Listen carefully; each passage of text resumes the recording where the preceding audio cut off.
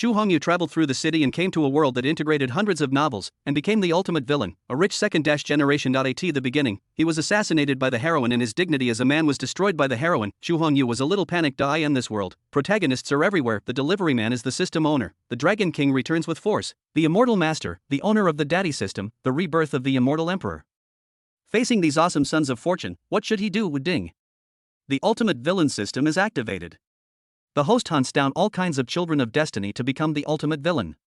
From now on, Chu Hongyu uses the people of the world as chessboard, attracting all kinds of people with destiny to join the game, becoming the ultimate villain and dominating everything. Chapter 1, Villain Rich Second Generation. Lucky 10 Pulls. Yanjing City, Jingdao Villa. The most luxurious manor in Yanjing. It covers an area of tens of thousands of square meters and is dotted with mountains and lakes. In a villa. A young man with extraordinary bearing stood with his hands folded. He was dressed in luxurious clothes and was obviously either rich or noble. The man had a handsome face, eyebrows like ink paintings, and his entire cheeks seemed to be carefully carved, leaving no room for faults. It's as if I'm loved by God. Anyone who sees him will probably exclaim, "This young master is unparalleled in the world." The man's identity is also extremely noble. He is the only son of the head of the Chu family, one of the top families in Yanjing, and also the young master of the Chu family, Chu Hongyu. The old man is one of the top 5 leaders in the military.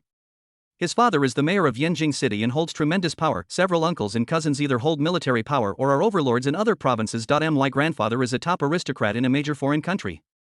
He controls several Fortune 500 companies and is a real tycoon. A top family, handsome appearance. He is known as the #1 young master in Yanjing. If anyone had such an identity, he would probably wake up laughing in his dreams. Chu Hongyu gazed quietly into the distance with a gloomy expression. He is a time traveler. The most distressing thing is that he is about to face a turning point in his life. The assassination from the heroine. The world that Chu Hongyu is currently living in is a novel called The Flirtatious Little Doctor in the City. Yet he, Chu Hongyu, is the biggest villain in the novel, a rich second generation. It's the kind of guy who teases the heroine, gets slapped in the face and ridiculed by the protagonist, and eventually has his family destroyed by the protagonist. A pitiful and pathetic villain, rich second generation, according to Chu Hongyu's understanding. Although the heroine's assassination attempt did not take his life, she accidentally injured him. From then on, he became a useless eunuch. When I see a beautiful woman, I don't feel anything. The one who assassinated him was the heroine of the book. Zhu Shuer came to assassinate Chu Hongyu, actually for the first female protagonist of the book, Tangling. For some reasons, Chu Hongyu and Tangling got engaged. Chu Hongyu is handsome, talented, and has a prominent status. He is definitely tall, rich, and handsome. Tangling has always had a high opinion of herself. Perhaps he was unwilling to accept the family's arranged marriage and had his marriage arranged by others. Even a perfect character like Chu Hongyu is still looked down upon by Tangling. Tangling didn't want to accept reality, but she couldn't resist the family's decision, couldn't resist the power of the Chu family, and could only face reality. So a Tangling's bodyguard Zhu Shuer came to help Tangling solve this problem. Either he acted on his own initiative, or he was prompted by Tangling. The other party actually came to assassinate Chu Hongyu. In her opinion, as long as Chu Hongyu was killed, the marriage between Chu Hongyu and Tangling would naturally come to nothing. Thinking of this, Chu Hongyu couldn't help but shook his head and smiled bitterly. Just because she didn't want to marry me, she actually sent someone to kill me. Since you are unkind, don't blame me, Chu Hongyu, for being unjust. The Chu family is extremely powerful and has many experts. Maybe he couldn't kill the lucky son with the protagonist's halo, but killing 1 or 2 female protagonists would be more than enough. There was a dangerous light in Chu Hongyu's eyes. In order to avoid being killed, Chu Hongyu had to send someone to deal with Tangling, the cruel and ruthless bitch. Ding. Detected that the host dared to defy his fate and draw his sword against the heroine. The ultimate villain system has been activated. System? Chu Hongyu raised his eyebrows. The golden finger is a must-have for time travelers. I never thought that I, Chu Hongyu, could actually possess it. System, what functions do you have? Chu Hongyu communicated silently with the system in his heart. As the ultimate villain system, this system can help the protagonist host suppress and kill the protagonist, becoming the ultimate villain. As long as the host suppresses and kills the son of fortune, suppresses, subdues, and kills the heroine, and performs villainous acts, he will gain corresponding villain points. The host can use villain points to improve their strength, and can also exchange them for various items, skills, and cheat codes in the villain mall. After hearing the system's explanation, Chu Hongyu also understood. To put it bluntly, it is to let this rich second-generation villain go against the protagonist. A gleam of light flashed in Chu Hongyu's eyes. As a rich second-generation villain, his original destiny was to become a stepping stone for the protagonist to show off and slap the heroine in the face. Now that he has the system, he will never retreat again. In this life, Chu Hongyu will act as a villain, a rich second-generation, doing villain things, sweeping away everything, and killing all kinds of sons of luck. Achieve great achievements and become a qualified ultimate villain in this life. Ding. The host has received a newbie gift pack, lucky 10 consecutive draws. Host, please tell me whether the lottery will start now. Let's get started.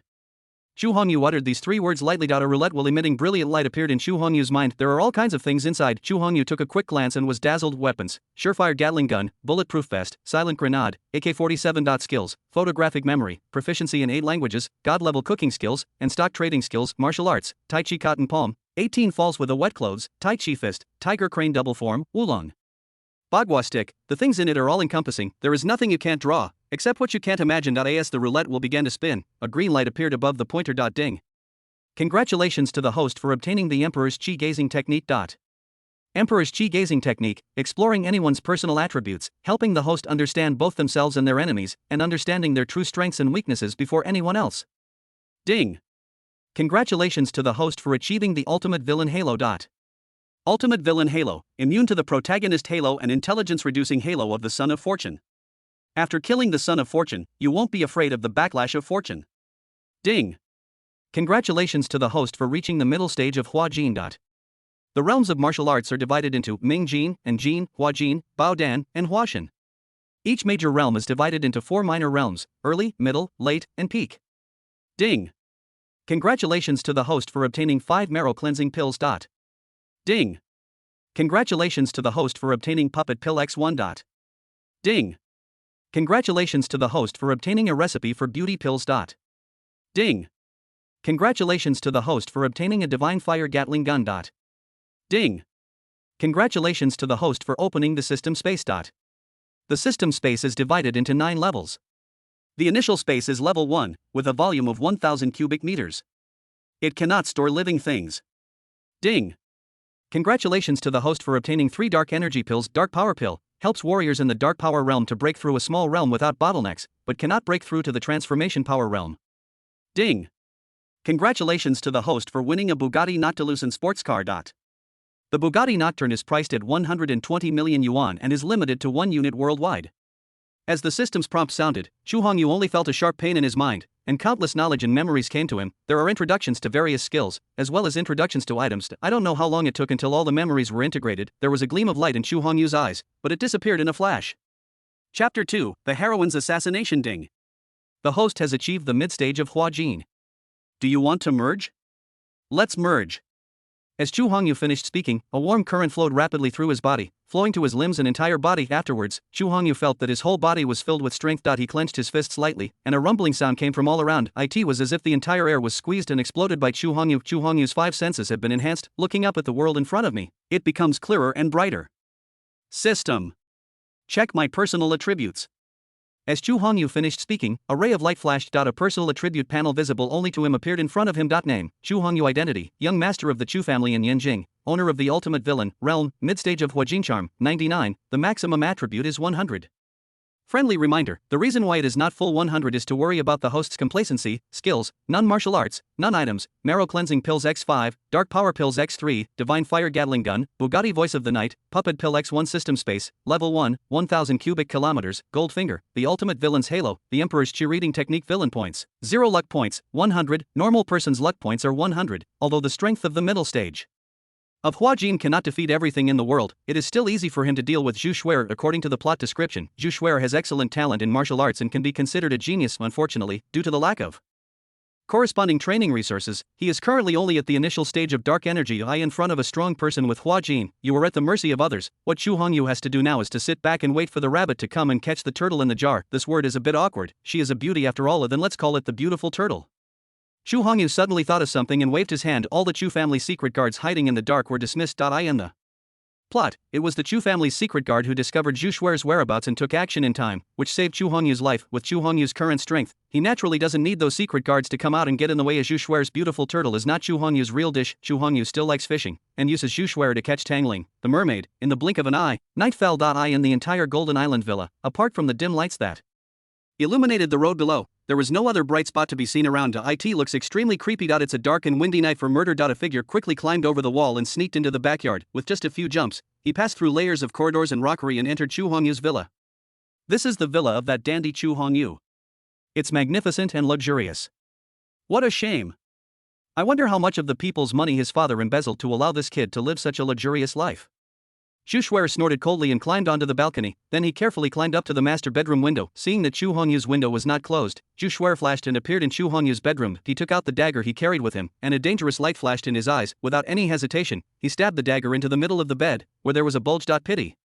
The sound and scene of flesh being stabbed and blood dripping never appeared. This made Zhu Shuer feel that something was wrong. She quickly lifted the quilt. The scene that came into view left Zhu Shuer dumbfounded. Chu Hongyu was not here. Where did that guy go? Just as Zhu Shuer was puzzled and had a look of question marks on her face, a slight voice rang out. The originally dark room was now filled with light. Chu Hongyu leaned leisurely on a chair in the corner, quietly admiring his prey. Zhu Shuer was horrified. It turned out that Chu Hongyu was hiding nearby, but from the time she came in until Chu Hongyu made a sound, she didn't notice anything. Even if she was completely absorbed in Chu Hongyu's bed, it was impossible for her to be completely unaware of this. I've been waiting for you for so long, I thought you weren't coming. Chu Hongyu smiled indifferently, slowly stood up and walked towards Zhu Shuer. This look seems to have been waiting for a long time. Zhu Shuer was even more confused. Her action this time was kept absolutely confidential. Even Tangling didn't notice much about it. How did Chu Hongyu know that she was coming this morning? A gleam of light flashed in Chu Hongyu's eyes. A property panel appeared in front of him. Character Zhu Shuer identity, the lucky heroine, personal bodyguard of the first heroine. Tangling, charm, 95 strength, early stage of dark energy. Lucky points, 500. Cheat code, none. He actually has 500 luck points, which is 5 times stronger than himself. Villain points can only be obtained by suppressing and killing the protagonist, and suppressing, subduing, and killing the heroine. Obtaining luck points is even more troublesome. It can only be obtained by killing the protagonist, or killing and conquering the heroine. The protagonist is naturally meant to be killed. As for the heroine, she can be conquered. Of course, the system's definition of conquest is quite broad. There is no need for the other person to obey you wholeheartedly, nor do you need those heroines to fall in love with you. If someone can't get you, they will get your body. Just need to get people, that's what you want. And no matter what means are used, it's okay to get it in the end. The process is not important. Thinking of this, Chu Hongyu couldn't help but look Zhu Shuer up and down. A tight-fitting dress fully reveals her curvy figure, especially those long legs, carried on the shoulders, are enough to play with for half a year. Tight temptation. This word suddenly popped up in Chu Hongyu's mind, especially in her current state, wearing a black mask. It adds a bit of temptation. Still holding the pipa, half covering her face, the feeling of opening a blind box is very exciting. Just thinking about it. Zhu Shuer has a 95-point charm, so even if the blind box is open too poorly, it won't be too bad. Are you wondering why I'm not sleeping on the bed but sitting next to you? And I knew you would come here. Looking at the doubt in Zhu Shuer's eyes, Chu Hongyu smiled indifferently. Zhu Shuer didn't say much but just stared at Chu Hongyu, but the doubt in her eyes betrayed her current mood. It can be said without hesitation that this assassination was a spur-of-the-moment idea of Zhu Shuer. She did not inform anyone, and no one noticed it. How did Chu Hongyu know about his actions and take precautions in advance? Do you want to know? I'll tell you. It's before Chu Hongyu finished speaking, his figure had disappeared from the spot and he slapped Zhu Shuer in the face. Chapter 3 beat Zhu Shuer and hit the villain. Chu Hongyu's sudden attack caught Zhu Shuer off guard and made her terrified. Isn't Chu Hongyu a spoiled rich second generation who was uneducated, idle, and waiting to die, relying on his family's power to indulge in drinking, whoring, gambling, and all the 5 vices? Such a person is nothing but a waste. As long as he could avoid the Chu family's secret guards, he could easily kill Chu Hongyu, but now, Chu Hongyu actually dared to attack him. The current situation does not allow Zhu Shuer to think too much. Zhu Shuer only felt a deadly danger sweeping over him, making him feel a chill on his back. Zhu Shuer subconsciously wanted to reach out to resist, but before she could do anything, Chu Hongyu was already in front of her. The slap landed hard on Zhu Shuer's cheek. Bang! A crisp voice rang out. A red and swollen mark suddenly appeared on Zhu Shuer's cheek. The powerful force even sent Zhu Shuer flying. Chu Hongyu deliberately showed mercy in this palm strike, using only 20% to 30% of his strength. Otherwise, Zhu Shuer in front of him would have turned into a corpse. After falling to the ground, Zhu Shuer spat out a mouthful of blood and her face turned extremely pale. There was more shock on his face as Zhu Shuer held herself together and was about to jump out of the window to escape. The next moment, Chu Hongyu came in front of Zhu Shuer and stepped on her back. You actually have such powerful strength. Zhu Shuer gritted her teeth, and while she was shocked, she also showed a bit of unwillingness. I originally thought that I could easily deal with Chu Hongyu. It is easy indeed. Unfortunately, it was easily solved by Chu Hongyu. Do you really think that as the young master of the Chu family, I only know how to eat, drink and have fun, and have no ability to protect myself? Chu Hongyu sneered. Don't think that I won't hit you just because you are the heroine. Chu Hongyu was furious when he thought about how Zhu Shuer had destroyed his dignity as a man and turned him into a useless eunuch. Just consider these 2 moves as collecting some interest first. How did you know that I would come to assassinate you tonight and have made preparations in advance? Zhu Shuer gritted her teeth and asked the questions in her heart. This question is not difficult to answer. Chu Hongyu grabbed Zhu Shuer's neck with a playful look on his face. I dreamt of Zhou Gong last night. He told me that sleeping alone was too empty, lonely, and cold. So I'm going to send this young master a maid to warm his bed for his enjoyment. After Chu Hongyu finished speaking, he picked up Zhu Shuer. That hand was very dishonest, stroking Zhu Shuer's face back and forth, and said lightly, Look, there will be a beauty delivered to your door tonight.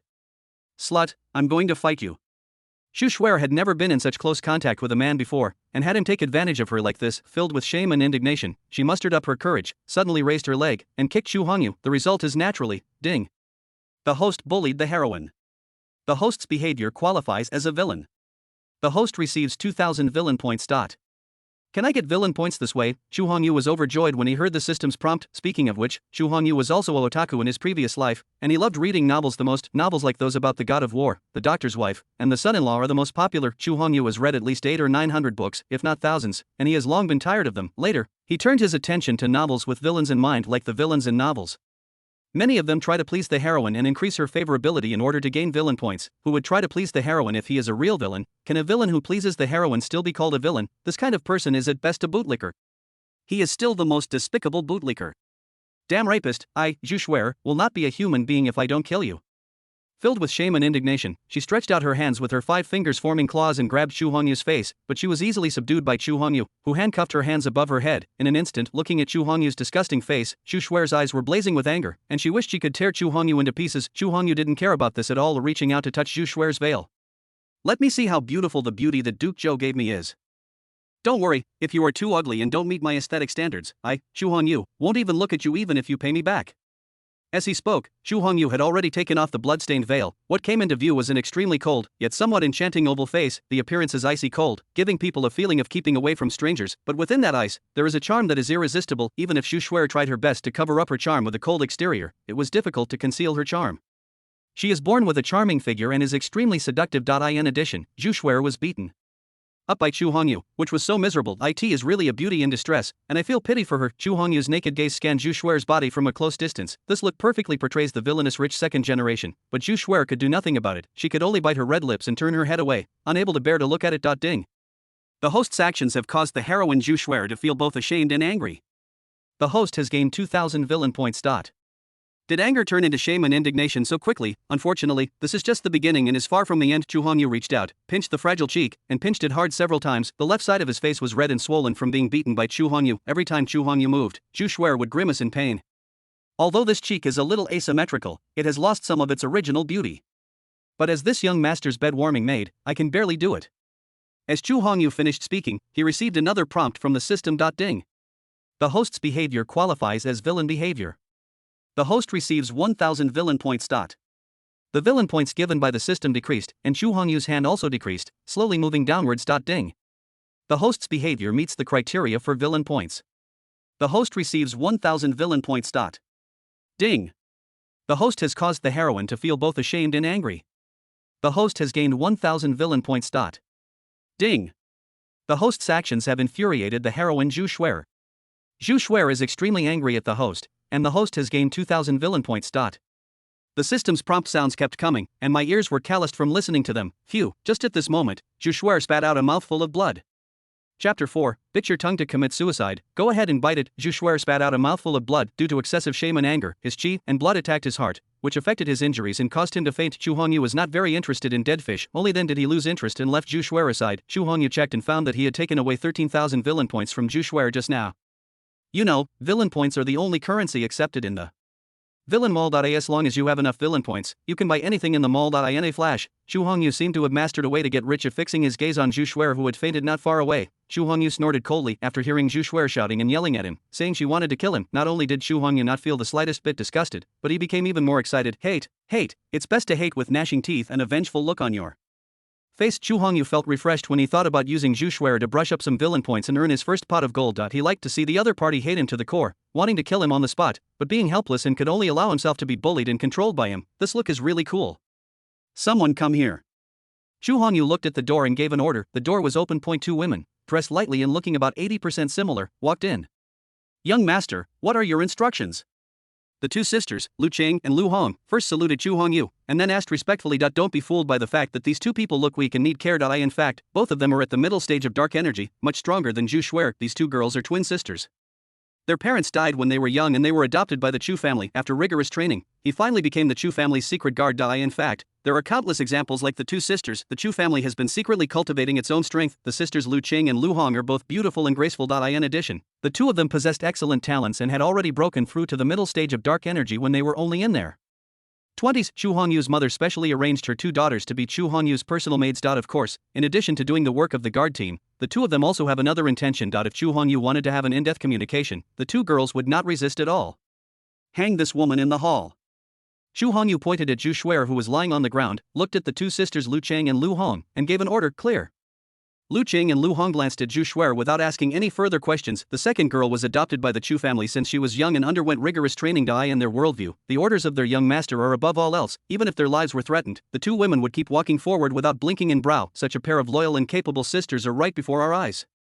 The most important point is that the two women have excellent figures and looks. The appearance of any one of them is not inferior to Zhu Shuer twin sisters. 1 + 1 is far greater than 2. Even if Zhu Shuer and Tangling were combined, they would find it difficult to defeat the two women. Pity. In the book, Chu Hongyu was only interested in his vicious fiancée Tangling. As for the two personal maids that his mother arranged to be by his side, Chu Hongyu not only did not eat them, he didn't even touch them. Although I'm not a bootlicker, Chu Hongyu felt that the original owner was no different from a bootlicker. After washing his face and changing into comfortable clothes, Chu Hongyu also came to the living room downstairs, with Zhu Shuer as the trump card in hand. Chu Hongyu was not afraid that Tangling will not take the bait. By the time Chu Hongyu came downstairs, Zhu Shuer had already woken up and kept shouting in resistance. Unfortunately, under the restraints of the sisters Lu Cheng and Lu Hong, she was not given any chance to resist at all.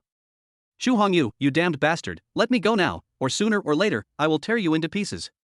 You shameless rapist, just wait for me.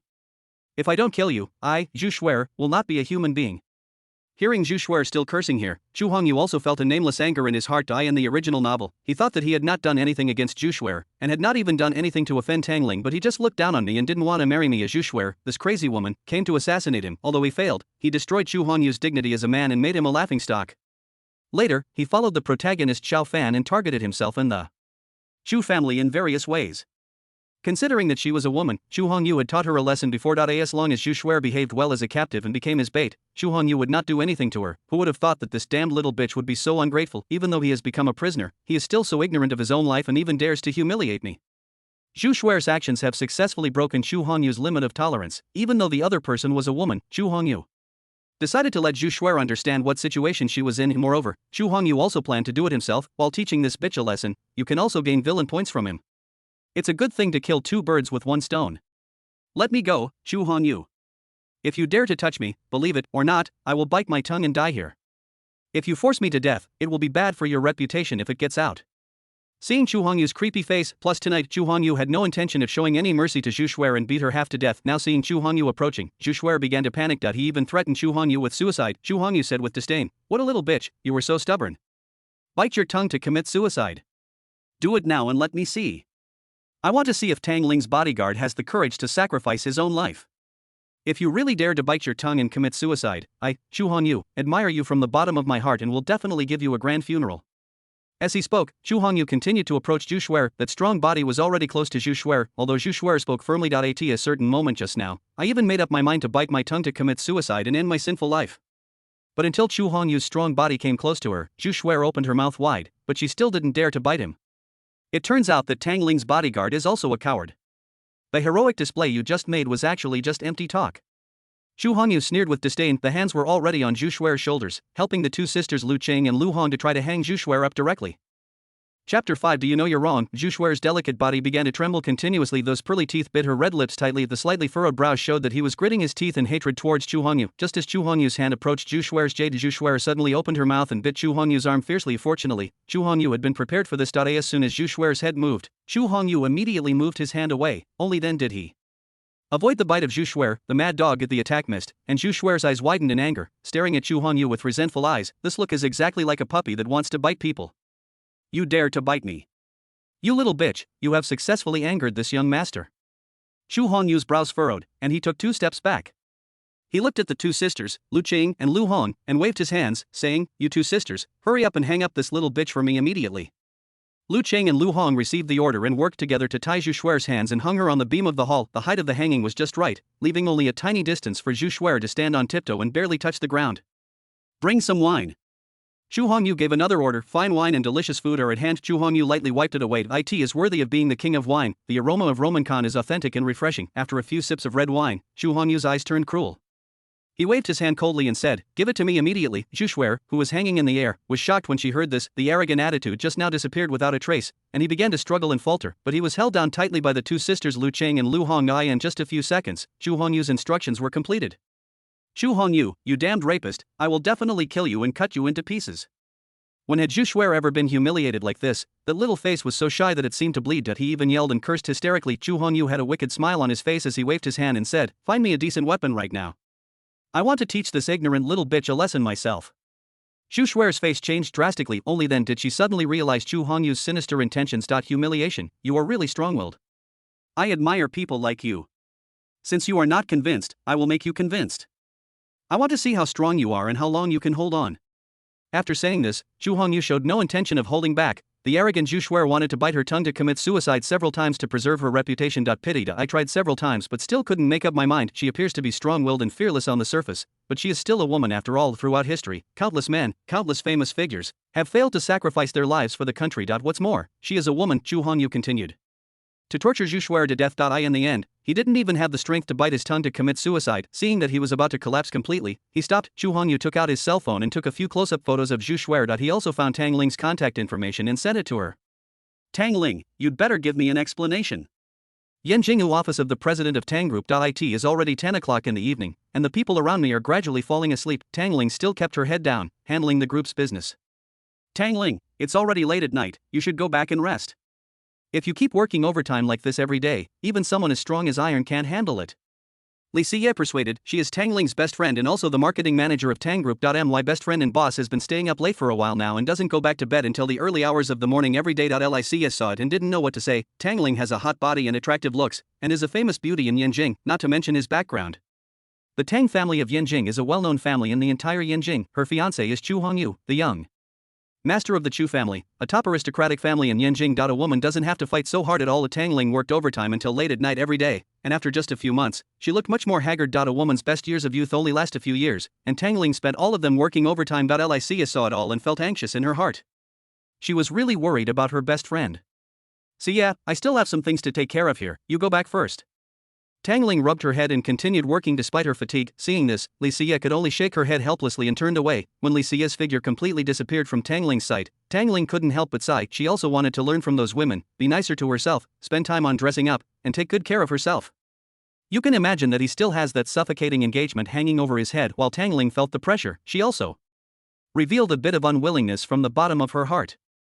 Chapter 6. My fate is in my own hands. Your bodyguard is suffering. In Li Siye's eyes, and even in the eyes of the people of Yanjing, the Tang family to which Tangling belongs is indeed one of the most dazzling wealthy families in Yanjing, but there is no comparison at all with the Chu family where Zhu Hongyu is. In the eyes of the Chu family, the Tang family is nothing but ants. More than 10 years ago, the Tang family suffered a major disaster and was besieged by a large number of enemies. It was already on the verge of collapse and was on the verge of collapse. This time, Mr. Tang came to Mr. Chu for help. The two old men are old friends.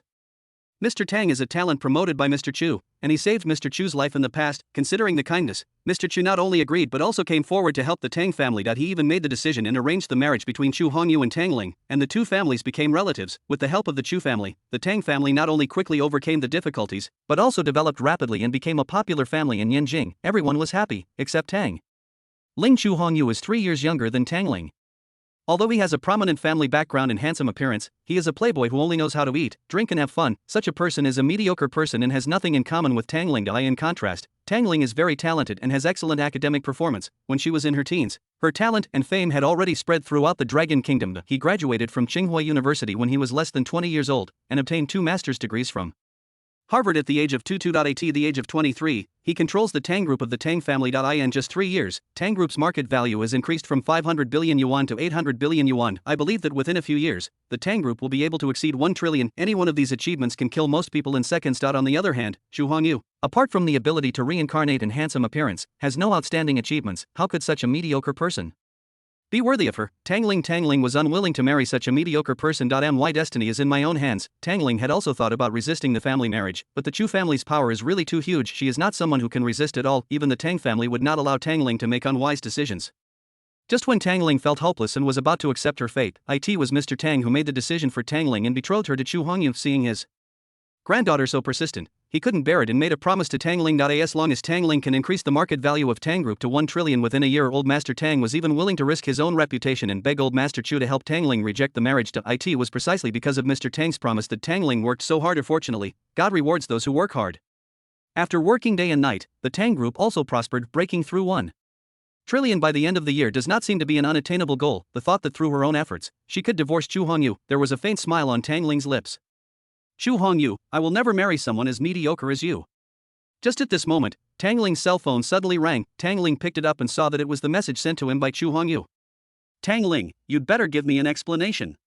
Hearing these words, Tangling couldn't help but frown. What is this dandy Chu Hongyu doing again? However, when she saw the photo sent by Chu Hongyu, Tangling was shocked. In the photo, Zhu Shuer was hung in the air by Chu Hongyu. Her pants were stripped off, and she was beaten severely. He had been beaten by Chu Hongyu so hard that his face turned pale and he was dying. Ding. The host's behavior has completely enraged the heroine Tangling. The host has gained 3,000 villain points. 3,000 villain points? Chu Hongyu was a little surprised. I didn't expect that a picture in a sentence could be worth more than beating Zhu Shuer, but that's what I think. In the plot, Zhu Shuer does not have many scenes, and most of her appearances are with Tangling. Tangling is different. She is the first female protagonist in the plot, so it seems reasonable to squeeze enough villain points out of her. This made Chu Hongyu even more excited about Tangling, the icy female president. This is a mobile ATM. Just at this moment, Tangling sent a voice message. Chu Hongyu, what on earth did you do to Zhu Shuer? I'm warning you, you'd better let Zhu Shuer go, otherwise I will never let you go. From the other party's angry words, it was natural to hear that Tangling was completely furious. Chu Hongyu liked to see Tangling's angry and helpless look. Of course, Chu Hongyu didn't mind that there was a bit of murderous intent and hatred in the anger. Your bodyguard came to assassinate me, but you didn't care about your fiancé's life or death, but instead cared about a servant. Could it be that you were the one who ordered this? Chu Hongyu replied slowly. When Tangling saw the sentence, she was stunned. Zhu Shuer actually went to assassinate Chu Hongyu. Zhu Shuer and Chu Hongyu have no grudges against each other, so why would the other party do such a thing? After thinking about it, Tangling felt as if she suddenly understood. It must be because she was unwilling to marry Chu Hongyu that Zhu Shuer took the risk and chose the most extreme approach. Zhu Shuer is such a fool. How could she do such a thing? Chu Hongyu is the young master of the Chu family and the only one who will be the current head of the Chu family. The entire Chu family attaches great importance to Chu Hongyu. There are so many masters in Jindao Villa that it is not an exaggeration to say that it is a den of dragons and tigers. Tangling, your people went to assassinate your fiancé. You said I would tell my grandfather about this, or tell your Tang family what would happen next. There was a hint of threat in Chu Hongyu's words when she heard it. Tangling clenched her fists and gritted her teeth in hatred, but things have already happened, and the problem cannot be solved by just a few words of anger. Mr. Chu, the child is ignorant. For my sake, please don't argue with her too much and let her go. Ding. The host orders the heroine Tangling to give in orally, and the host gains 2,000 villain points. Another 2,000 villain points were earned. Although Chu Hongyu felt very satisfied harvesting villain points, Tangling's words made Chu Hongyu's face quickly darkened. In the original novel, Zhu Shuer destroyed his own dignity as a man. Tangling didn't feel the slightest bit of guilt about this. There wasn't even a word of surrender. He also used his inhumanity as an excuse to ask for the cancellation of the engagement.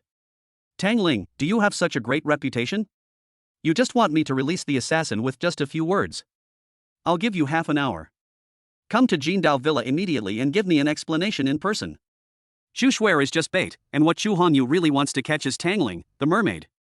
Chapter 7. This girl is quite sinister. Go and explain to Chu Hongyu in person. Seeing the message sent by Chu Hongyu, Tangling couldn't help but frown. Chu Hongyu has captured Zhu Shuer and tortured her to death. If I ran over to explain to Chu Hongyu at this time, wouldn't it be like a sheep walking into a tiger's mouth, with no way back? Just as Tangling was racking her brains for a solution, Chu Hongyu sent another message.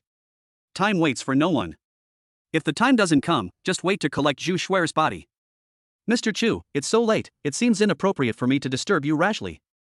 Shuer is already seriously injured. Why don't you let him go first? I will bring Shuer to your house to apologize to you someday. Tangling gritted her teeth and uttered these shameful words. Chu Hongyu directly sent a short video. Tangling clicked it and took a look. It was the scene of Chu Hongyu beating Zhu Shuer. Even though Zhu Shuer gritted her teeth and resisted, she couldn't help but tremble under Chu Hongyu's tyranny. Damn Chu Hongyu. Tangling was so angry that her teeth were itching, but she had no way to deal with Chu Hongyu. With Chu Hongyu's cruel and ruthless character, if she didn't rescue Zhu Shuer would definitely be beaten to death by Chu Hongyu. Out of desperation, Tangling could only drive hurriedly towards Jindao Villa. Ding. The host's behavior qualifies as villain behavior. The host receives 3,000 villain points. Another 3,000 villain points have been credited. Xu Hongyu easily collected 8,000 villain points from Tangling. Needless to say, even if Tangling knew that this was a trap, the other party would still deliver the goods to her door. This is just the beginning. Torturing the heroine, this feeling can only be understood, not described. When I think of the description of Tangling in the original novel, she is so beautiful, charming and stunning, yet also cold and chilling. It makes people shudder. Xu Hongyu was still a little looking forward to how he could continue to have fun with that icy CEO. The other side, Tangling was rushing to Jindao Villa at lightning speed. Even though she knew very well that Xu Hongyu asked her to go, it was most likely because he was plotting against her, and going there would be like walking into a tiger's mouth. But Tangling had no choice. Not to mention that Zhu Shuer's life would be in danger. If this matter gets out of hand and gets known to the Zhu family, her bodyguard will go and assassinate Xu Hongyu. This is a huge bombshell. I'm afraid that the entire Tang family will be destroyed. Her parents gave birth to her and raised her. Without the Tang family, there would be no Tangling today. Although Zhu Shuer is only Tangling's bodyguard, she is like a sister to her. And no matter what, Tangling couldn't just stand by and watch Zhu Shuer get into trouble, nor could she watch the Tang family get into trouble. To the extent that Tangling didn't even have time to change her clothes, she drove in a hurry with her high heels on. Even when going to the underground garage, I sprained my ankle several times because I walked too fast. Tangling didn't care about anything else. She just wanted to get to Jindao Villa as soon as possible to meet Xu Hongyu. Half an hour later, Tangling finally drove the car over breathlessly. Master, Miss Tangling is already at the door. Lu Hong, who had been waiting at the door for a long time, came into the living room and reported to Xu Hongyu. Let her in. Miss Tang, my young master is waiting for you inside, please come in. Lu Hong looked at Tangling, who had just walked out of the car, with a calm expression. His words were neither humble nor arrogant, but he did not show any respect for Tangling, the eldest daughter of the Tang family. Tangling's men almost killed their young master. If it weren't for the young master, Lu Hong would have killed the woman in front of her long ago. Tangling didn't care about Lu Hong's attitude at this time and followed quickly. Jindao Villa covers a large area. There is still a distance of 700 or 800 meters from the door to the villa where Xu Hongyu is. Tangling took one step at a time, forcing herself to endure the pain in her legs, and limped along. This is also one of Xu Hongyu's bad tastes. Lu Hong was not allowed to use any means of transportation with Tangling. He insisted that Tangling walk in slowly. When people face an unknown danger, they are helpless and unable to resist. While waiting for danger to come, you will become worried and extremely anxious. The longer you wait, the more anxious you will become. Xu Hongyu just wanted Tangling to experience the feeling of being upset and confused. Why is this icy female CEO always so cold and distant? Very simple. These women think highly of themselves and treat everything as nothing, not taking anyone seriously. To put it simply, it is a lack of training. As an ultimate villain, Xu Hongyu's mission is. He trampled on the arrogance, pride, and self-esteem of Tangling, the cold and icy president, and rubbed her wantonly. Otherwise, how can I enjoy the happiness brought by the big villain? On a wide asphalt road, Tangling gritted her teeth, looked very difficult, and limped behind Lu Hong. The cold sweat on her forehead also indicated the difficulties Tangling was facing at the moment. As a dark energy expert, Lu Hong can move very fast and his speed is extraordinary, but Tangling was just an ordinary person, wearing high heels and sprained her ankle. Every movement was extremely strenuous. Now no matter how hard he tried, he could only follow behind Lu Hong and eat dust. In order to keep up with Lu Hong, Tangling had to grit her teeth and follow despite the pain. The gate of Jindao Villa is several hundred meters away from Xu Hongyu's villa. With every step she took, the pain in Tangling's feet increased a little. Before they had walked half the distance, Tangling's flawless white legs had already turned red and completely swollen. The cold sweat on her forehead soaked Tangling's professional attire. As the heroine, Tangling still has a spirit of hard work and perseverance. Even though he was in great pain, he still gritted his teeth and didn't scream at all. Tangling's abnormality was naturally noticed by Lu Hong. Not only did she not stop and wait for Tangling's instructions, but she sped up, intending to leave Tangling far behind. As for the purpose, quite simple. It was a disguised form of torture for Tangling. Lu Hong's face was calm, and she pretended to be harmless. If Xu Hongyu saw this scene, he would definitely nod in satisfaction and praise Lu Hong at the same time. I didn't notice, this little girl actually has a dark side. Miss Tang, we're here. Please follow me in. The two walked one after the other for about 20 minutes and finally arrived at the door of Xu Hongyu's villa. Chapter 8. 98 points of charm. 20 minutes, wearing high heels and having sprained her ankle, Tangling walked with all her might for 20 minutes and finally reached her destination. At this moment, Tangling's professional attire was already soaked with sweat. The whole person was like a puppet, seemingly completely numb. Hearing Lu Hong's voice, Tangling subconsciously raised her head. The fine hair in front of her body was stuck to her forehead due to sweat, and was in a mess. That delicate face was covered with fatigue. Under the moonlight, there is a bit of temptation to get wet. Even a woman like Lu Hong, when she saw Tangling's perfect figure, a flame involuntarily ignited in her heart, as if it could burn through her entire chest. She now wished she could catch Tangling, push her to the ground, rub her fiercely, and tear her into pieces. I believe the young master will like this one. I really hope that the young master can conquer this woman right away. Lu Hong showed a satisfied smile, and then said coldly, let's go, don't keep the young master waiting too long. Hearing this, Tangling took a deep breath and tried to calm her anxious mood. He gently reached out and ruffled the hair in front of his forehead, trying to sober himself up. As for the pair of thighs that had already become red and swollen and seemed to have lost sensation, Tangling ignored them. She walked towards the villa with heavy steps, head held high and chest puffed out. It's finally here. Sensing the movement outside the door, Chu Hongyu slowly opened his eyes with a smile on his face. After waiting for so long, the mermaid finally took the bait. I hope Tangling won't let me down. Otherwise, anxiously waiting can be a bit of a waste. The moment every angler looks forward to most is the moment before the fish bites the hook. Everyone hopes to catch a big fish and have a good harvest.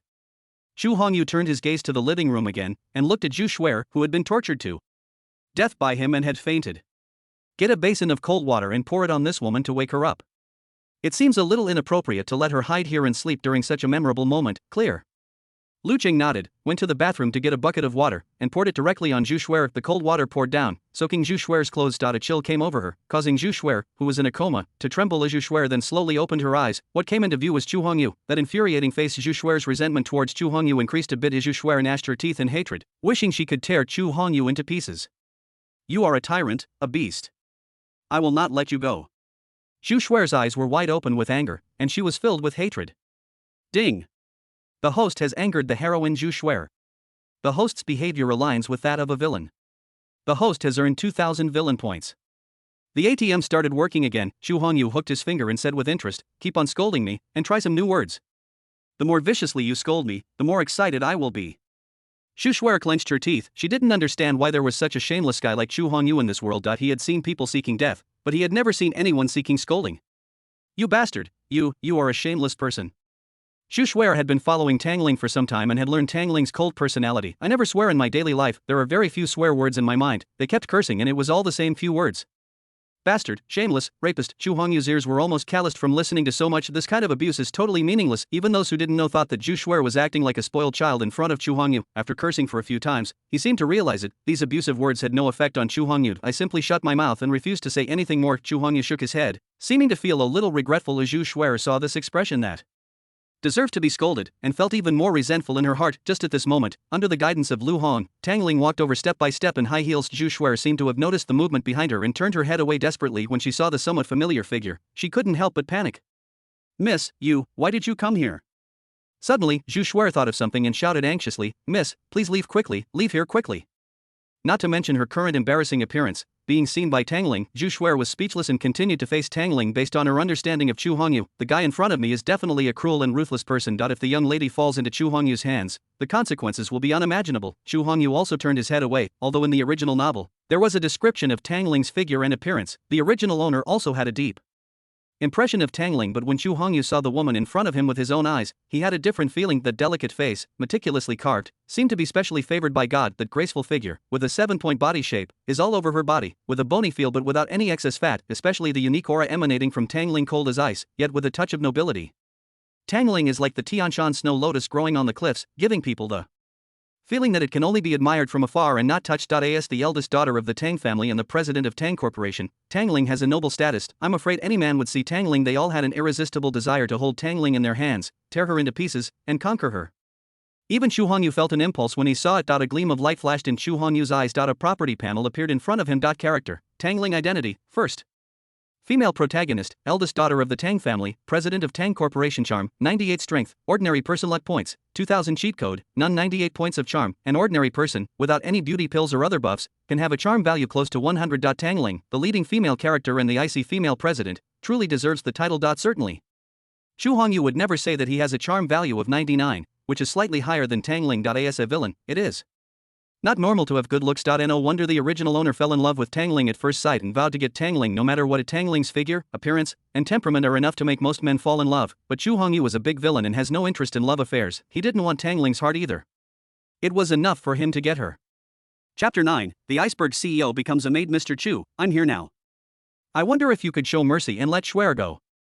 Looking at Zhu Shuer, who was tortured to the point of being worse than death, he thought of himself, who was also pranked by Chu Hongyu and almost lost the feeling in his thighs. Tangling gnashed her teeth in hatred. On the surface, he had to force a smile and express his apology as he looked at Chu Hongyu, who was lying lazily on the sofa. Chu Hongyu stretched out his body, sounding a bit tired.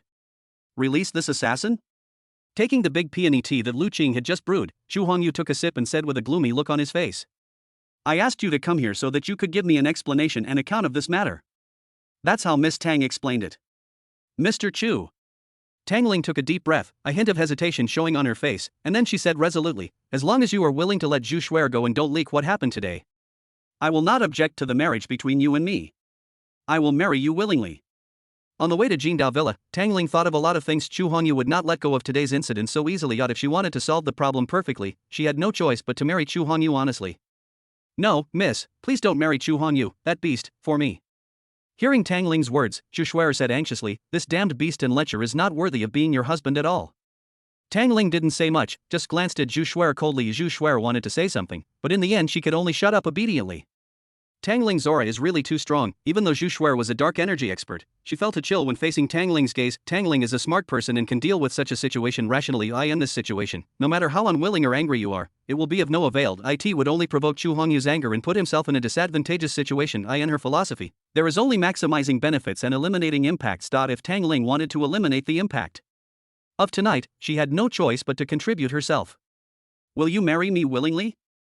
Chu Hongyu snorted coldly. He had no doubts about Tangling's words. He also didn't think that Tangling was just trying to get out of this situation as a temporary solution, because Tangling's personality is that of a person who sticks to his word. Since the other party has agreed, he will definitely not go back on his word.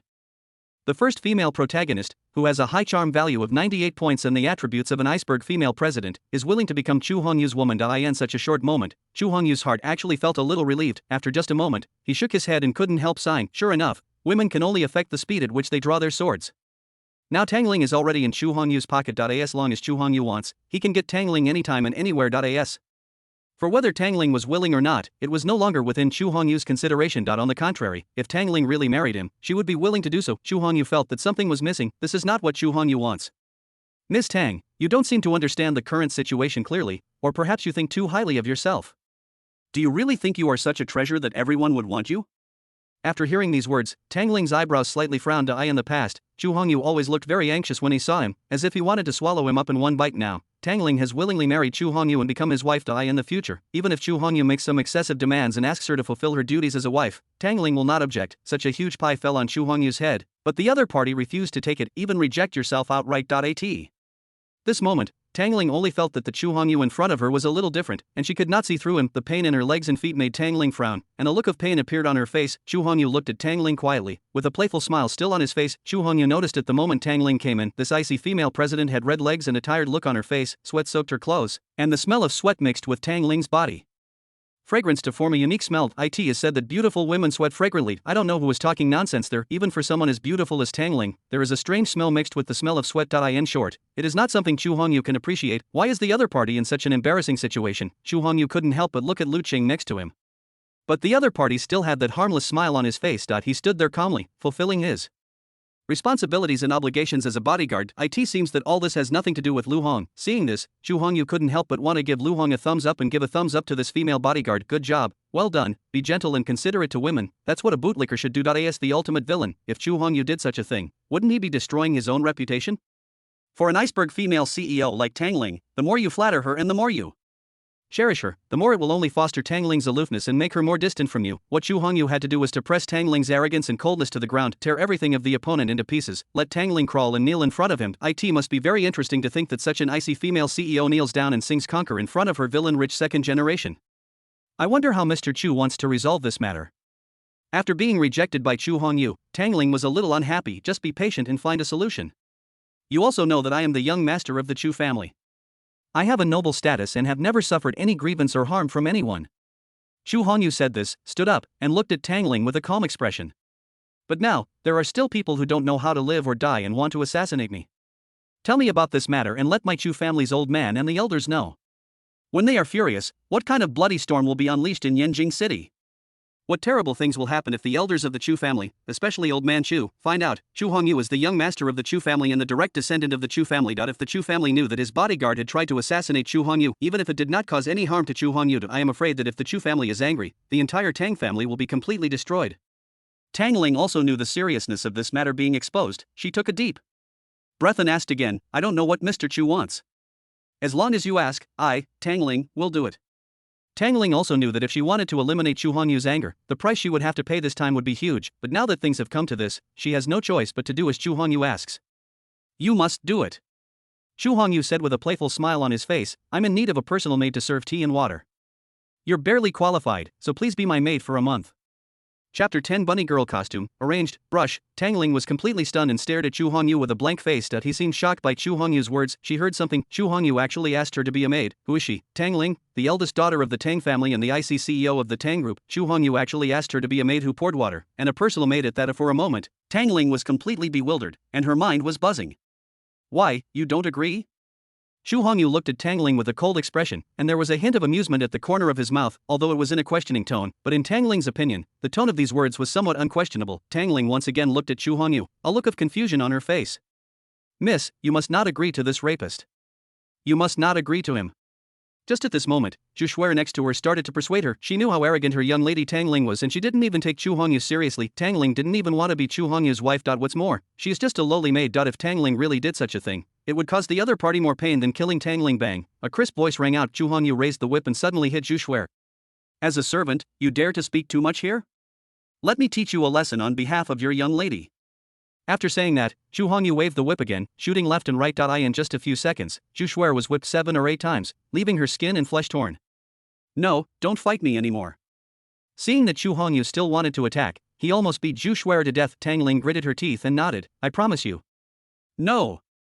At this moment, Zhu Shuer regretted her decision. He shouldn't have insisted on going on his own and trying to assassinate Chu Hongyu. Seeing the despair in Tangling's eyes, Zhu Shuer knew that in order to save herself, Tangling sacrificed something and gave up something. As Tangling's personal bodyguard, Zhu Shuer has been by her side for more than 10 years. He has an exceptional understanding of his young lady's character and personality. Knowing Tangling, what a proud person she is. That's a person who is proud to the core, you know. With Chu Hongyu's status and position in the entire Yanjing city, there are countless young ladies who want to marry Chu Hongyu and become the young mistress of the Chu family. Tangling has her own pride and looks down on playboys like Chu Hongyu. But now, in order to save myself, Tangling did not hesitate to lower her status and become Chu Hongyu's personal maid. This was simply a complete abandonment of all of Tangling's pride and dignity, and she was ruthlessly trampled upon by Chu Hongyu. This moment Zhu Shuer felt extremely regretful. It's not just resentment towards Chu Hongyu, but more resentment towards himself. If it weren't for her foolish behavior, how could her own lady have ended up in such a state? Ding. Because of the host, the heroine Zhu Shuer is filled with remorse and hatred towards the host. The host has received 4,000 villain points. The ATM worked again, making Chu Hongyu smile calmly. He looked at Tangling and found that her professional attire was completely soaked with sweat. The wet clothes stuck tightly to Tangling's body, and the beautiful scenery inside was vaguely visible. Unfortunately, Chu Hongyu has no habit of peeping, otherwise he would definitely take a few more glances. Chu Hongyu, as the eldest son of the Chu family, do I need to peek? Isn't it better to admire him openly? Since you have agreed to my request, start fulfilling your duties and obligations now. Look at you, you're all sweaty and smelly. Go take a hot shower and change into clean clothes. Chu Hongyu. As Chu Hongyu finished speaking, Lu Qing walked over carrying a bag. She walked up to Tangling and handed the maid outfit to her. After you take a shower, change into this. Lu Qing said in a cold tone. Perhaps only in front of Chu Hongyu would Lu Qing show such rare tenderness. Change clothes? Tangling frowned. She had a bad feeling in her heart when she picked up the clothes and took a look. A feeling of shyness quietly crept up Tangling's cheek. Tangling's face turned red and she felt very shy. Inside was a set of clothes with 2 rabbit ears on it. When she saw the label on the clothes, it said Bunny Girl. Tangling felt a little dizzy. Even if you haven't eaten pork, you must have seen a pig run. Tangling was very clear about what the 3 words Bunny Girl meant.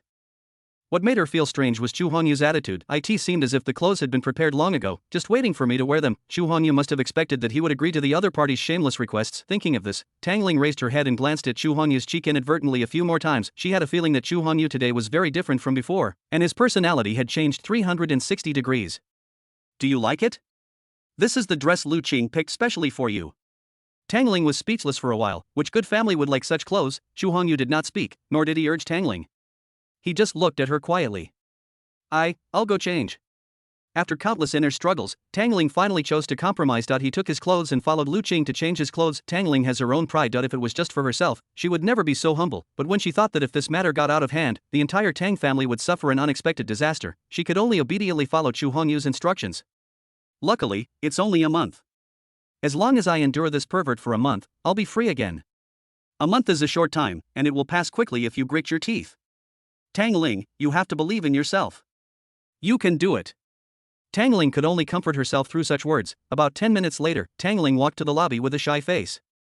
The moment she saw Chu Hongyu, she naturally lowered her head and didn't dare to look at him at all. Although this maid outfit is not considered abnormal, it still shows off her perfect figure clearly in front of Chu Hongyu. Chu Hongyu nodded in satisfaction and glanced at Tangling with interest. Is the iceberg female president proud? Should I crush all your arrogance first? By the way, this docile bunny girl costume is worn by an icy female CEO like Tangling. The contrast between ice and fire brings an unimaginable pleasure. However, he kept his head down, looking shy. Chu Hongyu frowned and said, "Raise your head." Tangling couldn't help but raise her head subconsciously. Seeing Chu Hongyu's naked gaze, Tangling's face was full of shyness, but she still gritted her teeth and said, "I don't know if it suits Mr. Chu's appetite." "Not bad, not bad. You and this bunny girl costume are a perfect match. With your figure, it would be a waste if you didn't wear a bunny girl costume." Chu Hongyu said jokingly. "However, as a maid, you should call me master." Chapter 11, Cold on the outside, hot on the inside. Tangling couldn't help but frown. She was about to refuse, but then she remembered that she had already agreed to become Chu Hongyu's maid. Faced with Chu Hongyu's various difficulties, he could only grit his teeth and accept it. "I've been playing with you for so long, I'm a little hungry. Please get me something to eat."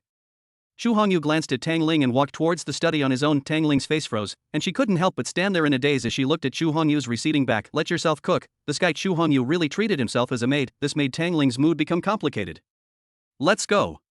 Lu Qing frowned and led Tangling to the kitchen. Then he leaned against the kitchen door and looked at Tangling with interest. He wanted to see what kind of dark dishes Tangling, the daughter of a wealthy family, could make. "If you dare to poison my young master, don't blame me for giving this woman a beating." Noticing Lu Qing's strange look, Tangling seemed to understand Lu Qing's good intentions, which further aroused his competitive spirit. As the eldest daughter of the Tang family, Tang Ling not only has a strong learning ability, but also a gift of photographic memory. The Tang family has always raised her as a lady from a noble family. Even his cooking skills are not bad at all. She casually glanced at the kitchen, opened the refrigerator. All that comes into view are top quality ingredients. Pick out a few from them: washing vegetables, cutting vegetables, cooking, without any drag. Almost all done in one go. In just half an hour, Tangling had prepared 3 dishes and a soup and served them on the table. At this moment, Tangling's cheeks were slightly red, her breathing was rapid, her forehead was covered with sweat, and even her hair was already messy. Obviously, this half hour wasted a lot of his energy. Looking at the food in front of me, it was barely enough to be considered plentiful. At least on the surface, it looks acceptable. Try it yourself first. Chu Hongyu set his gaze on Tangling. He looked at Tangling with a suspicious look. "What does this mean? Do you suspect that the food I cook is inedible?" Tangling was so angry. "Let yourself cook, but don't trust yourself." But what else could she do? "It's better to taste it carefully one by one." Chu Hongyu observed Tangling's performance, but did not detect anything unusual from her expression. "I also picked up the chopsticks and tasted it carefully. I didn't realize that this beautiful CEO with a cold appearance can cook such delicious food. Although it cannot be compared with the top chefs at Jindao Villa, it can still be considered a qualified dish. It's okay, just barely." Chu Hongyu organized his words for a long time and finally gave a fair evaluation. When Tangling heard this, she felt like vomiting blood. She worked hard for more than half an hour, but all she got was the word barely. After enjoying the midnight snack, Chu Hongyu leaned lazily on the sofa and listened to Lu Qing's report on some recent events in Yanjing. Tangling was responsible for clearing away dishes, cleaning and other finishing work. She felt so miserable. "Ever since I learned how to cook, I have never made a nice dinner for myself, let alone a good meal for my parents. Now she has to serve a man like Chu Hongyu." "Little Tangling, come here quickly and peel an apple for the master."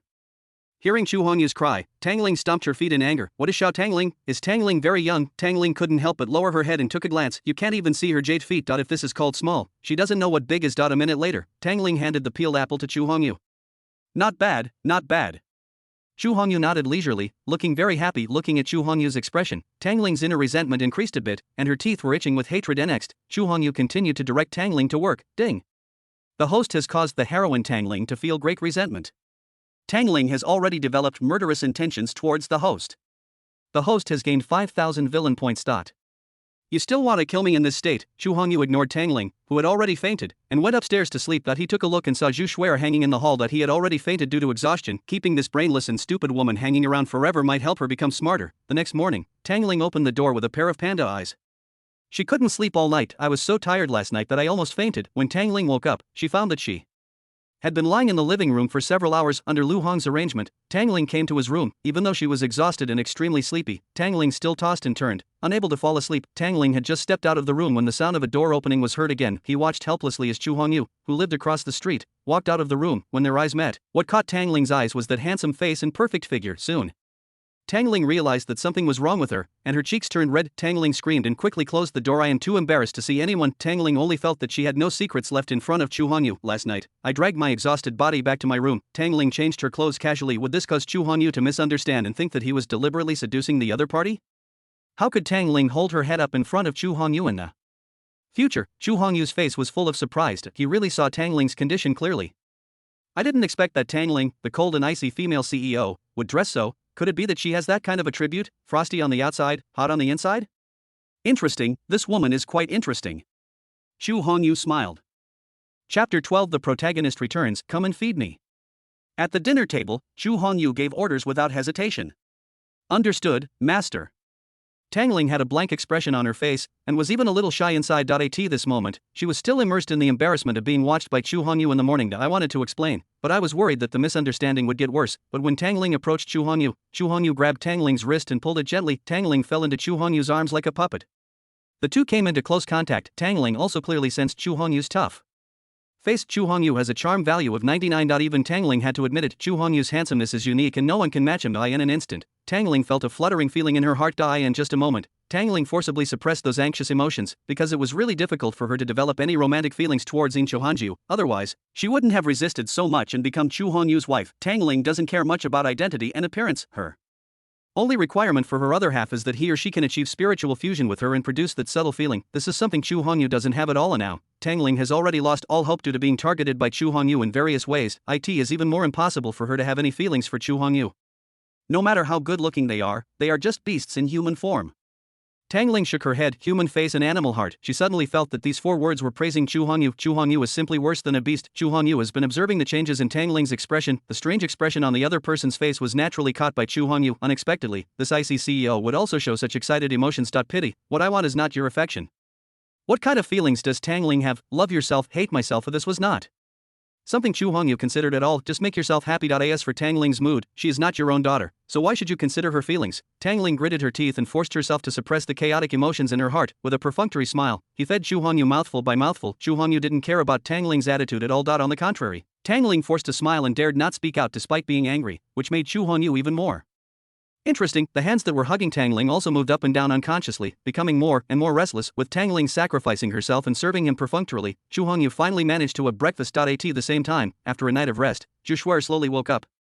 When she saw Chu Hongyu holding Tangling in his arms not far away, he took advantage of Tangling in every way and treated her like a slave. Deep in my heart, endless regret arises. Unfortunately, there is no medicine for regret in the world. He could only roar in helplessness in his heart. After instructing Lu Qing and Lu Hong, and looking at Tang and Zhu Shuer, Chu Hongyu walked out of the door in a swagger. As a big villain, training the heroine is just a side job. Chu Hongyu's most important task is to deal with the protagonist Xiao Fan. According to the original plot, Xiao Fan, the son of destiny, had already emerged on the second day after Zhu Shuer assassinated him. Yanjing Airport, the trusted bodyguard Equan drove a low-key Land Rover and parked it outside the airport. The protagonist returns, such a big deal. How could Chu Hongyu not come and participate? According to the book, Xiao Fan will return from abroad by plane at noon today. In the original book, Xiao Fan is the young master of the Xiao family in Yanjing. Although the Xiao family was not considered a wealthy family, they did have a lot of assets, which allowed them to live comfortably. About 10 years ago, the Xiao family offended a top-tier family in Yanjing at that time, and as a result, the entire family was wiped out. Only Xiao Fan escaped by hiding in the sewer. By chance, Xiao Fan went abroad and became a disciple of a powerful master.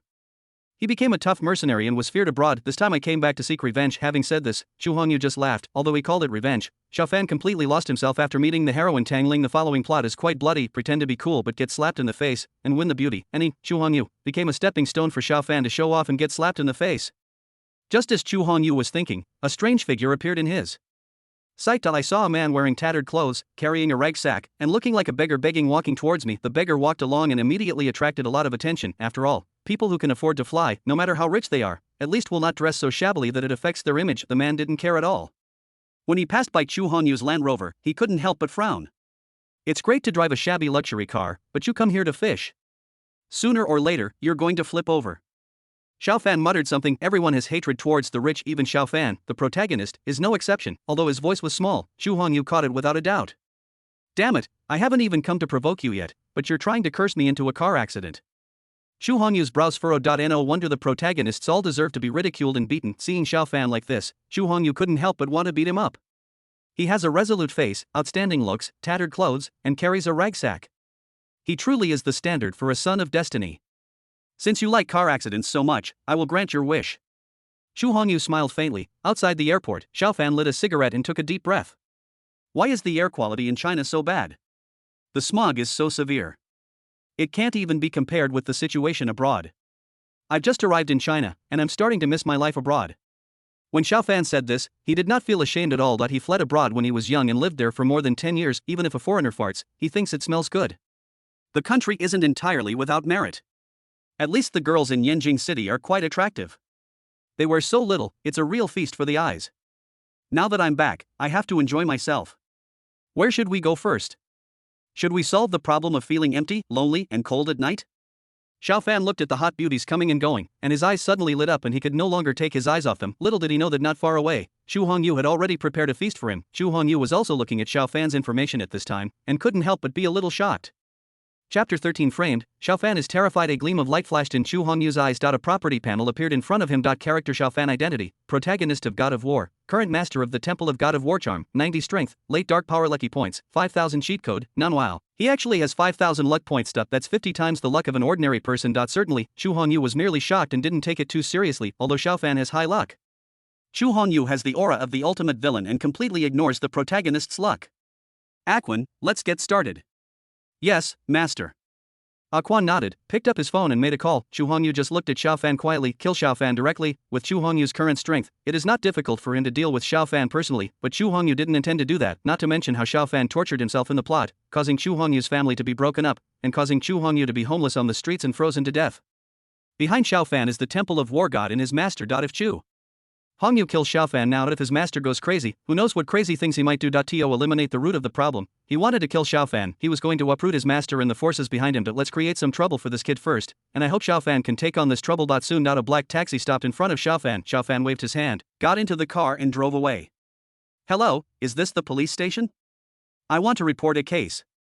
I found a black car near the airport with a group of people inside who had planted a bomb and had a pistol. From what they said, they seemed to be mercenaries planning to rob a bank. How would I know where they were robbing banks? I don't know these criminals. Hurry up and investigate. You must stop these two mercenaries to prevent them from harming the people of Yanjing. While Xu Hongyu was speaking, he hung up the phone. Frame up, this does not exist. Xiao Fan was originally a mercenary, and Xu Hongyu merely exposed his identity for him. By the way, mercenary type sons of luck like Xiao Fan are the easiest to deal with.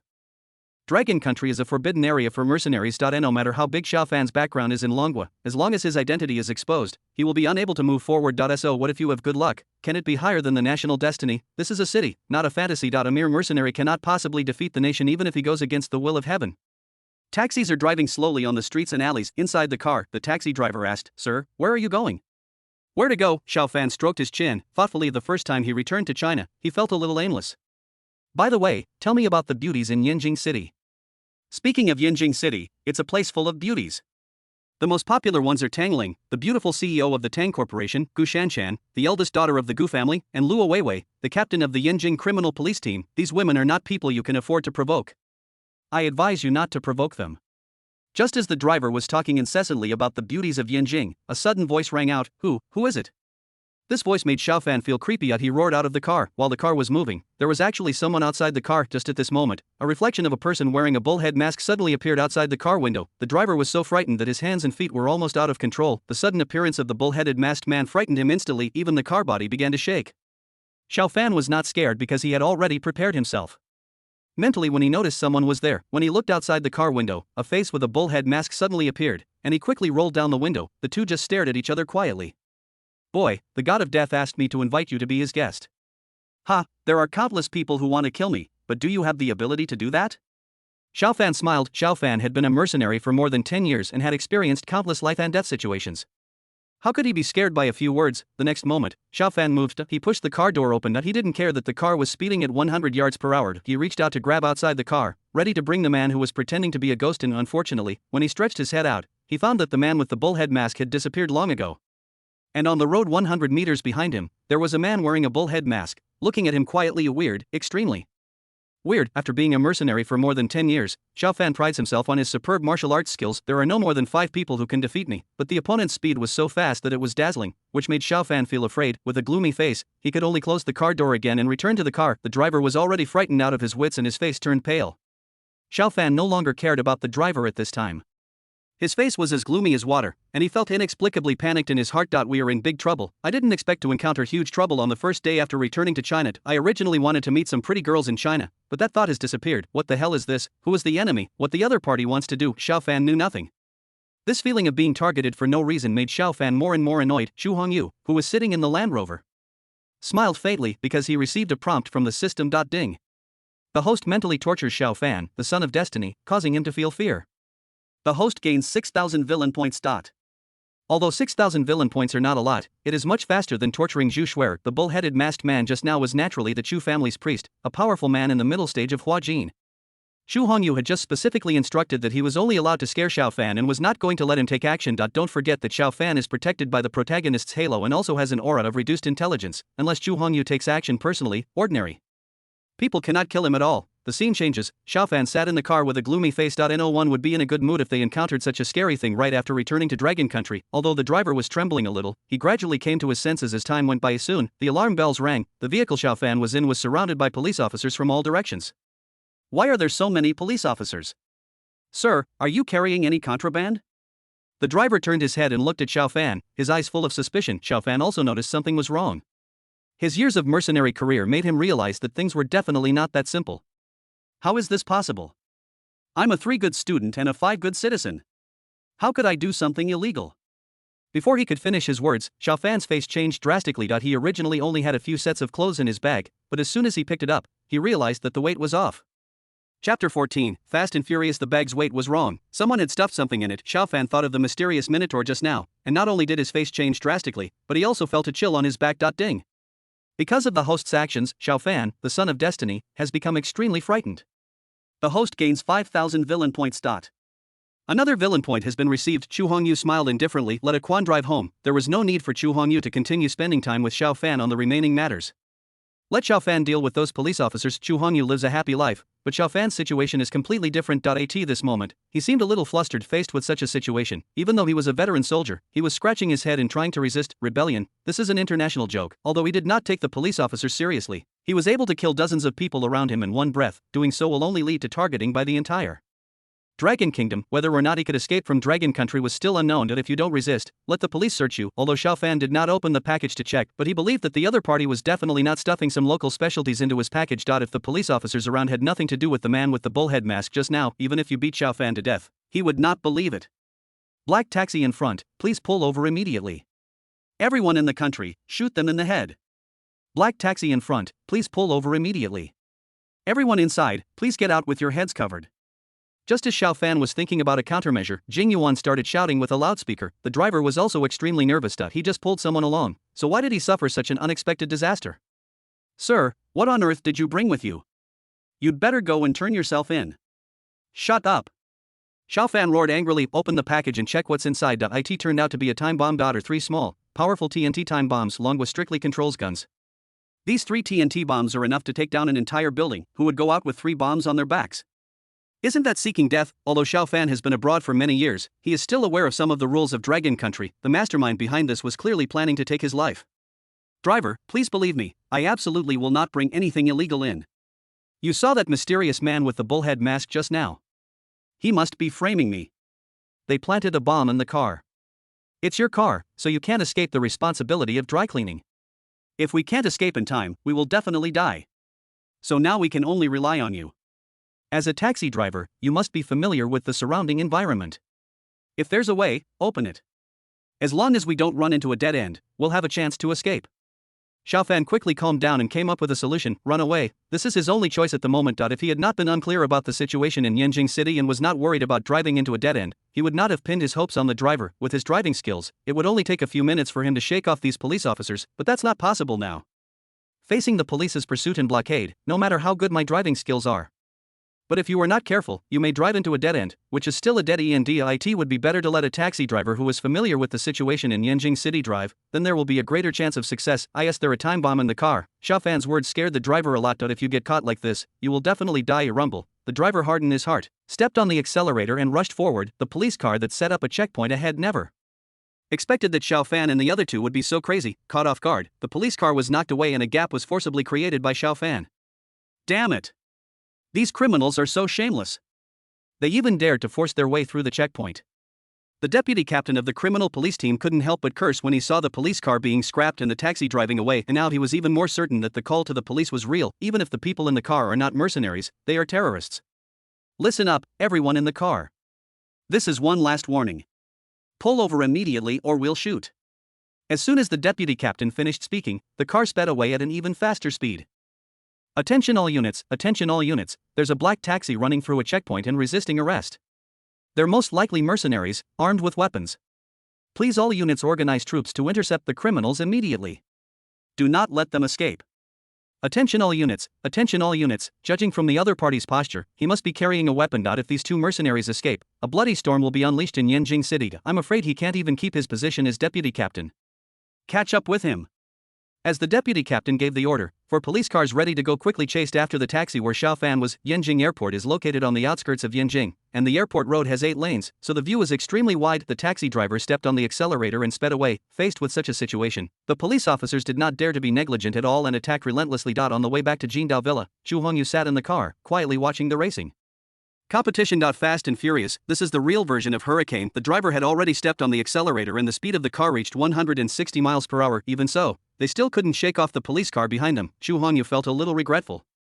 He should have prepared some cola, popcorn, potato chips and the like. Wouldn't it be more interesting to watch the live broadcast while eating? Xiaofan, who was sitting in the car, felt like crying out. He could also see that the driver had reached his limit and was using his driving skills to the fullest extent. Unfortunately, the other party's vehicle was not powerful enough. 160 yards is the limit for taxis, not for drivers. As time went by, the taxi gradually drove into the bustling area, and the number of people on both sides continued to increase. Although the obstacles increased, Xiaofan felt relieved. As long as he parks his car at the busiest shopping mall, he can get out and escape. In this way, the chance of escaping is much greater. Besides, the police officer behind him didn't even know his true identity. As long as he changes his clothes, he can hide anywhere. These people want to catch me, but they are just dreaming. At this moment, the driver said in a tearful voice, "Sir, the fuel in the car is running low. It will stall after a maximum of 3 kilometers." Xiaofan's heart skipped a beat. It was really a case of misfortunes never come singly and being pinned down by 10 police cars. The most critical point is that there is not enough gas in the car. Once the engine is turned off, Xiaofan will be trapped. Yes, the number of police cars has gradually increased from the original 4 to 10. Judging from the opponent's posture, he will not give up until he catches me. Chapter 15 Car Accident Scene. Xiaofan goes to the police station. Damn it. Driver, please let me use your phone. Xiaofan had just returned from abroad. After getting off the plane, he had not had time to handle domestic telecommunications business. He had no choice but to use the driver's cell phone to call for help. After all, as a mercenary, Xiaofan dared to enter Dragon Country openly, so he naturally had some connections. "Sir, my phone is charging nearby, you can take it yourself." Xiaofan decisively began to search. Today's drivers are indeed not suitable for distraction. At this speed of 160 yards, there was a slight distraction. Neither of them needed to go to the crematorium. If the car hits a wall or explodes, it will be enough to seriously injure the 2 people or kill them directly. Xiaofan picked up his phone and dialed a number according to his memory. "Mr. Hong, I'm Xiaofan." "It's Xiaofan. How come you have time to call this old man? Could it be that you have returned to Dragon Country?" "Mr. Hong, I did return to Dragon Country, but I was framed as soon as I got off the plane." Xiaofan spoke briefly, giving a brief account of what had just happened. "They were so mysterious. They planted a bomb in my car and called the police to arrest me. I had no other choice but to ask Mr. Hong for help." "Well, don't worry, I will help you find a solution." The driver, who was concentrating on driving, caught a glimpse through the rearview mirror and saw that Xiaofan was also concentrating on talking to Mr. Hong on the phone and was completely unaware of the situation around him. There was a sneer on the driver's lips. He aimed at the tanker truck next to him, stepped on the accelerator and rushed forward. Rumble, there was a loud explosion, and the car hit the tanker at a speed of 160 yards, causing a huge explosion. The powerful blast knocked the car over 1 meter high. Just a second before the collision, the driver opened the door and fled. A meter or 2 away, the driver spat out a mouthful of blood, his face pale, but he stared intently at the deformed taxi that was burning in flames. "Even if I don't kill you this time, I can still let you go to jail. So enjoy it." After saying that, the driver dragged his heavy body, got into another taxi, and drove away. Not far from the car accident, Xiaofan struggled to get up from the ground. The whole person was pitch black, even his clothes were burnt, and there was not a single piece of good flesh on his body. The car crashed into the tanker truck, causing a fire and explosion, which just ignited the bomb in Xiaofan's sack. The powerful TNT bomb is enough to blow an elephant to pieces. If it were an ordinary person, he would have been dead by now, but who is Xiaofan, as a son of luck, with a strong physique? How could he be killed by a bomb? Even so, Xiaofan felt a little uncomfortable. He was covered in wounds and bleeding, especially the cheek that he thought was handsome and charming and had fascinated thousands of girls, was also injured by shrapnel. What a miserable word. Taking advantage of the explosion, police cars quickly caught up and surrounded Xiaofan. "Immediately put your hands on your head and squat on the ground."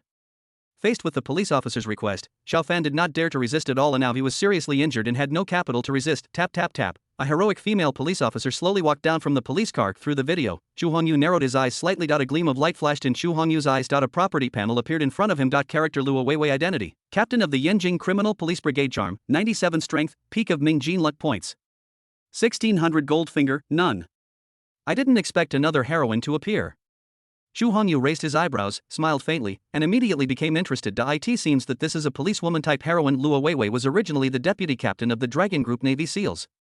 Because she was upright and openly disobeyed the orders of her superiors, she was forcibly kicked out of the Navy SEALs and demoted to the Yanjing police station. She is full of confidence and justice, and is known for her hot-tempered. It seems that urban policewomen all follow the same path. He has a hot temper and won't even give face to his leader. Finally, with the help of those Sons of Luck, he successfully opened his heart and fell into the arms of the Sons of Luck. Chu Hongyu looked at Luo Weiwei in the video, nodded with satisfaction, and showed some appreciation. That heroic figure was matched with a perfect set of clothes, especially the clothes she is wearing. She is simply the best policewoman in the world. As for Luo Weiwei, she is upright and will not go along with a villain like herself. Get lost. What Chu Hongyu wants is the other person's heart. Whether Luo Weiwei is willing to be with Chu Hongyu or not is none of his business. I just don't know what Luo Weiwei will do after being threatened by me. Chu Hongyu stroked his chin, feeling quite excited. As a villain, you should naturally do what a villain should do. Chu Hongyu would never admit that Luo Weiwei was really beautiful and that he fell in love with her at first sight. Looking at Xiao Fan, who was squatting on the ground with wounds all over his body, Luo Weiwei's face was even colder than Tangling's. Take away. These two simple words reveal Luo Weiwei's decisiveness. After saying this, Luo Weiwei didn't want to waste any more time talking to Xiao Fan, so she went straight back to the police car. The deputy captain opened his mouth, as if he wanted to say something, but in the end he could only shut up obediently. They didn't dare to provoke Luo Weiwei easily. That woman has a hot temper and a strong background. If you dare to offend Luo Weiwei, he will definitely beat you to a pulp, and the key is that you will have nowhere to complain. Ding. The host severely inflicted heavy damage on the lucky son Xiao Fan. The host gained 6,000 villain points. Ding. The host successfully tricked Xiao Fan into the police station. Xiao Fan developed a deep hatred for the host. The host gained 5,000 villain points. Chu Hongyu remained calm on the surface despite the continuous prompts from the system, but he was secretly delighted inside. The frame-up allowed Chu Hongyu to gain more than 10,000 villain points. As long as you do it a few more times, the villain's hands will be cramped when he gets the points. What makes Chu Hongyu feel strange is Xiao Fan had no idea who he was, nor did he know that he was the one behind the scenes plotting and harming the other party, but he still harbored resentment towards himself. Sure enough, the son of destiny cannot be excused by common sense. When a mad dog gets angry, it will bite people everywhere. Master, do you want me to tell the police station to treat Xiao Fan well? Although Quan didn't know why his young master was targeting Xiao Fan. Anyone who is the young master's enemy is Quan's enemy. Quan naturally had to try every possible means to deal with Xiao Fan. There's no need to go through so much trouble. Just let Xiao Fan stay in the police station and let him fend for himself. Chu Hongyu did not continue and had no intention of causing trouble for Xiao Fan. Staying in the police station might be a good thing for Xiao Fan. If the other party is ungrateful and rejects Chu Hongyu's kindness, then he will have no choice but to take action himself and solve this problem. Chapter 16, Being Beaten and Slapped. Hello, Master. The Land Rover drove into Jingdao Villa, and the bodyguards guarding both sides of the villa saluted respectfully. Chu Hongyu nodded slightly and didn't say much. After returning to the villa, Izhu Shuer was still hanging in the living room, her face pale, obviously having suffered a lot. Tangling is nowhere to be found. This made Chu Hongyu frown coldly. Her master has returned, but that little slut Tangling has gone off somewhere and doesn't even come out to greet him. It seems that she was too nice to Tangling, so Tangling didn't recognize her identity and status. Master, you're back. Seeing Chu Hongyu coming, Lu Qing, who was standing beside him, quickly came forward and saluted Chu Hongyu. Chu Hongyu nodded slightly, looked at Lu Qing with some confusion and asked, "Where did that bitch Tangling go?" "Miss Tang went to the study on the second floor." Lu Qing responded. "She went to the study?" Tangling frowned and walked quickly towards the study. At this moment, in the study, Tangling, dressed in white, sat at the desk, staring at the computer and typing quickly. Although Chu Hongyu was not somewhere else, she did not dare to make the decision on her own and release Xu Shuer without Chu Hongyu's permission. So she borrowed a laptop from Lu Qing and started to handle company affairs. After all, the Tang Group is now in a thriving state, with many businesses and major events waiting for him to handle. Many things cannot be carried out without the approval of Tangling, the president of Tang Group. Even though Tangling had already promised Chu Hongyu to be his personal maid for a month, but she never forgot the promise she made with her grandfather. We want to make the Tang Group a top conglomerate with a market value of 1 trillion yuan. This is the obsession hidden in Tangling's heart. After the market value of Tang Group reaches 1 trillion, he will be able to successfully cancel the engagement with Chu Hongyu. If Chu Hongyu knew about Tangling's stupid idea, he would definitely have to talk to her about it. Tangling is an idiot for Chu Hongyu now. Even if Tangling wanted to pay him for her, Chu Hongyu would not look down on this woman. He never considered marrying Tangling. This woman still hasn't seen the situation clearly and is still daydreaming. The study door was not closed. Chu Hongyu had quietly arrived in front of Tangling without anyone noticing. This time, Tangling was concentrating on replying to messages from the company's senior management and checking the latest project book of Tang Group. Tangling didn't even notice that Chu Hongyu had walked behind her. This made Chu Hongyu sneer. He acted quickly and closed Tangling's laptop. Tangling couldn't help but feel a little angry when her good thing was ruined. However, when she raised her head, she saw the face clearly. When he found out it was Chu Hongyu, his good fortune was ruined. Although he was extremely angry, he didn't dare to show it. He could only grit his teeth and said, You are back. How dare you? You've forgotten your identity and how you should address me as your master. Chu Hongyu frowned and kindly reminded, How long has it been since then? This woman once again put on a hypocritical mask on her appearance. It seems that we must completely tear apart the other party's hypocritical mask. Thinking of this, Chu Hongyu suddenly took action. What are you doing? Tangling turned her head away in shame and anger. Her beautiful eyes, filled with tears, stared at Chu Hongyu intently, looking so aggrieved. Looking at you now, Miss Tang, I don't understand your situation at all. I'm just reminding you out of kindness. Chu Hongyu sneered, his eyes full of teasing. I understand.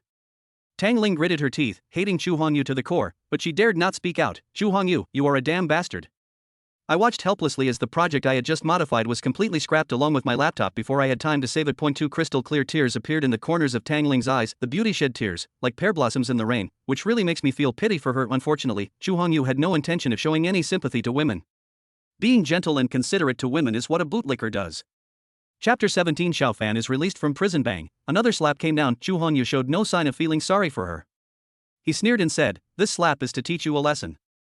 You actually dared to talk back to your master in person. Ding! The host beats the heroine Tangling. The host's behavior qualifies as a villain. The host receives 3,000 villain points. Ding! The heroine Tangling is filled with shame and anger towards the host, and she has developed resentment towards the host. The host gains 3,000 villain points. Another wave of valuable villain points has arrived. Chu Hongyu slapped Tangling left and right, one after another, and then let go of her reluctantly. Seeing a beautiful woman crying is truly pitiful. Anyone who sees this scene would probably want to hold the beauty in his arms and cherish her. Chu Hongyu just watched coldly, without any emotion in his eyes. He turned around and walked out of the study, and heard an extremely cold voice. Today I'm only giving you a light punishment. If you do it again next time, the punishment will be doubled. Come here quickly and give this young master a bath. 3 days later. A sunny world. Chu Hongyu lay lazily under the pavilion next to the outdoor swimming pool of Jindao Villa. The two sisters, Lu Cheng and Lu Hong, used their skilled techniques to massage Chu Hongyu's legs. As for Tangling next to her, she was wearing an Ari skin hem. Naturally, it is the most popular clothing. Tangling followed Chu Hongyu obediently and handed the peeled fruit to Chu Hongyu. What a cold as ice, what a cold facade, what a sarcastic tone. All of them no longer exist. Tangling didn't dare to show such a thing on her face. Of course, Chu Hongyu knew it very well. The so-called docility is just written on the face. Chu Hongyu didn't need to think too deeply about it. Tangling must have hated Chu Hongyu so much in her heart that her teeth were probably itching with hatred. Chu Hongyu didn't want to make any changes to this. On the contrary, I think this is a good idea and more interesting. After all, if one day, Tangling was really obedient and respectful to her maid, but she lost some of her meaning. With Chu Hongyu's current status and position, there is no shortage of women around him. An iceberg CEO like Tangling, who is cold to the core, is a rare species even more precious than a national treasure. Taking the grapes peeled by Tangling, Chu Hongyu ate them leisurely. Beauty is a disaster, beauty is a disaster. Chu Hongyu shook his head. These few days of being in the arms of comfort almost corroded my ambitions. He hasn't forgotten the most important thing right now is whether to tease the beauty, but to deal with Xiao Fan, the son of destiny. Young master, the police reported that the old patriarch of the Yin Jinghong family has come forward and bailed Xiao Fan out. A Quan called a villa like Chu Hongyu's is a restricted area. No man except women is allowed to enter. Even though he was Chu Hongyu's confidant, a Quan didn't dare to barge in rashly, for fear of ruining his young master's good deeds. You're coming out so soon? I originally wanted to find a good place for you, but since you don't know what's good for you, don't blame me for being ruthless. At the entrance of the police station. Finally it came out. The mastermind behind this, no matter who you are, Xiao Fan, will make you pay. After spending 3 days in the police station, Xiao Fan was finally released without charge. He was in such a good mood that he couldn't help but stretch. He used too much force, and the injury he sustained 3 days ago, which had not yet recovered, made Xiao Fan grimace, with a cold light in his eyes. However, before Xiao Fan could take any action, a business car came speeding and stopped in front of Xiao Fan. Mr. Xiao, my young master wants to invite you to chat, and by the way, talk about the car accident that happened 3 days ago. A Quan opened the car window and said jokingly, "Your young master. It seems that it was your young master who framed me 3 days ago. I was just about to settle accounts with you guys, but I didn't expect you to actually deliver the goods to my door." Xiao Fan sneered and reached out to grab a quan that he thought of Xiao Fan, the master of the Temple of War God, that he has been active abroad for more than 10 years and has never met an opponent. As soon as he returned to Nonglong country, he was framed and almost lost his life. If Xiao Fan didn't have some tricks up his sleeve, he would probably have spent the rest of his life in prison. The mastermind behind this had already been on Xiao Fan's kill list. You're just a small fry, and you dare to come to me? You're courting death. There was a murderous intent in Xiao Fan's eyes. Since I can't find the mastermind behind this for the time being, I'll take it out on the minions in front of me and collect some interest at the same time.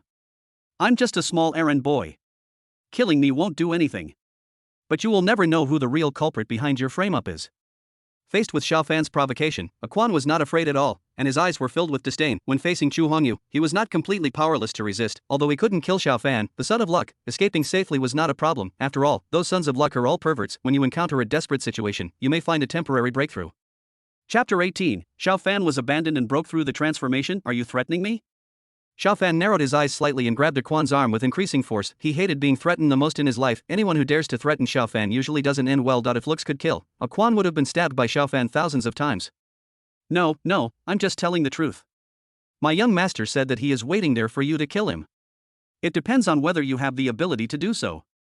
Humph. Xiao Fan snorted coldly, and ultimately did not continue to attack a Quan if he is an insignificant minion. It doesn't matter whether he is killed or not, what matters is who is behind it. That is Xiao Fan's target. Looking at Xiao Fan sitting in the back seat, a Quan didn't say much, nor did he continue to provoke him. Before coming, the young master had instructed him not to overly provoke Xiao Fan. After all, if this thing goes crazy, it will be no different from a mad dog and will definitely attack him without any regard for the consequences. He was not worried about a big battle with Xiao Fan, but was worried that something might go wrong and affect the young master's plan. Anyway, this guy is about to die, so why bother to be angry with a dead person? However, his eyes were filled with murderous intent towards Xiao Fan, and this murderous intent was not concealed at all. In Quan's eyes, anyone who dares to harm the young master must die. The business car slowly drove away from the police station, turned several times, and finally arrived at an abandoned chemical plant. After getting off the car, a Quan didn't care about Xiao Fan and walked into the chemical plant on his own. Xiao Fan looked at the chemical plant in front of him, and the corners of his mouth suddenly twisted. It's indeed a good place. After killing all of you, I won't have to find a place to dispose of the bodies.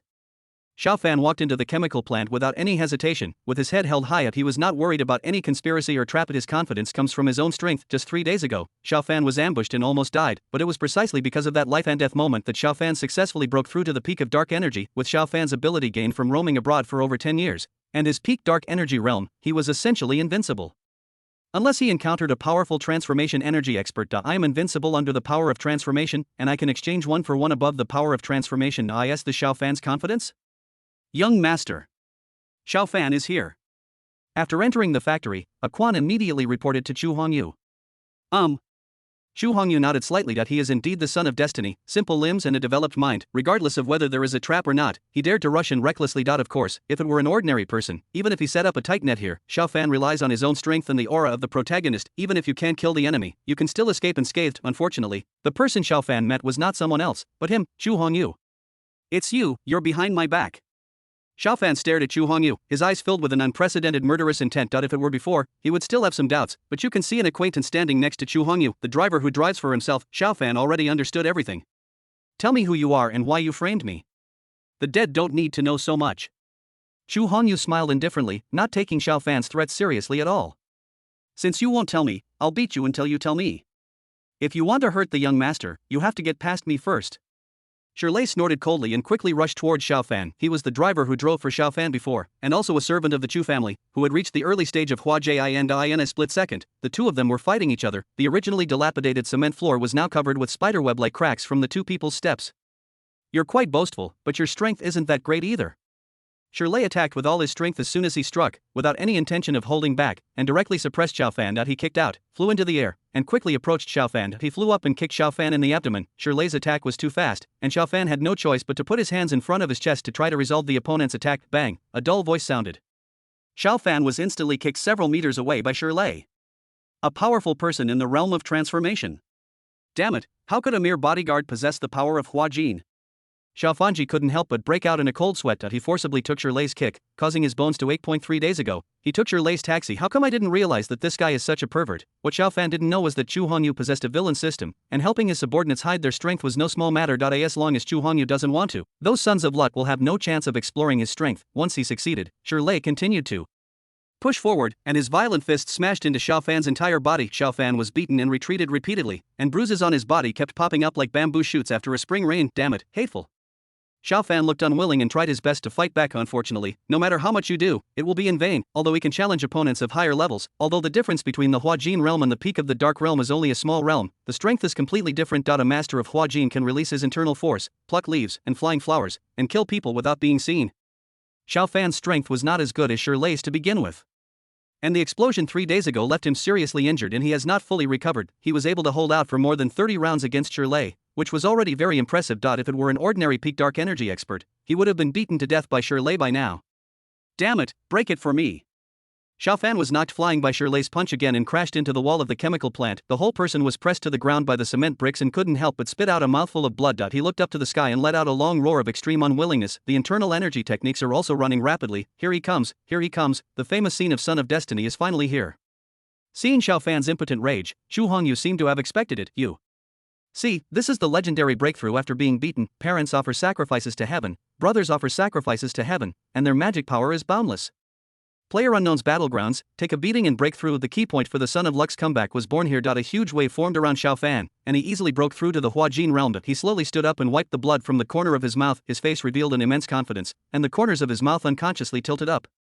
I've been beaten for so long, now it's my turn to perform. You guys, have you figured out how to die? Xiao Fan sneered repeatedly. A plot against yourself. These people, including Chu Hongyu, will all die without a burial place today.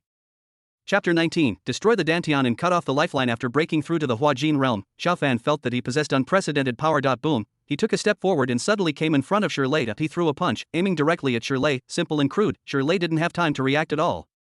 After being suddenly attacked by Xiao Fan, he was blown dozens of meters away. His body even crashed into the abandoned factory next to him. The whole person was buried, and his life or death was unknown. Quan, Lu Hong, and others around were all dumbfounded. This guy is really a pervert, as the young master said before. Damn bastard, he actually broke through. Shirley struggled to get up from the rocks, spat out a mouthful of blood, and attacked Xiao Fan again regardless of anything. This time, he adopted a ferocious fighting style of exchanging injuries for injuries and lives for lives. A bang, the two continued to fight for several rounds, and Shirley was knocked out by Xiao Fan again. In the next battle, no matter what means Shirley uses. At the same level, he is no match for Chu Hongyu at all. Young master, why don't you let me take action? The white-haired old man standing beside him frowned. He could also see that Shirley was at the end of his strength and could not hold on for much longer. This guy is so loyal that he fights to the death even when seriously injured. As such a loyal person, he naturally didn't want to see the other party being beaten to death by Xiao Fan. The old man's name is Chuchenzi. He is a powerful man in the late stage of Huajin. He is also the one who disguised himself as a bull head mask and intimidated Xiao Fan last time. Shirley, you are no match for him. Please step back first. Chu Hongyu took 2 steps forward and said calmly, let me play with him for a while. Why, judging from your appearance, you still want to kill me? Chu Hongyu, you are just a playboy, do you have such strength? Xiao Fan was stunned. Who does this guy think he is? No matter how bad it was, Xiao Fan did not take a playboy like Chu Hongyu seriously. Even though he looks miserable now, his injuries are not fatal. Even if you meet a strong person in the middle stage of Huajin, you will not necessarily lose. Chu Hongyu smiled indifferently. The next moment, he flashed away, leaving only a shadow behind. When Chu Hongyu appeared in Xiao Fan's sight again, he was only 7 or 8 steps away from him. Xiao Fan was shocked and thought to himself that something was wrong, just planning to defend. Unfortunately, it's too late. Chu Hongyu attacked with a palm, hitting Xiao Fan's dantian, then he flashed and returned to his original position, accompanied by a crisp sound. Xiao Fan's body was like a ragsack. He was knocked back and hit the ground hard. Xiao Fan spat out a mouthful of blood. He forced himself to hold his body up, his face filled with horror. You damned bastard, you actually destroyed my dantian. As he realized his physical condition, his internal energy disappeared quickly like a dam bursting. Xiao Fan's eyes were bloodshot, wide open, and furious. The dantian was destroyed. He had painstakingly practiced martial arts for more than 10 years, but suddenly became a cripple. You still dare to shout? Give the dog a beating when it's down. Shirley did not miss this opportunity. He rushed forward and crushed the bones of Xiao Fan's upper right shoulder with 1 foot. Xiao Fan has good talent and can be considered a genius among geniuses. It's a pity that geniuses are easily broken. Offending his own young master was the worst decision Xiao Fan should have made in his life. Villain, you damn villain. Xiao Fan's face was full of unwillingness. His dantian was destroyed by Chu Hongyu, and now one of his arms was broken by Shirley. Xiao Fan has now become a complete useless person. No matter how unwilling Xiao Fan was, no matter how furious he was, he could not change the situation before him, because the enemy is too strong. Master, how should we deal with this guy? Shirley grabbed Xiao Fan's hair and dragged him to Chu Hongyu's feet. The reason why Xiao Fan was left with a breath of life was naturally so that he could call his master for help, otherwise, Chu Hongyu would have torn Xiao Fan into pieces long ago. The War God Temple has its roots abroad, and Xiao Fan's master is a mysterious figure. I went looking for it on purpose, but I don't know when I'll find it. But with Xiao Fan's help, things are different. You are so arrogant. Keep on being so arrogant and show off in front of me. Your crooked mouth is dead, why don't you just twist your mouth to look at it?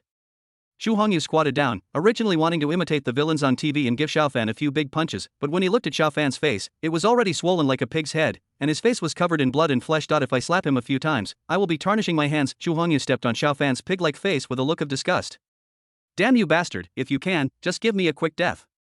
Xiao Fan's eyes were spitting fire. If his cultivation had not been destroyed by Chu Hongyu, he would have been beaten so badly that he wouldn't have been able to use any strength at all. How could he allow Chu Hongyu's stinky feet to be placed on his head? Kill you? I am a law-abiding citizen and never do anything illegal. Don't worry, I won't kill you. At most I'll humiliate you. Chu Hongyu laughed, looking at Xiao Fan's current appearance. He looks even more miserable than a stray dog. Tell me how to torture this kid so that he will suffer unbearable pain. Chu Hongyu fixed his gaze on Lu Hong and the others and asked. Of course, this guy is a man. If his dignity as a man is destroyed, he will become a eunuch. Even if he sees a beautiful woman from now on, he will be powerless. This will cause him more pain than killing him. Lu Hong gave her opinion with a smile. Chu Hongyu subconsciously glanced at Lu Hong. This little girl is not only sinister, but also cruel and ruthless. She is simply a femme fatale. However, Chu Hongyu likes this. Aquan, please perform surgery on this kid. Clear. Aquan walked up to Xiao Fan with a pair of small scissors and a smile on his face. What? What do you want to do?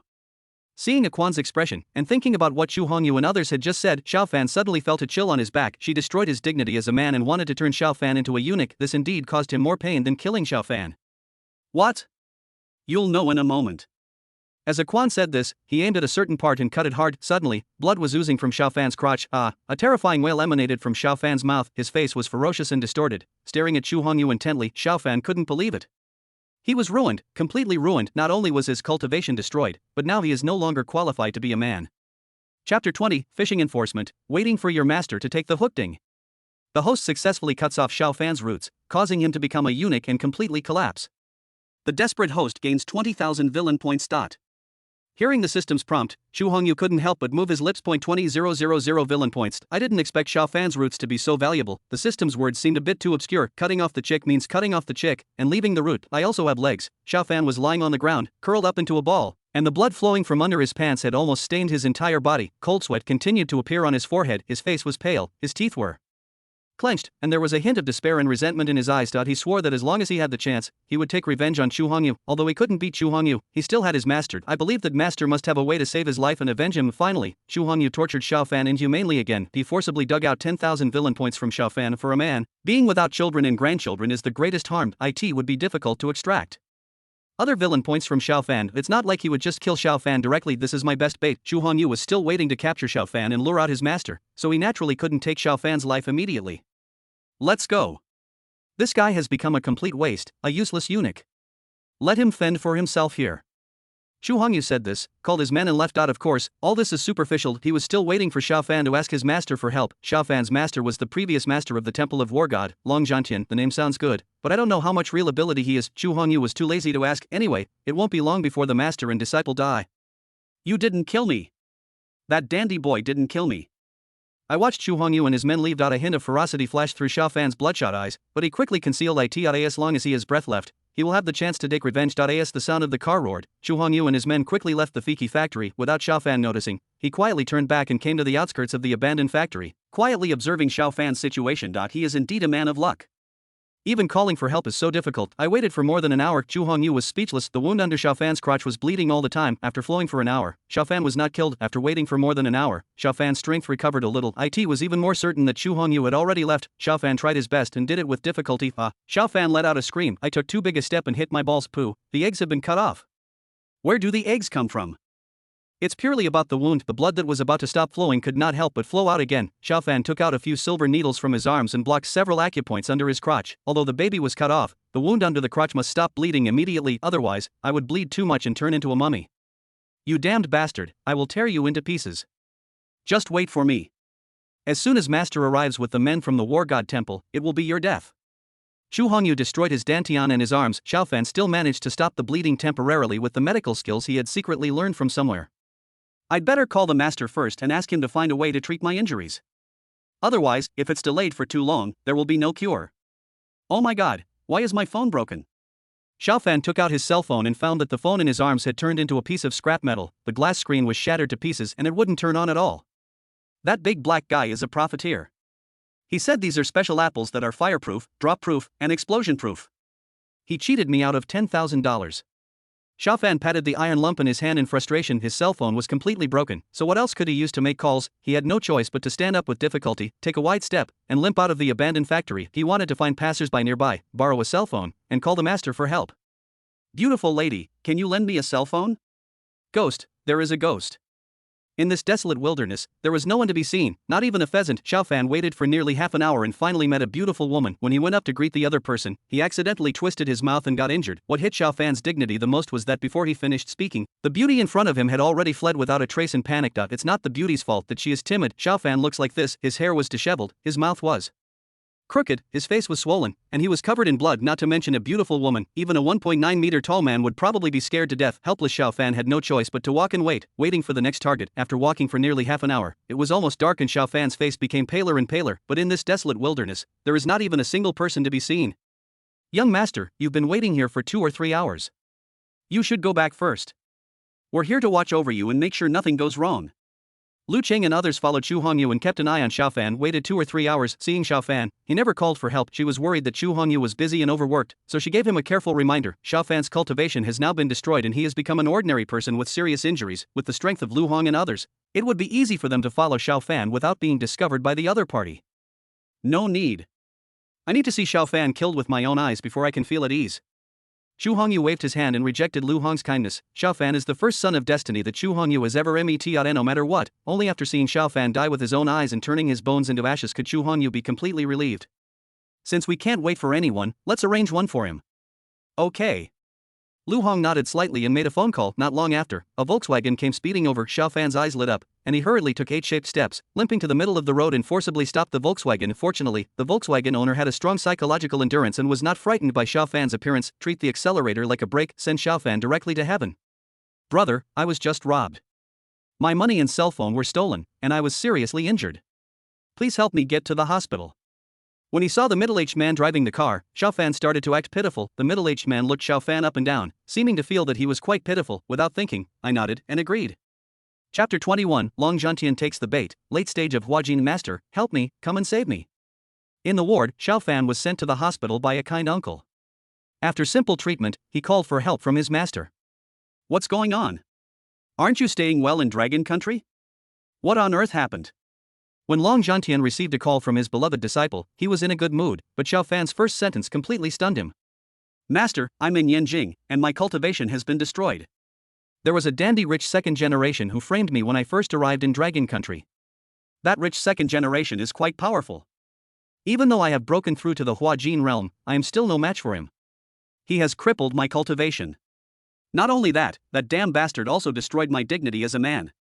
Xiao Fan gritted his teeth and cried to his master. Xu Hongyu, what? How dare someone destroy your cultivation and cut off your offspring roots? On the other end of the phone, Long Zhantian was completely furious. Xiao Fan is the person that Long Zhantian cares about the most. He raised Xiao Fan as his own son. Xiao Fan is also the successor trained by Long Zhantian in the future in hope of the Temple of War God. And now, someone actually dares to go against the will of the world and hurt Xiao Fan. Long Zhantian swore that no matter who the other party was or what his background and strength were, he would make the other party pay with blood. Don't worry, my disciple. I will come right over and help you kill your enemy. After a brief chat with Xiao Fan, Long Zhantian hung up the phone and rushed to Longhua. Great, the master is coming soon. Xu Hongyu, you never thought that letting me go would be the biggest mistake of your life. When my master arrives, it will be your death. Xiao Fan gritted his teeth. Hatred had clouded his eyes, turning them extremely red.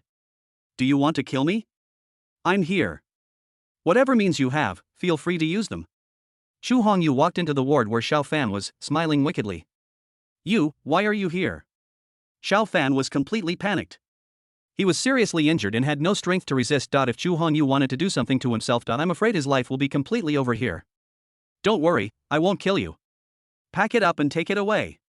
After receiving the order, Quan and others picked up the large sack and put Xiao Fan into it. Several people took action and threw Xiao Fan directly into the trunk of the car. "Let me out, what do you want to do? Let me out now."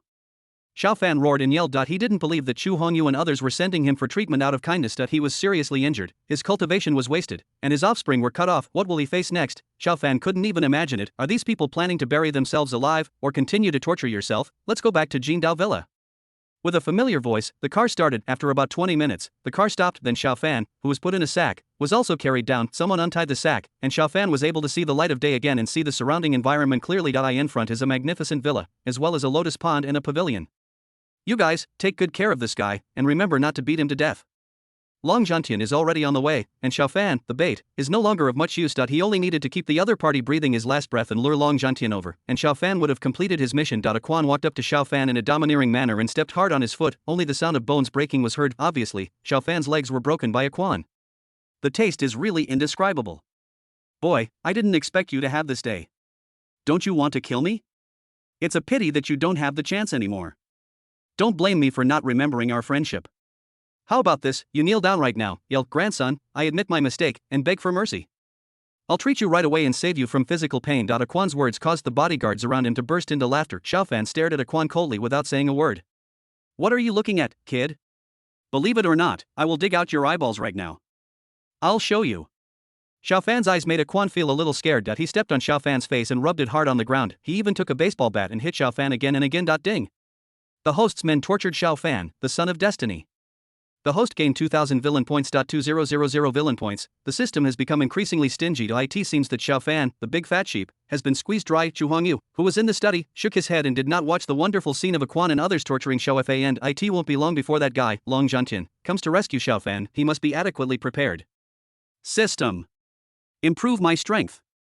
Chu Hongyu communicated with the system. He has no lack of power. The only thing he lacks is strength. There are too many descriptions in the original book about how powerful Long Zhantian is. He must be a strong person with Hua Jin. Only by continuing to improve his strength can Chu Hongyu have more confidence. Ding. The host consumes 60,000 villain points, and the host's strength is increased to the late stage of Hua Jin. As soon as the system's prompt sounded, Chu Hongyu's internal strength surged. "Finally, I have reached the late stage of Hua Jin." Chu Hongyu smiled indifferently. "If you want to break through to the peak of Hua Jin, you need to consume 90,000 points of villainy. This is an astronomical figure. I just hope that Master Xiao Fan and his disciple can bring some surprises to Chu Hongyu. A flash of light appeared. A personal attribute panel visible only to him appeared in front of him. Name, Chu Hongyu. Identity, young master of the Chu family in Yanjing, owner of the ultimate villain, realm, late stage of Hua Jin. Charm, 99, the maximum attribute is 100.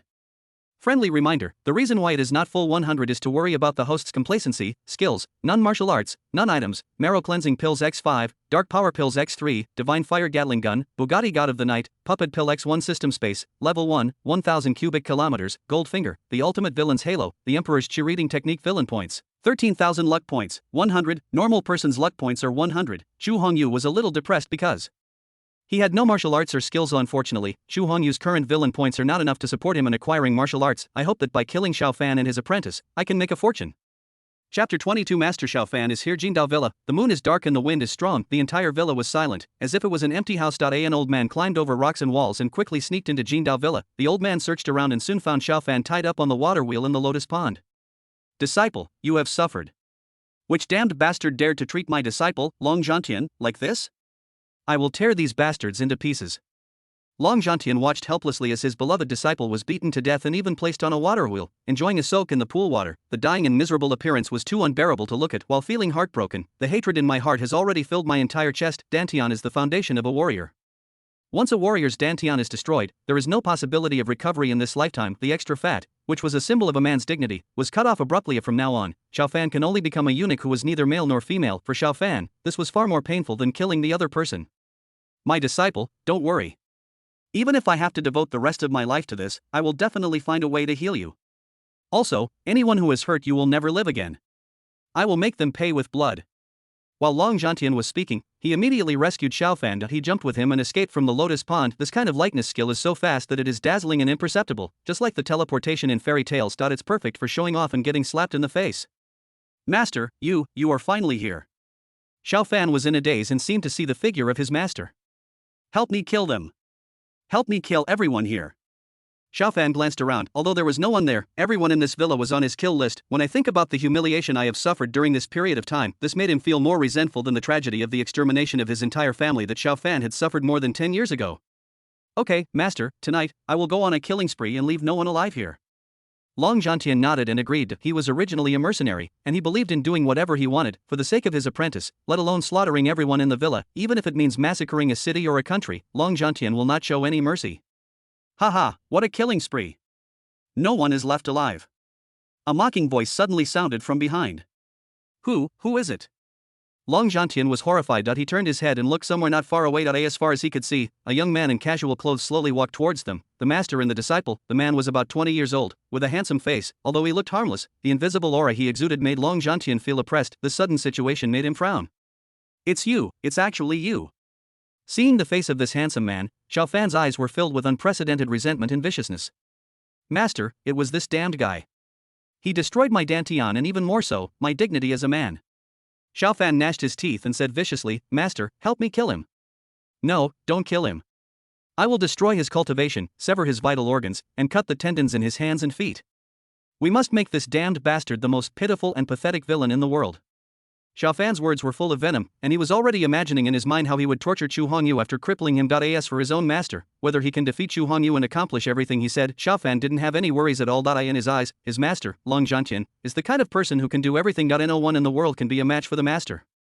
How could a playboy like Chu Hongyu compare to such a hermit master? Xiao Fan lived in the fantasy of revenge, and he didn't realize it at all. As Chu Hongyu gradually approached, cold sweat broke out on Long Zhantian's forehead, and his eyes were filled with deep fear. The young man in front of him, although young, is at least a strong man in the Huajin realm. The power of transformation in his 20s, what a terrifying existence. This guy is either a genius or he is surrounded by natural resources.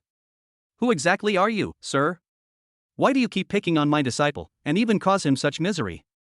Thinking of this, Long Zhantian did not dare to act rashly and asked tentatively. Chu Hongyu just looked at Master Long Zhantian and his disciple quietly. There was a gleam of light in his eyes. A property panel appeared in front of him. Character Long Zhantian identity, Master of the Protagonist of God of War, former Master of the Temple of God of War Charm, 66 strength, middle stage of Huajin lucky points, 800 cheat code. None. It turns out that he is only in the middle stage of Huajin.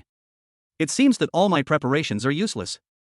Chu Hongyu smiled. In order to prevent Master Long Zhantian and his apprentice from escaping, Chu Hongyu made many preparations. In addition to himself, a strong man in the late stage of Huajin, he personally took action. 3 priests in the late stage of Huajin were ambushed around the villa. On the commanding heights around, several divine fire Gatling guns are also ready to go. With this kind of luxurious lineup, let alone killing Xiao Fan and his apprentice, even if there were 10 more pairs of such masters and apprentices, they would not be enough to bully him. Faced with Chu Hongyu's undisguised sense of oppression, Long Zhantian backed down. He was not absolutely sure of his chance against such a young and powerful Huajin master. In particular, Long Zhantian felt that there were several eyes staring at him. The momentum of those people was not inferior to his at all, and was even stronger. As a mercenary, the key is to seek benefits and avoid harm. There is no need to try something that you are not absolutely sure of. My disciple has just set foot in Dragon Country. I don't know how he has offended you. How are you going to treat him?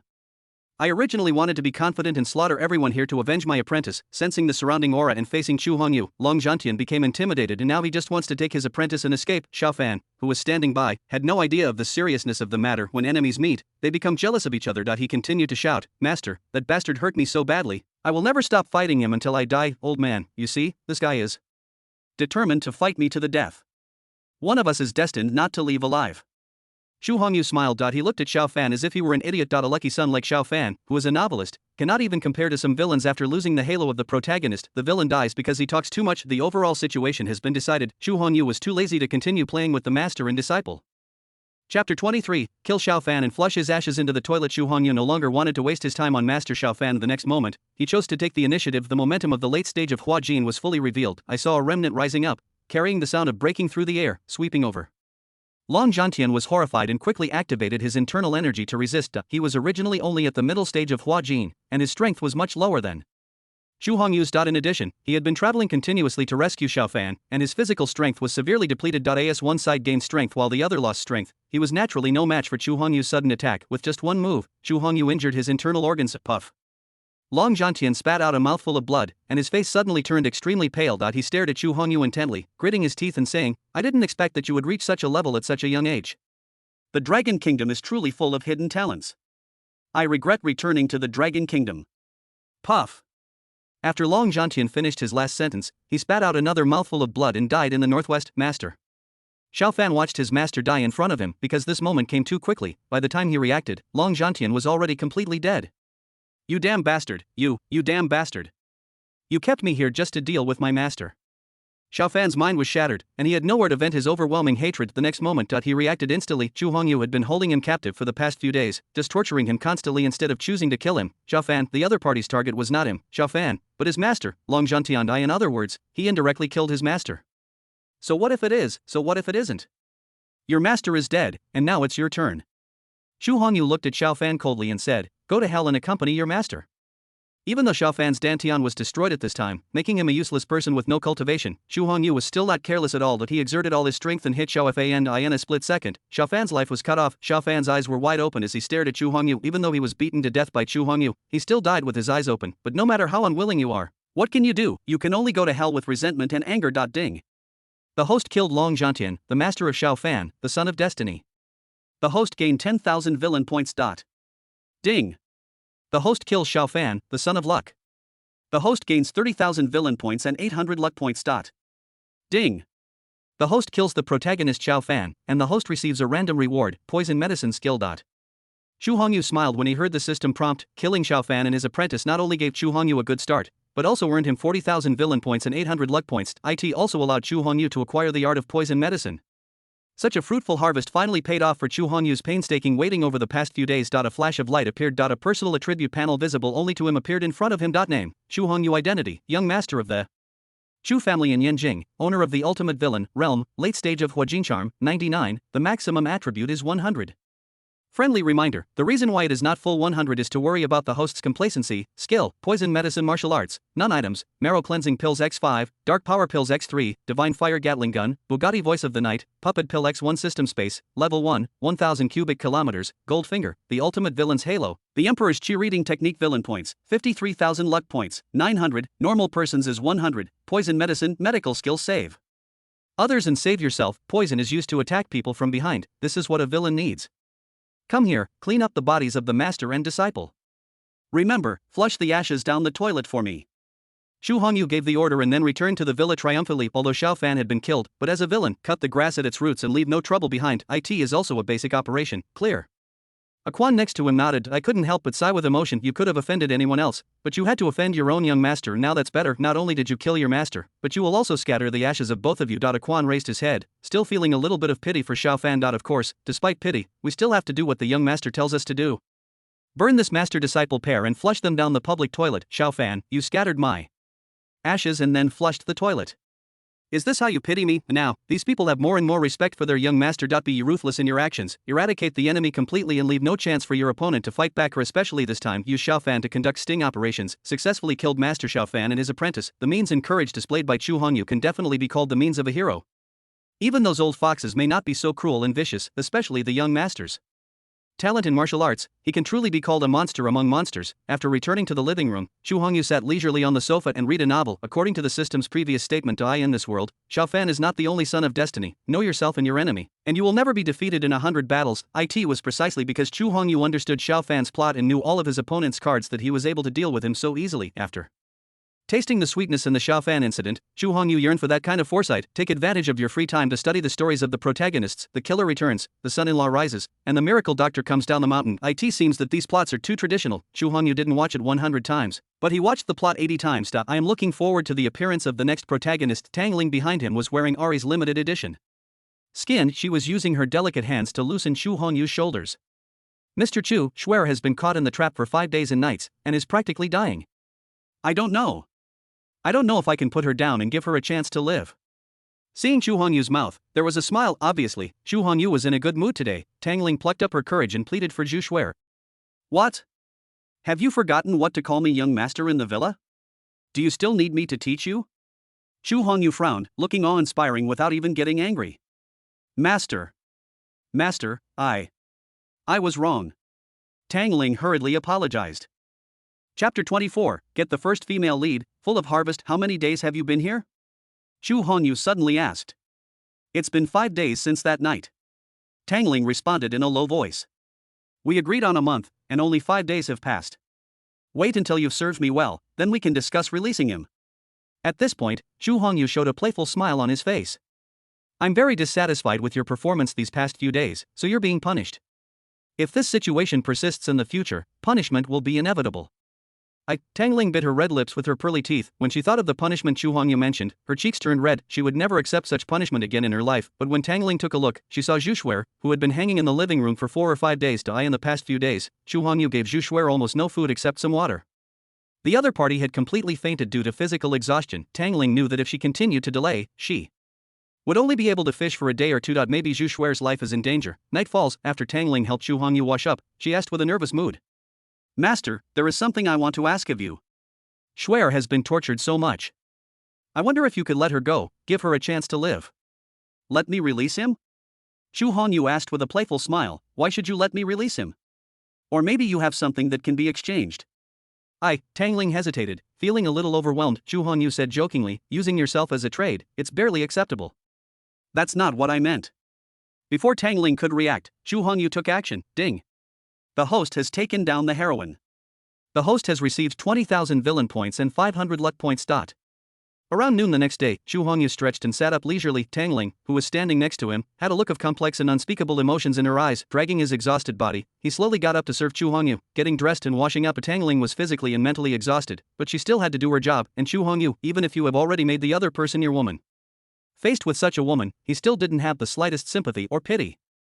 For her. As a maid, shouldn't I be doing what a maid is supposed to do? This is Tangling's classification work. There's nothing to pity, put that bitch down for me. After lunch, Zhu Hongyu put his arm around Tangling's slender waist and pulled her into his arms. He was playing with Tangling's hair out of boredom. Then, he turned his gaze to a place not far away. On Zhu Shuer, who was already pale and dying after being hooked by him. Clear. Lu Qing and Lu Hong nodded and loosened the rope for Zhu Shuer. Without the ropes, Zhu Shuer's body collapsed in the middle of the living room like a pool of stagnant water. Feed him something, don't let this bitch die easily.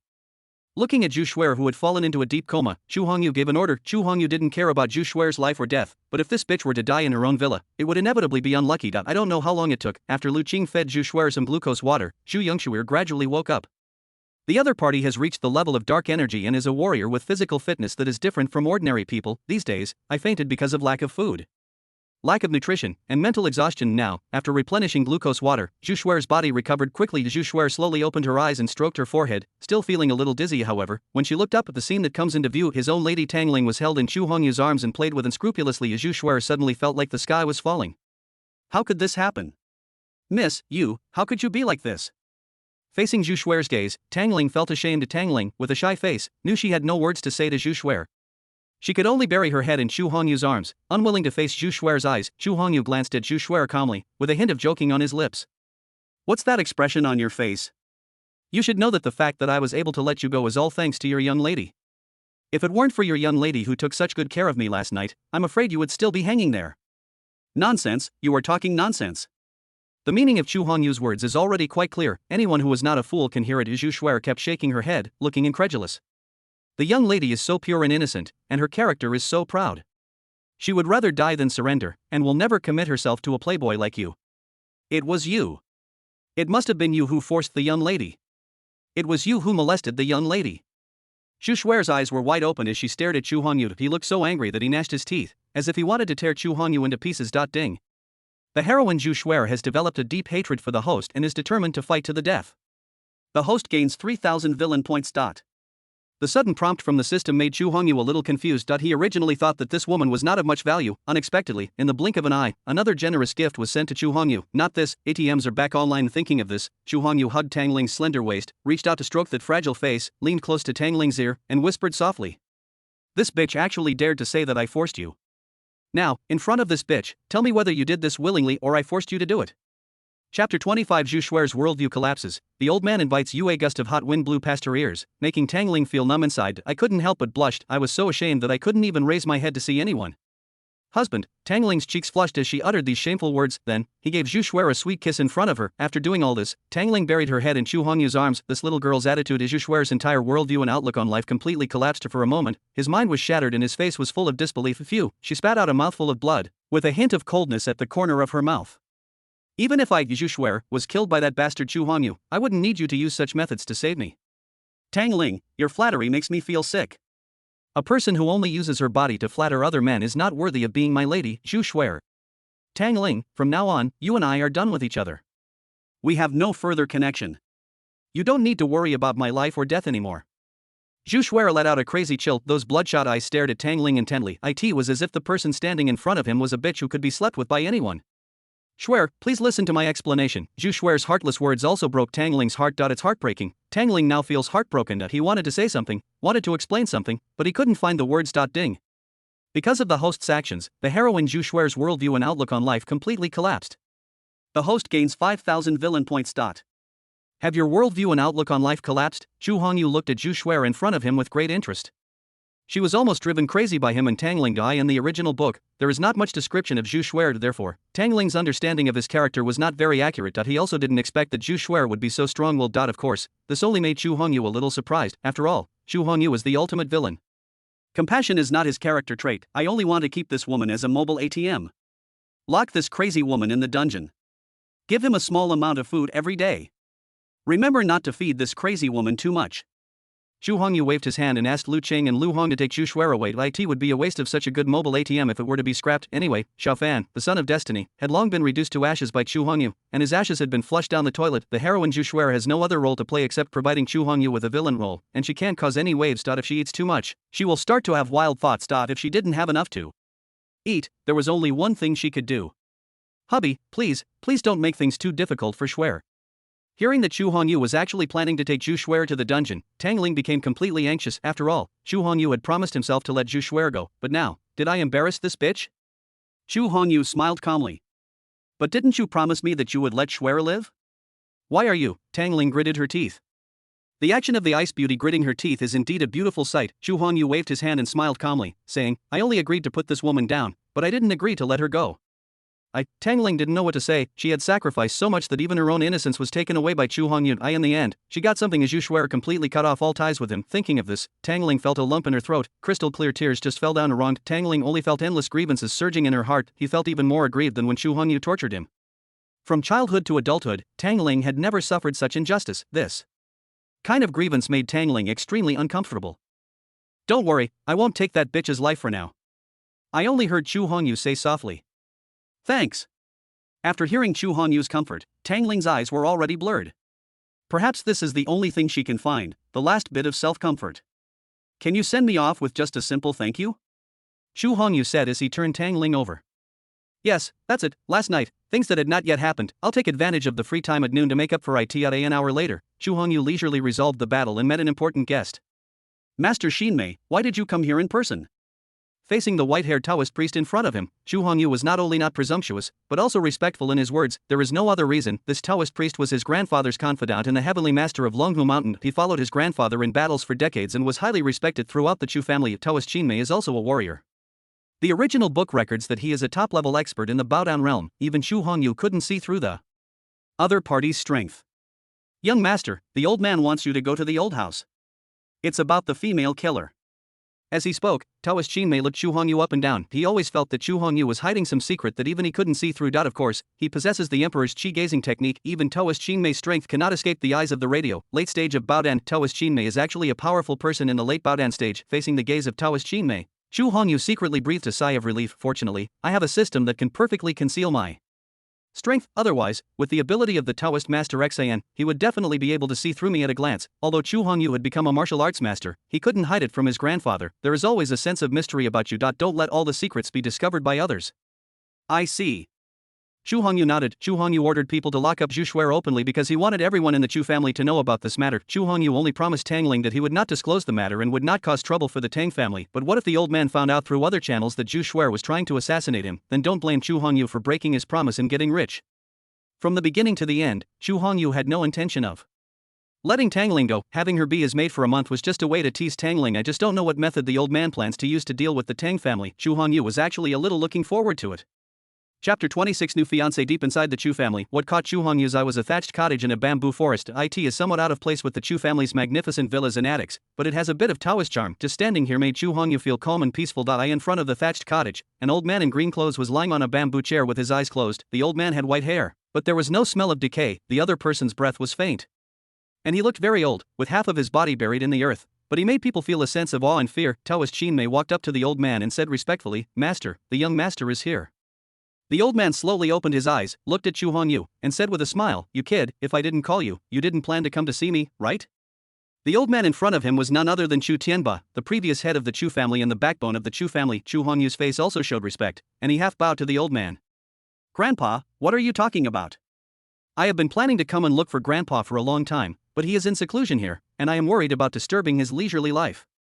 You are such a talker, you are so sweet and eloquent that even this old man can't beat you." The old man always carries a sense of majesty that comes without even getting angry, but when facing Chu Hongyu, he exuded a sense of kindness to I and the entire Chu family. Chu Hongyu is probably the only one who has the opportunity to see the kindness flowing from the corners of the old man's mouth. What surprised Chu Hongyu was that the old man was also a warrior. Chu Hongyu used the emperor's qi gazing technique to see through the old man's realm at a glance, the peak of Huajin, just one step away. "You can enter the realm of Baodan," although I was a little shocked, but when I thought about it carefully, there was nothing wrong. The Chu family is not a business-oriented family. As a powerful and aristocratic family, if they did not have the slightest ability to protect themselves, they would have been the lamb to be slaughtered long ago. "I already know about the female killer." The grandfather and grandson chatted for a while, and the old man finally got to the point. At this point, his tone revealed a hint of solemnity. "At the beginning, it was simply because of our decades of comradeship, and the fact that the old man from the Tang family had saved my life. Not only did he help the Tang family overcome difficulties, he even provided them with many benefits. I never thought that after more than 10 years of development and prosperity, the Tang family would become such an ungrateful person. This time, they even dared to attack the young master of the Chu family. It seems that my Chu family has been too kind to others over the years, and everyone wants to bully us." At this point, the old man's eyes revealed an unconcealable murderous intent. "Let's start with the Tang family. Kill the chicken to scare the monkeys, and let everyone know that those who bully our Chu family will be punished no matter how far away they are. What do you think about this?" Having said that, the old man turned his gaze to Chu Hongyu again. After all, he also knew that Chu Hongyu had indeed made moves on Tangling from the Tang family. What if Chu Hongyu, obsessed with sex, lets the Tang family go for Tangling? This kind of thing is not impossible. Some time ago, Tangling went to Chu Hongyu's villa and is still staying there. The old man also knew about this matter. The old man didn't quite understand at first what Tangling's intention was in going to find Chu Hongyu, but since the killer was exposed, he reacted quickly. Judging from the situation, my precious grandson might have already married the beautiful woman. Of course, Chu Hongyu might also agree to some of Tangling's conditions. Thinking of this, the old man couldn't help but shook his head, feeling a lot of emotion. As the largest aristocratic family in Yanjing, his Chu family is extremely powerful. As the young master of the Chu family, Chu Hongyu can get whatever he wants and there is no woman he cannot get, but he was completely bewitched by that woman Tangling. If it was his own son, the old man would have broken his legs long ago, but Chu Hongyu was different. That was his most precious grandson. I understand exactly what grandpa means, but this matter involves me, so I plan to handle it myself.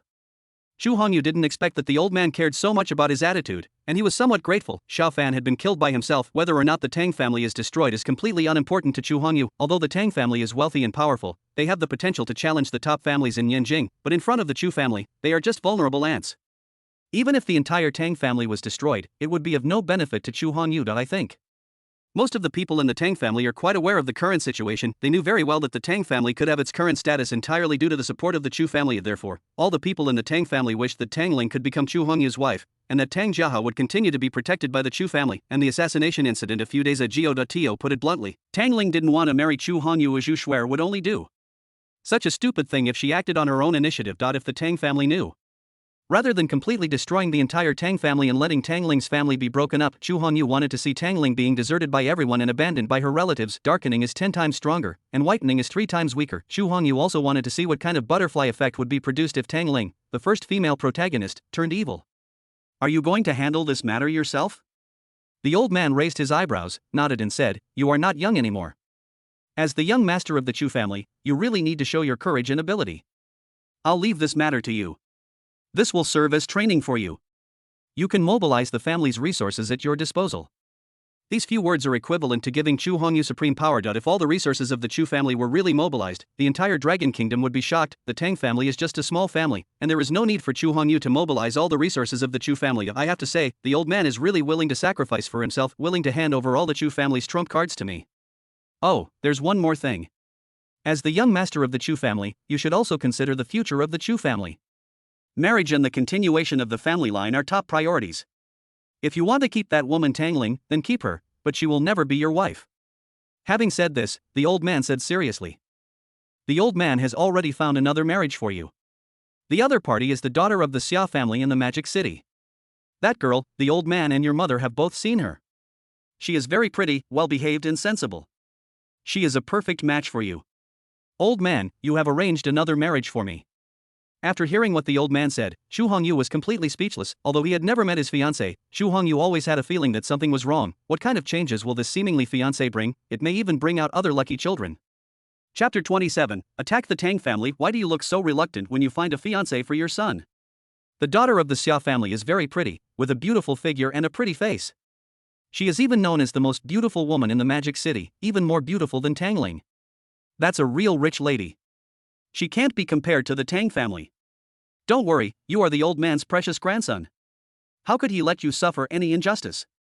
Noticing the reluctance in Xu Hongyu's eyes, the old man tried to persuade him earnestly. Grandpa personally decided on the marriage he chose for me, so I'm naturally very happy with it. Xu Hongyu responded with a smile. Originally, Xu Hongyu was not interested in arranged marriages, but when his grandfather told him that his fiancée was the most beautiful woman in the Magic City, he immediately became interested. It's not that he covets his fiancée's beauty, she is the most beautiful woman in the Magic City, one of the 4 beauties, and one of the 4 school beauties. 9 times out of 10, they are the heroines in some melodramatic novels, and they may even be the first heroines. That's more like it. The old man nodded with satisfaction. The Xia family in Magic City is quite powerful. In some areas, especially in business, they are even 3 points stronger than the Chu family. The eldest daughter of the Xia family in the Magic City and the young master of the Chu family are quite suitable in terms of status. Although you live outside, you must not be careless about your safety. This is a one-time assassination, and it must never happen again. As he spoke, the old man turned his gaze to Taoist Xinmei again and made arrangements with a serious expression. Xinmei, select 100 secret guards and 10 Huajin warriors to serve over there. They must ensure Hongyu's safety. Master, don't worry. I will make arrangements so that nothing unexpected happens to the young master. Taoist Xinmei nodded and agreed. Noticing the disdain in Xu Honyu's eyes, the old man became even more annoyed. Don't worry, these secret guards are only responsible for protecting your safety. I don't need to rely on them to monitor you. The old man is not interested in your little things. Look at what you said, old man. Am I such a person?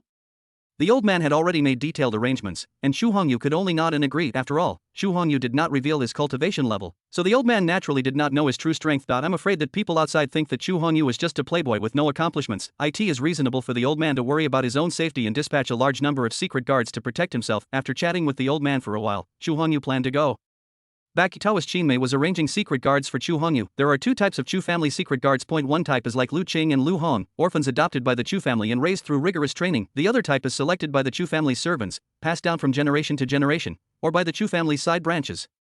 These individuals are not only extremely talented and skilled in martial arts, but their loyalty to the Chu family is naturally self-evident. It is equivalent to the existence of deaf soldiers. The Chu family is an old martial arts family with thousands of years of heritage. Not only does it have deep roots and a large number of servants, it also has many vassal families. When Xu Hongyu saw these secret guards, he couldn't help but widen his eyes with a look of disbelief. 110 secret guards. Among them are 10 powerful people in the Huajin realm. The remaining 100 people are all in the Dark Force realm, and even most of them are in the late Dark Force realm or the peak Dark Force realm. This is just the power that the Chu family has displayed on the surface. Even Xu Hongyu was not clear about how much strength he had in secret. This made Xu Hongyu's heart full of doubts. The Chu family's background was beyond everyone's expectations. As the young master of the Chu family, Xu Hongyu was originally surrounded by many Chu family secret guards, but in the original novel, his dignity as a man was still severely injured by Zhu Shuer, an assassin in the early stage of dark energy. During the melee, although Zhu Shuer was seriously injured, she still managed to escape. Finally, he met Xiao Fan, the son of destiny, and was rescued by him. As expected, anything related to the son of luck cannot be pushed forward by common sense. With the power of the Chu family, 100 Xiao Fans are not enough. But in the plot, the Chu family was shaken by Xiao Fan. The aunt Chu Hongyu shook his head and was too lazy to think about these messy things anyway. Xiao Fan has already been defeated by himself. Those plots had no effect on him. Accompanied by many Chu family guards, Xu Hongyu returned to Longjing Villa. The original owner was also an unrestrained person, so he moved out of the Chu family half a year ago and lived in his own villa, with the protection of more than 100 Chu family secret guards. The villa has been surrounded by 3 layers of defense inside and outside, making it truly impregnable. Xu Hongyu lay lazily in the hot spring, enjoying the warm water bath. While Xu Hongyu was enjoying himself, a purge of the Tang family was also in full swing. A piece of bombshell news hit the Chu family. A member of the upper-class society in Yanjing City, young master Xu Hongyu announced in a high-profile manner that he was breaking off his engagement with Tangling, the eldest daughter of the Tang family. After the 2 families dissolved their marriage relationship, the Chu family mobilized various forces to inflict a heavy blow on the Tang family. All funds of the Tang family company were frozen. Multiple departments have jointly enforced the law and have entered the Tang group. All suppliers and distributors came to collect their debts. The bank people surrounded the Tang family and demanded that they repay the debt. Several powerful figures in the Tang family who held official positions were also placed under double supervision for various reasons. A series of combined punches hit the Tang family, leaving them powerless to fight back. Anyone with a discerning eye could see that the Tang family was completely finished. After all, in the entire Yanjing, and even the entire Longwood. If you dare to offend the Chu family, the best outcome is the destruction of your family. In an instant, countless people saw the information. In order to suppress the Tang family and to please the Chu family, they all beat the down dog. The Tang family was originally just a second or third-rate family, but because Tangling and Chu Hongyu were engaged since childhood, they became the in-laws of the Chu family. This brought great glory to the Tang family. In the past 10 years, it has developed rapidly and almost become a first-class family in Yanjing. All families and forces would give some face to the Tang family when they met them. Chapter 28. Tangling will come back on her knees and beg for shelter with the help of the Chu family's power. The Tang family developed rapidly. This also made many people in the Tang family become more and more arrogant. He did not take people from other forces seriously and made countless enemies. If the Tang family really succeeds in marrying into the Chu family, with the Chu family's protection, they will be able to endure some humiliation. But now, with the Chu family breaking off the engagement, they even took action against the Tang family. Everyone knew that Tangling, the IC CEO of the Tang family, had offended the young master of the Chu family. The Tang family has been completely abandoned by the Chu family. They beat the downtrodden dog and took the opportunity to seize the Tang family's resources. It was also to show his position to Chu Hongyu and the Chu family. They firmly stand on the side of the Chu family. At this time, the entire Tang family was in chaos. They had no idea what had happened, but they were struck by lightning from the Chu family. Together with many other forces, they are taking advantage of the situation. The Tang family has fallen into a precarious and unfavorable situation where it is on the verge of collapse, and when they learned that it seemed that Tangling had offended Chu Hongyu, the young master of the Chu family, everyone in the Tang family was calling Tangling, trying to contact her, but no one answered the phone. At this moment, Tangling was busy serving Chu Hongyu. I don't have time to answer calls from the Tang family. This made everyone in the Tang family even more uneasy. They didn't understand why they were being targeted by the Chu family until Taoist Qinmei came to the Tang family in person and told everyone a shocking piece of news. In order to avoid marrying Chu Hongyu, Tangling, the cold female president of the Tang family, actually risked the world's condemnation and sent assassins to kill Chu Hongyu. It even almost cost Chu Hongyu's life. Since the Tang family has chosen to draw the sword, the Chu family will naturally give a heavy blow to such treacherous and ungrateful people. After learning the whole story, everyone in the Tang family was completely furious. They never expected that Tangling was so bold to assassinate Chu Hongyu. Does that stupid woman know what a stupid thing she has done? In the entire Yanjing, no family or force can withstand the wrath of the Chu family. Old Master Tang originally thought that their Tang family had offended the Chu family somewhere else. I originally thought that relying on the little friendship between me and Old Man Chu, I could put aside my pride and go to apologize, and perhaps I could win the Chu family's forgiveness. But who would have thought that the rebellious granddaughter would do such a stupid thing? In a fit of rage, Mr. Tang spat out a mouthful of blood and fainted. He knew what his granddaughter was thinking and had given her a chance. As long as Tangling can increase the market value of Tang Group to 1 trillion, he will put aside his old face and beg Old Master Chu to dissolve Tangling and Chu Hongyu's marriage. But why would Tangling choose a path to death? Not only was he courting death, he was also dragging the entire Tang family into an endless abyss. Everyone in the Tang family was cursing. It was as if Tangling's head was hit by a door and kicked by a donkey. He is the young master of the Chu family, a man of noble status. There are many high-ranking officials and rich ladies in Yanjing City who want to marry Chu Hongyu, but none of them have the opportunity. Tangling's chance to encounter this golden opportunity was truly a blessing she had earned in 10 lifetimes. But not only did the other party not cherish it, he even dared to send people to assassinate Chu Hongyu. Taoist Qinmei saw all the reactions of the Tang family members. All of this was naturally ordered by Chu Hongyu. In fact, Taoist Qinmei was also taking his time in attacking the Tang family. Otherwise, based on the Chu family's background, the entire Tang family would have ceased to exist long ago. The next day, Tangling finally found out about the misfortune of the Tang family and came to the door in a rage. Mr. Chu, didn't you promise me that you would never mention this matter to outsiders? But why did you use this incident to attack my Tang family? Last night, I was busy serving Chu Hongyu and Tangling and worked hard for several hours. Tangling was already extremely sleepy and fell asleep immediately until this morning. I was forcibly awakened by rounds of phone calls. When she saw the message from her family, she found out what happened last night. Tangling turned on the news. It was all about the Tang family's misfortune. The most eye-catching topic is Chu Hongyu, the young master of the Chu family, broke off his engagement with Tangling, the eldest daughter of the Tang family, and the Chu family forcefully suppressed the Tang family. Tangling is a smart person. Seeing this, she understood it must be Chu Hongyu who secretly took action against the Tang family, but Chu Hongyu had clearly promised him. This capricious little man. I promised you, what did I promise you? Chu Hongyu looked at Tangling quietly with a playful smile. It seems the training during this period has not yet completely tamed this little girl. Now he actually dares to harbor resentment towards his master. You once promised me that you wouldn't take action against the Tang family. Why did you go back on your word? Tangling bit her red lips and said angrily. Did I promise you that? Xu Hongyu spread out his palms, a playful look on his face. What I meant at the time was that if you serve me well, I will consider it. But I'm telling you now, you haven't served me well. You are a shameless person. Tangling was almost filled with shame and anger at Xu Hongyu's shameless words. She handed her innocence into Xu Hongyu's hands, but what is the result? Xu Hongyu pulled up his pants and ignored the person daughter choose to take action against the Tang family. Xu Hongyu didn't care about Tangling's attitude at all, and was even too lazy to pay attention to such a person. Damn Xu Hongyu, you are a bastard, a complete bastard. Filled with rage, I could no longer suppress it. All the grievances that Xu Hongyu had suffered in the past few days had now burst out. Tangling's eyes were filled with tears as she rushed out of Longjing Villa without looking back. Master, that woman wants to escape. Do you want us to catch her back? Seeing this, Lu Qing and Lu Hong immediately prepared to arrest Tangling. No need to go to so much trouble. Xu Hongyu smiled calmly and said, it won't be long before she comes back, and even kneels down to beg me to take her in. The two sisters, Lu Qing and Lu Hong, naturally did not understand their young master's true intentions. In their opinion, the reason why Xu Hongyu did this was because of his deep love for Tangling. It is precisely because he cannot get the love he wants that Xu Hongyu turns love into hate and constantly tortures Tangling. If Xu Hongyu knew what the sisters Lu Qing and Lu Hong were thinking, he would definitely teach these two girls a lesson. Who is Xu Hongyu? Is it necessary to play the trick of turning love into hate? Chapter 29. Severing all ties with the Tang family. Outside Longjing Villa, Tangling's eyes were filled with tears. With a look of grievance on her face, she left Longjing Villa directly. The face that usually looked cold and distant was now covered with crystal clear tears. She didn't understand why Xu Hongyu did this. I have clearly already claimed my innocence. You should also treat yourself in this way. He even did not hesitate to attack the Tang family. Xu Hongyu was a shameless and treacherous villain, a bastard. Countless grievances and emotions swept over like a violent storm, making Tangling feel uncomfortable. Fortunately, Xu Hongyu had already greeted the bodyguards around the villa. Otherwise, just rely on Tangling's small arms and legs, not to mention running out of Longjing Villa. Even if he just ran out of the villa, he would be caught by the bodyguards around him. But before Tangling could walk for long, a large group of people came towards her and blocked her way. Father, second uncle, third uncle? Why did you come here?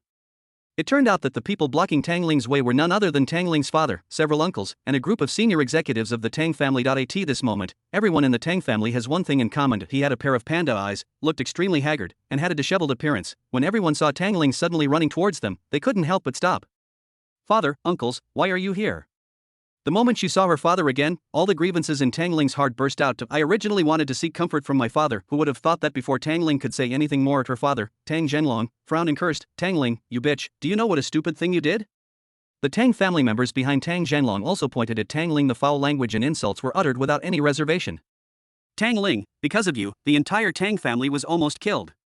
The Tang family gave birth to you, raised you, and brought you up. We didn't expect you to repay them in any way, but this is how you repay them. You won't stop until you kill all your family members. You are a cruel and vicious woman. Because of your selfishness, you want to make the entire Tang family be buried with you.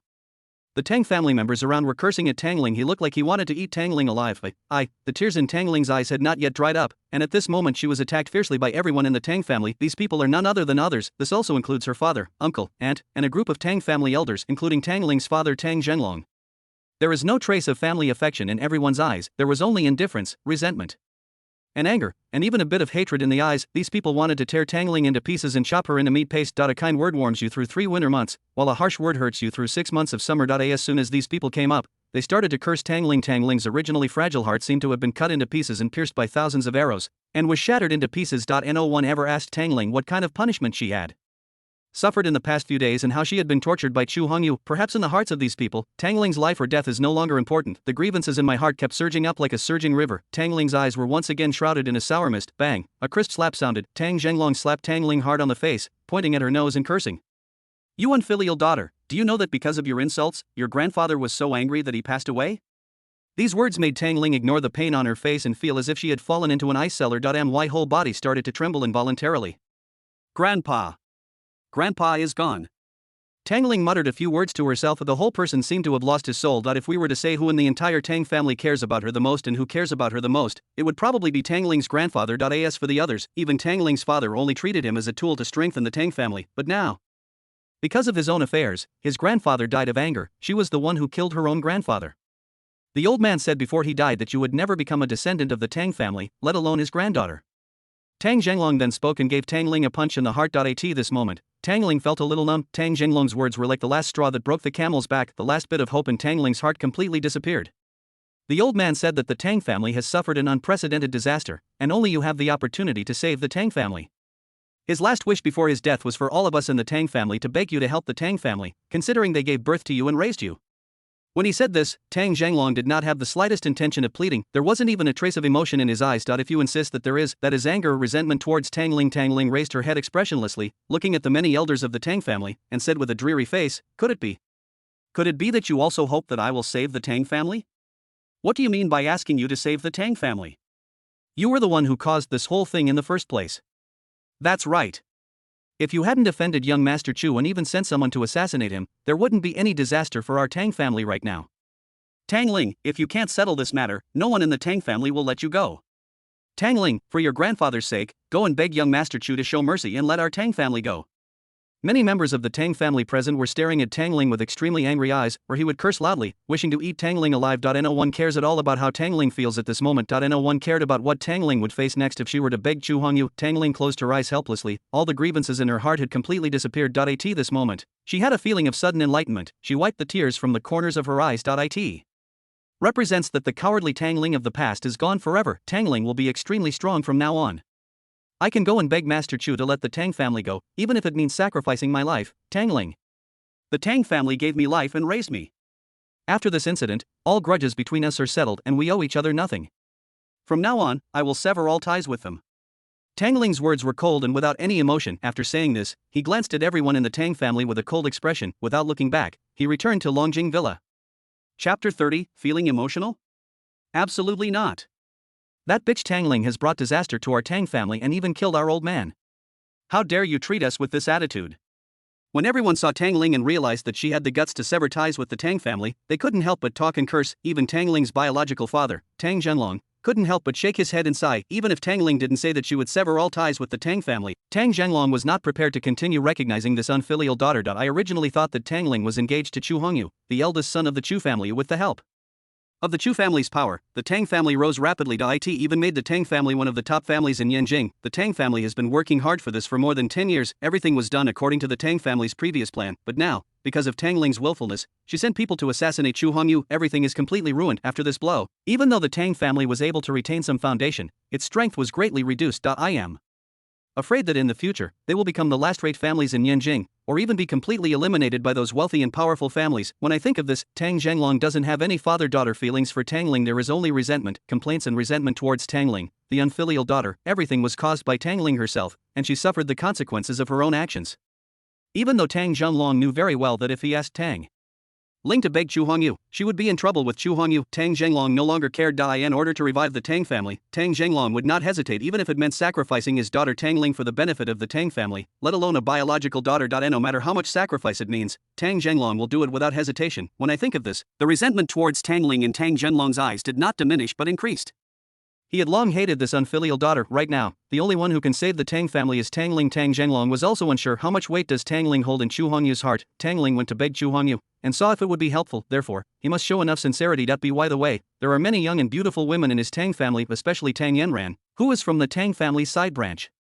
Although she is married, she has a charm that Tangling does not possess. It is said that domestic flowers are not as fragrant as wildflowers. A wife is not as good as a concubine is not as good as a secret lover, and a secret lover is not as good as not being able to have a wife. Tang Yanran's identity might interest Chu Hongyu, thus giving the Tang family a way out. As for Tang Yanran, she is already married and the other party has a husband. Tang Zhenglong didn't even consider this kind of thing. As far as he knew, Tang Yanran's husband was nothing but a cowardly, incompetent, and useless son-in-law. I think even if the other party knew about this, they would not dare to resist at all. The other side, Tangling, who had just run away from Longjing Villa not long ago, crawled back to Chu Hongyu's villa. Chu Hongyu was still lying beside the hot spring, enjoying the sunbath.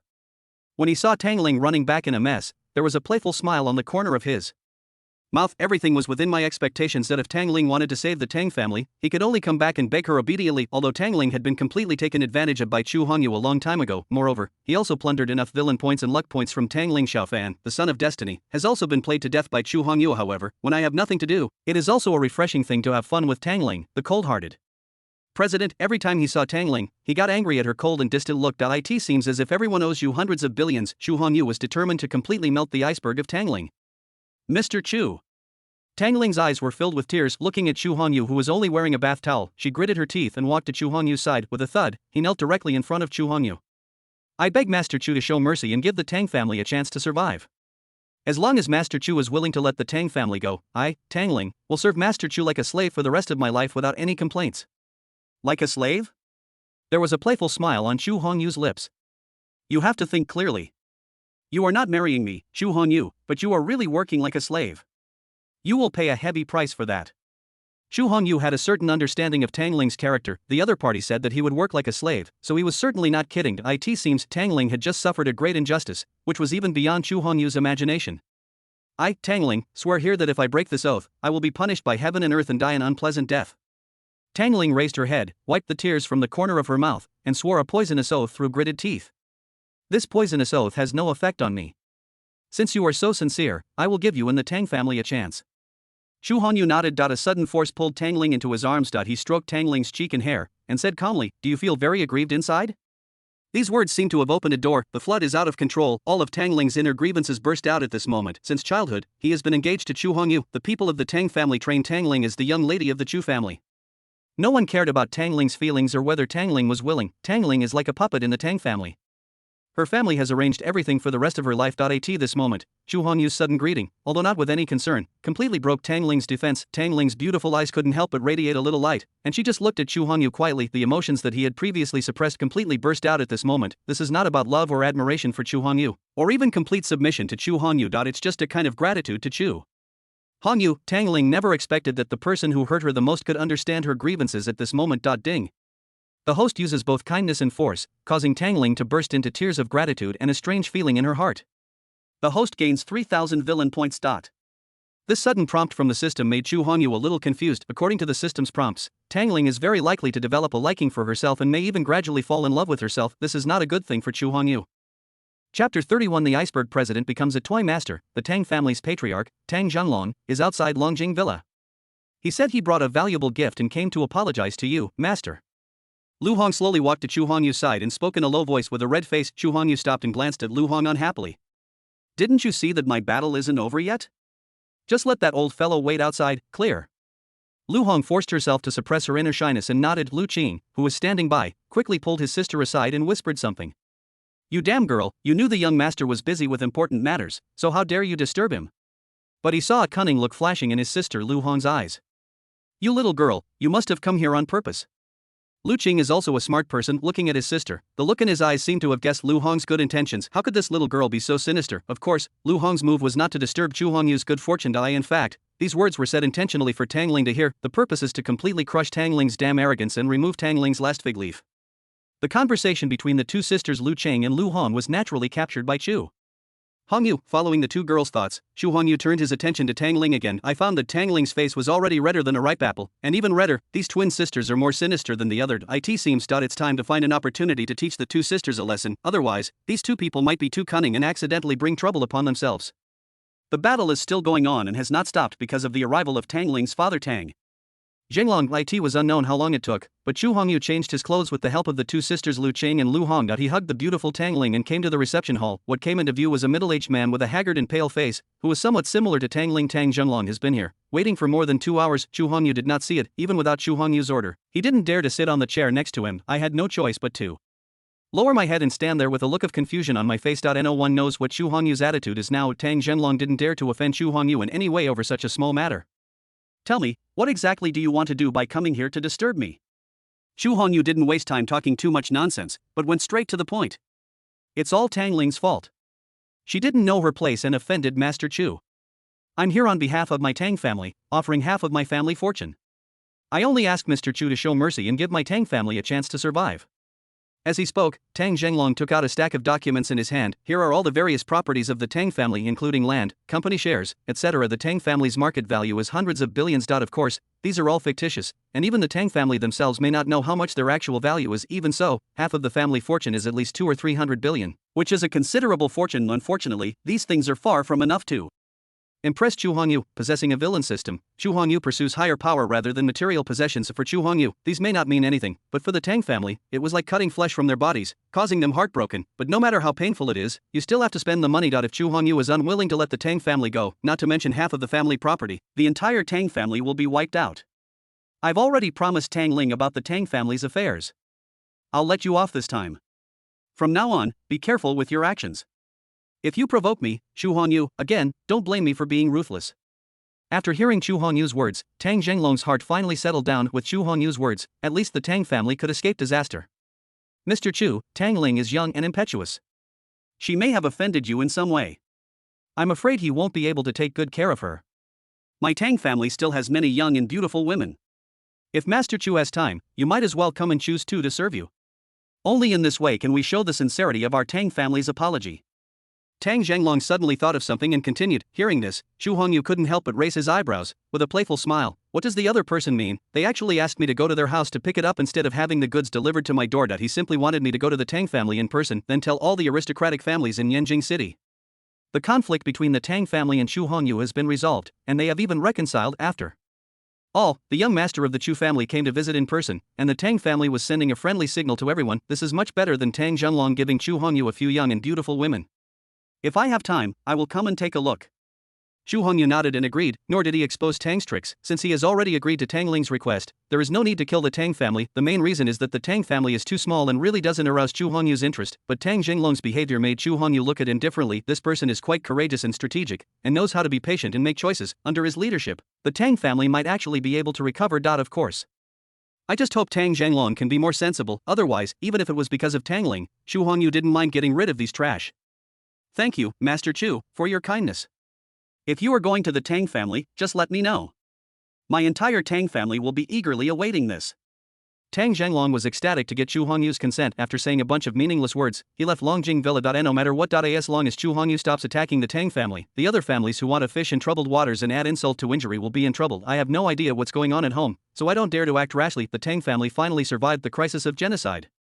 After Tang Zhenglong left, Chu Hongyu casually threw the series of transfer documents sent by the other party onto the coffee table next to him. Tangling, who was leaning in Chu Hongyu's arms, noticed Chu Hongyu's gaze, and her eyes couldn't help but reveal a bit of distraught. The Tang group that she had worked so hard to build was nothing to Chu Hongyu, not to mention the Tang group. Even Tangling could also feel it clearly in her heart. Chu Hongyu never regarded herself as his woman, not even as his lover. Perhaps in Chu Hongyu's eyes, she, Tangling, is just a toy, a puppet.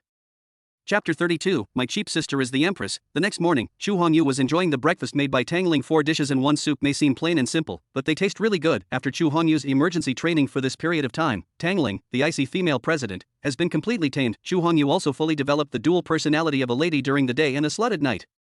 Ding ding ding, just at this moment, a cell phone rang. Chu Hongyu picked it up and saw that it was his stepsister calling. Chu Hongyu raised his eyebrows. A peerless and beautiful figure emerged in Chu Hongyu's mind. That beautiful face is not inferior to Tangling's at all, and it has a unique temperament that makes people stay away from it and feel intimidated. This little girl is already in college. Now during the summer vacation, I am studying in the company. How do you have time to think about yourself? With some doubts, Chu Hongyu still answered the phone. Brother, where are you? Come out and go shopping with me. A clear and pleasant voice came from the other end of the phone. You're not interning at the company, how do you have time to go shopping? Chu Hongyu said speechlessly. Chu Lingxian has been gifted since childhood, and has excelled in both study and other aspects. So my family arranged for me to study in the company at an early age. After all, although the Chu family is a powerful family, they still control hundreds of billions of assets and need someone to take care of them. My predecessor had a rebellious personality and had no interest in business matters, so naturally he would not stay in the company. Brother, you forgot, today is Sunday, what work do you have to do? Good brother, I finally have some free time, so come and go shopping with me.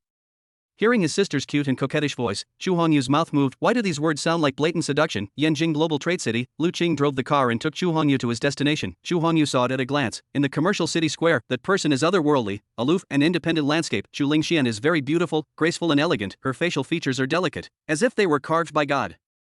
Her purity carries a certain sacredness and inviolability, which can be admired from afar but not desecrated. Those bright eyes seem to be able to speak. There is no trace of charm, but it is captivating. Her jet black and shiny hair, scattered on her shoulders, fluttered in the air, exuding an unparalleled elegance. Chu Lingxian just stood there quietly, as if the whole world revolved around her. Naturally, it attracted the attention of countless passers-by. Strangeness.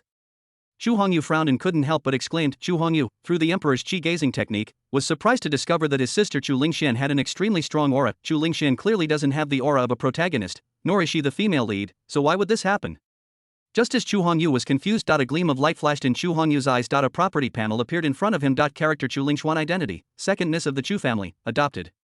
Daughter of the Chu family, reincarnation of the Empress, charm, 99 strength, ordinary person lucky points, 30000 cheat code, none. When Chu Hongyu saw his sister's attributes, his eyes were as big as copper bells, and he was completely stunned. Chu Lingxian is not her biological sister, but an adopted daughter of the Chu family. Chu Hongyu had known this for a long time and was not shocked at all. What surprised Chu Hongyu was that his sister was actually the reincarnation of the Empress, that luck of 30,000 is dozens of times higher than the luck of Xiao Fan, the son of luck. It was unknown how long it took before Chu Hongyu gradually came to his senses. Since I am a time traveler and I have mastered the system, and in this world in the future, there will be immortal cultivation protagonists and the reborn immortal emperors, it is not difficult to accept that my sister is the reincarnation of the Empress. It seems that my sister hasn't awakened her memories of her past life yet and is still just an ordinary person. There was a gleam of brilliance in Chu Hongyu's eyes, and a slight smile on his face. No matter what, Chu Lingxian is also Chu Hongyu's sister. In line with the principle of keeping the wealth within the family. Beautiful girl, are you here alone? How about going shopping with your brother? While Chu Lingxian hadn't noticed him yet, Chu Hongyu asked Lu Qing to drive the car. Did Chu Lingxian roll down the window with a somewhat frivolous tone? He greeted Chu Lingxian. Hearing this, Chu Lingxian couldn't help but frown. She is here, waiting for her brother Hongyu. Not long after I arrived, a lot of people came to chat with me, rich young men, small-time thugs. No matter who it was, Chu Lingxian rejected them coldly. Now, there's another fly. Get out. Get as far away as you can. Chu Lingxian didn't even look at him, waved her hand, and responded coldly. However, as soon as she said it, she quickly reacted. Turn around. What came into view was that familiar face. Brother Hongyu. Chu Lingxian said with a look of surprise. Come up.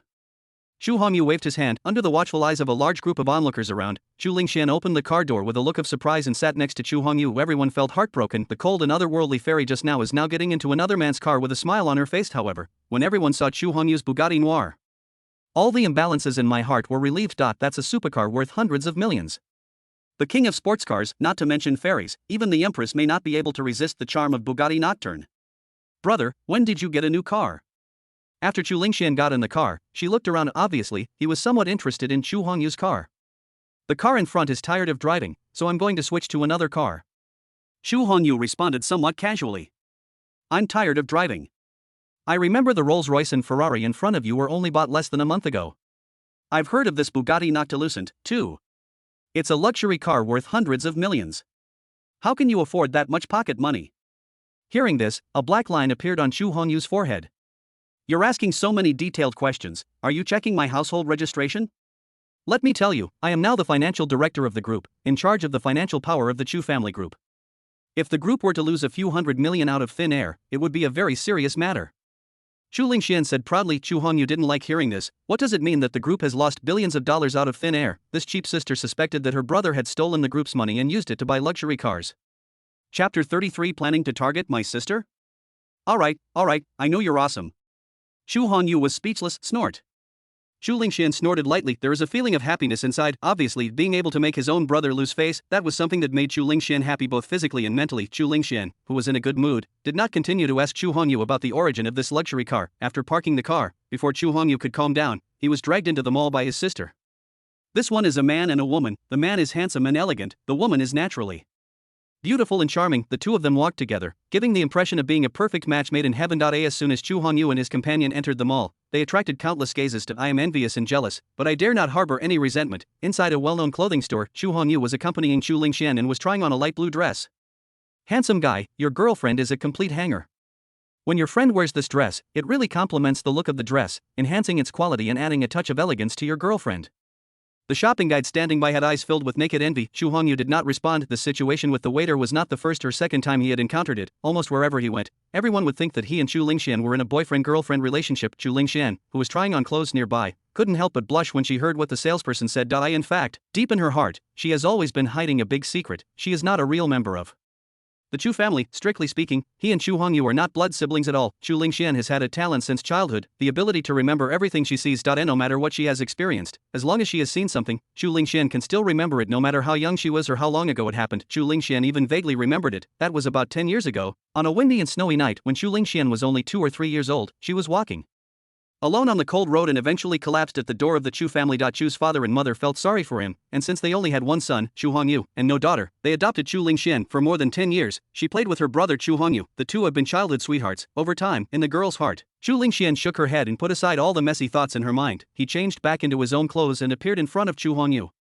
I bought this dress, please pack it for me. Okay, beautiful, I'll do it for you right away. The shopping guide showed an ecstatic expression. The dress in her hand is worth more than 100,000 yuan. The commission alone is 10,000 yuan, it's almost as much as her monthly salary. How could the shopping guide not be excited when faced with such a breadwinner? Noticing Chu Lingxuan's gaze, Xu Hongyu took out a card without saying a word. After paying the money, the two chatted and laughed and went to the next place. Chu Lingxian was obviously in a good mood. She put her arm around Xu Hongyu and came to a men's clothing store. After walking in, Chu Lingxian looked for a moment and then set her sights on a piece of clothing. Regardless of the price of the clothes, he took the clothes and gestured a few times on Xu Hongyu. With repeated pushing and shoving, Xu Hongyu was forced into the fitting room. A few minutes later, Xu Hongyu walked out of the fitting room. Chu Lingxuan's eyes shone with light, and she nodded in approval. Beautiful lady, your boyfriend is so tall and handsome. With this outfit, his temperament has been significantly improved. The beautiful shopping guide standing next to him stared at Chu Hongyu with shining eyes. He looked like he wanted to rush up and swallow Chu Hongyu in one gulp. Chu Lingxian smiled. Could there be anything wrong with Chu Lingxuan's gaze? Next, Chu Lingxian took Chu Hongyu to try on several sets of clothes before giving up. Just as Chu Hongyu was about to pay with his card, Chu Lingxian took out her card first and stopped him, saying, "You bought me a dress, so I'll buy this dress for you as a gift. In return, buy me some clothes, you don't have a fever." As he spoke, Chu Hongyu reached out and touched his adopted sister's head, muttering something. "Brother, what fever? Are you trying to curse me?" Chu Lingxian snorted coldly. "Don't forget, I control the group's treasury. My salary of several million a month is enough to buy you dozens of clothes." Several million in half a month, Chu Hongyu was speechless. Tens of millions a month, even a group department manager may not be able to get this price. This little girl is so amazing. After Chu Lingxian paid the bill, the brother and sister started shopping in the mall again. Before they knew it, they had arrived at the arcade. Looking at the entertainment facilities in front, Chu Lingxian exclaimed. When Chu Hongyu was confused, he took Chu Hongyu's hand and went to a claw machine store. "Brother, look at that Kuromi, it's really good. I want to get it." After exclaiming, Chu Lingxian exchanged another 500 yuan worth of currency. Without saying a word, he started the claw machine mode. Unfortunately, Chu Lingxian could not catch him. However, she wanted. Even if he saw the doll about to fall into the hole, he would loosen his claws, causing Chu Lingxian to fail. After trying more than 20 times, Chu Lingxian still failed. Chu Hongyu, who was standing next to him, was speechless. Is this really the reincarnation of the Empress? It's so difficult to catch a doll. After another failure, Chu Lingxian turned her head and set her sights on Chu Hongyu. "Brother, I have a difficult task for you now. Help me catch this Kuromi." "I can help you, but what good will it do me?" Chu Hongyu raised his eyebrows. He is a man who will not do anything without profit. "I won't bother doing something that has no benefit." "What benefits do you want?" Chu Lingxian stared at Chu Hongyu with a vigilant look on her face. She always felt that this stinky brother had some bad intentions. "Why are you so nervous? Didn't you say you made millions in just 2 weeks?" "Look," Chu Hongyu raised his eyebrows. "This little girl became a multimillionaire overnight. If I don't blackmail him, I would be doing a disservice to my sister."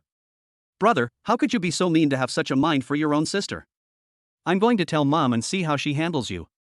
These words made Chu Hongyu frown. "I'm obviously after your money, but when it comes to your mouth, it becomes a plot against you." Chapter 34 Claw Machine Killer. I can give you one chance. If you help me capture Kuromi, I will give you 1 million in pocket money. Of course, if you don't succeed this time, you have to treat me to dinner. Chu Lingxuan's eyes rolled and she suddenly spoke. She had tried more than 20 times but still failed to capture Kuromi. She didn't believe that Chu Hongyu was so lucky that he could succeed in one tier. So she is sure to win this bet. Then let's make it a deal. Chu Hongyu smiled indifferently. With his current strength, to play with this kind of thing, all he needs is hands. Under Chu Lingxuan's expectant gaze, Chu Hongyu gently grabbed it. The Kuromi that Chu Lingxian had tried to catch more than 20 times but never succeeded in catching fell into Chu Hongyu's hand so easily. "Your Kuromi is here, and mine is 1 million. Chu Hongyu placed Kuromi in Chu Lingxuan's hands, and Chu Lingxian gradually came to her senses from her confusion. "It doesn't count this time. You just happened to be there by chance. I've caught him so many times. According to the system, I should be able to catch him a few more times." "Then tell me, how can we calculate it?" Chu Hongyu said speechlessly. Unless you help me catch that stray dog." "Okay." Chu Hongyu attacked again. The next moment, the dog fell into Chu Lingxuan's hands. "Many people have caught Papa Go, so this one doesn't count. That giant panda, catch that giant panda." In less than a minute, Chu Lingxian had 3 more giant pandas in her hands. The scene left Chu Lingxian stunned. It turned out that Chu Hongyu caught all 3 remaining giant pandas in the claw machine 3 times in a row. "Brother, you are so lucky." "No, I want you to catch me." After about 10 minutes, all the more than 50 claw machines around had been sold out. Chu Lingxian was holding 5 or 6 dolls in her arms. There are hundreds of dolls around, being packed up by the employees of the claw machine store. There was a hint of dissatisfaction in each other's eyes. Obviously, in their hearts, they were already cursing Chu Hongyu's ancestors for 18 generations. He is obviously a top master, but he comes here to play such childish Games. In one breath, he snatched away all the dolls in their store. If the boss knew about this, their bonuses for this month would probably be gone. This guy is so handsome, he's invincible. That's hundreds of dolls, and he caught them all in one go. Claw machine killer. I finally saw what a claw machine killer is today. Look at the murderous looks on the faces of those shop assistants. They must be resentful of this handsome guy. This young lady is amazing. She has such a handsome boyfriend. The people around saw how ferocious Chu Hongyu was and took away all the dolls for a moment. There was a lot of discussion. Everyone looked at Chu Hongyu with admiration. The look he gave Chu Lingxian was also filled with envy and jealousy. Chu Lingxian was already stunned by the shock of this sudden scene. I opened my mouth, not knowing what to say. Claw machine killer. This is hundreds or thousands of times more terrifying than those so-called claw machine killers. Ahem. Chu Hongyu covered his mouth and coughed lightly. This allowed Chu Lingxian to gradually regain her sanity. I've already caught the doll you asked for. You're not going to continue to refuse to pay, are you? However, Chu Hongyu knew that there was no point in reasoning with women because they are not rational creatures by nature, but this time, he caught all the dolls. Even if Chu Lingxian wants to shirk her debt, she has no chance. It's just 1 million, right? You look like you've never seen so much money in your previous life. Chu Lingxian snorted lightly. It was as if his brother was just a bumpkin who had never seen money or the world. Chu Lingxian was completely speechless. It was obviously you, little girl, who wanted to shirk your responsibility, and now you are putting the blame on yourself. What should I do with these dolls? Looking at the at least 500 or 600 dolls around her, Chu Lingxian frowned. This is a bit too much. Don't you like dolls? Take them all back and enjoy them slowly. There was a playful smile on Chu Hongyu's lips. There are so many, how can I take them all? Chu Lingxian couldn't help but give Chu Hongyu a blank look. Hundreds of dolls, not to mention that Chu Lingxian only has 2 hands, even 20 hands would not be enough. Just at this moment, she saw that there were still many people in the crowd looking at them, and she immediately came up with an idea. Thank you for the beautiful doll. A beautiful woman is beautiful in appearance, but her heart is even more beautiful. Handsome man and beautiful woman, talented man and beautiful woman, lovers finally get married. Chu Lingxian was in a very good mood when she heard the waves of praise and blessings coming from all around. After resolving the issue with the doll, Chu Lingxian took Chu Hongyu to have dinner together. After breakfast, Chu Lingxian was sent back to the Chu family, and Chu Hongyu returned to Longjing Villa. Master, you're back. Return to the villa. Lu Hong has been waiting here for a long time. Tangling, the icy maid, did not show up again. It seems that we still can't relax with this woman. That if she relaxed a little, Tangling would lose her identity. I have some important things to do tonight, so I'll give you a break. Chu Hongyu plans to attend an auction tonight. Firstly, I was too bored and wanted to go out and move around. Secondly, after Xiaofan's death, Chu Hongyu hadn't seen other Sons of Destiny for some time. Instead of waiting, it is better to take the initiative. Isn't a banquet auction like this the perfect place for the lucky ones to pick up bargains and show off to others? Maybe I can try my luck. Thinking of this, Chu Hongyu was too lazy to go and pay attention to the useless maid. When Chu Hongyu walked towards the bedroom, he happened to see a beautiful scenery. Unexpectedly, this woman, Tangling, is much more sensible than Chu Hongyu imagined. Not only did she take the initiative to put on a maid outfit, she is now also doing the work that a maid should do. The sudden discovery surprised Chu Hongyu. I looked at the time and it seemed like there was still plenty of time before the banquet. Thinking of this, Chu Hongyu walked in. Master, you are back. Tangling seemed to notice the movement behind her and looked up. Chu Hongyu's handsome face came into his sight. Chapter 35. The son-in-law is coming. 2 female protagonists in one family with Tangling's careful care. Chu Hongyu changed into a well-fitting suit. This time, Lu Qing was not brought with him, but Quan was asked to drive the Bugatti Midnight Sun to the destination. The silver suit is unique, and it matches Chu Hongyu's unique face. His whole body exudes a noble temperament. When Tangling was helping Chu Hongyu put on a suit, she was completely captivated by him, and she looked a little dazed. There is nothing wrong with that perfect face. Pity, this guy is such a bastard, and what he did was like a beast. Human face and animal heart. This is Tangling, who gave Chu Hongyu the highest praise. After Chu Hongyu left Longjing Villa, Tangling was still immersed in it and could not come back to her senses for a long time. After Chu Hongyu left, Tangling felt a sense of loss for some reason. Although Tangling has always been saying in her heart that Chu Hongyu was a bastard, but the empty Longjing Villa before her was filled with a cold feeling, which made Tangling feel unable to find any sense of belonging. Only when Chu Hongyu appeared did Tangling not feel a sense of emptiness deep in her heart. If Chu Hongyu knew what Tangling was thinking, he would probably not be able to help but ask, is it just a feeling deep down in my heart? The other side, New Metropolitan Hotel. This is one of the largest hotels in the entire Yanjing. There will be a charity auction held here tonight. The hotel invited prominent upper-class figures in Yanjing City, as well as many children of prominent families. In addition to charity auctions and business exchange activities, a charity auction will be held here. Many institutions and sponsors will put some items up for auction. All the proceeds from the auction will be used for charity. After all, those who can enter the hotel are either rich or noble. At their level, ordinary money will not attract their attention at all. For these people, building a good reputation and packaging themselves are far more useful than some money. Charity auctions are also activities that the upper class often participate in. The hotel entrance. Miss, our hotel is holding a charity dinner. If you don't have an invitation, we can't let you in. A woman in an evening gown and high heels was about to enter the hotel when she was stopped outside by the hotel staff. A Quan just happened to bring Chu Hongyu to the hotel entrance. After handing the Bugatti Midnight Sun to the hotel staff, Chu Hongyu walked in. Just as I walked to the door, I happened to see the woman being stopped by the service staff. Seeing this, Chu Hongyu's eyes lit up, because he saw an extremely powerful golden light of luck from the woman's body. A gleam of light flashed in Chu Hongyu's eyes. A property panel appeared in front of him. Character: Tang Yanran. Identity: Tang family. Collateral branch: son-in-law. Heroine. Charm: 96 strength. Ordinary person. Lucky points: 2800. Cheat code: none. Female lead: is she still the heroine of the novel Zue Su? While checking Tang Yanran's personal attributes, the system also transmitted the introduction of the novel Zue Su to Chu Hongyu's mind. After reading the introduction of the novel Zue Su, Chu Hongyu couldn't help but show a little disgust on his face. Although Chu Hongyu dislikes Xiao Fan, a teddy-type god of war, his behavior is normal. What I encountered this time was definitely the weirdest of the weird. The plot is quite traditional, that of a son-in-law. The protagonist of the son-in-law has a powerful family background and is quite capable himself, but he is always a coward who accomplishes nothing and never fights back when beaten. No matter what he does, he is always looked down upon. During the 3 years in the Tang family, I was ordered around by the Tang family washing clothes, cooking, mopping the floor, cleaning the toilet, drinking the mother-in-law's foot washing water, and even being forced to kneel down. In a word, you are either suffering losses or on the way to suffering losses. The key point is that the story of this guy Yi Hao is particularly disgusting and cruel. In the 3 years since they got married, he and Tang Yanran have always been a couple in name only, and not only did they never sleep in the same bed, he had never even touched his wife's hand. Can you believe that such a weird thing actually happens in the world? Luckily, the character I brought in was a rich second-generation villain, and there wasn't anything so cruel or even a dog-licking plot. Otherwise, I'm afraid I would have vomited blood and died. Chu Hongyu couldn't help but shook his head. Chu Hongyu had read quite a few novels of this type about a son-in-law, but every time he would vomit blood and died after looking at just a few pictures. I don't know which one it is. Isn't it enough to be abused in life and work? I also have to go to the online world to be abused. He is simply a born masochist.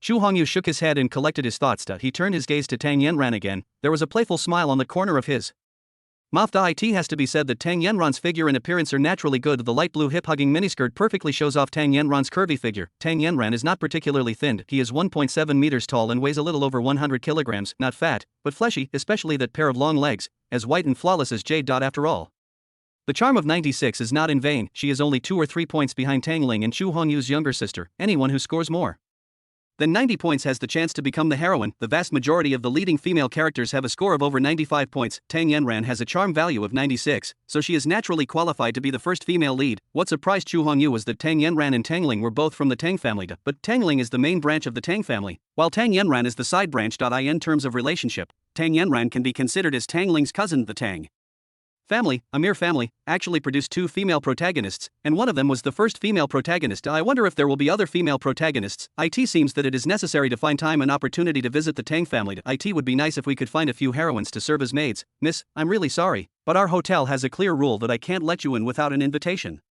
No matter how Tang Yanran begged, the guard remained indifferent and refused to let him in. Today's charity dinner is grand. Those who can enter are all celebrities in Yanjing, all of them are well-known figures. If some people with ulterior motives take the opportunity to sneak in and cause trouble, if anything goes wrong, it will be beyond the responsibility of a small security guard like them. Even though the woman in front of him was as beautiful as a flower, the security guard couldn't help but be moved by her. They did not dare to be tempted by her beauty and let Tang Yanran in. Chapter 36. This is my dance partner, brothers. I just want to find someone inside. I promise I won't cause any trouble for you. I beg you to be flexible. As she spoke, Tang Yanran took out 2 red envelopes and tried to force them on the guard. I just hope these 2 security guards will turn a blind eye and let me in. Tang Yanran knew that many important figures in Yanjing City would attend this charity dinner. She also just wanted to blend in and take the opportunity to find business cooperation opportunities. Chu Hongyu had previously launched a series of offensives against the Tang family, although the main target of the attack was the main branch of the Tang family. People close to the Tang family where Tang Yanran was still affected. The capital chain is broken. Many partners have announced the termination of cooperation. The Tang family's side branch is also struggling at this time. If they are not careful, they will go bankrupt. Tang Yanran is also a marginalized figure among the Tang family. He did not receive any attention in the Tang family group, but this crisis gave her a glimmer of hope. So, he volunteered to take on a project, hoping to change his position in the Tang family. To complete the project, you must have a strong partner. Pity. Although Chu Hongyu stopped in time, no one knew what Chu Hongyu's attitude was and whether he would continue to target the Tang family. This time, naturally no group or family would dare to risk offending Chu Hongyu and cooperate with the Tang family. Tang Yanran knew that the new Metropolitan Hotel was holding a charity dinner and that many celebrities would attend. She wanted to try her luck here. Unfortunately, Tang Yanran has little influence in the Tang family and has no reputation. Naturally, I didn't get an invitation to the new Metropolitan Hotel now, let alone looking for someone to discuss cooperation. Even entering the hotel door has become a luxury. What are you doing? Are you trying to bribe us? Seeing Tang Yanran, he even did something as mean as giving her a red envelope. The two security guards were completely furious. As a security guard in a 5-star hotel, even if it's just a gatekeeper. Their salaries are not low, about 40,000 to 50,000 yuan a month. This is not something that can be done by just finding an old man in his 60s or 70s. They have all been strictly selected and trained to become security guards of the new Metropolitan Hotel. Just a little money and they want them to put insignificant people in. It may even cause them to lose their jobs. Anyone who is not a fool knows what choice to make. We are just holding our posts. Please don't use those dirty things to humiliate us. I'm warning you. If you continue to pester me, don't blame us for taking coercive measures and forcibly taking you away. In order to make his position clear, the security guard sternly reprimanded Tang Yanran for her behavior. He even threw the other person's red envelope to the ground. As this was the peak time for entering the hotel, there was a constant stream of people coming and going at the hotel entrance. Tang Yanran's movements naturally attracted a lot of attention. He noticed the sarcasm and playful smile on the corners of his mouth when seeing the people around him. Tang Yanran stood there in a daze. Looking embarrassed. If a crack in the ground appeared nearby at this moment, she would definitely crawl into it without hesitation. Just at this moment, a big hand suddenly appeared from behind and grabbed Tang Yanran's shoulder. Stinky Flo. Tang Yanran was about to burst into a curse when she heard a voice from the side. This lady is my dance partner. I wonder if she is qualified to join. The two security guards were shocked when they saw the person coming. As one of the most luxurious top-tier restaurants in Yanjing City, the security guards here are all very knowledgeable. Xu Hongyu had been to the new Metro Hotel several times, so the security guard naturally recognized this face. What are you doing? Tang Yanran was angry. No one would feel comfortable being taken advantage of in public and having their shoulders grabbed in such a way. Just when Tang Yanran was about to get angry, she suddenly looked up. What caught my eye was a handsome face and a tall figure. He has a noble temperament, which matches the silver suit. The young master is unparalleled in the world and nothing more than this. But Xu Hongyu smiled calmly and said, I'm not letting you in. Are you waiting for me here? Why are you so anxious to get in? Hearing this, Tang Yanran was completely stunned. That handsome appearance, perfect figure, and noble temperament. Even Tangling, an IC CEO with a charm score of 98, finds it difficult to resist Xu Hongyu's charm. Tang Yanran is far inferior to Tangling in terms of status, ability, and knowledge. Naturally, when I saw Xu Hongyu's handsome and charming face, I couldn't help but be stunned. Xu Hongyu was quite satisfied with Tang Yanran's performance. I have to say, being too handsome is also a fault, because flirting with girls is so easy, it is inevitable that you will be a little fickle. When dealing with the heroine Tang Yanran, Xu Hongyu did not intend to use the same cold-blooded president's method as he did with Tangling, suppressing her forcefully. Tang Yanran didn't need Xu Hongyu to take such measures at all. Although Tang Yanran is the first female lead, it is just as Xu Hongyu had thought before.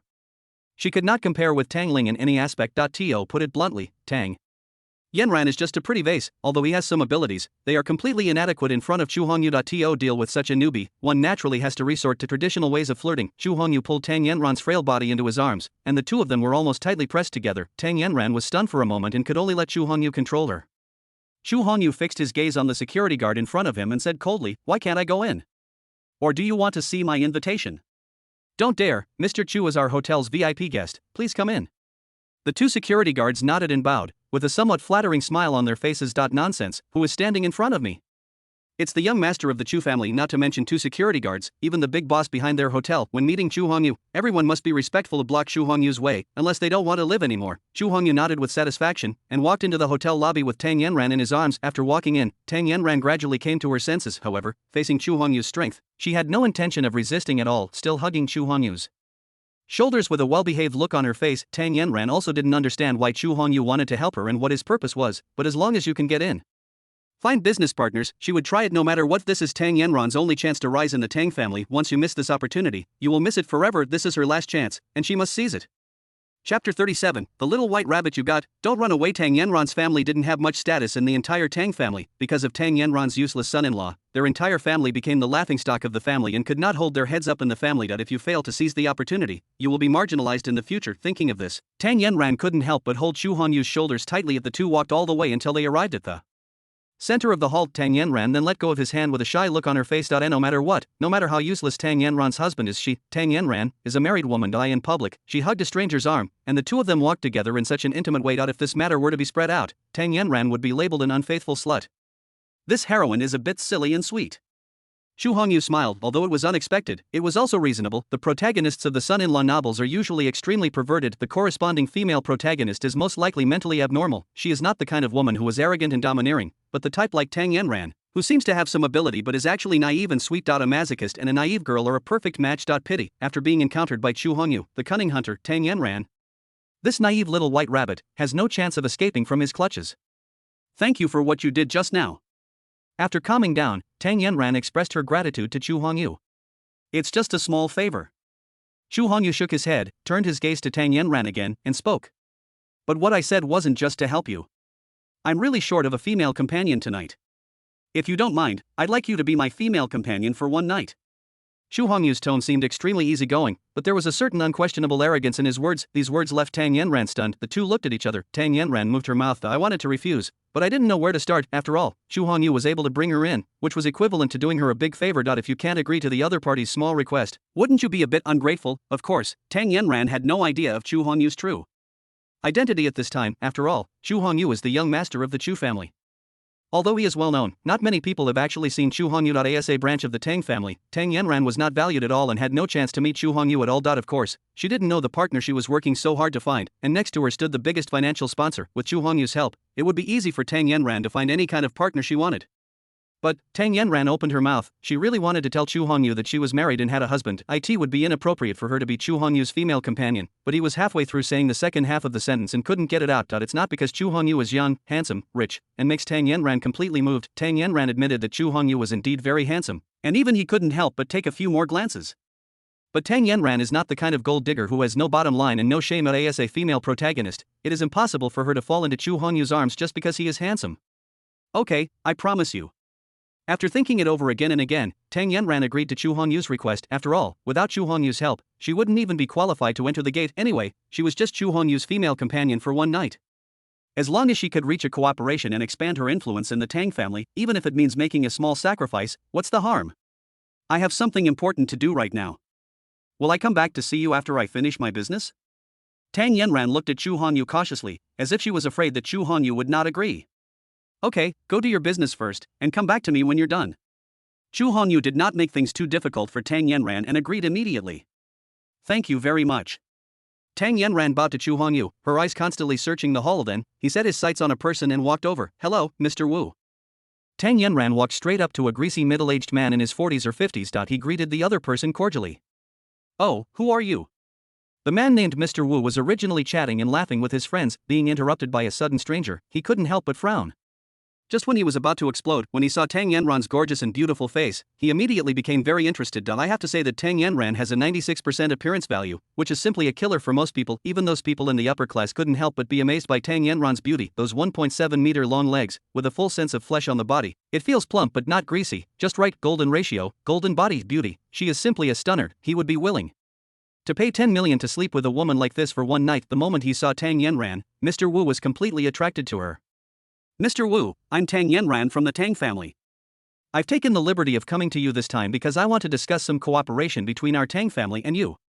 The other person's naked, unconcealed eyes and the greed revealed at the corners of his mouth made him want to eat him up in one bite. Tang Yanran felt a little uncomfortable watching this, but for the sake of cooperation, she had no choice but to endure her temper and put on a forced smile. There is no way, the initiative is entirely in other people's hands.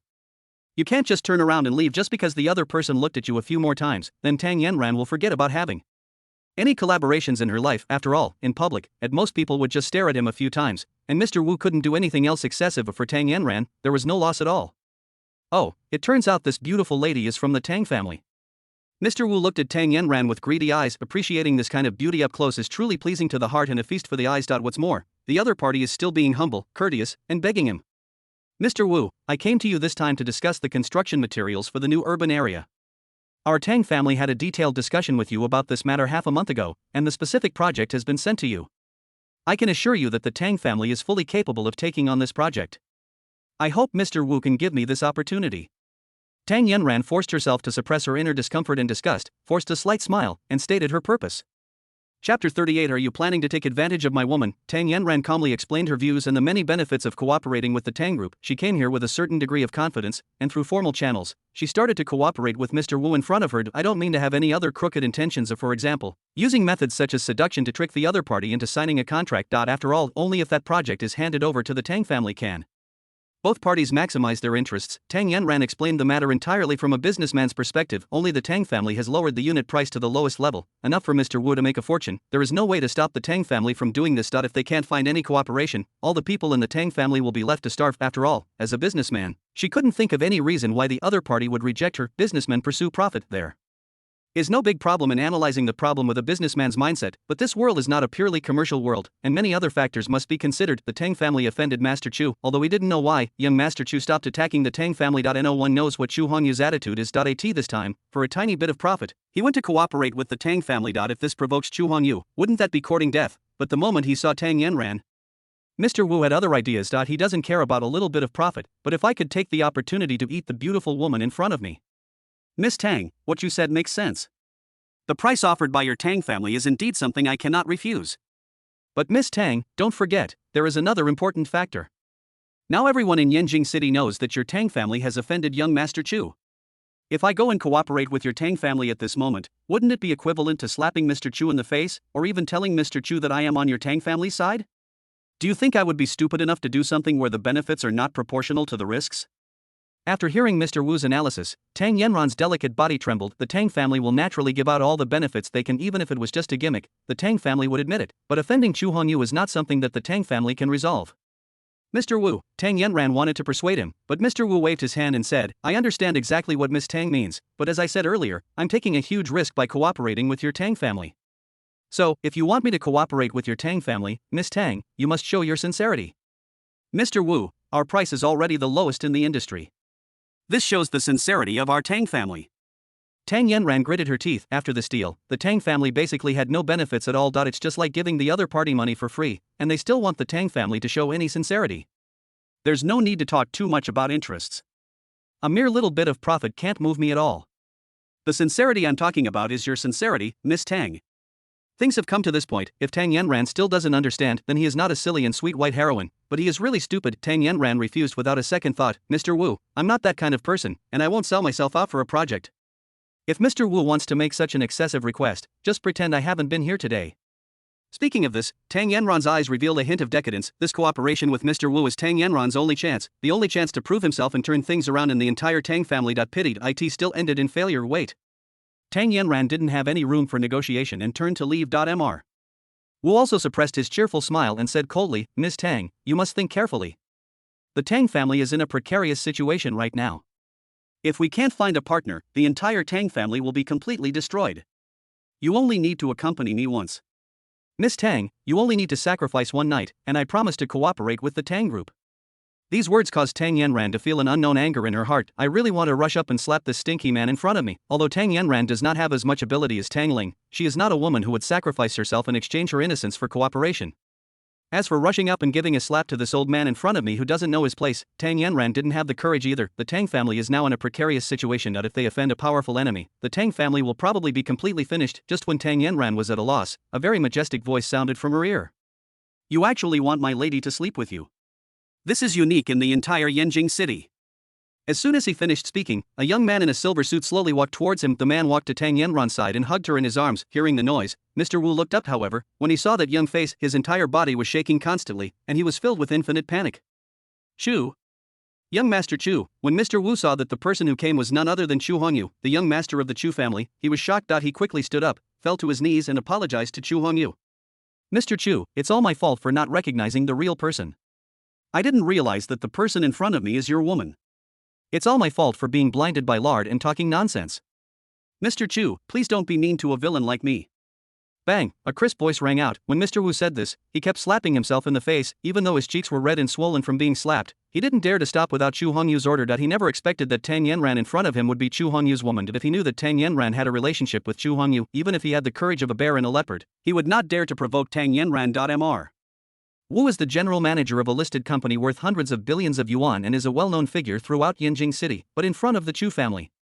Not to mention his humble boss, Mr. Wu, even his company is just an ant that can be crushed to death by the Chu family at any time. If the Chu family wanted to deal with him, they wouldn't even have to do it themselves. With just a casual word, countless forces would chop him into pieces. This time, Tang Yanran, who was held in Chu Hongyu's arms, was completely out of control. She also didn't expect that Chu Hongyu would actually say to Mr. Wu's face, and even in front of many people around, that she was his woman. A blush involuntarily crept up her cheeks, making Tang Yanran blush with embarrassment. Chapter 39, A Million-Level Evening Dress. You deserve it. When Tang Yanran saw Mr. Wu, she was so frightened after seeing Chu Hongyu in front of her that she fell to her knees and slapped herself in the face. The shock in her heart was beyond words. I don't know who this elegant young man is, and what his identity is. Even though Tang Yanran heard what Mr. Wu said about Mr. Chu, She didn't think of him as the eldest son of the Chu family. How noble the young master of the Chu family is. He is an existence that he can never reach or even compare to. You shouldn't apologize to me, young master. You should apologize to Miss Tang. Chu Hongyu watched coldly and glanced at Mr. Wu indifferently. Mr. Wu understood and quickly turned his head, once again focusing his gaze on Tang Yanran. The greed I had at the beginning has long since disappeared. At this moment, there was only regret, fear, and awe in his eyes. Miss Tang, everything I just said is nonsense. It's all my fault that I, Wu, didn't recognize the value of gold and jade. I was blinded by my dog eyes. I didn't realize that you were Mr. Chu's woman and how much I offended you. As for the cooperation, you don't need to tell me. I'll go to Tang's group today to finalize the cooperation. All the details will be carried out according to what we agreed on half a month ago. And I'm willing to give up 50% of the profits. I only ask Miss Tang to show mercy and ask Master Chu for a marriage. Please don't bother with a villain like me. Once again, I heard from Mr. Wu that I had become Chu Hongyu's woman. Tang Yanran's little face was already filled with shyness. She looked at Chu Hongyu with an embarrassed look on her face and muttered softly, I don't have anything to do, otherwise, this matter, since Miss Tang has forgiven you, let's end this matter here. Chu Hongyu said calmly. Thank you, Master Chu, for your kindness. Thank you, Master Chu, for showing mercy. Mr. Wu's face was filled with gratitude. He turned his gaze to Tang Yanran and said, Thank you, Miss Tang, for not taking my fault into consideration. After expressing his gratitude profusely, Mr. Wu stood up cautiously. At this moment, his originally fat face was already swollen and red. Her cheeks are a little more rosy than Tang Yanran's. You have nothing to do here, get out. Chu Hongyu waved his hand and said casually. Chu Hongyu didn't recognize Mr. Wu in front of him at all. Such a small person is not even worthy of Chu Hongyu's attention. Seeing that the other party was so understanding, Chu Hongyu was too lazy to bother with such a small person. Yes, I'll leave right now. Mr. Wu kept wiping the sweat from his forehead, and finally breathed a sigh of relief, then staggered out of Chu Hongyu's sight. Not long, only Chu Hongyu and Tang Yanran were left around. Tang Yanran looked at Chu Hongyu with a complicated expression. Just as he was about to speak, he asked about Chu Hongyu's identity, but then I saw a man walking towards me slowly. Master, I have brought the evening dress as you instructed, said a Quan. It turned out that when Chu Hongyu saw Tang Yanran coming just now, she was not wearing an evening dress. That's why I specially arranged for a Quan to prepare an evening dress for Tang Yanran. Behind a Quan were several waitresses, everyone held a tray in their hands, on which were placed one evening gown after another. You guys take Miss Tang downstairs to change. Chu Hongyu said calmly, then he turned his gaze to Tang Yanran. These evening gowns are prepared for you. Go pick one that you think is suitable. Tang Yanran was a little dumbfounded. There were 7 or 8 evening gowns in front of her. No matter which one, it is exquisitely and delicately made of first-class materials. You can tell at first glance that it is worth a lot of money. Then I looked at what I was wearing. It was the work clothes I wore to work today. It was completely out of tune with Chu Hongyu's silver suit. Seeing this, Tang Yanran suddenly felt a little embarrassed. If I were really allowed to be Chu Hongyu's dance partner, the clothes you wear are inappropriate, which will only bring shame to Chu Hongyu and embarrass him. Don't think too much, just go change into your evening gown. Chu Hongyu's words were plain, but gave people a feeling of being bathed in spring breeze. In fact, the clothes Tang Yanran wore were very decent and suited her well, but, for formal occasions, you still need to dress more formally. Chu Hongyu also wanted to see what Tang Yanran looked like in an evening gown and whether she could compare with Tangling. Well, Tang Yanran was a little embarrassed, but she nodded and agreed. Not only did the other party successfully bring him into the dinner, but he also helped him solve the project cooperation problem of Tang Group. It has helped Tang Yanran a lot now. I just need to change into some decent clothes. This request was reasonable, and Tang Yanran had no intention of refusing. Soon, under the guidance of several waitresses, Tang Yanran went to the nearby changing room to change clothes. However, when she learned from the waitress each of the evening gowns in their hands is worth millions, Tang Yanran couldn't help but gasp.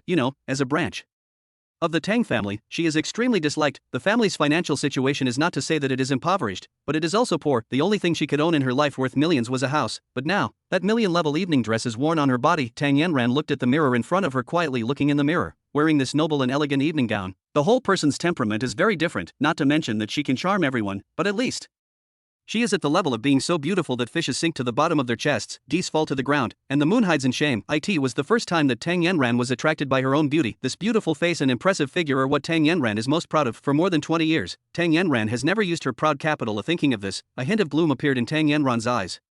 She never claims to be a good person, but he never did anything evil in his life. He has even been working diligently, wanting to show himself, wanting to help his family live a better life, and having enough say in the entire Tang family. But why grandpa is targeting me like this? He wanted her, Tang Yanran, to marry a useless loser who had accomplished nothing. Moreover, this matter was decided by my grandfather, without considering Tang Yanran's feelings at all.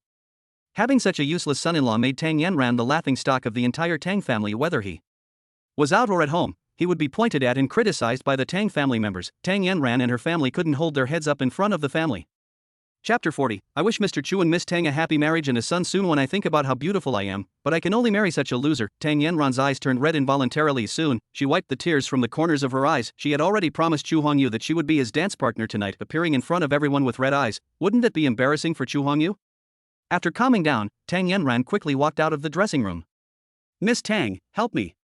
The moment the door opened, a voice suddenly came. I saw a black shadow rushing out quickly and blocking Tang Yanran. Tang Yanran couldn't help but be shocked. Then I realized that the person who came was none other than Mr. Wu from before. Tang Yanran suddenly became nervous, thinking that what had just happened had made Mr. Wu hold a grudge against her. The other party is blocking here and intends to do something bad to me. Just as Tang Yanran was about to call for help, she saw Mr. Wu kneeling down in front of her with a thud. Mr. Wu, what do you want to do?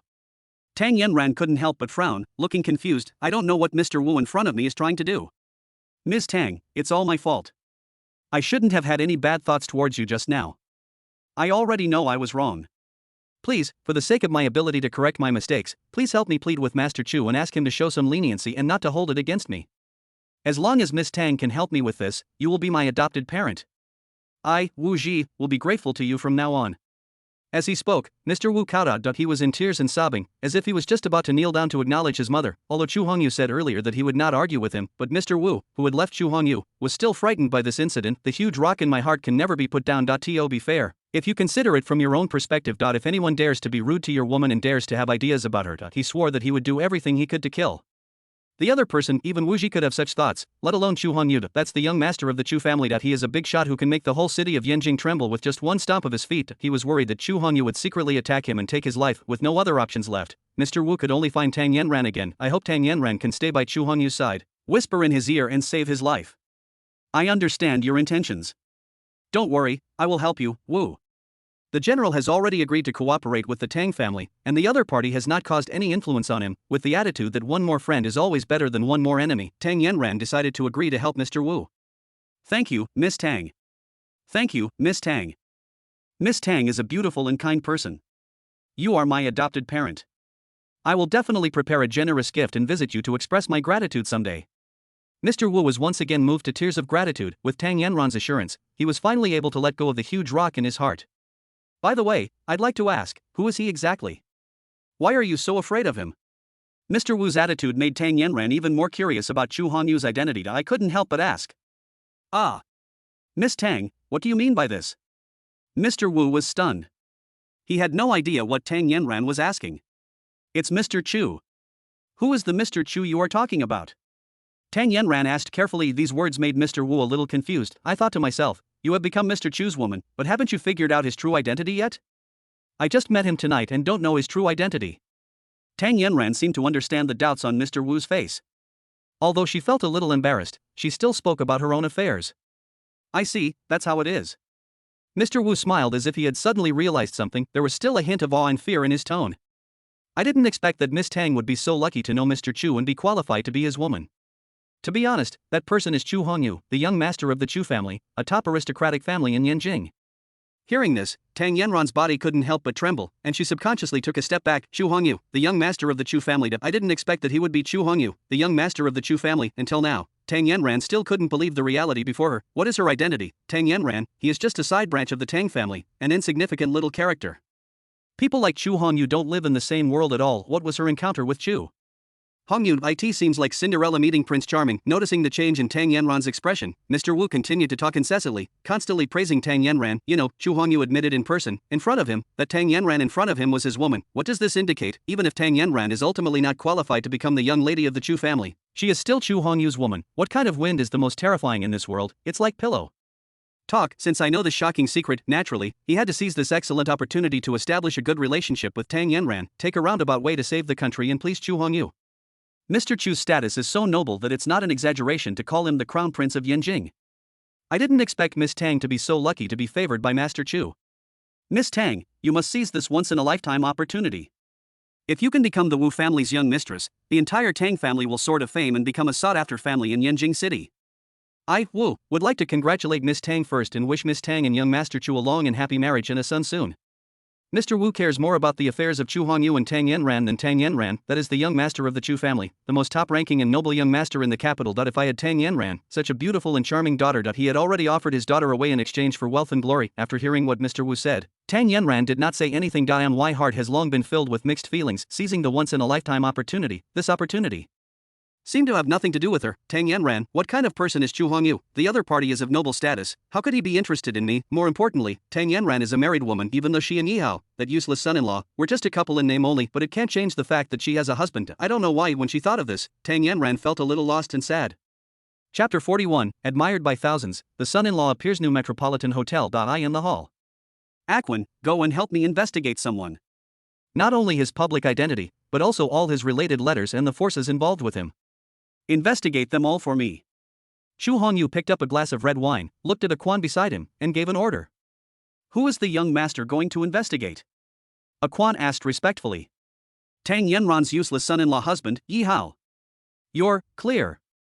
Aquan nodded in agreement and quickly went to handle it. In addition to Aquan, Chu Hongyu was protected by a dozen Chu family secret guards, including 2 powerful men in the Huajin realm. Naturally, there is nothing to worry about regarding Chu Hongyu's safety. Chu Hongyu's greatest reliance is his own strength. The bodyguards around him are at most there to keep up appearances and help him with odd jobs.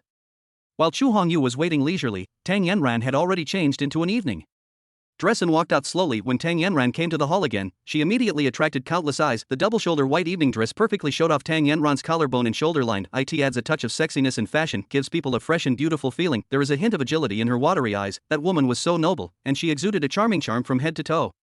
Whose rich family's daughter is this? She's so charming, why have I never seen her before? With this figure, this beauty, and this appearance, I am ashamed of myself. Many rich young men exclaimed in secret. Even those rich ladies seemed a little dull in front of Tang Yanran. In a flash, Tang Yanran became the focus of the entire audience. This made Tang Yanran's cheeks turn slightly red, with 2 blushes on her beautiful cheeks. She walked towards Chu Hongyu step by step. I've changed into my evening gown. I wonder if Mr. Chu is satisfied with it. Tang Yanran asked cautiously. After learning that the young man in front of him was actually Chu Hongyu, the young master of the Chu family, Tang Yanran felt even more anxious. Because of Tangling's matter, the Tang family has offended Chu Hongyu. If I do something wrong in other aspects and offend Chu Hongyu again, I am afraid that the entire Tang family will be doomed. There is another important reason. Tang Yanran, is just a branch of the Tang family, and is not on the same level as Chu Hongyu, the young master of the Chu family. The identities of the two are completely different. Tang Yanran felt like Cinderella meeting Prince Charming. There was a huge gap in my heart. He believed from the bottom of his heart that he was not worthy of Chu Hongyu at all. Not bad, not bad. This snow white evening dress matches your perfect figure and gives you the feeling of Snow White. Chu Hongyu smiled indifferently. He also saw Tang Yanran's embarrassed and uneasy feeling. Judging from the other party's reaction, Chu Hongyu also guessed that Tang Yanran should know his identity. Chu Hongyu didn't care about this. He had no intention of hiding his identity, and he had no intention of trying to take advantage of the situation. Tang Yanran's behavior was exactly what Chu Hongyu wanted. He walked forward and motioned Tang Yanran to hold his arm. Then he leaned close to Tang Yanran's ear and whispered softly, "Miss Tang is particularly charming tonight. I am quite satisfied." The hot wind immediately made Tang Yanran blush with embarrassment. Seeing Chu Hongyu's attitude, he naturally didn't dare to refuse at all. He immediately took Chu Honyu's hand and followed Chu Hongyu to the center of the banquet. "Hello, Mr. Chu." The woman next to Master Chu is truly young and beautiful. She is a perfect match for Master Chu, both talented and beautiful. "Mr. Chu, if you have time, come to my place for a cup of tea." Under the crowd's praise, Chu Hongyu came to the center of the banquet. Many of the guests who were able to attend the banquet could be considered upper-class people in Yanjing City, but compared with Chu Hongyu's status, it can only be said that one is as far as the other. Therefore, no matter where Chu Hongyu goes, he is the center of attention. Many young and beautiful women also set their sights on Chu Hongyu, staring at him with burning eyes. If they had the chance to become Chu Hongyu's woman, they would be able to ascend to heaven, and one step of the family you belong to will also rise with the tide. At the very least, she could have an ambiguous relationship with a young, wealthy, and playboy like Chu Hongyu. For them, it is also a wrong way to make money. While many rich young ladies set their eyes on Chu Hongyu, they also saw Tang Yanran beside Chu Hongyu. These people were all gritting their teeth in hatred. All the emotions of envy, jealousy, and hatred were expressed. They hated that the woman following Chu Hongyu was not them, but Tang Yanran, an unknown woman. But now, he could only stare at Tang Yanran with envy. Tang Yanran felt a little embarrassed when she realized that countless people were looking at her. In fact, when she appeared on the scene wearing the evening dress that Chu Hongyu had carefully prepared for her, she had already attracted countless eyes. At this moment, Tang Yanran took Chu Honyu's hand without any hindrance, declaring her sovereignty. It has become the focus of everyone's attention. This was the first time that Tang Yanran became the focus of the audience, and in this way, it attracts everyone's attention. Tang Yanran knew very well that the reason he could enjoy such an honor was all thanks to Chu Hongyu. With Chu Hongyu's identity, he only needed to say a word and all the rich girls present would be at his disposal for him to choose from. He would never lack female companions. What Tang Yanran didn't understand was why the other party chose her to dance. She was even willing to change into this $1 million evening dress for herself. Tang Yanran's face was full of confusion. At this moment, Xu Hongyu had no intention of paying attention to the other person's expression changes. Instead, he focused his gaze on the crowd. A gleam of light flashed in Xu Hongyu's eyes. A property panel appeared in front of him. Character Yi Hao identity, the heroine of the son-in-law, the eldest son of the Yi family in Yanqing charm, 74 strength, dark power mid-stage luck points, 2000 cheat code, none. Xu Hongyu smiled. He originally wanted to cause trouble for Yi Hao, but he didn't expect that the other party would actually deliver the goods to his door. Compared with Xiao Fan, the protagonist who plays the god of war, Yi Hao, the protagonist who plays the son-in-law, is far inferior. Although the Yanqing Yi family is a local giant, it is nothing in Yanjing City and is not even worthy of carrying shoes for the Chu family. Yi Hao's qualifications and strength are also limited, just the middle stage of dark energy. If it weren't for the influence of the protagonist's halo, Xu Hongyu could just send out a Chu family secret guard to crush the opponent to death. Chapter 42, Flirting with Tang Yanran, Ninja Skills Completed. Ding. The host's actions have angered Yi Hao, the son of fortune. The host has gained 3,000 villain points. The villain points arrived so quickly. Here the system prompt. The smile on Xu Hongyu's lips became even brighter, but it makes sense when you think about it. Any normal man would be angry and embarrassed if he saw his wife having such intimate contact with another man in public. According to Yin Yao's plot, this guy has been in the Tang family for 3 years, and he has not learned any other skills. He only practiced one kind of kung fu, ninja kung fu dai, in 3 years. Yi Hao had already mastered the ninja skills to perfection. Xu Hongyu also wanted to know why Yi Hao, the ninja turtle, saw his wife being toyed with by him so unscrupulously. When you were so angry, can you hold it in? What kind of outrageous things will the other party do when he is angry? Mr. Chu, what happened? Seeing Xu Hongyu suddenly stop, Tang Yanran looked at him with some confusion and asked. It's okay, I saw your hair was a little messy. Xu Hongyu leaned close to Tang Yanran's ear and whispered, then he gently reached out, stroked Tang Yanran's hair, and threw her hair behind her. In public, Xu Hongyu made such an intimate gesture that Tang Yanran's cheeks turned red. She was so shy that she wanted to find a hole to crawl into, but after learning about Xu Hongyu's identity, no matter how shy Tang Yanran was, she didn't dare to disobey Xu Hongyu in public. Ding. The host's actions have deepened Yi Hao, the son of fortune's resentment towards the host and led to his murderous intent. The host gains 5,000 villain points. Among the crowd, Yi Hao watched this scene with his own eyes, looking at Xu Hongyu and his wife Tang Yanran flirting in public. He couldn't help but clench his fists, veins bulging in his hands, and his eyes were filled with an unconcealable murderous intent. I wish I could rush up right now and tear Xu Hongyu into pieces. After thinking it over again and again, Yi Hao still stood still and didn't dare to make any rash moves. The Ninja Turtles are indeed the Ninja Turtles. The ninja skills have been cultivated to perfection. Yi Hao did not move, which did not seem to be beyond Xu Hongyu's expectations. This made Xu Hongyu even more excited. He let go of Tang Yanran's hand and gently hugged her slender waist. Tang Yanran felt even more shy inside, and never showed any intention of resisting. Let Xu Hongyu do whatever he wants. Ding. The host's actions have caused Yi Hao, the son of fortune, to feel a sharp drop in his spirits and become extremely angry. The host has gained 8,000 villain points. In the crowd, Yi Hao gritted his teeth in death. Almost all of his good teeth were bitten to pieces. He has been married to Tang Yanran for 3 years, not to mention sleeping in the same bed. He had never even held Tang Yanran's hand, but now in front of so many upper-class people, Tang Yanran actually allowed other men to hug her. No matter how angry he was inside, Yi Hao still did not stand up. Firstly, if I stand up at this time, it would be equivalent to destroying Tang Yanran's plan, which would definitely make Tang Yanran feel ashamed. There is another more important reason. He came to this banquet to attend an auction. The auction, an extremely brutal sword will appear. If I can get it, it will definitely enhance my strength. I heard that an extremely rare jade necklace will be auctioned during the banquet. Yi Hao just wanted to take the opportunity to buy the jade necklace at auction and give Tang Yanran a surprise. Yi Hao knew it very well. Over the past 3 years, because of his own affairs, Tang Yanran's family has been unable to raise their heads in front of the Tang family and has been criticized. He wanted to give Tang Yanran some gifts as a token of apology. This was something Yi Hao had never expected. He sneaked into the banquet and saw his wife being hugged and taken advantage of by a playboy like Xu Hongyu. But if Yi Hao said that he was not angry and did not want to fight with Xu Hongyu, he would be deceiving himself. He took a deep breath, cleared away the chaotic thoughts in his mind, and tried to clear his mind. What's the point of rushing forward at this time? First of all, it was impossible to explain why I appeared here for no reason. Secondly, he also had some understanding of the Chu family's strength. With his current strength, he is no match for Xu Hongyu at all. If he rashly confronted Xu Hongyu, he would only expose himself to Xu Hongyu's sight. 3 years ago, Yi Hao was sent to the Tang family by his family in the name of training, but Yi Hao discovered that in the past 3 years, he had fallen in love with Tang Yanran. If I stand out now and expose the affair between Tang Yanran and Xu Hongyu, then he and Tang Yanran, a couple in name only, I'm afraid the relationship between them will end here. He didn't want to end his relationship with Tang Yanran, let alone divorce her. Yi Hao knows Tang Yanran's character very well. Once I show up here, or even cause trouble here, Tang Yanran will choose to divorce me without hesitation. This is not the result Yi Hao wants to see. Yi Hao's only choice now is to turn a blind eye, pretend that he saw nothing, and continue to be a cuckold. Still no movement. Seeing that Yi Hao was angry, he remained indifferent. The abilities of the other ninja turtle were beyond Xu Hongyu's expectations. The playful expression on Xu Hongyu's lips became more serious. Those hands kept wandering. over Tang Yanran's body. Although Yi Hao did not act rashly, he was always watching the actions of Chu Hongyu and the other person. Seeing Chu Hongyu looking at him, he even gave him a provocative and contemptuous look. Why Yi Hao was stunned. What does Chu Hongyu mean? Could it be that he guessed his identity? This is not very realistic. Just as Yi Hao was shocked, he saw something. Chu Hongyu's dirty hand reached into Tang Yanran's evening dress in a dishonest way. He molested Tang Yanran in public. Why Yi Hao was filled with hatred. He was filled with hatred and gnashed his teeth. Tolerate. Yi Hao took a deep breath, gritted his teeth and told himself that he must learn to be patient. Chu Hongyu just turned a blind eye and fiddled with Tang Yanran. Finally, he brought Tang Yanran to the most conspicuous spot at the scene and sat down. At this moment, Tang Yanran's cheeks were already flushed with shyness, and even her breathing became rapid.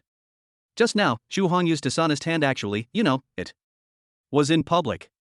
If someone saw her, how would she face others? Tang Yanran was so shy that she almost buried her head in Chu Hongyu's chest. I didn't dare to face the gazes of people around me at all. Chapter 43. Tang Yanran offers a kiss, but Yi Hao doesn't get on the bus. Chu Hongyu flirted with Tang Yanran in front of Yi Hao without paying any attention to her. Anyway, he didn't like this woman at all. He just used Tang Yanran as a tool to attack Yi Hao and earn villain points. A vase like Tang Yanran is only worthy of being used as a tool by Chu Hongyu. Tang Yanran took a deep breath and gradually calmed down. After hesitating for a long time, he raised his head and asked timidly, Chu. Young Master Chu, are you Chu Hongyu, the young master of the Chu family? Good. Chu Hongyu nodded slightly in agreement. In Yanjing City, there are countless people who can be called Mr. Chu, being so respected and admired by all the rich kids and upper-class people. Apart from Chu Hongyu, the young master of the Chu family, there will never be another person. If Tang Yanran couldn't guess Chu Hongyu's identity, then there was something wrong with his IQ. Chu Hongyu didn't want to learn from Yi Hao, that useless fighter, how to hide his identity and strength. He did a lot of things for the Tang family, but he didn't let anyone know. This is not about masochism, but he is definitely mentally ill. I suggest you go to a neurology department and get a brain CT scan. Let's get back to the topic. After learning about Chu Hongyu's identity, Tang Yanran became a little restrained and spoke cautiously. Chu, Mr. Chu, I am Tang Yanran from the Tang family. Even though Tang Yanran had already learned about Chu Hongyu's identity from Mr. Wu before, but now, I heard Chu Hongyu admit it. An invisible aura suddenly emanated from the other party. Tang Yanran's breathing became difficult. Looking at Tang Yanran's cautious look, Chu Hongyu couldn't help but feel a little funny. You don't have to be so reserved. I've already told you that tonight you will be my, Chu Hongyu's, woman. Chu Hongyu said calmly. At these words made Tang Yanran's mood, which had been gradually recovering, become complicated again. Chu Hongyu just emphasized the accent on the word woman. She was originally a female companion, but with Chu Hongyu, she became his woman. These words seemed plain, but they carried a hint of the domineering CEO's words. Tang Yanran was stunned for a moment. Another thing came to Tang Yanran's mind. He couldn't help but look up and spoke in a low voice. Boss Wu just came to see me again. He said he has realized his mistake and hopes that Master Chu will show mercy and let him go. For such a small matter, I'll give you a favor. Chu Hongyu didn't even know Mr. Wu from before. Of course, he didn't take such a small role seriously. Thank you, Master Chu. For Chu Hongyu, the matter was a trivial matter. However, the other party was willing to give her face, which made Tang Yanran feel that she was loved by Chu Hongyu. It seems inappropriate to just express your gratitude verbally. The cash register looked at the other person with a smile. This was the nth time that Tang Yanran felt blushing. I'm afraid Tang Yanran herself is confused. Tang Yanran was well aware of the hidden meaning behind Chu Hongyu's words. She was already wrestling with her inner conflict. Looking at that handsome face so close, Tang Yanran's breathing became heavier and her body trembled slightly. After thinking for a while, he closed his eyes slightly, like a dragonfly touching the water. It quickly touched Chu Hongyu's cheek, then he retracted his body at lightning speed. Less than a second was already Tang Yanran's limit. Ding. The host has angered lucky son Yi Hao, causing him to suffer a major mental breakdown. The host has gained 10,000 villain points. In the crowd. Yi Hao's nails had already penetrated into the flesh. The whole person was furious. Obviously, he had reached the limit of his patience. 3 years. He and Tang Yanran have been married for 3 years. After 3 years of being nominally married, he didn't even touch Tang Yanran, and now it happens. In public, Tang Yanran was so shameless that she ran to kiss Chu Hongyu. That was Tang Yanran's first kiss, and she gave it to a playboy like Chu Hongyu for nothing. Yi Hao watched this scene helplessly. He felt like he was about to be driven crazy. In particular, he noticed that Chu Hongyu's eyes were occasionally glancing in his direction. Chu Hongyu was most likely the one who discovered his own existence. Mr. Chu, what are you looking at? Why are you smiling so happily?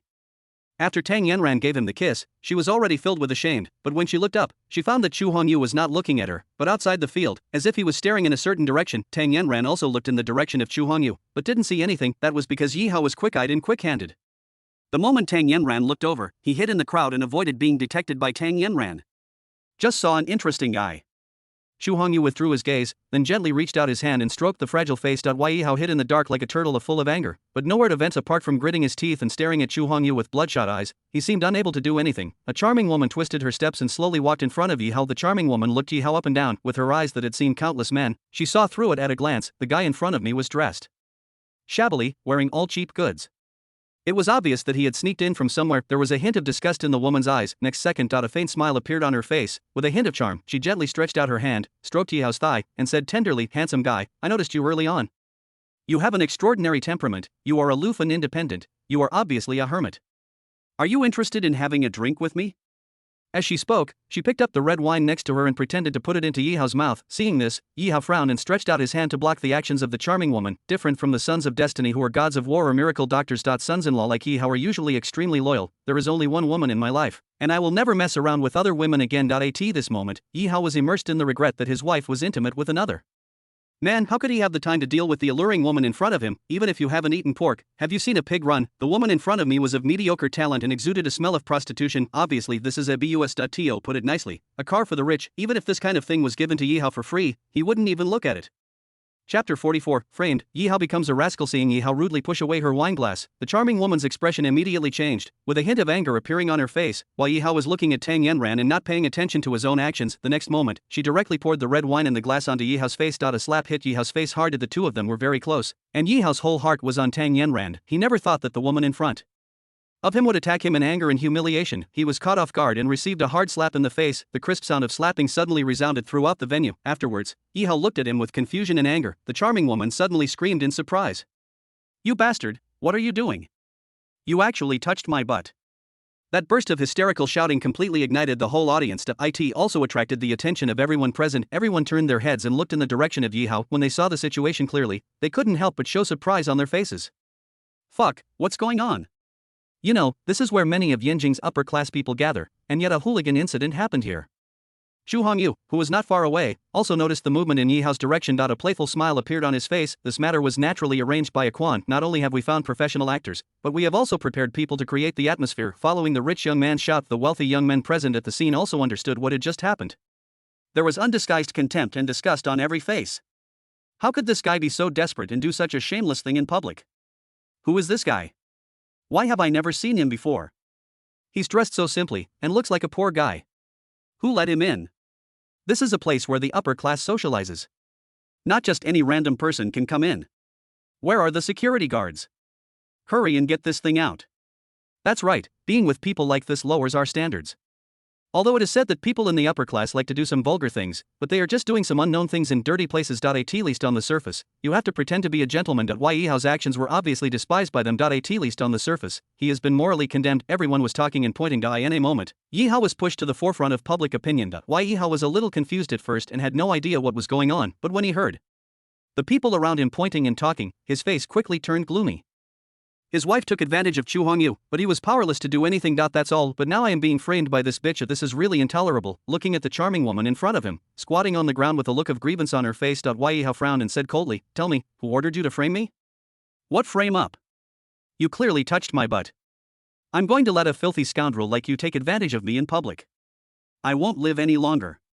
The charming woman's acting skills were off the charts. She just lay on the ground and cried bitterly. This guy molested a decent woman in public, and now not only does he deny it, he's trying to turn the tables. With so many real men here, how could they allow a pervert like you to be so rampant? A rich second generation couldn't stand it anymore and stood up to accuse Ghao. It has to be said that the sons of Luck all carry an aura of sarcasm. Wherever he goes, he attracts hatred. Many rich second generations were originally quite unhappy with Yihao, a man dressed in rags. Now, seeing that the other party was still here, bullying a weak woman, how could Yihao be so arrogant? As for this matter has nothing to do with Yihao at all. It was this charming woman who framed Ghao. No one has ever had such doubts. A decent girl would never use her innocence to slander others. Anyone who understands this wise saying that has been passed down through the ages will understand it. Whether they were dissatisfied with Yihao or wanted to show themselves well in public, everyone was there. Many people stood up and criticized Yihao. Why don't you take a piss and look at yourself?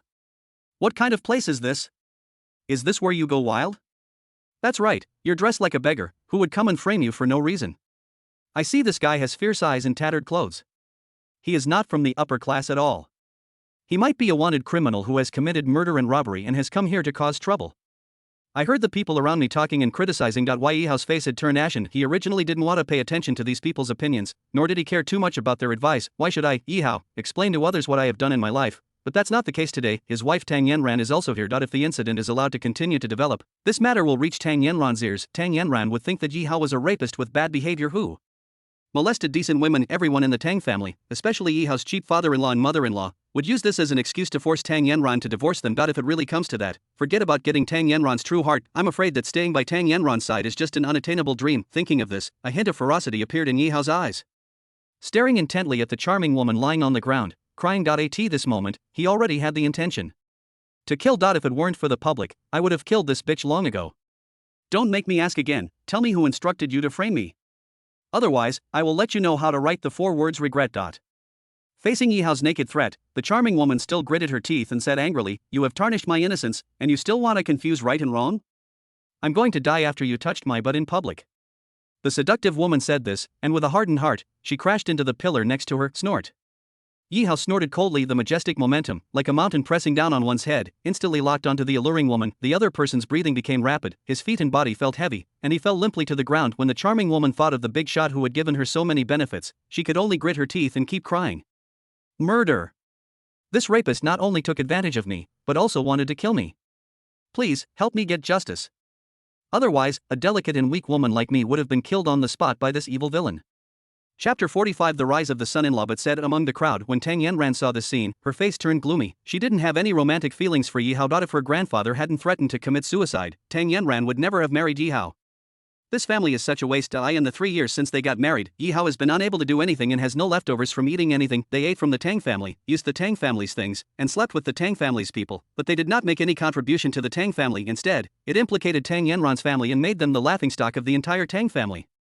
Tang Yanran was extremely disappointed with Yi Hao. If Yi Hao, a man, had some ambition and a bright future, considering that they had become a nominal couple, Tang Yanran might even turn her fake love into reality and commit herself to Yi Hao. It's a pity that a dog will always eat shit, and a useless son-in-law like Yi Hao can't change his ways. But based on this situation, even though Tang Yanran is now with Chu Hongyu, and kissed Chu Hongyu in public, she allowed Chu Hongyu to do whatever he wanted, and a series of other things happened. Tang Yanran didn't feel the slightest bit of guilt, because he never regarded Yi Hao as his husband, so how could he cheat on him? But now, Yi Hao actually defiled a decent woman in public. If this matter were to be spread, Tang Yanran, as Yi Hao's nominal wife, would probably be criticized by the world. Why Yi Hao's facial senses were different from those of ordinary people, and he seemed to have sensed that someone was staring at him. He immediately raised his head and met Tang Yanran's eyes. Just then, he saw Tang Yanran staring at him with a cold and disgusted look. Yi Hao suddenly felt a surge of nameless anger in his heart. He didn't care about the consequences of his appearance here and being discovered by Tang Yanran. If this matter cannot be properly resolved, Yi Hao's image in Tang Yanran's mind will be completely ruined. Thinking of this, Yi Hao turned his gaze to the charming woman who was under his control but still kept asking for help. It's all this damn woman's fault. If she hadn't framed me, how could such a thing have happened? Thinking of this, Yi Hao rushed forward, grabbed the charming woman's hair, and lifted her up forcibly. Feeling the pain, the charming woman screamed again. Just at this moment, a rich second-generation man standing in the crowd couldn't stand it anymore. He walked up, pointed at Yi Hao's nose and cursed. "It's okay for you to flirt with a weak woman in public. What do you want to do now? Do you want to kill people to silence them? Who do you think this place is? Do you think it's your turn to act wild here? Mr. Chu is right here. If you dare to spoil Mr. Chu's mood today, I will break your legs." Speaking of this, there was a hint of coldness in the eyes of this rich second generation. He held his head high and said condescendingly, "I'm going to save you now. Get out of here. Remember, I said crawl out on the ground like a dog. Let's have some fun, and this matter can be put to rest." As soon as the second generation rich man finished speaking, he immediately resonated with many people. Everyone shouted in unison, "Boy, kneel down and crawl out quickly. I've never seen a person crawling on the ground like a dog before. What a sight it is. Today is an eye-opener. If this kid doesn't get out today, I'll have the security here break his legs. No. Breaking his limbs will make you feel better." Hearing the discussions around him, the young rich second generation's face also showed a bit of smugness. The reason why he stood up was to accuse Yi Hao. Firstly, he was annoyed by Yi Hao's pretense and always wanted to rush up and kick him a few times. Secondly, it was just right that he could use Yi Hao as a stepping stone to win everyone's attention. If he could catch young Master Chu's eye and be noticed by him, he could become his lackey. Then Yi Hao's stepping stone is worth the money. I heard people being verbally abused, especially the rich kid in front of me who was jumping the most violently. Why Yi Hao's first thought was that the person behind this incident must be related to this kid. "Okay, you finally jumped out. I'll let you know the price you'll have to pay for framing me." A dangerous light flashed in Yi Hao's eyes. His whole figure flashed and appeared in front of the rich young man like a ghost. Zhou Qing was shocked by this sudden scene and was so frightened that he retreated continuously. I don't know why, but when facing Yi Hao's cold eyes, I feel a fear from the depths of my soul. Why Yi Hao had no intention of letting Zhou Qing go. He grabbed the other's tie, put his hand on Zhou Qing's neck, and sneered. "I'll give you a chance to live. Admit that you did it, or I'll kill you without a burial place." "What do you mean by me?" "I warn you, I am the third son of the Zhou family in Yanjing. If you dare to hurt me, the Zhou family in Yanjing will not let you go. Although he was afraid of Yi Hao, Zhou Qing did not take the other party's threats seriously because of the strong background of the Zhou family in Yanjing. You actually dare to use the Zhou family in Yanjing to pressure me. It seems that you will not give up until you reach the Yellow River. Yi Hao said as he lifted Zhou Qing's neck into the air and then slammed him down. Bang, there was only a dull sound, and Zhou Qing was smashed onto the marble floor tiles as Zhou Qing spat out a mouthful of blood and quickly became weaker. However, Yi Hao had no intention of letting the other party go. He rushed forward and stepped on Zhou Qing's chest, causing him to spit out blood. I'll give you one last chance. Tell me the truth, or I'll kill you. Those young masters who had originally criticized Yi Hao were shocked to see that Yi Hao was actually serious about it. He was speechless after being frightened by the other party's violent means. They retreated in a hurry. No one dared to stand up and confront Yi Hao anymore. Zhou Qing felt as if his internal organs were burning, as if he was going to be trampled to death by Yi Hao in the next moment. He wanted to say something, but he didn't know what to say. Originally, he just wanted to be a pioneer and use Yi Hao as a stepping stone to become famous overnight. Who would have thought? It is not easy to be the first to stand out. In his eyes, Zhou Qing was just a stepping stone and was stepped on by him. I'm telling you, I'm from the Zhou family in Yanjing. If you really kill me, everyone from the Zhou family in Yanjing to the ends of the earth will fight you to the death. Zhou Qing could only hope that the Zhou family in Yanjing could intimidate Yi Hao, otherwise, he might not even be able to save his life. Chapter 46. Zhu Hongyu takes 3 steps. Yi Hao kneels. Yi Hao's eyes revealed an undisguised murderous intent. He grabbed Zhou Qing's neck and applied a little force with his fingers. It seemed as if he was going to strangle Zhou Qing to death in the next moment. Not far away, Zhu Hongyu was hugging Tang Yanran and looking at everything in front of him with great interest. You look a little nervous. What are you worried about? Zhu Hongyu suddenly turned his gaze to Tang Yanran and asked. Tang Yanran hesitated for a long time and couldn't say a word. She was indeed nervous and worried, but she was not worried about Yi Hao's safety. Instead, he was worried about the consequences of Yi Hao acting rashly and killing someone on the spot. Tang Yanran had also heard of the Zhou family where Zhou Qing was. Although it is only a second-rate family in Yanjing City, compared with the Tang family, it is not much different. As for the Tang family's side branch that Tang Yanran belongs to, the two are not on the same channel at all. The main branch of the Tang family doesn't dare to provoke that force easily, so how could the side branches of the Tang family dare to provoke it? Once Yi Hao really killed Zhou Qing. As the son-in-law of the Tang family, the other party is bound to cause the Zhou family to vent their anger on the Tang family. The Tang family had previously suffered a blow from Zhu Hongyu and was already in a precarious situation. Not if they offend the Zhou family, I'm afraid. The entire Tang family will be completely destroyed. Just as Yi Hao was about to continue his attack and show off his power, a majestic voice suddenly echoed throughout the hall. It's time for this farce to end. The voice of this sentence is not loud, but it gives people a feeling of being bathed in spring breeze, refreshing the heart. For Yi Hao, it was like a bolt of lightning out of the blue, which made his body tremble involuntarily. In the hall, everyone turned their heads away, focusing their gazes on a certain place. The person who came was naturally Zhu Hongyu. It's over. I didn't expect this incident to alarm Master Chu. This guy is dead. How dare he bully women and assault people in front of Master Chu? This guy probably doesn't know how to write the word death. If you don't do it, you won't die. Who can you blame for someone who likes to commit suicide? Yi Hao's eyes were stern, and he couldn't help but let go of Zhou Qing. He raised his head and stared at Zhu Hongyu, who was gradually walking towards him. Just now, I watched Zhu Hongyu bullying his wife Tang Yanran in public. In order not to reveal his identity, Yi Hao endured all of this, but since it has already happened, let's take revenge and complain. The hatred of having one's wife taken away is irreconcilable. Today, even if it means risking offending Tang Yanran, he will teach this playboy Zhu Hongyu a lesson. Just when Yi Hao was about to make a move, he discovered something was wrong. Zhu Hongyu was seen taking steps, and with every step he took, an extremely powerful force emerged from his body. In a split second, the air around him was squeezed and became thin, making it difficult for Yi Hao to breathe. Interesting, this person is actually a master. Yi Hao smiled. He is the pride of the family. Not to mention sweeping the younger generation without any rivals, even the strong men of the older generation may not be able to defeat Yi Hao. Since his debut, he has never met an opponent. The Zhu Hongyu in front of him seemed to have some abilities, but that was all. Yi Hao sneered and hooked his finger, saying, feel free to use whatever skills you have. I want to see how you can handle me. Faced with Yi Hao's provocative behavior, the surrounding Chu family's secret guards could no longer tolerate it. They were all ready for battle, and all they needed was a word from their young master. They would rush forward and tear Yi Hao into pieces. You are quite arrogant, young man. Although you have some abilities, you have forgotten one thing: excessive rigidity can lead to failure. As he spoke, Zhu Hongyu took another step forward. With just one step, it seemed as if the entire pressure of heaven and earth was all pressing on Yi Hao. What kind of strength is this? Yi Hao was horrified and could only grit his teeth and use all his strength to resist, but it is still difficult to stop that powerful momentum. The aura in his body has completely disappeared. Impossible. This is absolutely impossible. How could Zhu Hongyu be so strong? In the face of such a powerful force, he felt deep despair. Zhu Hongyu took another step forward. Yi Hao's legs were bent and trembling, and he was about to kneel down.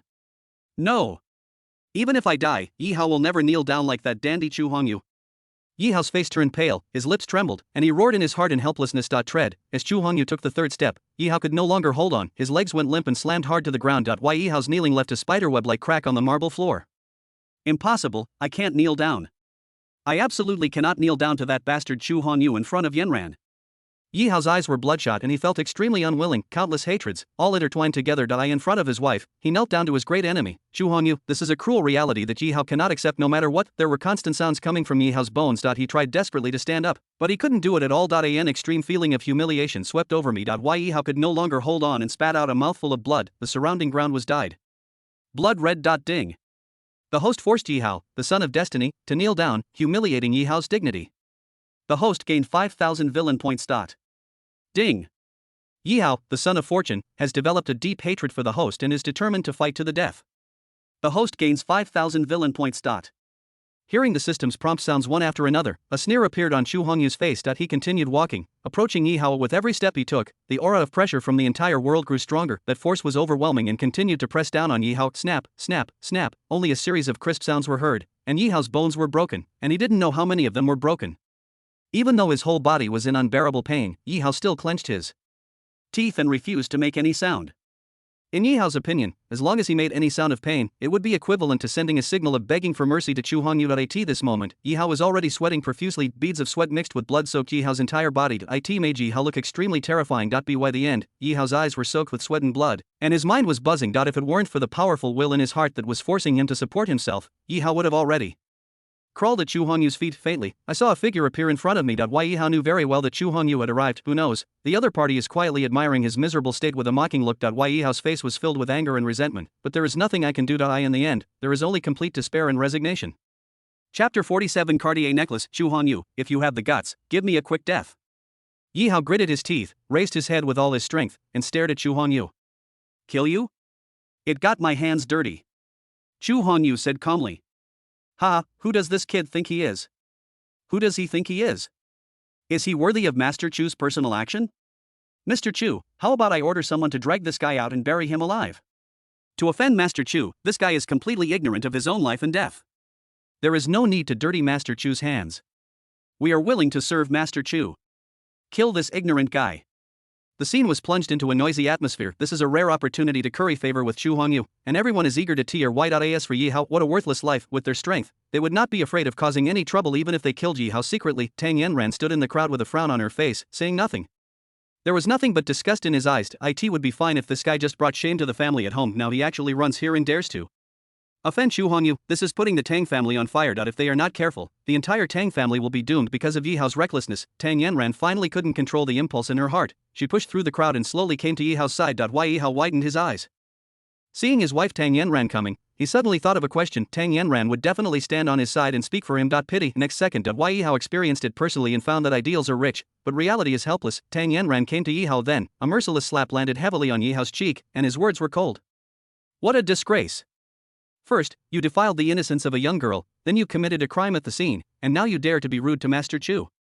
People like you deserve to die 1,000 times, so get out of here and stop embarrassing yourself.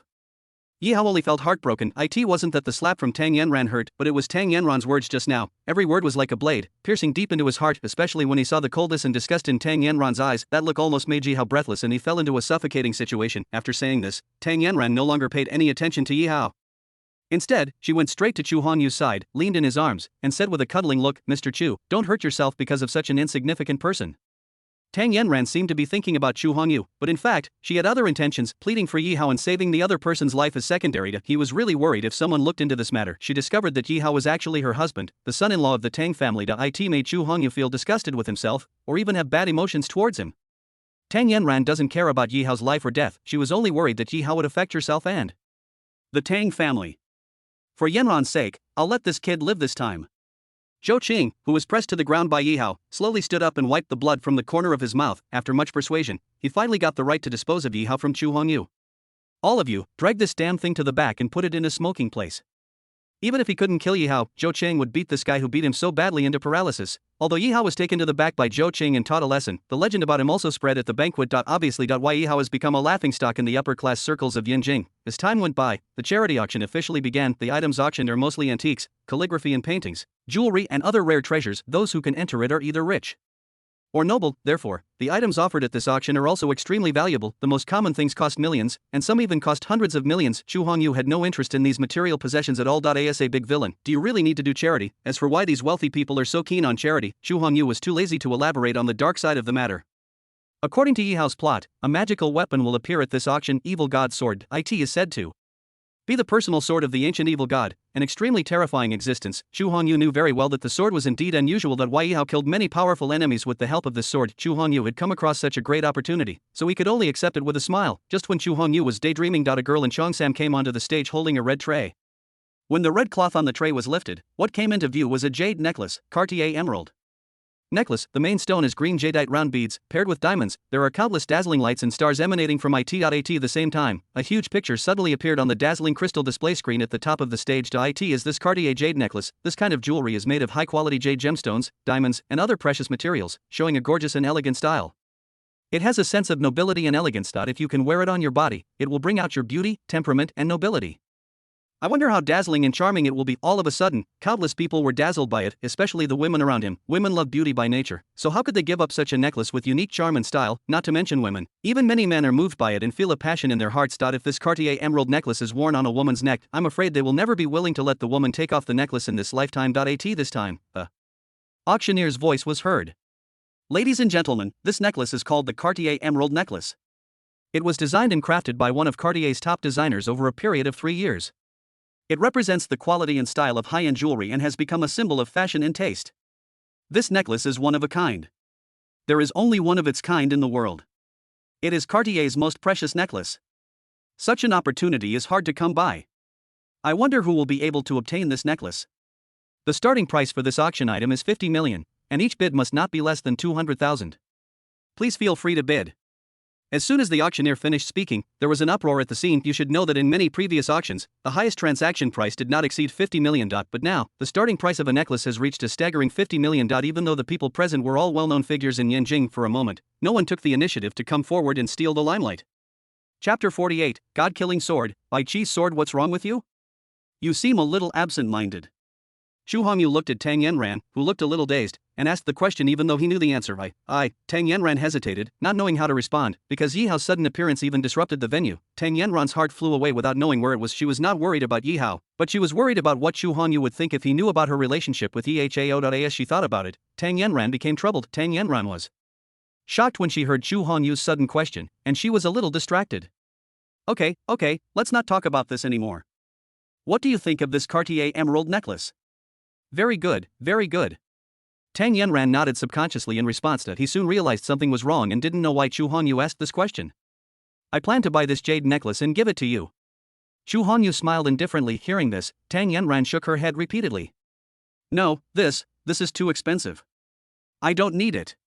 The starting price of 50 million is an astronomical figure. Tang Yanran works as a supervisor in the logistics department of Tang Group, and her annual salary is only a few $100,000. At a price of 50 million, she may not be able to afford it even if she works for 100 years, and that's just the starting price. Even though Tang Yanran had the same idea as the other women, they were all shocked by the Cartier jade necklace. She had never had such a luxury.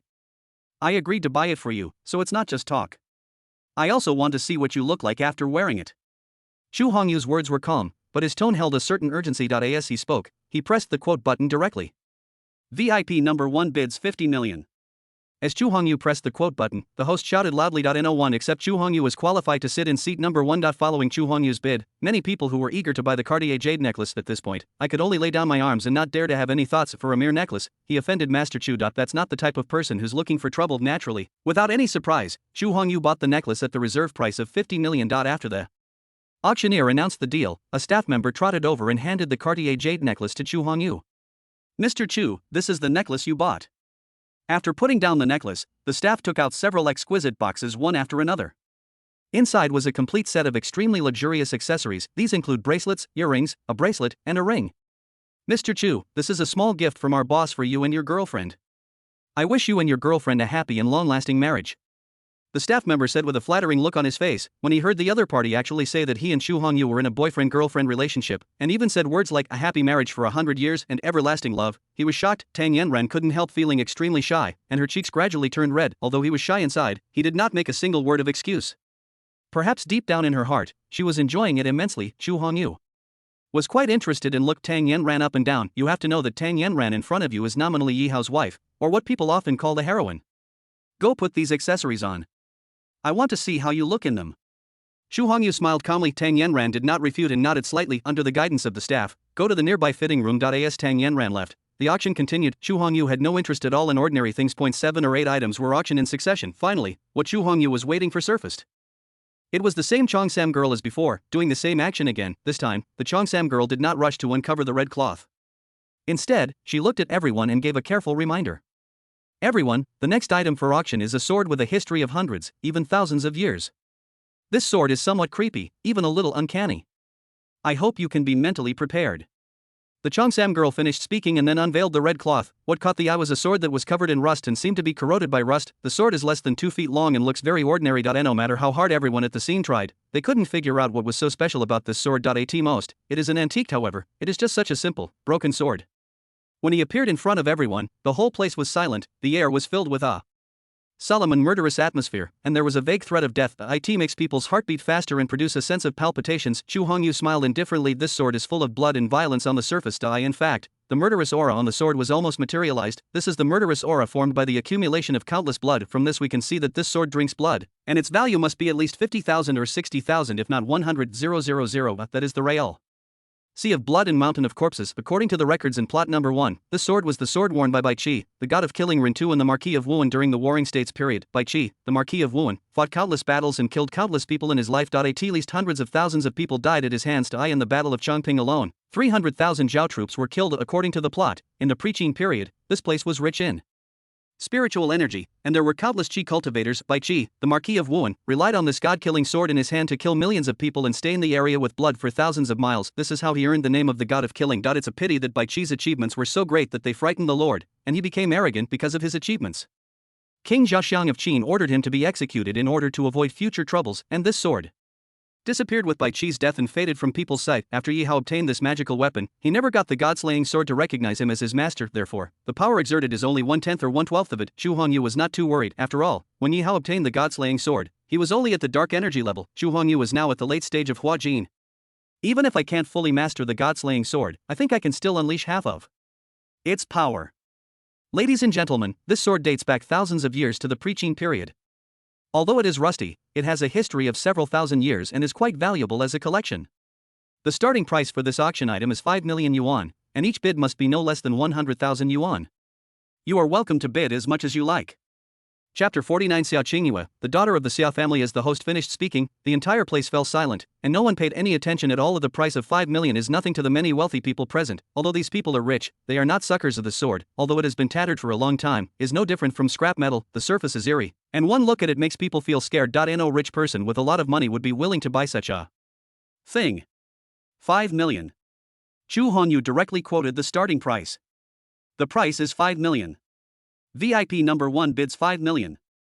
The host noticed someone bidding and immediately shouted loudly. In fact, she was not optimistic about this rusty piece of scrap metal. If this sword was not an antique, I'm afraid that if it was thrown on the street, the junk collector would not even look at it. The host was even prepared for the auction to fail. The price is 5 million for the first time. Is there anyone who continues to bid 5 million for the second time, 5 million price for the third time? Congratulations, Master Chu, for winning the auction item.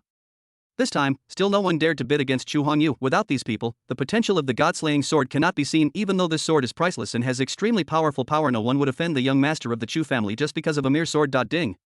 The host intercepted the protagonist Yi Hao and obtained the god-slaying sword. The host received 40,000 villain points. Xu Hongyu was startled by the system's prompt. 40,000 villain points. This was the most villain points Xu Hongyu had ever received. It seems that the usefulness of the god-slaying sword is even more terrifying than Xu Hongyu imagined. Next, a number of jewelry, antiques, calligraphy and paintings were auctioned one after another. The entire auction was drawing to a close. An old man with white hair and a reserved aura came over, bowed, and said with a smile, "Everyone, I will now present the final item for auction, the Yuan Yang Ningxian pill." After saying that, the old man opened a jade box, and a white pill appeared in front of everyone. The pill was shining with golden light and exuding a fresh and charming scent. Now, many people from martial arts families can recognize the horror of the elixir at a glance and can't help but exclaim in surprise. Yuan Yang Ningxian pill is made from extremely precious medicinal materials and a special recipe. And only someone at the level of a master of alchemy can have the possibility of becoming Famous through alchemy, the Yuanyang Ningxian pill has the power to seize the fortune of heaven and earth and transform decay into something magical. If a strong person at the peak of Huajin takes this pill, he will have the opportunity to open up a new path and directly achieve the Baodan realm. Of course, it doesn't mean that taking this pill will definitely allow you to break through to the Dan stage, but it just increases the chances of a breakthrough. There are still some risks in the breakthrough process, but when they reach that level, any extra confidence is a great opportunity for them. With those who can come to the auction here are either ordinary powerful families or the younger generation. This kind of medicine does not have much effect on them, at least not in the short term. But those who are born into a martial arts family will have a strong person with the ability to transform energy in the family. If they could help their ancestor break through to the Baodan realm, not only would the family gain more foundation, but their family's influence would also be greatly enhanced. Even Chu Hongyu had not expected that such a miraculous thing would appear at this auction. It seems that Yi Hao never appeared in the plot. Could it be that my appearance caused a butterfly effect and changed the original plot? Of course, although the Yuanyang Ningxian pill is precious, Chu Hongyu doesn't care too much about it. As the top force in Yanjing, the Chu family is not only extremely powerful, more importantly, the Chu family is a martial arts family with a history of thousands of years. There are many masters in the family. In addition to the Huajin worshipper, there are also several Baodan ancestors. Even Chu Hongyu didn't know how huge the Chu family's true foundation was. Under the heated gazes of the crowd, the white-haired old man chuckled and waved his hand, saying, "The starting price for the Yuanyang Ningxian pill is 100 million, and each bid must not be less than 1 million. As soon as the old man finished speaking, a young boy stepped forward and said, "I'll give you 200 million. I'll give you 500 million. I'll give you 1 billion. 3 billion. In less than half a minute, the coin was sold at a sky-high price of 10 billion. If they had known earlier, they would have taken out working capital. A group worth hundreds of billions of dollars cannot come up with tens of billions of working capital, and as time goes by, the price continues to rise. For the powerful families, this pill is just an ordinary pill and has no effect. They had given up the competition long ago. All those participating in the bidding now are martial arts families, or forces connected to martial arts families. In order to allow the family to produce a powerful Dan master, the people from these martial arts families are willing to pay any price, and some are even bloodthirsty. I'll offer 50 billion, plus ownership of 3 rare metal mines. Just at this moment, a cold voice sounded from the scene, shocking everyone. Everyone gasped and looked in the direction of the sound. They also wanted to know who was willing to pay such a huge price for this pill, not to mention the 50 billion in cash. It would be enough to dissuade 90% of the people present. In Longwa, most of the mineral veins belong to the state. There are very few mineral veins that are legally owned by private individuals. There is not much difference between controlling 3 rare mineral veins and controlling 3 gold mines. Everyone glanced over, and what came into view was a pretty girl with delicate features. The girl pouted, exuding a stubborn aura. Seeing the girl, everyone seemed to have a sudden realization. The girl was none other than Xia Qingyue, the eldest daughter of the Xia family. As a prominent family with thousands of years of history, the Xia family was also a prominent presence in the entire Dragon Kingdom. There are many experts in the family, including several powerful Dan masters. At its peak, the Xia family was powerful enough to kill most forces in Yanjing in seconds, but just a few hundred years ago, the Xia family gradually went downhill. The powerful masters of the Xia family who could reach the Dan stage gradually died, and the younger generation was not competitive. Not to mention the masters of the Dan stage, even the masters of the Huajin stage were few and far between. In addition, several decades ago, at the beginning of the change of dynasty, the head of the Xia family took the wrong position. As a result, the Xia family's power was repeatedly reduced, and the Xia family's living space was gradually squeezed. Today, the Xia family is ruled by only one ancestor who is at the peak of Huajin. Once this ancestor passes away, the Xia family will lose its strongest fighting force and will probably be unable to recover. The powerful enemies around are like wolves and tigers, and will rush up at the first moment to completely divide the entire Xia family. At the moment Xia Qingyue saw the Yuanyang Ningxian pill appear, she had already made up her mind to obtain this pill at any cost. If the ancestor of our family, who is at the peak of Huajin, successfully breaks through to Baodan realm with the help of elixir, the ancestor will have an extra 100 years of life, and the Xia family will have more foundation and can survive for another 100 years. Chapter 50 is Mr. Chu's girlfriend, a married woman. Following Xia Qingyue's bid, the entire venue fell into complete silence. The white-haired old man reminded, "I wonder if anyone is willing to bid." Everyone was silent. 50 billion in cash, plus 3 rare gold mines. This kind of gesture is enough to shock most people present. The ancestor of the Xia family has reached a critical moment of life and death. If you can't break through soon, you will definitely die.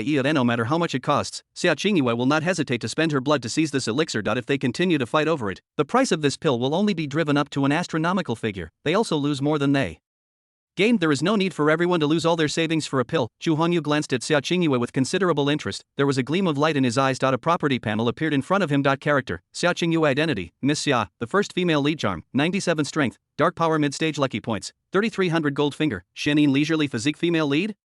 The Xia Qingyue in front of me could actually be the heroine. Chu Hongyu was a little dumbfounded.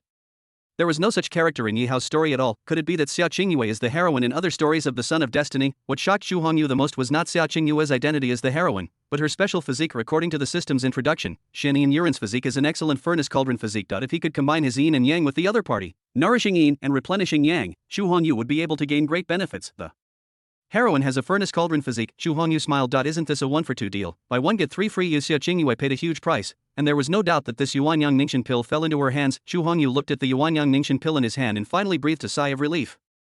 The girl with a faint smile on her lips couldn't help but smile a little. As Xia Qingyue bought the Yuanyang Ningxian pill, the host announced on the spot that tonight's auction was over. As the host finished speaking, Tang Yanran, who was already wearing a Cartier necklace, slowly walked over. In a split second, it attracted everyone's attention, but Tang Yanran was still wearing that noble evening dress. But when he appeared again, his aura was completely different. She wore the dazzling Cartier necklace around her neck, emitting star-like light, noble and elegant, yet sexy and charming. All the momentum is softened together. The surrounding onlookers were stunned. I have to say, clothes make the man, gold makes the Buddha. Tang Yanran and Xia Qingyue's charm is almost the same, and their figures and appearance are also comparable, with the evening dress and Cartier necklace as a backdrop. Tang Yanran's aura reached an unprecedented level. On the other hand, Xia Qingyue only had a faint smile on her face when she got the Yuanyang Ningxian pill. The whole person has always been cold as ice, giving people a cold feeling. Looking at the eye-catching Tang Yanran, Xia Qingyue remained unmoved. She was not a materialistic woman, and she did not take the outside world's opinions that seriously, but for some reason, when she saw Tang Yanran and Xu Hongyu standing together, the two looked like a golden boy and a jade girl, a perfect match, but she felt a complicated emotion in her heart. The view returned to Tang Yanran again. At this moment, Tang Yanran had already become the most dazzling person in the whole venue. This Cartier necklace is a perfect match for this lady. Only this lady, with such a proud figure, is worthy of this Cartier necklace. Have you noticed that the ring and bracelet this lady is wearing seem familiar? I remember last year at an auction abroad, someone spent 100 million yuan to buy a complete set of earrings and bracelets. Tang Yanran, who had just walked to Xu Hongyu's side, heard that the jewelry she was wearing was worth 100 million yuan. My heartbeat quickened and my breathing became rapid. She knew that what she was wearing must be very expensive, but I didn't expect it to be so outrageously expensive. The price is 100 million, plus the Cartier necklace she is wearing. This made Tang Yanran walk very carefully, for fear of breaking the accessories. Didn't we agree that this was a complete set of jewelry? Why didn't I see this lady put the ring on it? You're stupid. Things like rings must be put on by Mr. Chu himself for his girlfriend. That's right, you're right. It seems that I feel that this beautiful woman in front of me looks familiar. I seem to have seen her somewhere. Now that you mention it, I seem to have some impression that this beautiful woman seems to be Tang Yanran, a branch of the Tang family. 3 years ago, the Tang family suddenly welcomed a live-in son-in-law. He was lazy and good for nothing, and thus became a laughingstock in the Tang family. What? Miss Tang has a husband. She's not Xu Honyu's girlfriend, so how come she got married? Stop talking now. If Master Chu hears this, you might lose your life. Many people have recognized Tang Yanran's identity and know that she is already married. He began to lower his voice and whispered quietly in the back. As luck would have it, Tang Yanran happened to hear these words. In a split second, Tang Yanran's face flushed with embarrassment, even the roots of her ears were red. Yes, these people are right, he is indeed married. This caused a layer of mist to suddenly cover Tang Yanran's eyes. As expected, she married that loser Yi Hao. Once it is discovered by those who are interested, it will become a laughingstock and a topic of conversation among the public. From the moment Tang Yanran married Yi Hao. So far, 3 years, she has endured countless gossips, but is this Tang Yanran's fault? She had never liked a loser like Yi Hao, but Tang Yanran's grandfather forced her to marry Yi Hao. The more Tang Yanran thought about it, the more the grievances in her heart burst out like a tide. When I raised my head again, my eyes were already filled with tears. What's wrong? Are you crying? Xu Hongyu had heard the gossip a long time ago, but pretended nothing happened. He gently reached out and stroked that fragile face. No. It's okay. Tang Yanran shook her head, trying hard to calm down and stabilize her emotions. Since you have agreed, be Xu Hongyu's girlfriend for a day, and naturally, I can't embarrass Xu Hongyu or bring shame to him in front of outsiders. Chapter 51, Impatience can ruin a big plan. There's also a ring in that set of jewelry. Xu Hongyu saw that Tang Yanran was only wearing a bracelet and no ring, so he couldn't help but ask, I didn't bring it. Tang Yanran lowered her head, feeling a little embarrassed. That ring is a wedding ring. Although Tang Yanran hated Yi Hao and was even unwilling to marry him, but she and Yi Hao are a married couple. This is also an indisputable fact. Plus, Tang Yanran and Xu Hongyu are not a normal boyfriend-girlfriend relationship at all. If I were allowed to wear Xu Hongyu's wedding ring. Tang Yanran was really embarrassed and couldn't do it. Since you don't wear it, I'll put it on you. Looking at the expression on the other person's face, Xu Hongyu smiled faintly. Tang Yanran hesitated and thought for a moment, then shyly took out the box containing the ring. After taking the box, Xu Hongyu took out the dazzling ring from the box, holding Tang Yanran's little hand. With Tang Yanran lowering her head and looking shy, he put the ring on her finger, the position of the ring finger on the left hand. Good. Xu Hongyu put the ring on Tang Yanran's left ring finger. This made Tang Yanran not know what to say. 3 years ago, she was forced to marry Yi Hao by her grandfather. The two of them just got a marriage certificate in a hurry, but did not hold any wedding. Naturally, there is no such thing as wedding rings. This also resulted in Tang Yanran's left ring finger, which was supposed to wear a wedding ring, being empty 3 years after her marriage. Damn Xu Hongyu, I can't stand with you. I, Yi Hao, will not be a human being if I don't kill you. Yi Hao, who was wearing a mask and hiding in the dark, watched this scene and couldn't help but clench his fists. His entire body was shaking with anger. Yi Hao, who was beaten, was worried about his wife Tang Yanran being with Xu Hongyu. He changed his appearance, put on a mask, and sneaked back to the banquet hall. What a coincidence, I just happened to see the scene where Xu Hongyu put the wedding ring on Tang Yanran. Ding. The host's actions have completely enraged Yi Hao, the son of fortune, causing him to become nearly insane. The host gains 5,000 villain points. Xu Hongyu smiled when he heard the system prompt. If Yi Hao didn't turn back, Xu Hongyu would not bother to perform here. There are not many women for whom Xu Hongyu can personally put a wedding ring on their finger. At least it's not Tang Yanran in front of him. Simply 5,000 villain points. Xu Hongyu's hard work was well worth it. Mr. Yi, please stay calm. The middle-aged man next to Yi Hao noticed that Yi Hao's emotions were a little out of control, and hurriedly tried to persuade him. His name is Ling Luyan, and he is the patriarch of a small family in Yanjing. Yi Hao saved his life and helped his family gain a lot of profits. Therefore, he was devoted to Yi Hao and worked hard for him. Yi Hao still stared at Tang Yanran and didn't answer her at all. No matter who you are, it is impossible to remain indifferent when seeing your wife wearing another man's wedding ring. Yi Hao did not get angry on the spot and rushed forward to fight with Xu Hongyu. It means that his ninja skills have been cultivated to perfection. Certainly the main reason or he couldn't beat Xu Hongyu. After Xu Hongyu put on the ring on Tang Yanran's behalf, he put his arms around her slender waist. He reached out and lifted Tang Yanran's chin, then leaned close to her ear and whispered, "Yanran, you are especially bright and charming tonight." The hot air made Tang Yanran's ears feel a little itchy. Hearing Xu Hongyu's undisguised praise, Tang Yanran's cheeks had already turned red with shyness. I had to suppress my inner shyness, lowered my head and whispered, "Thank you." Before she could even say thank you, Tang Yanran noticed something was wrong. The edge of my lips was actually blocked by a warm feeling. Xu Hongyu's extremely handsome face was almost touching Tang Yanran's face. In an instant, Tang Yanran felt a buzzing in her head. My whole head went blank. Those eyes, with rippling water, are full of charm. Ding. The host flirted with the heroine Tang Yanran in front of the son of destiny, Yi Hao. The host received 8,000 villain points.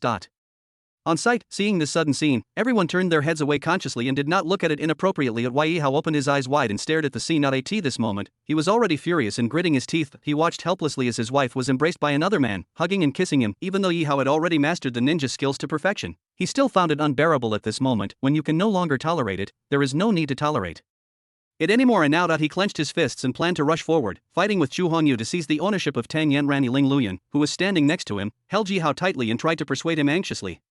"Calm down, Mr. Yi, you must stay calm at this moment. That person is the young master of the Chu family. If you rush over at this time, it will not only be useless, but will also hurt yourself. A little lack of patience will ruin a great plan. Mr. Yi must be patient at this time." Ling Luyan grabbed Yi Hao's shoulders tightly with both hands and almost pushed Yi Hao to the ground. Yi Hao's heart was bleeding. Wearing a mask of pain, he was suppressed by Ling Luyan. With Yi Hao's cultivation level at the dark force level, Ling Luyan, as an ordinary person, could not suppress him at all. From this, we can see how much anger Yi Hao is suppressing in his heart. Those bloodshot eyes, as big as copper bells, stared at Xu Hongyu and Tang Yanran, who was held in Xu Hongyu's arms. There was not a trace of disgust or aversion on Tang Yanran's face, and she even had a hint of shyness, charm and satisfaction. Yi Hao's heart was broken into pieces. I don't know how long it took. It seemed like a century. Tang Yanran felt like she was about to suffocate, and Xu Hongyu gradually let her go. Now, Tang Yanran's face was full of tears, and she felt shy and embarrassed. His body was limp and he couldn't exert any strength at all. My legs almost gave out and I fell to the ground. Seeing this, Xu Hongyu embraced Tang Yanran by the waist with his big hands, then he walked towards the hotel entrance. The whole banquet is over. Xu Hongyu got everything he deserved. Staying here any longer would just be a waste of time. "Mr. Chu, please put me down." Tang Yanran shyly buried her head in Xu Hongyu's arms. In public, Xu Hongyu held her in such an embarrassing position. Tang Yanran was so shy that she didn't know what to do. Chapter 52. Even if I die, I will die by your side. Xu Hongyu and Tang Yanran were just about to leave the hotel. Another group of people also planned to leave. The leader was a girl with delicate features and a pretty face. The girl was none other than Xia Qingyue. A hint of relief appeared on Xia Qingyue's face, although this time, a huge price was paid to obtain the Yuanyang Ningxian pill. The Xia family's working capital and 3 gold mines were all taken out. As long as his ancestor relies on the Yuanyang Ningxian pill to break through the Baodan realm in one fell swoop. No matter how much you pay, it's worth it. Xia Qingyue noticed Xu Hongyu, and a look of awe appeared on her face. Although she did not know the young master of the Chu family, she had heard of Xu Hongyu's identity. At the peak of the Xia family, they were still far behind the Chu family. The current Xia family has already completely declined and has almost fallen out of the ranks of first-class martial arts families. In Xiao Qingyue's eyes, Zhu Hongyu was undoubtedly a high and mighty figure. She couldn't afford to offend such a person. Even the entire Xiao family did not dare to offend him easily. She bowed slightly towards Zhu Hongyu and said respectfully, Xiao Qingyue of the Xiao family, nice to meet you, young Master Chu. When he saw that moment, a slight smile appeared on Zhu Hongyu's face. This girl, who was full of worries and a bit stubborn, has the rare Xin Yuran physique. This is the furnace that Zhu Hongyu had reserved. Plus Xiao Qingyue is the heroine. Zhu Hongyu became even more interested in Xiao Qingyue. On the surface, Zhu Hongyu remained calm and nodded slightly, saying, it turns out to be Miss Xia. At this moment, a young man in his early 20s who was following Xiao Qingyue glanced at Zhu Hongyu with a wary look on his face. It seemed as if he was worried that Zhu Hongyu would have other thoughts about Xiao Qingyue. Zhu Hongyu took in the boy's performance and smiled with satisfaction. A gleam of light flashed in Zhu Hongyu's eyes. A property panel appeared in front of him. Character Qin Shou Wen identity. Xiao family's non-official son, son of destiny charm, 78 strength, late dark power. Lucky points, 4500 cheat code, non-son of destiny. As Zhu Hongyu expected, Xiao Qingyue was indeed the heroine in the story of another son of destiny. The Qin Shou Wen in front of him is the son of destiny. After exchanging a few casual pleasantries with Xiao Qingyue, Zhu Hongyu left with Tang Yanran. On the way, he sent a message to the Chu family's secret guard, let them monitor the Xiao family, especially Xiao Qingyue in front of him. Speaking of which, Qin Shou Wen was following Xiao Qingyue. The moment I saw Zhu Hongyu, I felt uneasy. The Xiao family has been passed down for thousands of years. Although it is a martial arts family, it can actually be regarded as a martial arts sect. In addition to the Xia family's disciples, there are also many disciples from other families. Qin Shou Wen is the Xia family's outer disciple and the prodigy of the entire Xia family. Although he was only in his early 20s, he had already reached the late stage of dark energy, which could be considered as an outstanding talent. The top leaders of the Xia family, even the ancestor of the Xia family who was at the peak of Huajin, had high hopes for Qin Shou Wen. Qin Shou Wen and Xiao Qingyue grew up together, childhood sweethearts, and had a deep bond. In Qin Shou Wen's heart, he had long regarded Xiao Qingyue as his only lover, and even more so as his forbidden lover. The look Zhu Hongyu gave Xiao Qingyue just now made Qin Shou Wen feel extremely uncomfortable. After just one glance, deep down in my heart, there was even an unknown riot. On the surface, Zhu Hongyu was extremely calm and did not show any desire to possess or covet Xiao Qingyue. Given Zhu Hongyu's status and position, even if he really showed some signs of trouble, Qin Shou Wen would be powerless and would not have the slightest power to resist. He was now secretly on guard in his heart and could only pray to God. I hope that the feeling deep down in my heart is just his illusion. Qin Shou Wen once again turned his gaze to the girl beside him. There was an unprecedented pity and tenderness in his eyes. As the pride of the Xiao family, Xiao Qingyue has been burdened with the enormous pressure of revitalizing the family since she was a child. This pressure made Xiao Qingyue breathless. From the time Xiao Qin could remember until now, she had been working hard to revitalize the family and had never smiled. Qin Shou Wen saw it and felt pain in his heart. I swore silently in my heart. Qingyue, don't worry. I will stick with you through thick and thin, always standing behind you and helping you revitalize the Xiao family. I will always be by your side. Even if I die, I will die by your side. The night is as dark as ink. A supercar roared like a beast and sped through the streets of Yanjing City. Tang Yanran, who was sitting in the passenger seat, was breathing rapidly, her heart in her throat. Zhu Hongyu's Bugatti Night God is priced at 300 million yuan, and there is only one such car in the world, the kind that is out of stock. Tang Yanran has never ridden in such a top-of-the-line luxury car in her life. At this moment, apart from being cautious and nervous, all that was left was a look of confusion and embarrassment. Zhu Hongyu said that he would personally send her home. Tang Yanran did not refuse. It's not that I don't want to refuse. It's not that I dare not refuse, but after tonight, the identities of the two will be completely different. She could no longer continue to appear beside Zhu Hongyu as his girlfriend. Tang Yanran wants to cherish the last moments. Looking up, that handsome face came into view, and it was even imprinted deep in my heart. Tang Yanran's heart was filled with mixed emotions. Zhu Hongyu put on the wedding ring in front of everyone. She even announced publicly that she was his girlfriend. To grab your first kiss in public. Tang Yanran understood clearly there is a huge gap between her status and Zhu Hongyu's. There is an insurmountable chasm between the two of them. Besides, I have been married for a long time. After tonight, the two of them might never have the chance to meet again. Tang Yanran's heart was completely confused. Some things are impossible at first, so you don't even need to think about them. Tang Yanran herself didn't know what she was thinking at the moment. Zhu Hongyu personally drove the Bugatti Noctilucent, but he did not drive at lightning speed. Instead, he drove leisurely, even slower than normal speed. It's not that I want to continue to be intimate with Tang Yanran, but, Master, the fish is behind. Suddenly a message came on my phone. Zhu Hongyu smiled faintly. Suddenly, he stepped on the accelerator. A roar sounded. The Bugatti Night God whooshed and took off on the spot. Tang Yanran couldn't help but let out a cry of surprise. The sudden change gave her a fright. Zhu Hongyu ignored Tang Yanran's feelings and continued to step on the accelerator, keep some distance from the dozen or so bodyguard cars behind. Chapter 53. Even the sky and the earth are falling apart. Tang Yanran is more important. Zhu Hongyu drove the Bugatti Noctilucent, speeding all the way and quickly leaving the bodyguard car behind him. Following the bodyguard car was a black Mercedes-Benz. The person in charge of driving was Yihao's younger brother Ling Lian. Yihao sat in the front row, staring at the convoy in front. Seeing Tang Yanran get into Zhu Hongyu's car with his own eyes made Yihao more uneasy and anxious. The Other party could kiss Tang Yanran in public, now we are alone. Not if Chu Hongyu just sent Tang Yanran home, it would be nothing. What if Chu Hongyu took Tang Yanran to other places where they shouldn't go, for example, hotel? Worried about Tang Yanran's safety, Yi Hao had no choice but to let Ling Luyan drive and take him with him, following behind Chu Hongyu. But if Chu Hongyu really had bad intentions towards Tang Yanran, even if it offends Chu Hongyu and the Chu family, even if it costs everything, even his own life. Yi Hao wanted to stop Chu Hongyu's beastly behavior. 3 years, living together day and night. Yi Hao discovered that there was no room in his heart for any other woman except Tang Yanran. His love for Tang Yanran has penetrated deep into his bones and is unwavering. When I think of what happened at the banquet earlier, thinking of his wife being hugged and kissed by Chu Hongyu, he felt even more embarrassed about being molested by Chu Hongyu in public. Yi Hao's inner anger rushed straight to his chest and almost burst out of his body. He only regretted why he had not studied martial arts well and developed his power well in the past. He would not be suppressed by Chu Hongyu's momentum, kneel on the ground in humiliation, and be forcibly driven out by Chu Hongyu. He was only angry about why he was so cowardly and incompetent. So what if I'm no match for Chu Hongyu, for Tang Yanran? Even if it means sacrificing his own life, Yi Hao will have no regrets. Yanran, don't worry. For the rest of my life, I will use everything I have to protect you. I won't let you suffer any injustice, and I won't let that dandy Chu Hongyu continue to bully you. Just wait, I'll come and rescue you. Yi Hao clenched his fists under extreme tension and anger. His body was shaking involuntarily. Hurry up, we must catch up with the car in front, we can't let them get away. They saw the convoy in front of them driving faster and faster, almost leaving them behind. Yi Hao, with an anxious look on his face, could only keep urging Ling Luyan. Ling Luyan is now extremely nervous. Mr.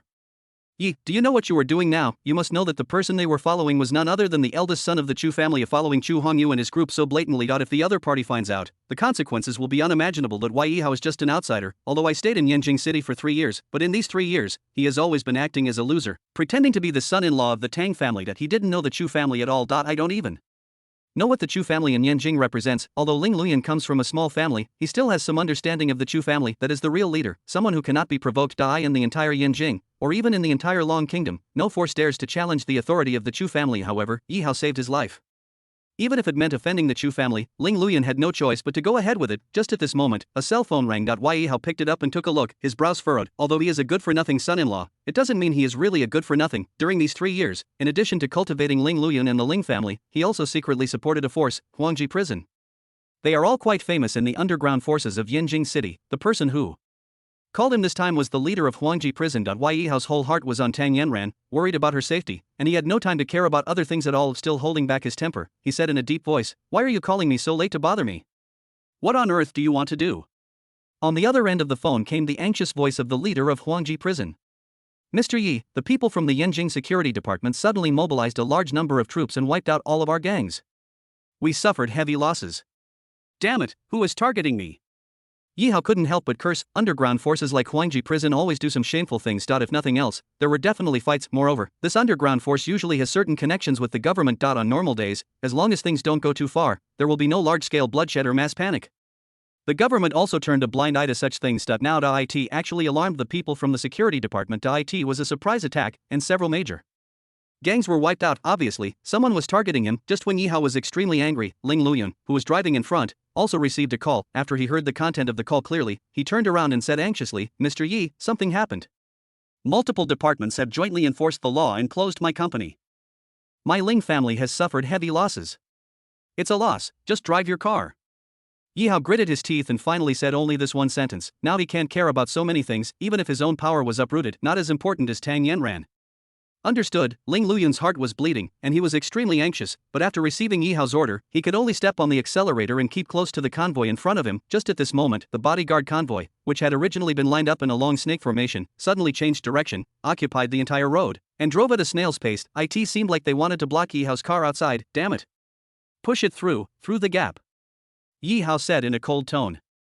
"Mr. Yi, this might be inappropriate." Ling Luyan stammered, his whole body shaking uncontrollably. Of the convoy that was originally following the Chu family was unable to end the incident after being discovered by the other party, and now he wanted to find a way to squeeze through the Chu family's convoy. This was not clearly told to the Chu family. They were following Chu Hongyu, the young master of the Chu family. Yi Hao was fearless for Tang Yanran. But Ling Luyan didn't have the courage. "What are you still doing standing here? Speed up and rush over. Otherwise, once they close the gap, we won't have a chance."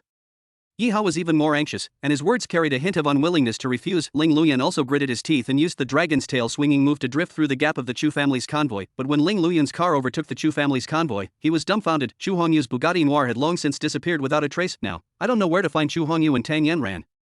Chapter 54. Tang Yanran volunteered to reach the peak of her power gun. Chu Hongyu disappeared in the blink of an eye. Yi Hao couldn't help but clench his fists. Now, where should he go to chase? Where is Yanran? Where did Chu Hongyu take her to? Damn you bastard. Yi Hao felt very depressed and couldn't help but shout loudly, try to find. Use all your strength, even if you have to turn the entire Yanjing upside down, you must find Yanran for me. At this moment, Yi Hao was extremely anxious, judging from Chu Hongyu's attitude. It's definitely not as simple as sending Tang Yanran home. What if he brings his wife to the hotel? Yi Hao felt heartbroken when he thought of this situation. He would never allow this to happen. He must rescue his wife at all costs. Mr. Yi, Mr. Chu's bodyguards seem to have discovered our whereabouts and are rushing towards us. Ling Luyan is now driving at full speed. When he looked in the rearview mirror, he saw a dozen commercial vehicles chasing him at lightning speed. I was already scared to death that he didn't even step on the brakes. Don't worry about it. Nothing in the world is as important as Yanran's problem. Use all your strength to find Chu Hongyu's car and Yanran's whereabouts. Yi Hao no longer has any thoughts about other things. He just wanted to find Tang Yanran as soon as possible and rescue her from Chu Hongyu's clutches. If you go a step later, if Chu Hongyu really brought Tang Yanran to the hotel, the consequences would be unimaginable. Why Yi Hao's eyes were red and he kept shaking his head. He didn't dare to imagine it any further, and he didn't want to think about it that way. Yanran, don't worry. I will rescue you no matter how much it costs. The other side, the Bugatti Noir sped all the way to a riverside. Mr. Chu, didn't you say you would take me home? How did you get here? He realized that Chu Hongyu had brought him to such a strange place. Tang Yanran asked nervously. Chu Hongyu smiled faintly, looking at Tang Yanran and said, go home? Do you really want to go back?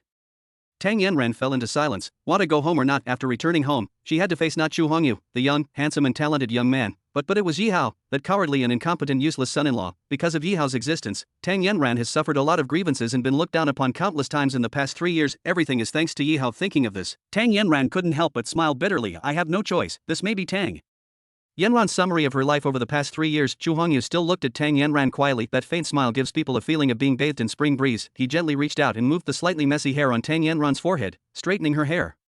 Look at you. Your condition is just like your hair. It's messy.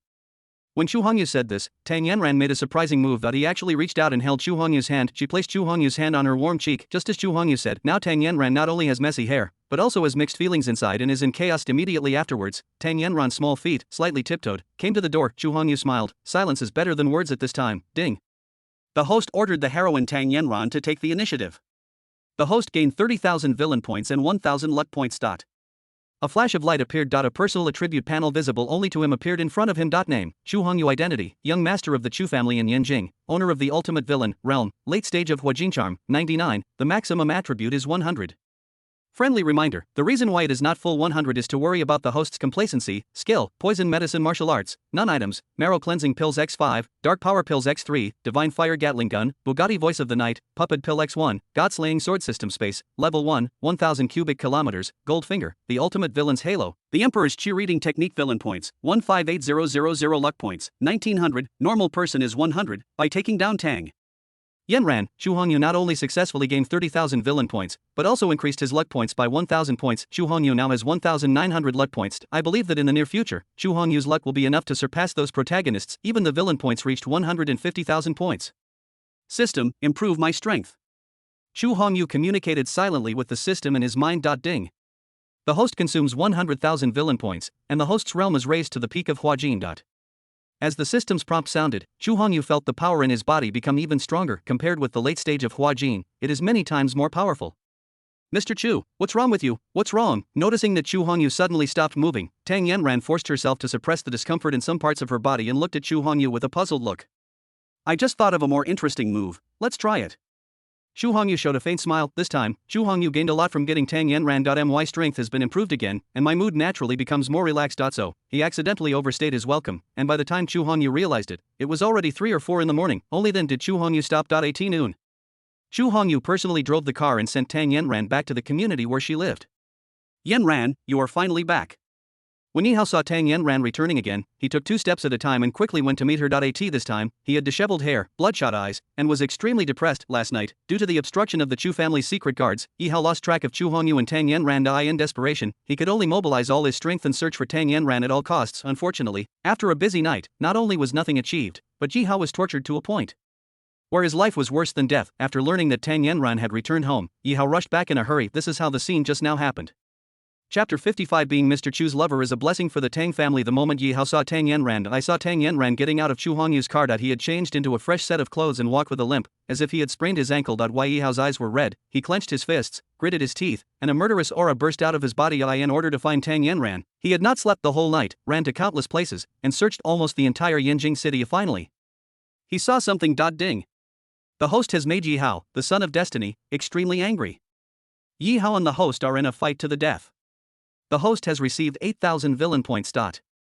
Hearing the system's prompt, Chu Hongyu let out a playful laugh. With a slight stretch of his hand, a burst of internal force hit Yi Hao's body. Chu Hongyu now possesses the strength of the peak of Huajin and is infinitely close to the Baodan realm. The internal force he released was not something that only Yi Hao, who was at the middle stage of dark energy, could sense. This internal force will not take Yi Hao's life immediately, but will only continue to erode Yi Hao's internal organs and devour Yi Hao's vitality. It won't take long before Yi Hao will die. Finally, after glancing at Yi Hao with contempt, Chu Hongyu was too lazy to say anything. He drove away in his luxury car. The reason why Chu Hongyu didn't kill Yi Hao immediately last night was not because he had any special hobbies, or because he planned to keep Yi Hao to eavesdrop. That's because Chu Hongyu was busy with his work and had no time to deal with such a clown. Of course, Chu Hongyu could also mobilize the Chu family's secret guards to kill Yi Hao. No matter what, Yi Hao is the son of destiny, with a strong destiny to protect him. Although the Chu family's secret guards are numerous and powerful, and even have masters of Huajin, even if he used all his strength, he might not be able to defeat Yi Hao. Who knows, the other party might be in a desperate situation and make a breakthrough before dying, or perhaps other opportunities might emerge. Even Chu Hongyu couldn't be sure whether such a thing happened. Therefore, Chu Hongyu has to deal with these sons of luck personally. Yanran. Looking at Tang Yanran wearing high heels, limping and looking extremely uncomfortable, Yi Hao's heart was deeply hurt once again. Tang Yanran's face still had a somewhat cold expression. He didn't even have a good expression when treating Yi Hao after experiencing what happened last night and having an in-depth discussion with Chu Hongyu. It's a pity to see Yi Hao again, that disgusting face. Tang Yanran was too lazy to pay attention to such a clown and simply ignored Yi Hao's existence, limping towards his home. Seeing Tang Yanran in this state, Yi Hao didn't know what to say. He could only follow Tang Yanran silently and return home with her. Yanran, you're back. You are such a good daughter to me. You make me proud. You are the pride of our whole family. As soon as Tang Yanran came back, her mother was waiting at the door with a warm look on her face. The smile on the corners of his mouth was hard to hide. The sudden change left Lian and Tang Yanran a little confused. I don't know why my mother is so happy. The family already knew everything that happened last night, and they praised you for being sensible and capable. The head of the family called your father over early this morning and promised to give us a 1 million yuan bonus.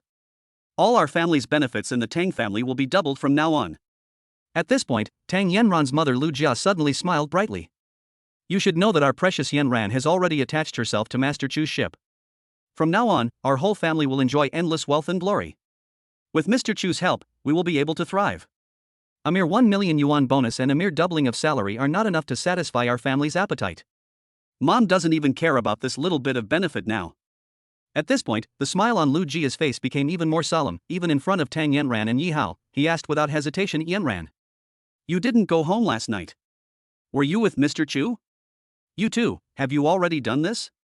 Lu Jia had already been laughing so hard that she almost died of laughter. Even though Tang Yanran is still Yi Hao's wife and name only, he even asked such questions in front of Yi Hao, which hurt Yi Hao's dignity. Obviously, she didn't take Yi Hao, a useless son-in-law, seriously at all. When Tang Yanran heard her mother's blunt question, she blushed with shame, but he still nodded subconsciously. Good. That's really great. That's really great. Lu Jia danced with excitement and said 5 good words in a row. He couldn't help but hold Tang Yanran's little hand, and said happily, our Yanran is still amazing. Although your status is not as high as Tangling's, you are also very beautiful. Your figure and appearance are not inferior to Tangling at all. The most important thing, Yanran, is that you know how to seize opportunities. Unlike that woman Tangling, who is so ungrateful that she wouldn't even cherish such a good opportunity right in front of her. But Yanran, there's one thing you have to remember. You must be clear about your own status and position. You can't act like a spoiled brat in front of Master Chu, or do anything to embarrass him. Mom doesn't ask for anything extravagant. If you can become the young mistress of the Chu family, or if young Master Chu can be a lover, our whole family will be satisfied. You must be good at seizing opportunities. One more thing, you must do everything you can to please young Master Chu. Lu Jia taught her daughter tirelessly and patiently narrated and persuaded her, let Tang Yanran know how to strike a balance and how to please Chu Hongyu. When Tang Yanran heard this, she was already embarrassed and ashamed, but in the face of his mother's chattering, he still had no intention of resisting. Yihao, who was standing by, could no longer remain silent after hearing this and could no longer tolerate it. Last night, I watched Chu Hongyu and Tang Yanran disappear without a trace. Ye How had already prepared for the worst in his heart. So much so that this morning, it was confirmed that Tang Yanran had lost her virginity to Chu Hongyu. He could only grit his teeth and helplessly accept this humiliating reality. He did not blame Tang Yanran at all, but instead felt extremely guilty. I can only blame myself for not being able to protect my wife well. This is why Tang Yanran fell into Chu Hongyu's clutches, and now, his mother-in-law, Lu Jia, actually did this in front of her son-in law. Let your wife please other men. He even let Yihao's wife become another man's lover. He tried every possible means to make Tang Yanran serve Chu Hongyu humbly. Even a green-haired turtle would find it unbearable to face this situation. Chapter 56. Let's divorce. Yihao's mother-in-law actually persuaded Tang Yanran to be Chu Hongyu's lover in front of him. He also taught Tang Yanran how to please Chu Hongyu. Yihao roared in anger. Lu Jia, you bitch, shut up. In the past, I respected you as Yanran's mother and tolerated you repeatedly, even when I had to drink your foot washing water. I endured it all. But now, you have actually gone so far as to ask my wife to do such a shameful thing and become someone else's mistress. Do you take me, your son-in-law, seriously? Oh my good-for-nothing son-in-law of our Tang family has been a coward for 3 years, and now he's planning to rise up. Facing the aggressive Yihao, Lu Jia didn't take him seriously at all. He even mocked him in a sarcastic tone. Who did I think you were? You're so powerful, yet you dare to scold me. It turns out you're such a useless son-in-law. How dare you say in front of Yanran that you are her husband? Look at how much you've contributed to our Tang family over the past 3 years. You've eaten, used, and worn Tang family clothes, even causing Yanran to suffer injustice and be looked down upon. If you really like Yanran and really want to do good for her, then leave her side as soon as possible. Don't hinder Yanran from pursuing her happiness, and don't continue to drag Yanran down. If Master Chu knew that Yanran had a loser like you as her husband, he might get angry at her and ruin her future. That would be more trouble than it's worth. You shameless woman, you are truly shameless. Yihao was almost laughing at Lu Jia's shameless face. He gritted his teeth and snorted coldly. Aren't these just material possessions? As long as Yanran wants them, I can buy them for her anytime, anywhere. Yanran is my woman. There's no need for her to please others or act according to their wishes. Ha ha. Lu Jia couldn't help but laugh when she heard this and said, you can buy this outfit for Yanran anytime and anywhere. I've heard people mention that Yanran's outfit is worth a good 100 or 200 million yuan. Look at you, you're dressed like a beggar. You don't even have 100 yuan on you. How are you going to buy Yanran jewelry worth over 100 million yuan? Yihao, you're such a loser. Not only are you lazy and gluttonous, but you're also bragging without even thinking beforehand and trying to show off your wealth. I said, I have money, I can afford it. If Yanran wants it, I can buy it for him anytime. Yihao was very angry when he heard Lu Jia's words. From now on, he no longer wanted to be a complete loser, and he didn't want to hide his identity anymore. He just wanted to tell Tang Yanran that he had enough ability to love her and give her a happy and fulfilling life. He wanted to protect his wife Tang Yanran and not let Yanran suffer any harm again. Yihao, there's no need to say so much, let's get a divorce. Before Yihao could reveal his identity, the one who faced it was Tang Yanran, the most ruthless blow. Divorce. These two words were like a bolt from the blue, hitting Yihao hard, making him yellow on the outside and tender on the inside, and catching him off guard. In the past, Tang Yanran had suffered a lot of grievances and been looked down upon countless times because of Yihao's affairs. But the other party never mentioned anything about divorce. Why, Yanran, don't you believe me either? Do you think I'm bragging? I can tell you clearly that I am not useless at all. I have more than enough strength and countless wealth to satisfy you. Yihao's face was full of reluctance as he stared at Tang Yanran. The one who came forward was Tang Yanran, with an expressionless face and extremely cold words. You know whether I'm bragging or not. Of course, I don't care whether you can buy these for me or not. Because I don't have any feelings for you at all, the only thing I want to do with you now is divorce. Hearing these two words again, Yihao was torn apart physically and mentally. Why Yihao didn't know what to say. He didn't dare to explain too much to Tang Yanran about this, because the more explanation she gave, the more Tang Yanran would resent and hate herself. In desperation, Yihao could only quote the words of the old man of the Tang family. Yanran, it was the old man who personally designated me to marry into the Tang family. Before he died, he said that no matter what happens, he will never let you divorce me. Do you want to go against the old man's last wish? Yihao is an extremely filial person. It was precisely because he listened to his grandfather that he suffered countless grievances and contempt in the past 3 years. Tang Yanran never mentioned those two words to Yihao now. When Tang Yanran heard Yihao bring up his grandfather, her face was still expressionless, with only coldness. She closed her eyes, and 2 crystal clear tears flowed out of her eye sockets. Involuntarily, Tang Yanran raised her head and said through gritted teeth, he is not my grandfather, and he is not qualified to be my grandfather. In front of the Civil Affairs Bureau. Yi Hao looked at the small notebook in front of him, feeling anxious. This little notebook appeared in his hand, and the most important thing in his heart left him from then on, and there was no possibility of turning back. A broken mirror cannot be mended once the book is out. There is no turning back. Yi Hao did not expect that Tang Yanran would be so decisive about this matter. Even though she brought up what Mr. Tang said, Tang Yanran still ignored it. The other party even threatened to sever ties with Yi Hao even if it meant going to court and paying any price. Yi Hao knew very well that Tang Yanran had made up her mind and there was no point in forcing her to do so, but he finally chose to compromise. He didn't want to go to court with Yi Hao and completely fall out with him. In this way, even if the engagement could be maintained by force, it would only make Yi Hao more disgusted and even hate himself. Chu Hongyu Yanran, although we are divorced, you are the only one I love most in my heart, and you will always be the only one. Don't worry, Chu Hongyu, time will tell. I will prove to you that I, Yi Hao, am a man of integrity and I am definitely not a coward. It won't be long before I marry you often style, with a grand ceremony and a long red carpet. Yi Hao just looked at Tang Yanran quietly. He spoke in a powerful and tender voice and expressed his feelings to Tang Yanran. Chapter 57, Yi Hao's death. The protagonist who foresaw the future. Yi Hao spoke seriously, expressing his feelings for Tang Yanran, and even made a solemn promise. Who would have thought that Tang Yanran didn't even look at the other person? Instead, he tore up the divorce certificate in his hand and the marriage certificate he had brought with him. Throw these pieces of paper into the trash can. Yi Hao, don't worry, I don't have any resentment towards you. I only hate myself. Why did I listen to Grandpa and marry you? For 3 years, I had countless reasons and opportunities to divorce you, but I always considered my grandfather's last words and was unable to do so. Tang Yanran looked at Yi Hao coldly and said without any emotion, now, you and I are divorced and we are strangers. We will never have any relationship with each other again. I also have someone I like. If you really like me, then disappear from my sight and never appear in front of me again. Yi Hao felt extremely sad watching Tang Yanran leave from his side, looking at the other person's back. His mind was still recalling what Tang Yanran had just said to him, already have someone I like. Unfortunately, that man was not Yi Hao. Yi Hao only felt that his little heart, which was full of holes, had once again suffered 10,000 points of critical damage, and was beaten to pieces and looked unrecognizable. He walked on the street like a zombie, with his head lowered, after losing Tang Yanran. Yi Hao seemed to have lost his entire soul, having lost the motivation for life. Where should I go from now on? Yi Hao no longer wanted to think about those things. Or rather, he no longer had the mind to think about those things. Yi Hao charged like an old bull, running madly with full firepower. He just wanted to vent all the messy emotions in his heart, otherwise, you will really feel suffocated. Just at this moment, he saw a person in front of him, blocking the middle of the road, and waving at him. Yi Hao seemed not to see it. His speed increased instead of slowing down, and he kept rushing forward like a car out of control. It charges forward with unstoppable force. The distance of dozens of meters was reached in a flash. He was about to knock the young man who was blocking his way away. At the critical moment, the young man jumped. He dodged Yi Hao's impact at an extremely fast speed. This madman ran faster than a car. Is he in a hurry to be reincarnated? The young man clapped his hands in embarrassment, even showing a hint of fear. He had just blocked Yi Hao's way in order to prevent a tragedy from happening. Obviously, Yi Hao had lost his mind and became a little crazy, and no one could stop him. That's weird. Didn't the news say that Yi Hao, the son-in-law of the Tang family, became mentally disturbed after divorcing Tang Yanran from the Tang family?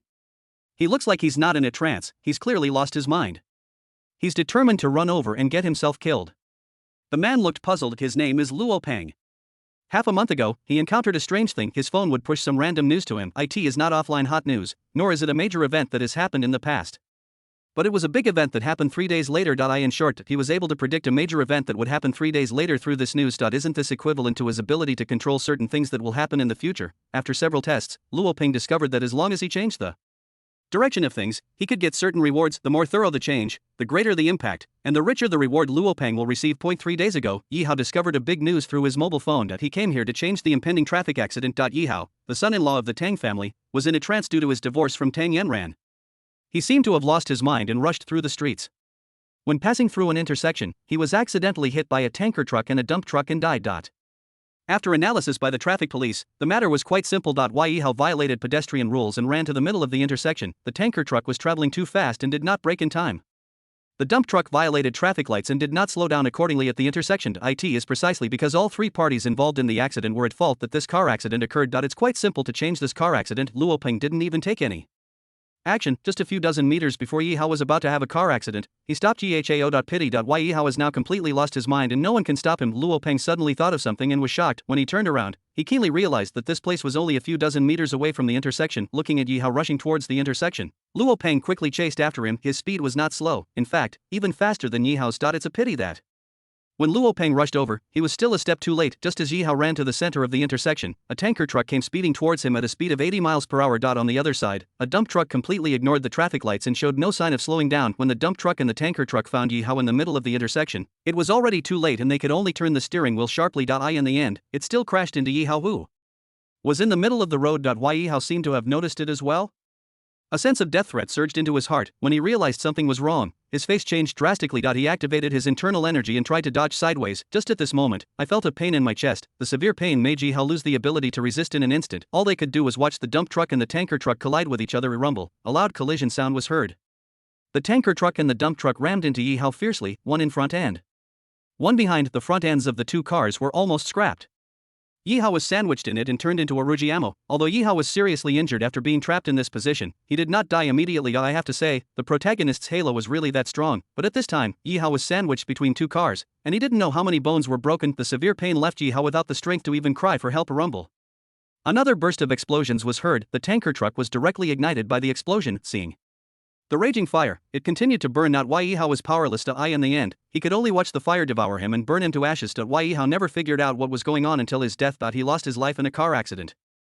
Chapter 58, Luck Lottery. Luo Peng stopped and watched all this. My mind is blank. Since half a month ago, his mobile phone has been able to push news that will happen 3 days later. With this advantage of foresight, Luo Peng has always been successful. Apart from those levels and events that he cannot reach, he cannot change them. As for other matters, if he intervenes, they will all be changed by Luo Peng. It was by changing events that Luo Peng gained many abilities and rewards. Today was the first time that Luo Peng failed in something like this, and encountered something that even he could not change. It was squeezed into a meat patty by a tanker truck and a dump truck, and then exploded. Even if Yi Hao had 9 lives, it would not be enough to kill the other party. Obviously, this car accident is a foregone conclusion and there is no possibility of changing it. This moment, the doors of the tanker and the dump truck were opened. The two drivers quickly jumped out of the car and fled before the explosion. One of the drivers happened to turn his head and look at Luo Peng not far away. When the two looked at each other, Luo Peng felt frightened and his back went cold. Those eyes were the most terrifying eyes Luo Peng had ever seen in his life. Treat human life as worthless. There is a kind of bloodthirsty horror. After glancing at Luo Peng, the other party didn't do anything, he thought, and quickly disappeared from Luo Peng's sight. Master, this is an absolute master. This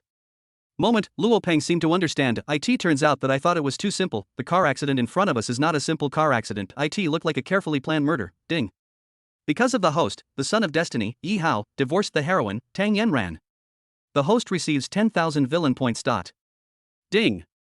Yi Hao, the son of fortune, becomes envious and jealous of the host. The host gains 8,000 villain points. Xu Hongyu returned to Longjing Villa and received 2 sudden prompts from the system, and couldn't help but smile faintly. Why Yi Hao actually felt envious and jealous of himself. Is this because he is jealous of me for having Tang Yanran, and hates me for taking his wife away? Not long after, the system prompt sounded again. Ding. The host killed Yi Hao, the son of luck. The host gained 50,000 villain points and 1,500 luck points. Ding. The host kills Yi Hao, the son of destiny. The host receives a random reward, the Yin Yang Life and Death Talisman. Yin and Yang Life and Death Talisman. Xu Hongyu's eyes lit up involuntarily. This is good stuff. With this thing, whenever you encounter something that doesn't obey your orders, you can use it. He is in a state of being unable to live or die. System, how many luck points are needed for the luck lottery you mentioned last time? Ding. The lowest level of luck lottery requires 100 luck points per draw. The next level requires 1,000 luck points, 10,000 luck points, and even more. The more luck points the host consumes, the higher the upper limit of the prize will be. What can you get from the lowest level of luck? Xu Hongyu wanted to try the lottery. After all, there is always some curiosity about such unknown things. It's like gambling. Most people have a gambler's mentality and want to give it a try. Ding. Even in the lowest level draw, there's a chance to win immortal cultivation methods, magic, and other heaven-defying items. Of course, the probability of drawing something like this is extremely low, close to 0. If you're unlucky, you'll draw random daily necessities or some useless things. If it is used to improve strength, how many luck points will be consumed? Ding.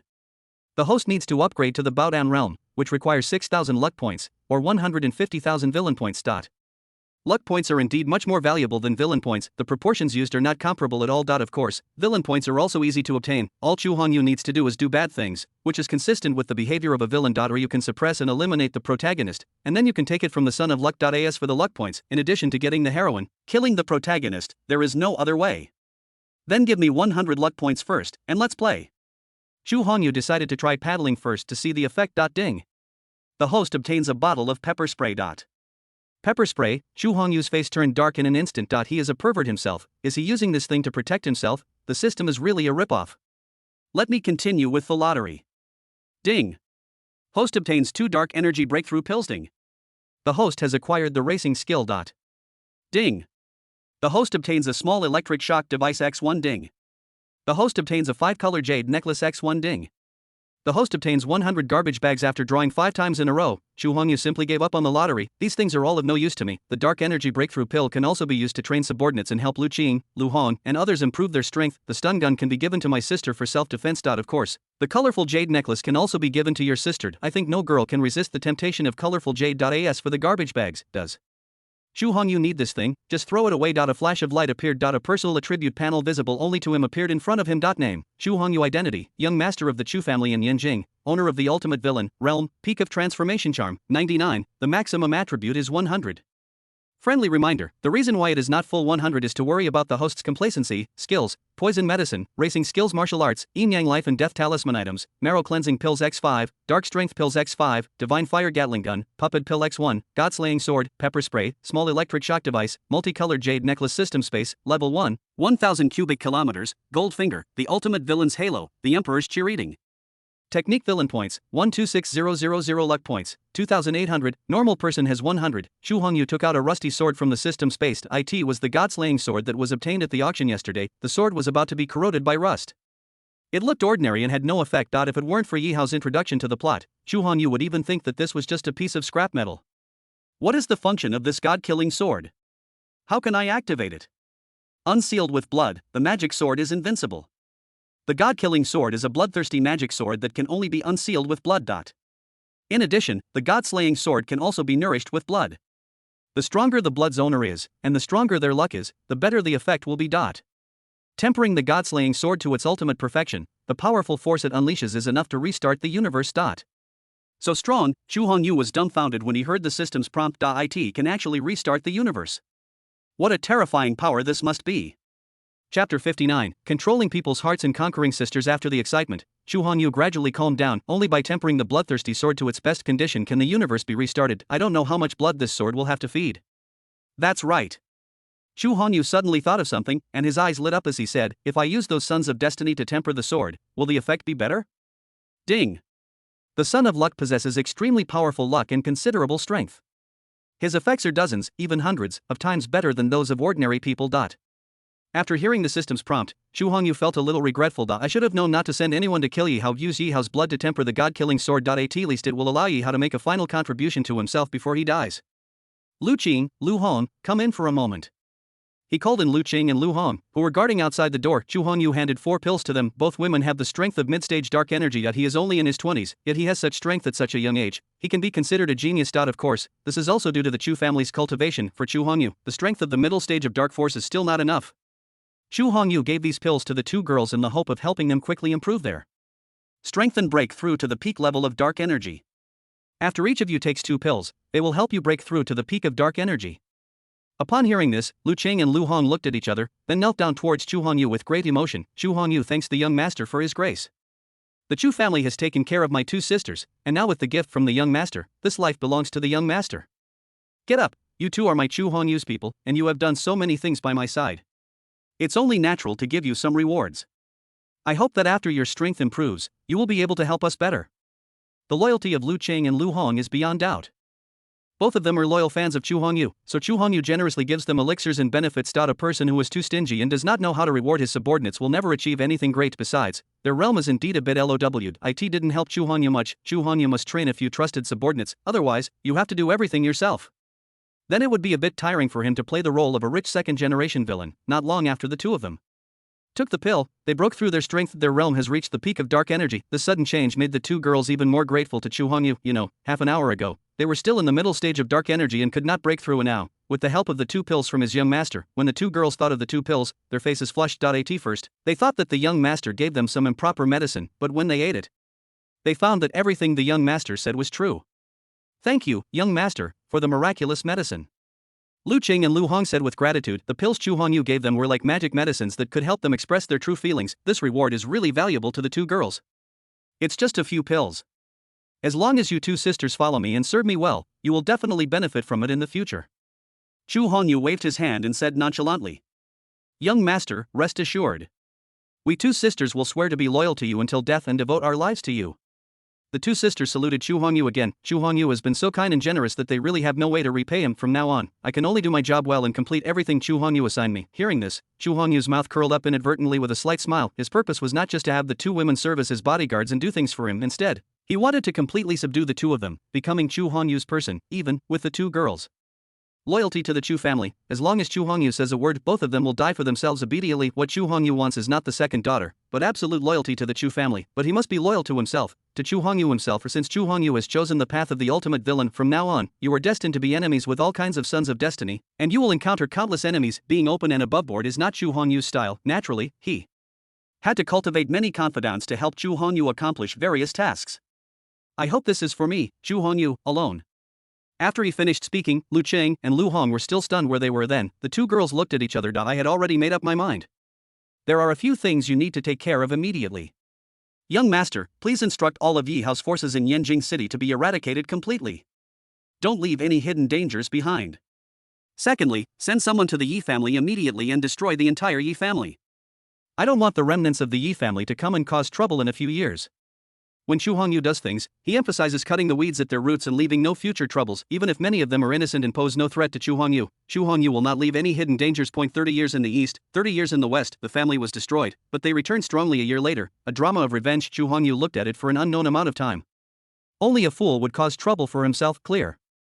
Lu Qing and Lu Hong nodded in agreement and went down to handle the matters assigned by Chu Hongyu. Tangling just followed behind Chu Hongyu. Seeing this scene, a hint of surprise appeared on his face, although she didn't know what had happened before. But Chu Hongyu was able to win over the two trusted maids with just a few words. From this we can also see the other party's means of controlling people, especially the orders Chu Hongyu just gave to the sisters Lu Qing and Lu Hong. He slaughtered an entire family without showing any sign of emotion. Fortunately, he chose to submit to Chu Hongyu, otherwise his entire Tang family would have been ruthlessly wiped out by Chu Hongyu. Chu Hongyu lay leisurely on the rattan chair, with his legs resting on Tangling's legs, enjoying Tangling's foot massage service. But in my mind, I was thinking about another question. Why Yi Hao, the son of destiny, is dead, and the only one left is Qin Xiu, the protagonist. When Chu Hongyu thought of Qin Xiu, a beautiful figure emerged in his mind. Xiao Qingyue, that is the best furnace. If you get the other party, maybe by using the method of harmonizing yin and yang, he could help Chu Hongyu break through to the Baodown realm in one fell swoop.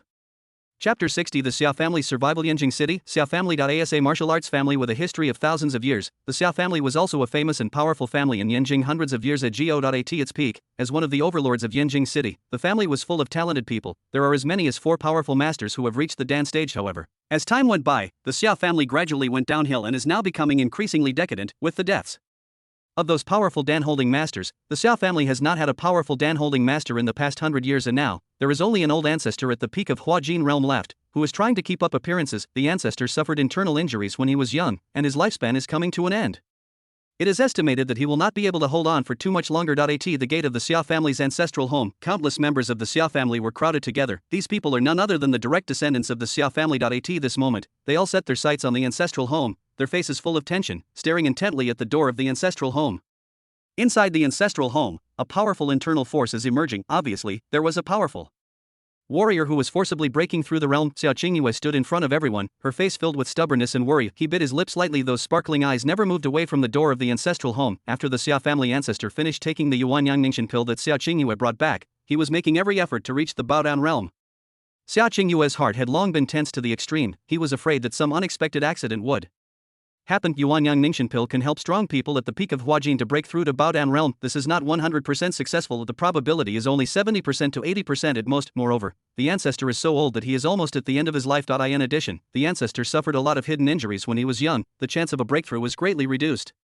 Even with the Yuanyang Ningxian pill, it would only be a final struggle before death. Qin Xiuwen just stood quietly beside Xiao Qingyue, staring at the girl in front of him with a dazed look on his face. I noticed a nervous and anxious look on the girl's face. Qin Xiuwen saw it all and was anxious. At this moment, he suddenly felt a manic impulse in his heart. He wanted to rush forward, hug Xiao Qingyue tightly, and comfort this girl who was under great pressure. Of course, this is just an unrealistic fantasy in Qin Xiuwen's heart. As the eldest daughter of the Xiao family, Xiao Qingyue is the pride of the Xiao family and the hope of the Xiao family. The other party's identity is so noble. On the other hand, Qin Xiuwen is just an outsider of the Xiao family. To put it bluntly, they are the servants and slaves kept by the Xiao family. Although Qin Xiuwen is extremely talented, he is highly regarded in the entire Xiao family. Many senior members of the Xiao family made exceptions and taught Qin Xiuwen martial arts. But no matter what, Qin Xiuwen is just an outsider disciple of the Xiao family, not even a direct descendant. Of the Xia family, such an identity is completely different from Xia Qingyue. When he thought of this, a terrible thought suddenly arose in Qin Shouwen's heart. He hoped that the ancestor would not only fail to break through successfully, some people even die due to failure in breaking through. Once the ancestor of the Xia family successfully breaks through the Baodan realm, the Xia family will have a chance to revive, not to mention returning to its peak glory. At least it can survive for a few decades. By then, Xia Qingyue's status and position will be greatly improved, and she will become a hot figure in the entire Yanjing city. Or become an entity that can marry into those aristocratic families. Qin Shouwen was just a non-Xia family disciple. Even if he had some ideas in his mind, he probably wouldn't be able to succeed. On the contrary, once the ancestor of the Xia family fails to break through the realm, he will die. Although the Xia family will never recover in the future, only when the Xia family gradually goes downhill and falls into decline can the importance of Qin Shouwen be reflected. Wait until Qin Shouwen shows all his talents and extraordinary abilities. His strength is growing stronger and stronger, and he becomes the one that the Xia family must rely on. The entire Xia family can only rely on Qin Shouwen. Even to keep Qin Shouwen, perhaps he would marry Xia Qingyue to Qin Shouwen, or ask Qin Shouwen to marry into the Xia family. As soon as this horrible thought came into Qin Shouwen's mind, he was frightened. He hurriedly shook his head and dismissed this unrealistic idea from his mind, but deep down, I couldn't help but think about it. Qin Shouwen just stared at the entrance of his ancestral home with a nervous look on his face. Beneath the tense mood, there is also a bit of anticipation and worry. Whether the ancestor can successfully break through and smoothly enter the Baodan realm is of vital importance to the entire Xia family. As the Xia family gradually declined, many of the assets owned by the Xia family were also targeted by other aristocratic families and were gradually eroded by these major forces. In order to obtain the Yuan Yang Ningxian pill, the Xia family has paid a heavy price. 50 billion in working capital is all the working capital that the Xia family can mobilize. The most crucial point is the 3 rare metal veins. This is really comparable to 3 gold mines. It is even better than the 3 gold mines. The Xia family paid a heavy price to give the ancestor a chance to break through. If the ancestor fails to break through, what kind of difficulties will the Xia family face? Xia Qingyue no longer dared to think in this direction. The noises coming from the ancestral home have become increasingly solemn. The whole atmosphere was sometimes strong and sometimes weak, gloomy, and uncertain. The many Xia family members standing outside the ancestral home were like that breath, fluctuating up and down, feeling uneasy. I don't know how long it took, but peace finally returned to the ancestral home. Nothing seemed to have happened. Everyone in the Xia family was outside, becoming increasingly nervous and uneasy. Everyone stared at each other, looking confused. Did the ancestor succeed in breaking through, or did he fail? This is not only a matter concerning the ancestor alone, but also concerns the life and death of everyone in the Xia family. For more than 100 years, the Xia family has not produced a strong man in the Baodan realm. Even the strongest person at the peak of Huajin realm is only the ancestor. Now they don't know what the ancestor's condition is. Just at this moment, an old and heavy voice came from the ancestral home. No need to gather here, everyone, please leave. Qingyue, come in for a moment. Although many members of the Xia family were full of doubts, they did not dare to disobey the orders of their ancestor. Bowed in the direction of the ancestral home, everyone returned to their respective posts and performed their duties. Although Qin Shouwen was worried about Xia Qingyue, but I didn't dare to stay here any longer. He could only glance at Xia Qingyue silently. Obediently follow the others and leave the Xia family ancestral home. Chapter 61. For the Xia family, I can give everything. Xia Qingyue took a deep breath, adjusted her mood, pushed open the door of the ancestral home, and walked inside. As soon as I walked in, I saw a white-haired old man sitting in the hall. The old man was extremely skinny, with skin and bones visible on his body. It exudes a smell of decay that only the dead possess. This is also the only strong man in the Xia family who has reached the peak of Huajin, the ancestor of the Xia family, Xia Tianba. I noticed that the old ancestor exuded a dead smell. Xia Qingyue's heart had already sunk to the bottom. Deep down in my heart, a bad thought also arose. I failed to break through and did not enter the Baodan realm. The moment he saw Xia Qingyue, the Xia family patriarch couldn't help but shake his head inside. Given my current physical condition, I can only hold out for another year or two before I'll be exhausted. Xia Qingyue had actually been prepared in her heart for a long time. However, I learned this devastating news from the ancestor himself. She just felt like being struck by lightning. My whole body and mind couldn't help but tremble. He couldn't help but kneel down in front of the ancestor and cried out sadly, "Ancestor." The ancestor of the Xia family is the pillar of the Xia family. What will happen if the ancestor passes away and the Xia family loses its strongest fighting force? Xia Qingyue didn't dare to imagine. Although the Xia family has declined and does not have top-level combat power, however, the Xia family has been passed down for thousands of years and is deeply rooted, and the resources it possesses are countless.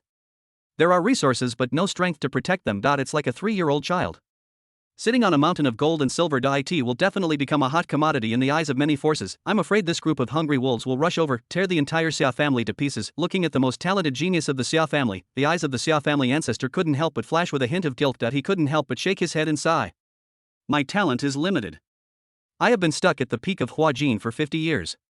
Plus, I suffered a serious injury a few years ago and have never been able to recover. My qi and blood have been damaged, and I have already reached the point of exhaustion. The Yuan Yang Ningxian pill is indeed a rare and miraculous medicine in the world, but it does not have the ability to bring the dead back to life or change one's fate. Looking at Xiao Qingyue in front of him, the Xiao family ancestor's eyes revealed a hint of worry and pity, yet he knew this young girl very well. Ever since he was old enough to understand, he has been carrying the heavy burden of reviving the Xiao family. The burdens and pressures made the girl feel like she was breathless. Xiao Qingyue is a martial arts prodigy that only appears once in a century, and is also the most outstanding person among the younger generation of the Xiao family. The previous generation of the Xiao family did nothing. I had no choice but to place all my hopes on Xiao Qingyue. What a pity! The mess before Xiao Qingyue was a bottomless pit that could not be repaired. The news of my failed breakthrough must be strictly blocked and cannot be seen by anyone. In addition, all of my Xiao family's assets must be sold, and all members of the family, along with those assets, must return to Yun province. I believe that with that money, my Xiao family will have no worries about food and clothing for the rest of their lives. I can barely hold on for another year or two. I should have enough strength to protect you. I believe there is no such thing as an old immortal. I will fight you to the death if I risk my life. This is all I can do to help you. The rest of the way forward will depend on you all. The Xiao family's ancestor looked at Xiao Qingyue with a loving gaze and gave a series of instructions. Xiao Qingyue had no choice but to suppress the bitterness in her heart and nodded in agreement. I know what to do now. You don't have to worry about these tedious matters anymore. Looking at the girl's face, there was a hint of stubbornness, but she forced herself to hold on. The Xiao family ancestor shook his head and sighed again. With your talent, you should have achieved greater success. Unfortunately, you were dragged down by my Xiao family. The Xiao family is sorry for you. Xiao Qingyue didn't even know how she walked out of the ancestor's room. At this moment, he could only pretend to be calm and put all the worries in his heart behind him. Looking at the Xiao family members who were hurrying around, Qin Shouwen kept forcing himself in his heart. The more critical the situation is, the stronger we must be, and we must not lose our composure. Looking at the setting sun, the sky in the distance has been dyed blood red by the setting sun. Xiao Qingyue could only pray silently in her heart, I hope God can help the Xiao family overcome this difficulty. As long as she can protect her people, she is willing to give everything. Qingyue, what's wrong? The girl was so busy that she didn't even notice when Qin Shouwen walked behind her. It has failed. An unknown amount of time passed before Xiao Qingyue came to her senses. She looked at Qin Shouwen and shook her head with a sigh, although the ancestor had told her to strictly keep the news secret and not let anyone find out, but Xiao Qingyue was also very clear that countless eyes in the outside world were staring at their Xiao family. I believe that at this moment, many forces have already known the news that the ancestor failed to break through. Therefore, even though he tried his best to prevent the news from spreading, I believe that it won't be long before this news spreads like wildfire. Although Qin Shouwen in front of him was just a non-Xiao family disciple, he was the most talented among all the young people. Even compared to Xiao Qingyue, it was much better. In addition, the two of them were childhood sweethearts and had known each other since childhood. Therefore, Xiao Qingyue did not hide anything from Qin Shouwen. Upon hearing the news that the Xiao family's ancestor had failed to break through, Qin Shouwen's eyes revealed a bit of solemnity, but deep down, I couldn't help but feel thankful for it. The failure of the Xiao family's ancestor to break through the realm was a bolt from the blue for the entire Xiao family. The Xiao family will suffer a severe blow and may even be unable to recover. As a non-Xiao family disciple, Qin Shouwen's cultivation would also be affected. Your resources will decrease and there may even be other dangers. Qin Shouwen was not afraid at all, because only in this way can he gradually narrow the relationship between him and Xiao Qingyue. This increased the possibility of him and Xiao Qingyue being together, even if it means Xiao Qingyue will suffer grievances and setbacks for a long time. In order for the two of them to achieve their goal, these difficulties and obstacles are necessary experiences. The ancestor can't hold on for much longer.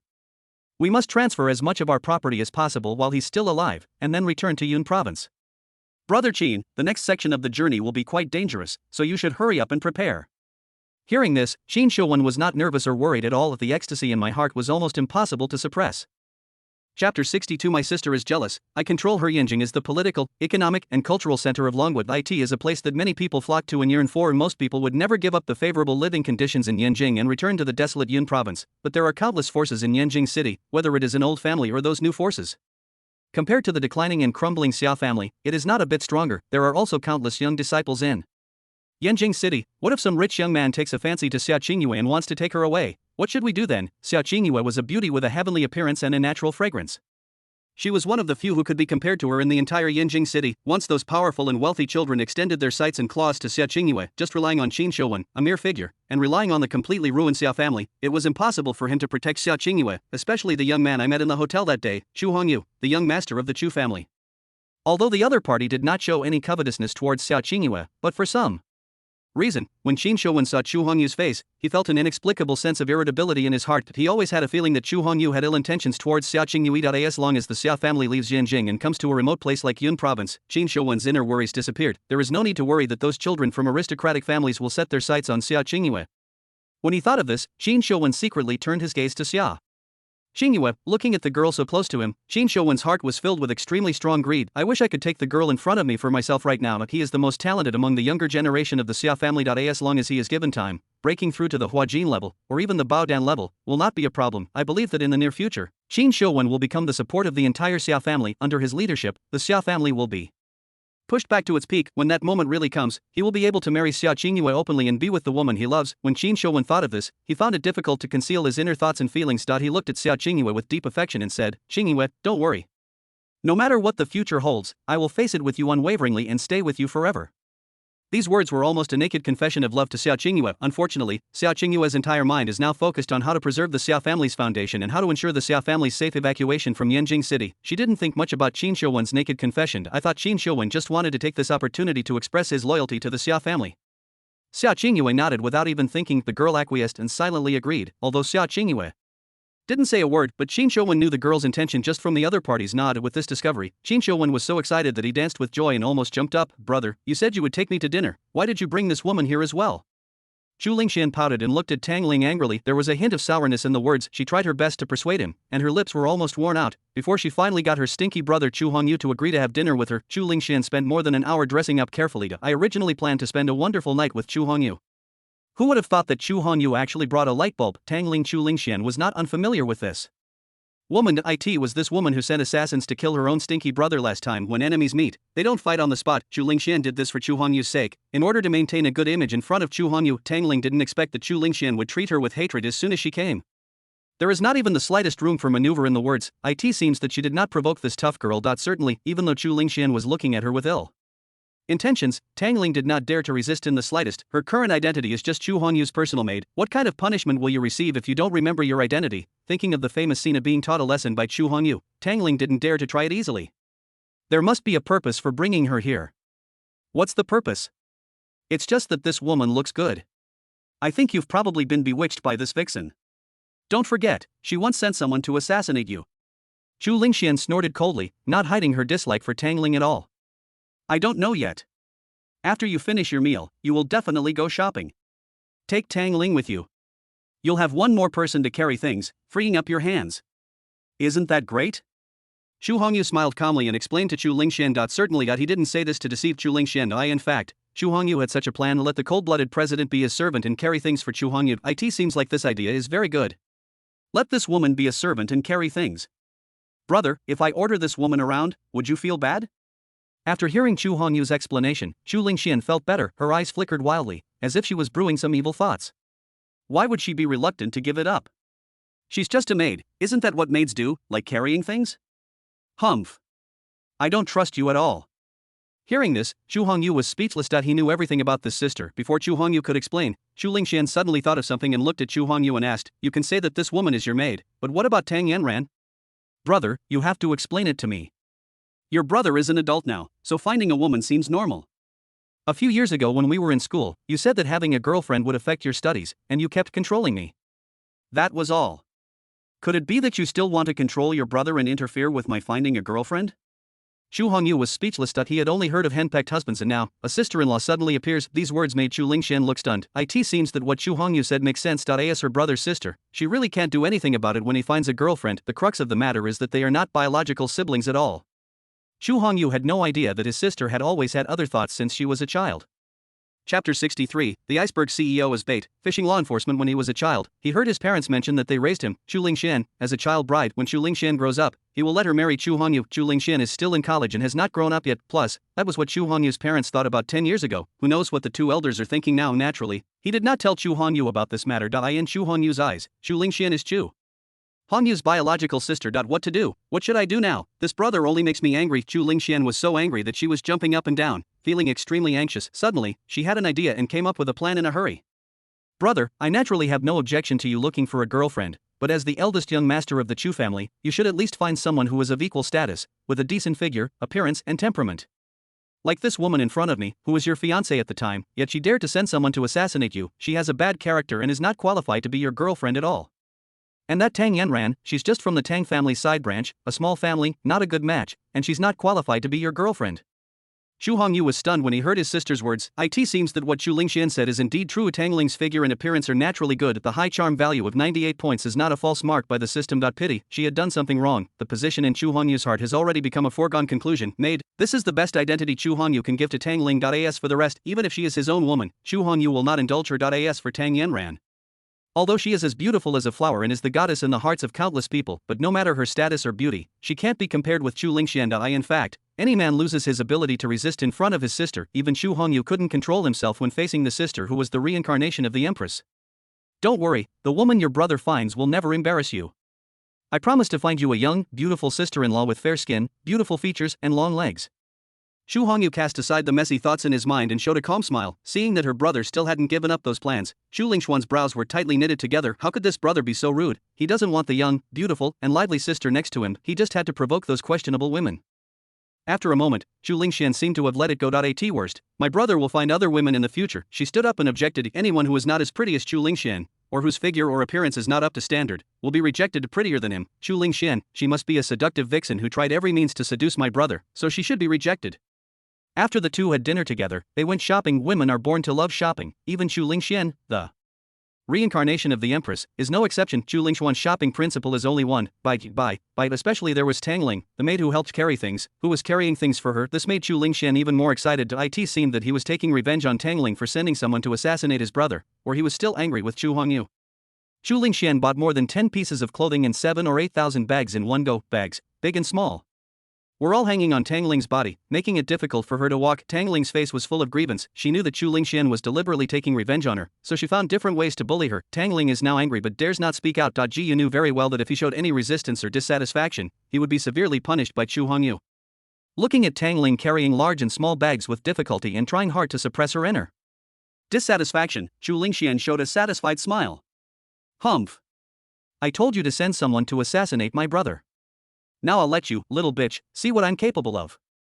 If I don't make you question your life, I'm not Chu Lingxian. In order to avenge her brother, Chu Lingxian has no intention of letting Tangling go so quickly. As a result, a strange scene appeared in the shopping mall. A tall and handsome young man was walking and talking and laughing with another young, lively, and beautiful woman. Behind them was a sweet-looking woman with a stunning beauty, carrying large and small bags, trying hard to keep up with the pace of the two. This strange sight immediately attracted the attention of many passers-by. Look at you. That woman is carrying so many things, and the young couple in front are chatting and laughing. They don't even share the burden with her. They even mock her. This is too much. Such a beautiful woman was treated so badly by that vicious couple. It's completely heartless, absolutely heartless. Don't be afraid, beautiful lady. I will come and help you deal with those two villains. It has to be said that beautiful women are usually particularly eye-catching and more likely to win the sympathy of the crowd. Tangling's charm value of 98 points is there for everyone to see. Many onlookers were shocked to see such a beautiful woman being ordered around by Chu Lingxian and treated like an animal. Suddenly some people couldn't sit still. Jumped out to help Tangling solve the problem. If a hero can win the favor of a beautiful woman, they also don't mind having an in-depth conversation with the beauties. Those who were aroused by lust rushed out and tried to rescue Chu Lingxian. Unfortunately, before they could get close to Chu Hongyu and his companions, suddenly, several men jumped out from the crowd. Those who like to meddle in other people's affairs will be ruthlessly pressed to the ground. After Chu Hongyu and his companions left, a heart-wrenching scream was heard behind them. I've abused Chu Lingxian so much, why didn't the protagonist come to save her? Xu Hongyu couldn't help but shook his head. The reason why he allowed Chu Lingxian to abuse Tangling, and to do so in public, was that he allowed Chu Lingxian to abuse Tangling. It's not that Xu Hongyu has any special hobbies. Tangling is the angry heroine of the iceberg CEO type. Such a beautiful woman is abused. If Chu Hongyu saw this, he would probably be moved and would be unable to resist saving the beauty. Why didn't the Son of Destiny jump out to rescue Tangling? Could it be that all those Sons of Luck are dead? I don't think it should be that case. Obviously, Chu Hongyu's plan of using Tangling as bait to conduct a sting operation has completely failed. Since he didn't catch the Son of Luck, Chu Hongyu simply stopped fishing. After accompanying Chu Lingxian for another walk, he took Tangling home. Now he could only focus his attention on Xia Qingyue and Qin Shouwen.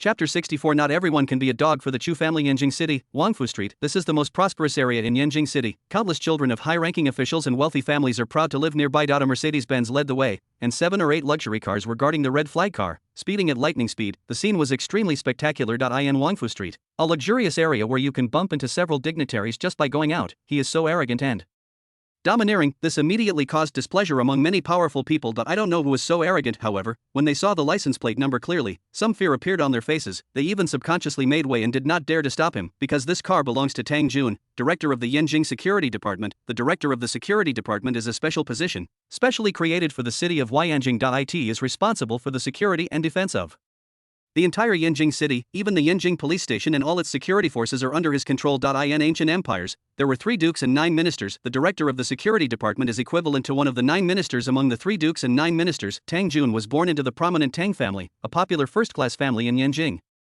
What makes people most afraid is not the power of the Tang family, rather, the Tang family had already surrendered to the Chu family and became a subsidiary force of the Chu family. Otherwise, an important position like the security department, which controls the lifeline of the entire economic city defense, would never fall into Tang Jun's hands. Tang Jun sat quietly in the back seat of the Hongqi car, his brows furrowed. Lost in thought, he still had some doubts in his heart. I don't know why the young master of the Chu family suddenly wants to see me. If there is something that needs his attention, it can be done with just one phone call. Could it be that something big happened and he couldn't explain it clearly over the phone? Tang Jun is a cruel and ruthless person. Not only is he ruthless to his enemies, he is also ruthless to his own people. Anyone who offended him was forcibly suppressed by Tang Jun using various means. I don't know how many families were destroyed and lost their lives because of Tang Jun for the sake of profit. Tang Jun can do anything. This kind of person can be considered a hero. A tyrant usually has a bad reputation. Tang Jun is no exception and has long been notorious. Many people hated him to the core, even his colleagues were quite unhappy with him, but Tang Jun was not affected at all. His position as director of the security department remains as stable as ever. The reason is quite simple. It's because Tang Jun has a huge backer, backed by the Chu family, one of the top families in Yanjing. No matter how cruel and merciless Tang Jun was, he always kept one thing in mind deep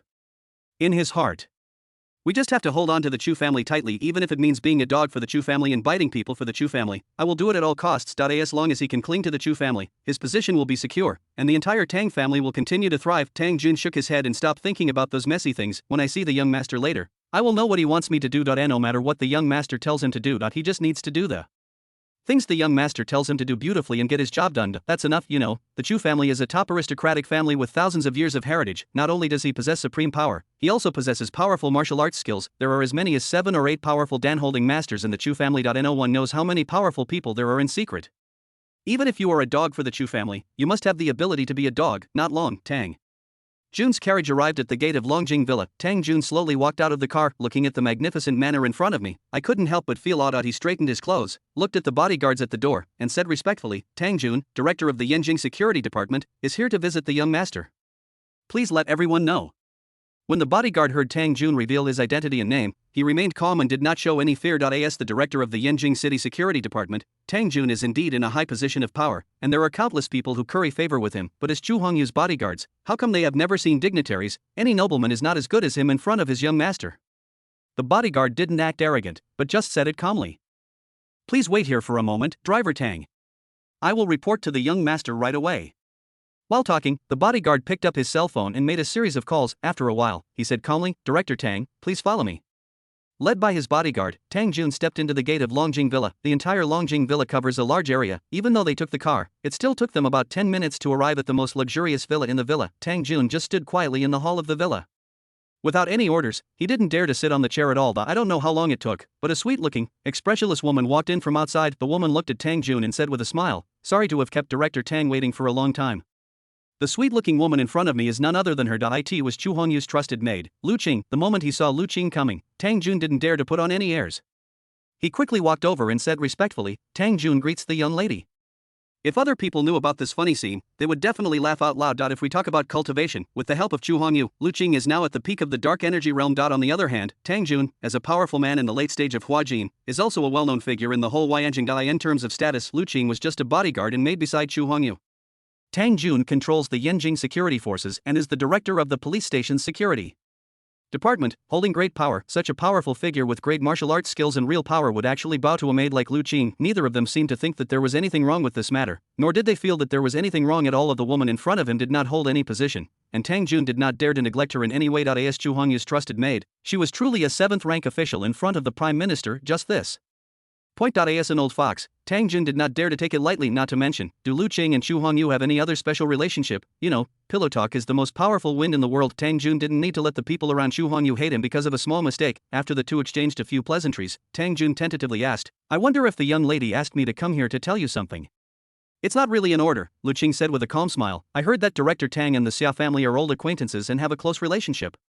Chapter 65. What kind of luck did the Xia family have? Xia family. When Tang Jun heard Lu Qing suddenly ask this, he was a little dumbfounded. Why is the Xia family involved? For no reason. The Tang family and the Xia family do have a close relationship. Hundreds of years ago, the Tang family was a vassal of the Xia family. After hundreds of years of development, the Tang family has grown stronger and stronger. In contrast, the Xia family has been going downhill and its strength has shrunk significantly. As one family grows stronger while the other declines, the Tang family has now become a popular presence, and its strength is no less than that of the Xia family. Especially after the Tang family joined the Chu family, their strength skyrocketed, even surpassing that of the Xia family. In view of the complete decline of the Xia family, the Tang family successfully joined the Chu family. Tang Jun's daughter is engaged to a son of the Xia family. About 10 years ago, Tang Jun found a random excuse to shirk the responsibility. This incident caused a huge uproar at the time and made the Xia family a laughingstock in Yanjing City. Tang Jun is a cruel and ruthless person who does not remember old friendships. His actions go far beyond this. Although the Xia family has been trying hard to conceal the fact that the ancestor of the Xia family has broken through the realm, but the Xia family has been selling off assets continuously during this period. Almost all the properties in Yanjing City were sold off, and naturally, this fact could not be concealed from the major forces in Yanjing. Everyone started to speculate. The Xia family's behavior may mean that the ancestor of the Xia family has failed to break through and does not have much time left. Give the dog a beating when it's down. After seeing the huge benefits, many forces rushed forward and took a big bite out of the Xia family. Among them, Tang Jun was the most ruthless. As the director of the security department of Yanjing City, Tang Jun controls a lot of the military forces in Yanjing City. He used the power in his hands to rob and plunder, and tore off a piece of fat meat from the Xia family. Now, when I heard Lu Qing suddenly mentioned something about the Xia family, this made Tang Jun feel a little nervous and worried. Why would Mr. Chu be so concerned about the affairs of the Xia family? Are there any other connections among them? As a 1,000-year-old family, the Chu family has been thriving over the years. They became the most terrifying aristocratic family in the entire Yanjing City, with their students and former officials spread all over the world. The Xia family is just a mere family, not even worthy of carrying shoes for. The Chu family. Although he was suspicious, Tang Jun did not dare to ask too many questions in front of Lu Qing. He had no choice but to grit his teeth and respond. To be honest, I do have some connections with the Xia family. Lu Qing didn't keep anyone in suspense and went straight to the point. The young master has taken a fancy to Xia Qingyue, the daughter of the Xia family, and wishes to take her as his concubine. Since Director Tang is acquainted with the Xia family, young master wants you to go for a trip. Hearing this, Tang Jun was stunned. The shock on his face was self-evident. The young master actually fell in love with Xia Qingyue from the Xia family. The Xia family is already on the decline and is on the verge of collapse. It won't be long before it is completely swallowed up by other families. This critical moment of life and death, Xia Qingyue was actually favored by Chu Hongyu. What does this mean?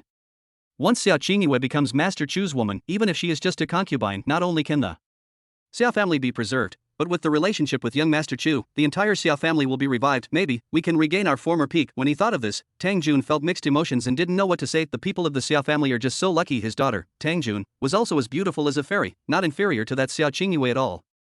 There are other young and beautiful women in the Tang family. Pity.no1 was favored by Chu Hongyu, not to mention becoming Chu Hongyu's concubine. Even if she was to be a servant serving tea and water to Chu Hongyu, Tang Jun would be overjoyed to send the girl of his family away. He never imagined that the Xia family would have a chance to make a comeback. Now, not only did he break off his engagement with the Xia family, but when the Xia family was in trouble, he also took advantage of their misfortune and took over many of their businesses. The Xia family was completely offended. The rise of the Xia family is inevitable. It seems I have to find a way to repair my relationship with the Xia family in advance to avoid provoking a powerful enemy. Tang Jun's eyes kept darting around. I was still thinking about how to repair the relationship with the Xia family. Chu Hongyu left this matter to Tang Jun and did not pay much attention to it. The Xia family is just a mere family, so Chu Hongyu doesn't need to put in much effort. If it weren't for Xia Qingyue's special physique and special identity, the other party has no qualifications at all to become his concubine. As for the little protagonist Qin Shouwen, although the other party is a son of luck, he is the kind of protagonist who makes a comeback before it fully grows up. It poses no threat to Chu Hongyu at all. All we have to do is wait for Chu Hongyu to capture Xia Qingyue, and then eliminate Qin Shouwen at the same time. The Xia family has been in a miserable state during this period. The fact that the Xia family's ancestor failed to break through was concealed with all efforts. The news that the Xia family was constantly selling off their ancestral property and various businesses naturally could not be hidden from the eyes of those who were interested. Many people from powerful forces knew that the Xia family was completely defeated and was planning to withdraw cash and run away. So they all took action to seize the Xia family's property. The property sold by the Xia family is less than half of the property that was looted. It was truly a heavy loss. This also made the people of the Xia family look worried and sad, like eggplants hit by frost. The Xia family was helpless about this. If they sell their property and return to Yun province, the Xia family may still have a chance of survival. If they continue to stay in Yanjing City, all that awaits them will be death and loss of wealth. Those who covet the Xia family's property will never let anyone from the Xia family go. He will definitely wield the butcher knife and kill them all. Just at this moment, An uninvited guest came to visit the Xia family openly. In the Xia family's living room, Tang Jun sat leisurely on the main seat, sipping tea, with a hint of pride on his face. Don't look at him in front of Lu Qing. He is submissive and doesn't dare to show any arrogance. Available outside, Tang Jun was a powerful official with great authority and was domineering and respected by others. There is no other reason. He is the head of the Tang family, the director of the security department who controls the security of Yanjing City, and the vicious dog trained by the Chu family. Tang Jun naturally has the capital to be arrogant. Standing below Tang Jun were a group of Xia family members faced with Tang Jun, who had robbed the Xia family of their vast property. Everyone was angry but dared not speak out, even afraid of the aura emanating from the other party. Not to mention that Tang Jun is a powerful man at the peak of Huajin. The other party is also the director of the Yanjing City Security Department and holds great power. Today, the Xia family is on the decline. You can't afford to offend such a big shot. Even if there is hatred, they dare not show it. Chapter 66. I've seen shameless people, but never seen such shamelessness. Director Tang's visit to the Xia family is truly a great honor for our Xia family. A heavy voice sounded. The ancestor of the Xia family appeared in Tang Jun's sight. Following the Xia family's ancestor were several senior members of the Xia family. Xia Qingyue and Qin Shouwen followed at the back. Although all the Xia family members, including the ancestor of the Xia family, are very clear about it, during this period, Tang Jun bared his fangs and claws, biting off piece after piece of fat from the Xia family.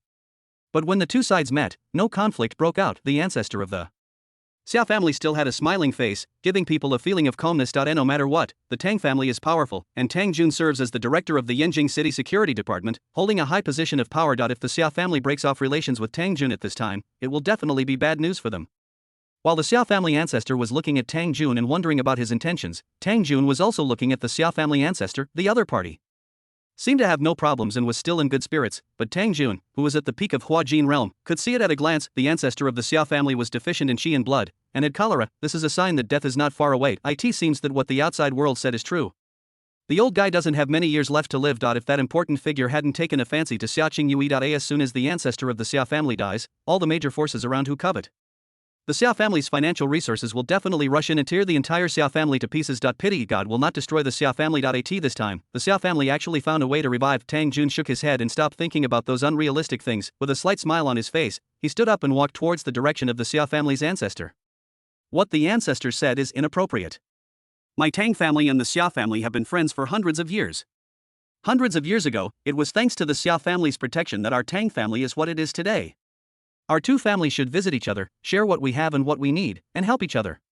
Seeing Tang Jun's enthusiastic look, both the Xia family's ancestor and the surrounding Xia family members were shocked and found it a little unbelievable. That if you don't know, you would think that Tang Jun is just a kind and nice GUI. In fact, the person in front of me is the truly cruel and ruthless one who eats people without leaving any bones behind. 10 years ago, Tang Jun openly broke off his engagement with the Xia family. The Xia family lost all face and became the laughingstock of the upper class. Not long ago, Tang Jun took advantage of the Xia family's sale of their assets. He used the power in his hands to rob and seize a lot of property from the Xia family. How long has it been? Not only did Tang Jun not mention a word about it, he even tried to make friends with the people from the Xia family. Even the fact that the Tang family was a vassal of the Xia family hundreds of years ago was brought up. What does Tang Jun want to do? Not to mention the Xia family, they were all confused. Even the ancestor of the Xia family didn't know what Tang Jun was up to. However, the ancestor of the Xia family has lived for nearly 2 centuries and has seen many storms. Although I was a little confused, I didn't know what Tang Jun was trying to do. On the surface, he calmly complimented, Director Tang's words truly flatter us, the Xia family. The two of them exchanged some business, exchanging pleasantries before the host and guest sat down. Director Tang is a very busy person. He would not come to visit you unless it is important. I believe you have come here to give me some advice. The Xia family's ancestor looked at Tang Jun with a puzzled look on his face. Tang Jun was different from his usual self today, and his gentleness made the Xia family's ancestor feel a little at a loss. The other party's attitude has changed so drastically. I guess he didn't come here to build friendship with the Xia family. I came to the Xia family because I have something to discuss. I want to talk to the ancestor and everyone in the Xia family. As he spoke, Tang Jun took out a lot of things. They are all certificates of assets, about 30 or 40 in total, large and small. I heard some time ago that the Xia family was selling off their property. That's something the Xia family has worked so hard to obtain for generations. How can we sell it at such a low price? I, Tang Jun, thought of my friendship with Xia Jiapa, so I took the initiative to help you collect those assets. Now it's time to return them to their rightful owners. The ancestor of the Xia family flipped through it casually. These things are indeed the property that was taken away from the Xia family during this period. Some of it was taken away by Tang Jun by force, the other part was appropriated by other forces. In order to make friends with the Xia family, Tang Jun did not hesitate to pay a huge price to help the Xia family buy back those properties from many forces.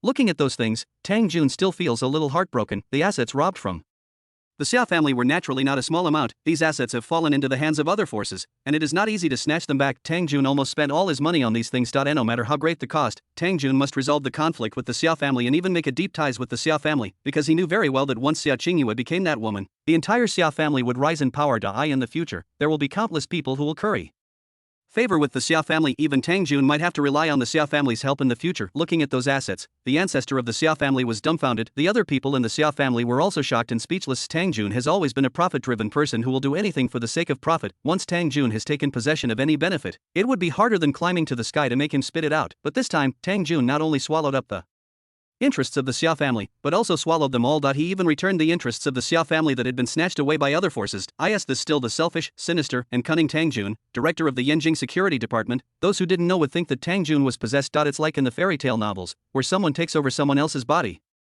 Tang Jun didn't have the mind to care about the shock of the Xia family members. Looking at the Xia family ancestor, he continued, I came here for another important matter. My daughter and the third son of the Xia family have a marriage contract.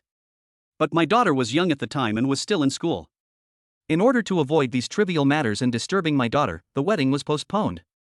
Hearing Tang Jun's serious nonsense, everyone in the Xia family almost couldn't help but start cursing and spitting nonsense. I've seen shameless people, but I've never seen anyone as shameless as Tang Jun. He lied with his eyes open in front of these people. At the beginning, Tang Jun forcibly tore up the engagement with the Xia family in front of the Xia family's ancestor and the Xia family's senior management. That attitude is as arrogant as it can be. It was simply rubbing the Xia family's dignity into the ground. But now look what happened. Tang Jun was so shameless that he said he was just postponing the engagement. Chapter 67. Why did you take away my beloved woman? Tang Jun not only returned all the property he had embezzled from the Xia family, but also returned it in full. If I still have to fulfill the engagement with the Xia family, all these things indicate that Tang Jun is sending a good signal to the Xia family. Why is this? Today, the Tang family is very powerful and has become a first-class family in Yanjing City. Tang Jun is a strong man at the peak of Huajin and he holds a high position. I heard that the Tang family has attached itself to the Chu family and is becoming even more prosperous. On the other hand, the Xia family. It began to decline hundreds of years ago, although there is a certain background, but as the Xia family continued to decline, those resources were almost exhausted. The Xia family now is no different from an empty shell. Tang Jun actually went to great lengths to please the Xia family. If you say there is no trick here, no one in the Xia family would believe it even if you beat them to death. Director Tang, I'm a straightforward person. Please tell me what you're here for. The ancestor of the Xia family took a deep breath, calmed down his chaotic emotions, and stared at Tang Jun. Tang Jun smiled calmly and bowed to the ancestor of the Xia family. Ancestor, everyone from the Xia family, I'm here this time for a more important reason, which is to congratulate you all. To be honest, the young master of the Chu family has set his sights on Miss Xia Qingyue and wishes to take her as his concubine. With this relationship, the Xia family and the Chu family can be considered relatives by marriage. I think the entire Xia family will be prosperous just around the corner.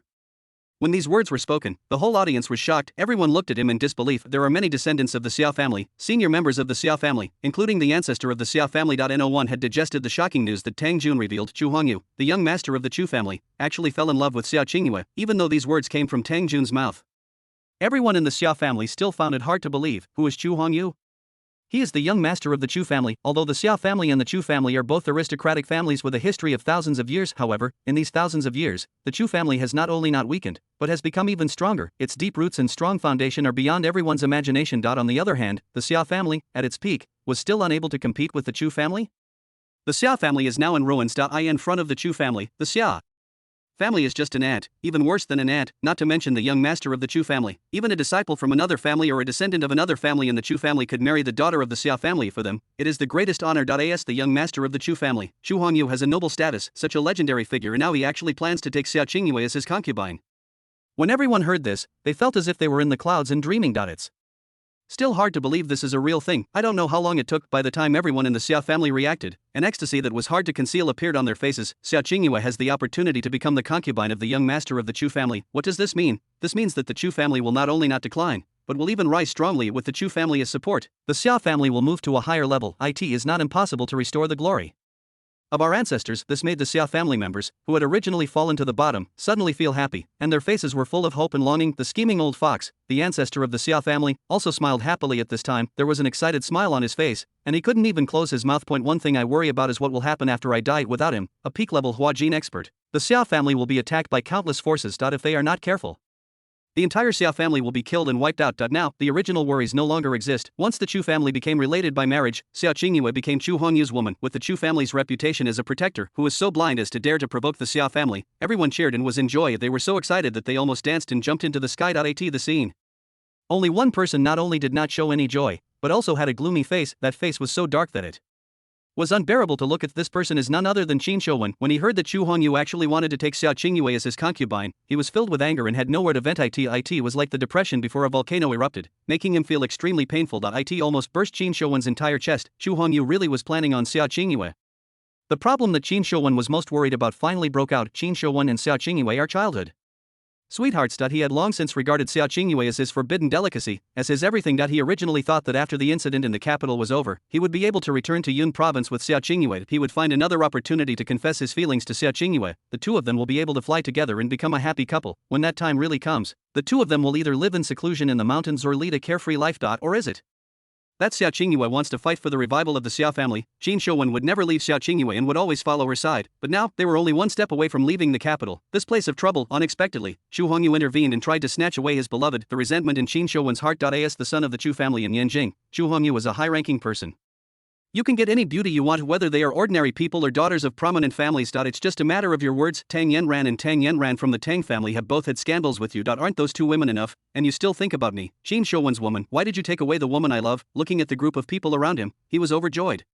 He wished he could send Xiao Qingyue to Chu Hongyu's bed right now and let Chu Hongyu play with her. Qin Shouwen was filled with hatred. Is this Xiao Qingyue's family? Is this Xiao Qingyue, the Xiao family that she is willing to protect at all costs, for their so-called interests? He was not afraid to push Xiao Qingyue into the fire pit and sacrifice her innocence and happiness. He really felt sorry for Xiao Qingyue. Thinking of this, Qin Shouwen could no longer conceal the anger in his heart. He stood up and shouted, I don't agree. I don't agree to this marriage. Qin Shouwen's sudden remarks interrupted the Xiao family's cheers. The Xiao family, who were originally excited, subconsciously stopped what they were doing and their faces changed drastically. They all turned their eyes to Qin Shouwen. He looked at Qin Shouwen in disbelief. Xiao Qingyue's ability to marry Chu Hongyu was a blessing she had earned in her previous life, and also a blessing for the entire Xiao family. The Xiao family was so happy that they couldn't contain themselves. You idiot, you actually dared to jump out an object. Chapter 68. I haven't asked Xiao Qingyue if she agrees yet. There are actually people who dare to oppose the marriage that the young master of the Chu family has chosen. The smile on Tang Jun's face quickly disappeared and his expression gradually became gloomy. He really wanted to take this opportunity today to repair his relationship with the Xiao family.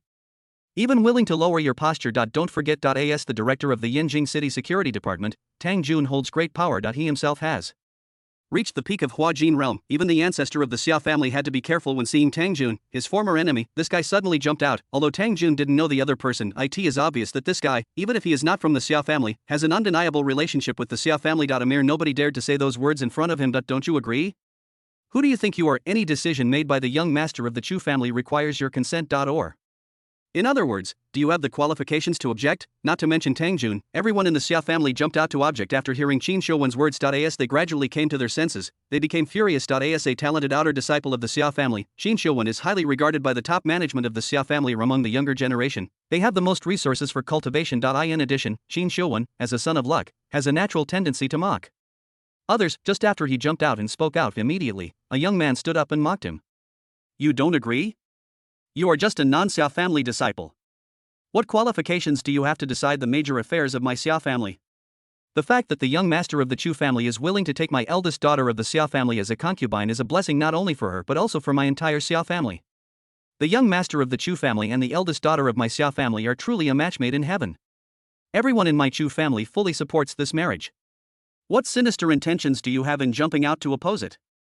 Not to mention the younger generation of disciples of the Chu family, who criticized Qin Shouwen verbally and in writing, and even wished to strangle him to death. Those Chu family executives who usually treated Qin Shouwen well, see the other party coming to cause trouble, they all had the urge to beat Qin Shouwen to death. This is a matter of life and death for our Xiao family. It's not your turn as a mere outsider disciple to act wildly here. Why don't you retreat immediately? The eldest elder of the Xiao family said in a deep voice. Immediately afterwards, the third elder of the Xiao family also stood up, pointing at Qin Shouwen and cursing, You little brat, you're talking nonsense. Are you trying to kill my entire Xiao family? Even the second elder, who had always loved Qin Shouwen, couldn't help but shook his head. Alas, Shouwen, you're too impulsive. You're young and full of energy. You should go back and reflect on yourself. The Xia family's ancestors' face changed drastically after hearing Qin Shouwen's arrogant words. He likes Qin Shouwen, the younger generation. From the bottom of his heart, Qin Shouwen was extremely gifted, and his talent was not inferior to Xia Qingyue at all, even compared to Xia Qingyue. It is even better. At such a young age, he is already a powerful person in the late stage of dark energy. It is not an exaggeration to call such a person a genius. Qin Shouwen's future in cultivation is limitless. Breaking through the realm of transformation is only a matter of time, even if you enter the Baodan stage. This is not impossible. In the entire Xia family, only Xia Qingyue's talent can rival Ling Qingxiwen. Qin Shouwen and Xia Qingyue are childhood sweethearts. The two practiced martial arts together and grew up together. The ancestor of the Xia family also saw this. Sometimes, the ancestor of the Xia family even had other thoughts. Marry Xia Qingyue to Qin Shouwen. It would be possible to completely tie Qin Shouwen, the genius, to the Xia family's chariot. When Qin Shouwen and Xia Qingyue grow up in the future, they may be able to revive the Xia family. Certainly this idea was just the initial thought of the Xia family's ancestor when he learned from Tang Jun that Chu Hongyu, the young master of the Chu family, actually wanted to take Xia Qingyue as his concubine. The unrealistic ideas of the Xia family's ancestor were thrown out of the window. Qin Shouwen is indeed good, and his future is limitless, but compared with the young master of the Chu family, these two people are one in heaven and one in hell. There is no comparison. Now, the matter between Chu Hongyu and Xia Qingyue has not been finalized yet. If what happened today were to reach Chu Hongyu's ears, the consequences would be unimaginable. Qin Shouwen, you are so outrageous. The Xia family ancestor snorted coldly. As the ancestor of the Xia family who has reached the peak of the Huajin realm, he is on the verge of death and does not have many years left to live, but the peak of Huajin is the peak of Huajin after all. With a mere cold snort, a powerful pressure erupted. Like a mountain falling down, it hit Qin Shouwen unexpectedly. A puff. Qin Shouwen's entire body began to tremble involuntarily. He even spat out a mouthful of blood. He forced himself to support his body, raised his head, and stared at the ancestor of the Xia family. There was a hint of disbelief in his eyes. You must know that in the entire Xia family, the person who values Qin Shouwen the most is not the second elder of the Xia family, but the ancestor of the Xia family in front of them. But now, the ancestor of the Xia family wanted Xia Qingyue to marry Chu Hongyu. He did not hesitate to use his might to forcibly suppress Qin Shouwen. This is my Xia family's business. You are just a disciple from the Xia family.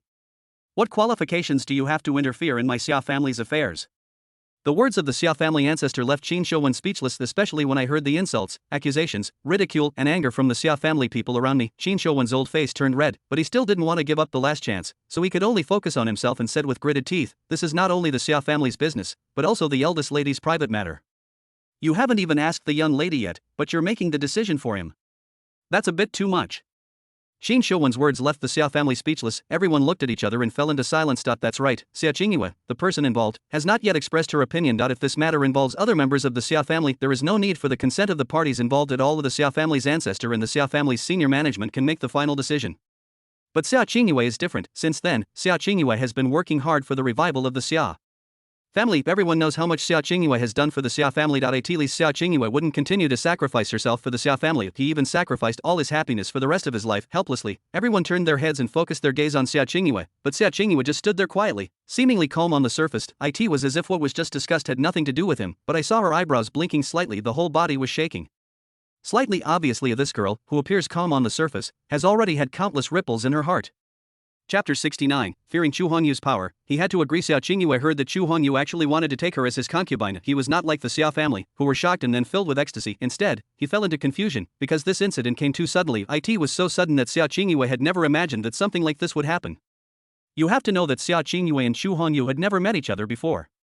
At most, they had met once at that charity dinner. Is that possible? After just one meeting, the young master of the Chu family fell in love with her at first sight. Xia Qingyue is a very rational person. She has never believed that there is such a thing as love at first sight. If they were the daughters of ordinary families, they would have been extremely excited and cried for joy when they learned that the young master of the Chu family was willing to take them as concubines. But Xia Qingyue's heart did not reveal the slightest joy or excitement. She didn't want to marry Chu Hongyu and become his concubine at all. Although Chu Hongyu has a prominent status and a good reputation, it is a hot existence in Yanjing City. He is the Prince Charming in the minds of countless daughters of wealthy families.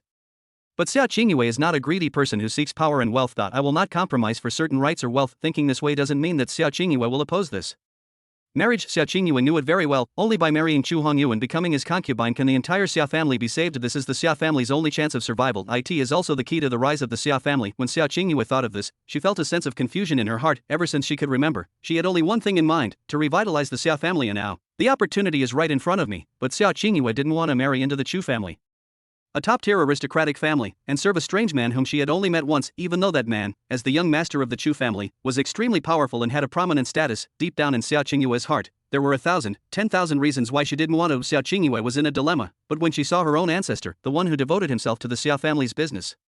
Even at the end of his life, the ancestor was still thinking about the future of the Xia family. At this moment, he was looking at himself eagerly. There was a hint of longing and pleading in his eyes. This moment, Xiao Qingyue finally made a decision. I am willing to marry the young master of the Chu family. Xiao Qingyue mustered up her courage and said these words. Hearing this, the Xia family's tense nerves finally relaxed and they couldn't help but breathe a sigh of relief. Their faces revealed an ecstasy and excitement that was difficult to conceal. Although the young master of the Chu family has already made the decision on this matter. No matter what choice Xiao Qingyue made, it could not change the established facts.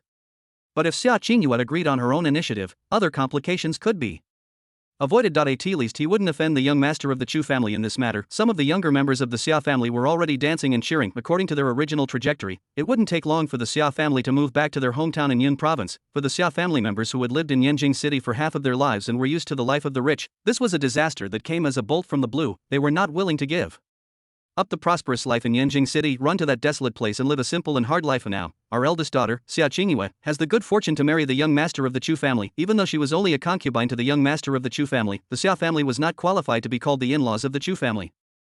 But at least through Xiao Qingyue, the Xia family and the Chu family have become involved to a certain extent. With this little bit of connections, all the crises of the Xia family will be solved. Even go one step further, even the ancestor of the Xia family couldn't help but nodded and smiled with satisfaction. But behind that smile, there was a hint of guilt. Xiao Qingyue has sacrificed so much for the Xia family. The Xia family probably will never be able to repay Xiao Qingyue for what she owes them in this lifetime, but now marrying Chu Hongyu is the only way to change the fate of the Xia family. In order to protect the Xia family and to better develop the Xia family, he could only let Xiao Qingyue suffer some more grievances. In fact, the Xia family's ancestor did not believe that marrying Chu Hongyu would cause Xiao Qingyue to suffer any injustice. As a once glorious family, the Xia family has a heritage of thousands of years. The ancestor of the Xia family also knows many things that others cannot know. No one knows how strong the Chu family's foundation is. What the Chu family showed was just a superficial phenomenon. They are enough to sweep across all the aristocratic families in Yanjing City. That is just the tip of the iceberg of the Chu family. The real heritage, once all is brought out, I'm afraid the whole world will be shocked by it, being able to marry into the Chu family, the most aristocratic family.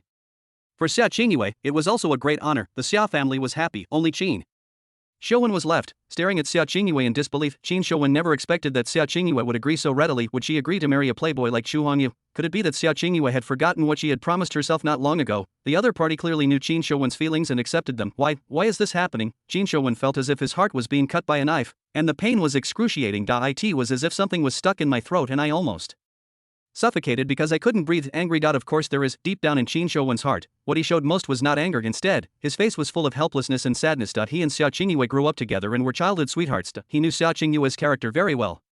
Qin Shouwen knew clearly that Xiao Qingyue was not the kind of materialistic woman who was vain and cared about material possessions. The reason why the other party agreed to marry Chu Hongyu, the pure intention, was to change the current situation of the Xia family and allow the Xia family to take this opportunity to rise completely. Certainly Xiao Qingyue had another intention, that is fear of Chu Hongyu's authority. If I refuse and offend the young master of the Chu family, what will be the consequences? It's simply unimaginable. But when he thought of this, Qin Shouwen felt even more sad. Deep down, there was a feeling of powerlessness. He looked at Xiao Qingyue with a bitter face, not knowing what to say. Chu Hongyu's identity is really too noble. Not to mention Qin Shouwen, he has no qualifications at all to be on par with Chu Hongyu. Take the young masters of various wealthy families in Yanjing City, for example. That no one can be compared with Chu Hongyu. Even though Chu Hongyu can beat Qin Shouwen in every aspect, Qin Shouwen couldn't bear to watch his beloved jump into the fire pit and be toyed with by Chu Hongyu.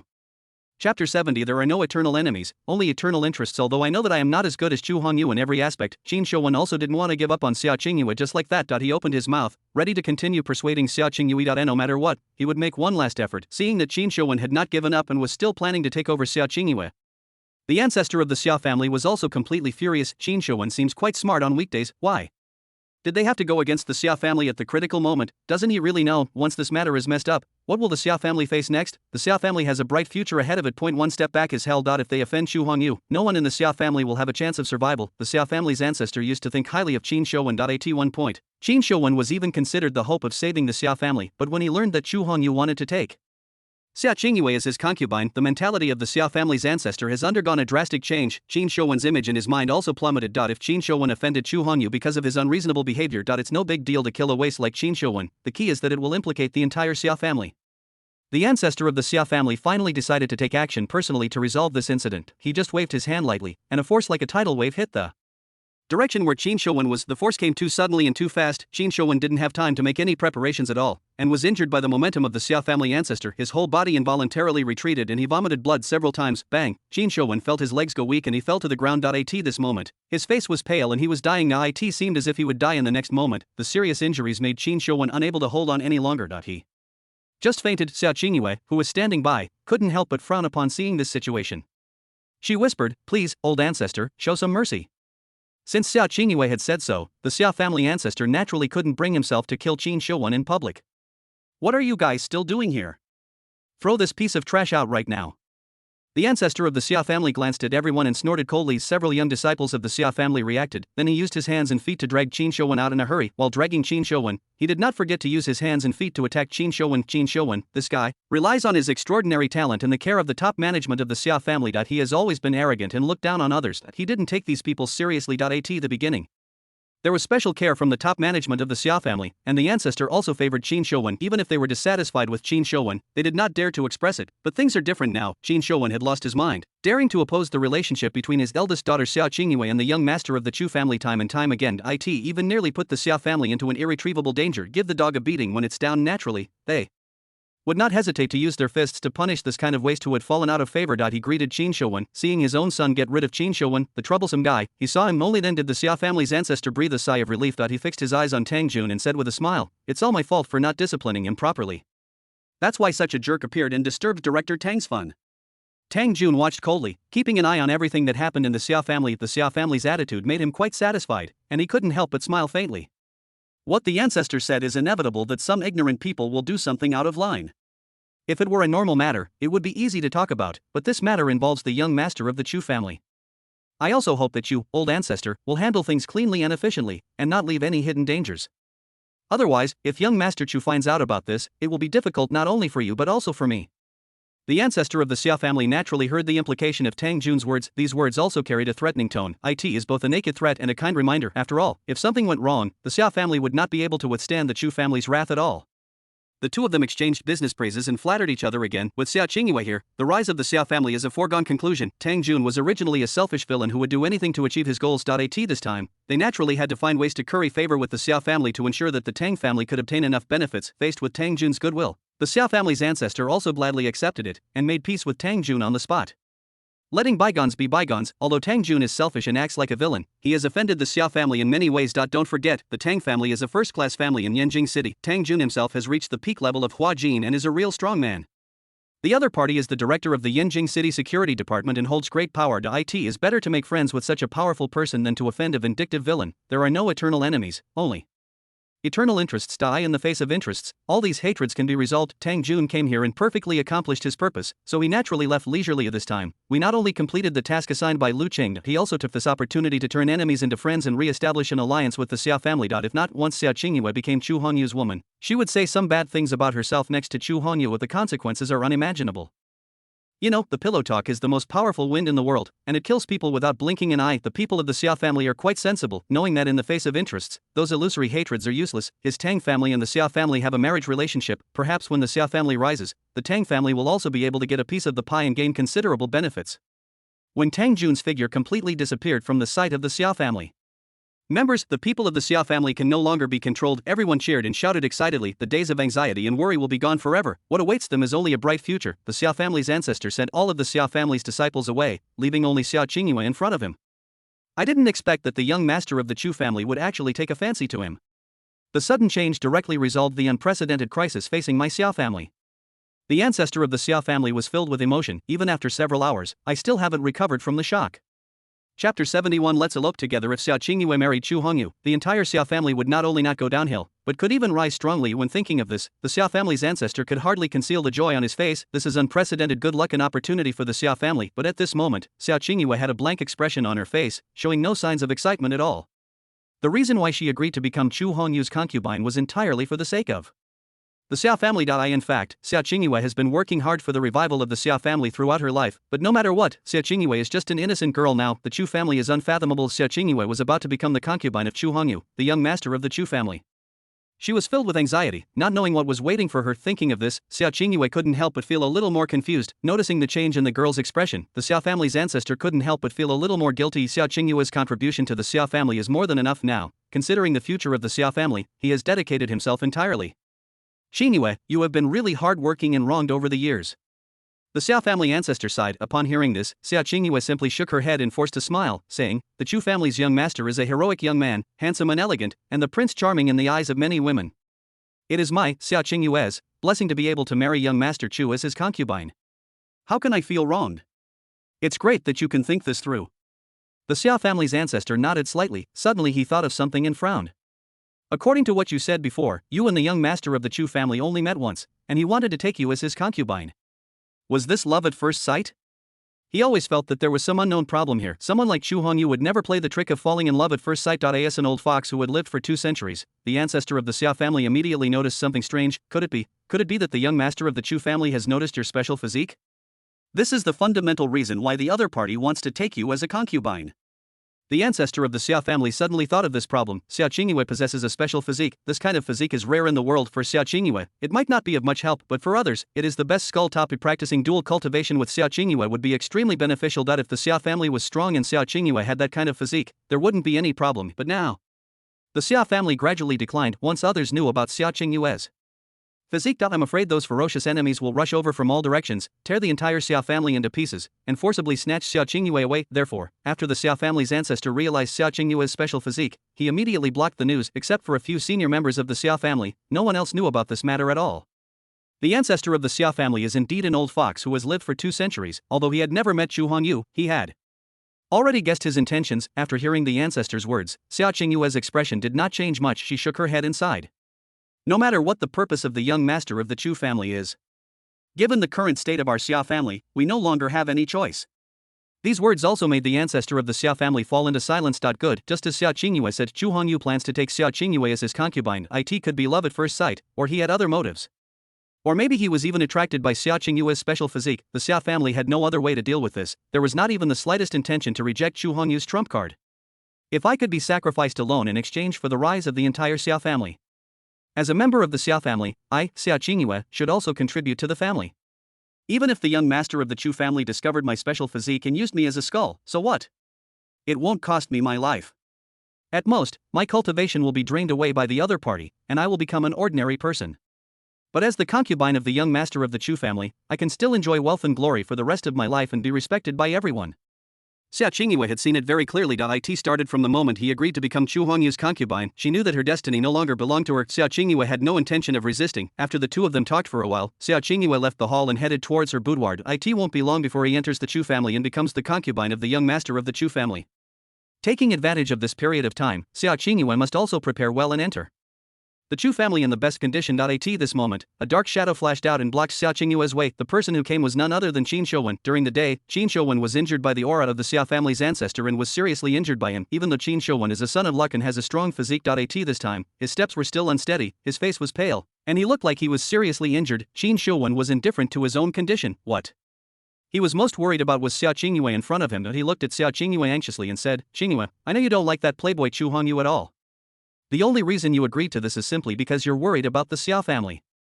You've done enough for the Xiao family. There's no need to sacrifice yourself for them. Let's go away together and live a life like a fairy couple." Qin Shouwen looked at Xiao Qingyue eagerly. Half an hour ago, he staggered out of bed, his mind filled with what happened today.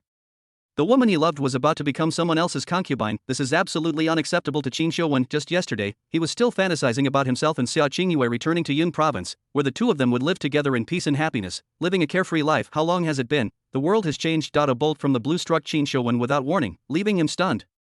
Qin Shouwen knew very well that Xiao Qingyue didn't want to marry Chu Hongyu at all. Of the other party's move was entirely to protect the Xiao family. When I think of this, I feel a heart-wrenching pain when flashing the phone. Not only did he hate Chu Hongyu, he also hated himself even more. He hated himself for being incompetent and unable to give Xiao Qingyue a happy life. He hated his own low strength when facing a behemoth like the Chu family. They seemed so small and were beaten without any ability to fight back. Although Qin Shouwen is very talented, he will definitely achieve great things in the future, but facing a behemoth like the Chu family, even if he were given 10 or 100 years, he might not be able to shake it. I can't let Xiao Qingyue wait for me for 10 or even 100 years. It really has to be so. It is estimated that Xiao Qingyue and Chu Hongyu both have many children and grandchildren, enjoying the happiness of family life. Chapter 72. How many people in the world truly live for themselves? Qingyue, come with me, let's leave Yinjing together. Xin Shouwen looked at Xia Qingyue eagerly, his eyes filled with anticipation that he knew that it was necessary to avoid Xia Qingyue marrying Chu Hongyu. The only way is to elope with Xia Qingyue. Pity. Xia Qingyue's face remained expressionless as she asked calmly, leaving Yinjing, where are you going? Anywhere is fine, Xin Shouwen said anxiously, as long as I can leave Yinjing, as long as I can be with you. We can definitely find a paradise and live together. Although the Chu family is powerful, I don't believe it can be spread all over the world. The world is so big, there is always room for you and me. If we can't stay in Dragon Country anymore, we can go abroad. Xia Qingyue was stunned when she heard Qin Shouwen's nonsense. Follow Qin Shouwen abroad, what does the other person want to do? Elope with me. Seeing that Xia Qingyue remained unmoved, Qin Shouwen tried to persuade her again. Qingyue, I understand your feelings. You simply don't want to marry that dandy Chu Hongyu. The Chu family's power is indeed too great. We can't afford to provoke them. But can we not hide from them? Qingyue, don't worry. I will always be by your side for the rest of my life. Wherever you are, there will be our home. We two will be together forever and ever, and will never be apart again. Qin Shouwen was already fantasizing about taking Xia Qingyue away and living a happy life. Xia Qingyue, however, waved her hand, ruthlessly interrupting the other party. If I really leave, won't my Xia family be in dire straits? These words made Qin Shouwen stunned and he couldn't help but ask. The Xia family clearly wants to sacrifice your happiness in exchange for their own wealth and glory. Why would you sacrifice yourself for the life and death of such a heartless and ungrateful family? From childhood to adulthood, you have been fighting for the revival of the Xia family and have never thought about your own life. After so many years, this can be considered as repaying the Xia family's kindness to you. Now that your happiness for the rest of your life is at stake, there's no need for you to compromise for the Xia family. Come with me, I will spend my whole life taking care of you and will never let you suffer any grievances or harm again. The Xia family is heartless and ungrateful, there is no need to worry about the life and death of the Xia family. These words filled Xia Qingyue's eyes with disappointment. No matter what, the Xia family has done Xia Qingyue a great favor by giving birth to her and raising her, and he is also very kind to Qin Shouwen. The Xia family has been on a downward trend over the years, and the resources provided to the family members have become increasingly scarce. Everyone is living a frugal life, but in order to train Xia Qingyue and Qin Shouwen, these two geniuses, the Xia family has never stopped providing resources to the two of them, and has even given them more. It can be said without exaggeration that Qin Shouwen's achievements today are entirely inseparable from the full support of the Xia family. But in Qin Shouwen's heart, he did not feel the slightest bit of gratitude towards the Xia family. Could it be that Qin Shouwen really didn't know what kind of disaster would be brought to the entire Xia family if he escaped like this? With the power of the Chu family, the other party doesn't even need to take action. Many forces that want to curry favor with the Chu family will attack together. The already crumbling Xia family was completely devoured. Xia Qingyue was not unaware of Qin Shouwen's subtle thoughts. She grew up with Qin Shouwen, they were childhood sweethearts and indeed had a deep affection for each other. But in Xia Qingyue's heart, she only regarded Qin Shouwen as her senior brother. And her elder brother, all I have for him is brotherly love, not any romantic feelings at all. Of the Xia family is Xia Qingyue's foundation, where his parents and relatives are. There was absolutely no way Xia Qingyue would cruelly abandon her parents and all her relatives for Qin Shouwen. For Yi Wanbu, even if Xia Qingyue really disregarded the life and death of the Xia family and eloped with Qin Shouwen, the world is so big, where can they hide? With the power of the Chu family, even if they hide abroad, they will be discovered one day. Do they really have to live in hiding and darkness for the rest of their lives? This was not the day Xia Qingyue had been pursuing. Brother Qin, if you really want to leave, I will definitely not stop you. But I, Xia Qingyue, am a member of the Xia family in life and a ghost of the Xia family in death.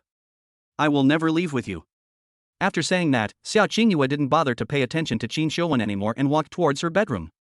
Why, Qingyue, why do you treat me like this? I know you want to leave, but you don't dare to leave because of family ties. You've already sacrificed so much for your family and for others. Can't you live the rest of your life well for yourself? Xia Qingyue didn't even turn her head and continued walking forward, letting out a soft sound. Brother Qin, there are too many things in this world that are beyond our control. Everyone wants to live happily and for themselves. But how many people in this world can really do this? After saying this, a clanging sound was heard. Xia Qingyue entered her bedroom, completely disappeared from Qin Shouwen's sight. Following Xia Qingyue's departure, Qin Shouwen was completely dumbfounded. He stood there in a daze, feeling as if he had no desire to live. The only person he cared about in this life was Xia Qingyue. For Xia Qingyue, I can give up everything, but now, I am watching my beloved woman marry another man, and the man is one that the other party doesn't love at all. He did not hate Xia Qingyue for making such a decision. He knew that Xia Qingyue's actions were forced upon her by her own difficulties. He hated himself. If I were not incompetent, I could not even protect my own woman. How could Xia Qingyue be forced into such a situation? He also hated the Xia family. The Xia family is a wealthy family with a history of thousands of years, but now they can't even protect a woman. He also has to sacrifice his woman's happiness to preserve the entire Xia family, the person Qin Shouwen. hated the most was Chu Hongyu. That if Chu Hongyu hadn't suddenly appeared and snatched his love away, he and Xia Qingyue, the star-crossed couple, wouldn't have been forcibly separated. Think of this. Qin Shouwen couldn't help but take a deep breath, his eyes filled with resentment and viciousness. He once again turned his gaze towards the direction of Xia Qingyue's boudoir. After taking a glance, Qin Shouwen jumped up and disappeared on the spot. However, what Qin Shouwen didn't know was not far away. A white-haired old man was standing quietly, taking in everything that had just happened. His face gradually became gloomy. There was an unconcealable murderous intent in his eyes. Chapter 73. The sudden appearance of the protagonist. Major events in the future. South China Tiandi City. Chu Hongyu stopped the car and took Chu Lingxian to his own jewelry store. The main reason I brought Chu Lingxian here this time was to buy her a gift and apologize. No one knew where this little girl Chu Lingxian got the news that Chu Hongyu was planning to take Xia Qingyue as his concubine, although at this time, monogamy was still practiced, but for aristocratic families like Chu Hongyu, marrying a wife and taking concubines still exists. Of course, since it was a concubine, there were not so many requirements at all, and there was not even any intention of holding a big banquet. Chu Hongyu did not publicize it to the outside world, but Chu Lingxian still heard the news from other places. After finally managing to defend against Tangling, Tang Yanran, and the others, they didn't expect Xia Qingyue to show up now, and as soon as Chu Hongyu came, he wanted to take a concubine. Chu Lingxian could no longer sit still and insisted on dragging Chu Hongyu out to buy things, and he called it an apology to Chu Lingxian. Chu Hongyu naturally couldn't resist his sister. Out of desperation, I had to bring her here. Suebo Pavilion. This is South China Tiandi City, the most famous gold and silver jewelry store, even in the entire Yanjing city. He is well known. When the beautiful waitress saw Chu Hongyu and Chu Lingxian coming, she immediately came forward with a smile on her face. Handsome guys, beautiful girls, I wonder what you want to see, jewelry or gold and silver jewelry? Lingxian, what do you want? Emerald necklaces, bring me the most expensive jade necklaces you have. Chu Lingxian pouted, obviously still a little angry. Have to, this little girl is so difficult to please. Yes, sir, ma'am, please, this way. The beautiful waitress greeted Chu Hongyu and Chu Lingxian enthusiastically. Look, sir and madam, the most precious necklaces in our store are all here. These are all worth millions. Especially the ones in front of you too, Love Rose, Alluring Love, and Purple Night Rose. The Love Rose is made of the finest rubies, inlaid one by one. It is the masterpiece of our top jeweler. It is a symbol of love, and it is most suitable for Mr. and Ms. Mr. and Miss, you are obviously a match made in heaven. If I give this Love Rose to this lady, it would be the icing on the cake. I am sure you two will live happily ever after. The beautiful waitress began to talk incessantly. His expression was filled with an unconcealable joy. This is a necklace worth millions. If she can sell one or two items, the commission she can get will be huge. After the explanation, the beautiful waitress glanced at Chu Hongyu's handsome face from time to time. Very handsome. So handsome. I'm afraid that only this beautiful lady in front of me can match such a perfect handsome guy. After finishing her story, the beautiful waitress looked at Chu Hongyu and Chu Lingxian eagerly, hearing the waiter's tireless praise, especially the statement that he and Chu Hongyu would live happily together forever. Chu Lingxian's inner anger subsided a lot. A slightly smug smile appeared at the corner of his mouth. Okay, I want this necklace. Please pack it for me. As she spoke, Chu Lingxian turned her gaze to Chu Hongyu again. Brother, do you think I should buy some gifts for my future sister-in-law? Otherwise my sister-in-law will be unhappy, and it will be difficult for me to be her younger sister. Have to. The little girl was jealous, but it's not so easy to repair the situation. The beautiful waitress beside heard this. I was completely dumbfounded. This love is made in heaven. The handsome man and beautiful woman who look like lovers are actually not lovers, but siblings, but he had just been talking to the two of them for a long time, without any expression or correction at all. The waiter packed the necklace for Chu Lingxian with a nervous mood. I've already told you that your brother married that woman purely for other purposes. If this little jealous guy doesn't calm down, don't blame me for being angry. As he spoke, Chu Hongyu reached out and scratched Chu Lingxian's nose. Snort. Chu Lingxian snorted coldly, obviously not as angry as before. Sometimes enough is enough. If you make too much of a fuss, it will backfire. It didn't take long for the waiter to pack the necklace. Just as Chu Hongyu took the necklace and was about to take Chu Lingxian away, the moment I turned my head, suddenly stopped. The person who caught Chu Hongyu's eye was a man of about 17 or 18 years old. Ding.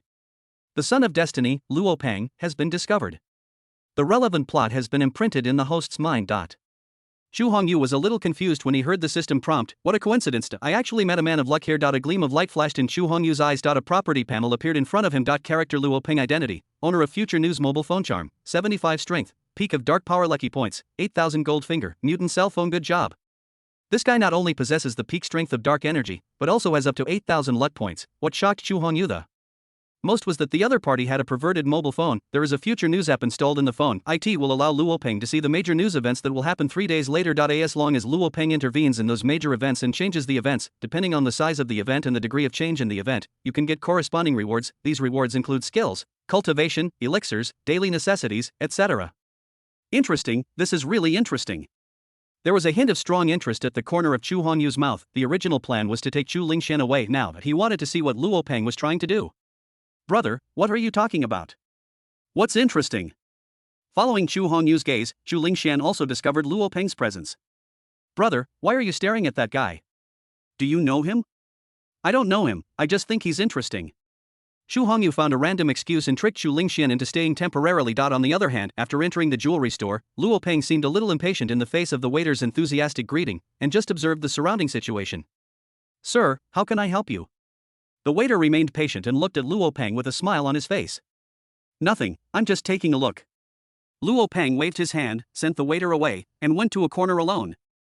Who is this? What is this guy doing here? Luo Peng's abnormal behavior attracted the waiter's attention, especially when the other party looks around and looks guilty. The waiter thought that this guy was here to steal something. Report this matter to the store manager immediately. Chapter 74 Robbery. Is this prepared for Luo Peng? Manager, look, that guy is here. He's been here for ages, but he didn't tell me what he wants. He also won't let me follow him and is sneaking around like a sly. I suspect this guy is here to steal something. Should we call the police? The waiter who had been sent away by Luo Peng earlier found the manager of the jewelry store and complained to him. The store manager followed the waiter's gaze, but I saw a boy of 17 or 18 years old looking around. The eyes kept rolling around, as if thinking about something. The store manager also felt that this person was a little suspicious. He must have just graduated from high school. He might not have much money and wants to steal some things from our store. After all, he's still a child. We should give him a chance and just drive him away. The store manager smiled calmly and walked up to Luo Peng. Handsome man, what are you planning to buy? I'm the manager of this store. Whether you're buying gold or jewelry, I can make some recommendations for you. Seeing someone coming to disturb his good thing, Luo Peng couldn't help but frown. He just wanted to stay here quietly for a while. Why did these tactless people come to disturb him again and again? I haven't decided what I want yet. Go ahead and do your work. I'll come back to you when I've decided.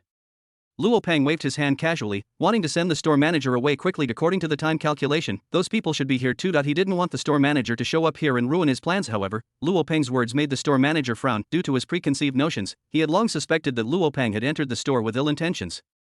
The fact that the other party wanted to drive him away at this time further confirmed his judgment. Sir, you are so young, even if you have gone astray, it is understandable.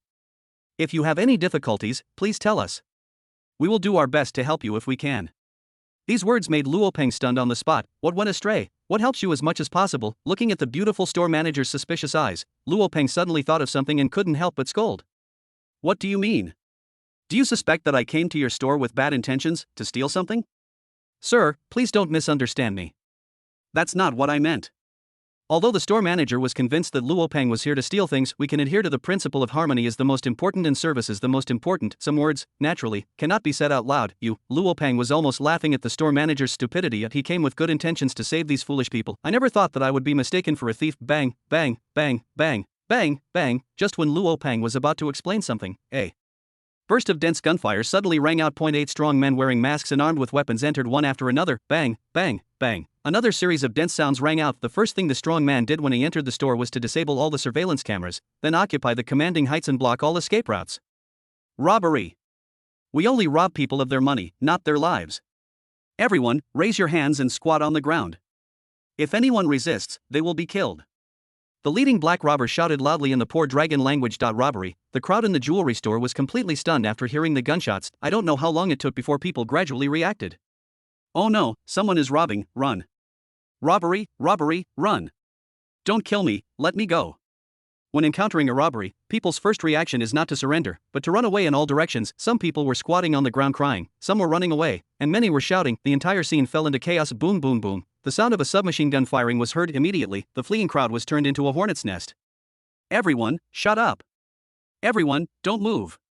Everyone, hold your heads and gather in the center. If there is any resistance, these individuals will be your examples.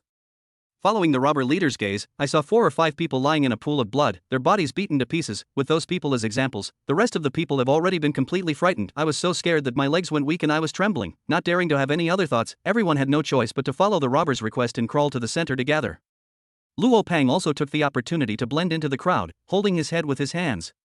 Pretending to be a good citizen, taking advantage of this time, Chu Hongyu had already taken Chu Lingxian and hid under the counter. Chu Hongyu had already looked at it and found that the counter here was a blind spot in his vision. Unless you look carefully, you will never find this place. Brother, what's going on? Why are there so many robbers for no reason? Zhu Lingxian muttered softly. Although she had always been fearless, it was the first time in her life that she had seen such a ferocious robber kill people if you disagree with something. He also killed 4 or 5 people in one breath. I don't know either. Let's wait and see. Xu Hongyu shook his head. If what he guessed was correct, Luo Peng must be involved in the robbery incident. Or perhaps it could be said that Luo Peng's purpose for coming here was to target these robbers. Several robbers quickly took control of the scene and gathered all the hostages in the hall, placing them in the most open and conspicuous place. At the same time, the other 2 robbers armed with submachine guns were in a superior position, responsible for guarding the hostages.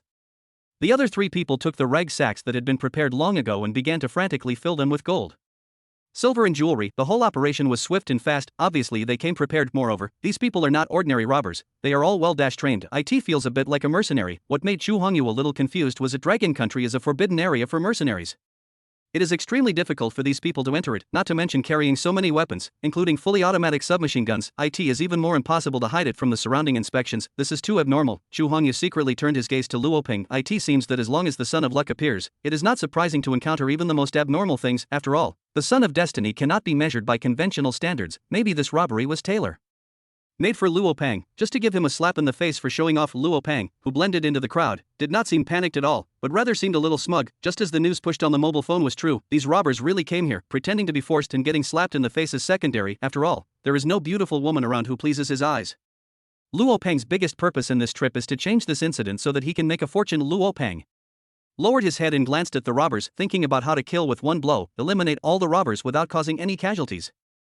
Chapter 75, failed to show off and was beaten. Listen, everyone inside. We are surrounded.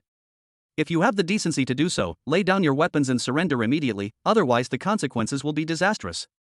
Outside Suibao Pavilion. A clear voice resounded throughout the venue through the tweeter. At this moment, the attention of the surrounding robbers was attracted by the police officers outside. Fan Xiaowen was holding a loudspeaker and kept shouting inside. We also need to use this method to give the robbers a sense of urgency to prevent them from committing murder and arson. While Fan Xiaowen was shouting, the surrounding police officers also began to deploy control measures in full swing and occupy all the commanding heights around them. The sniper is in position, looking for the most suitable place and angle.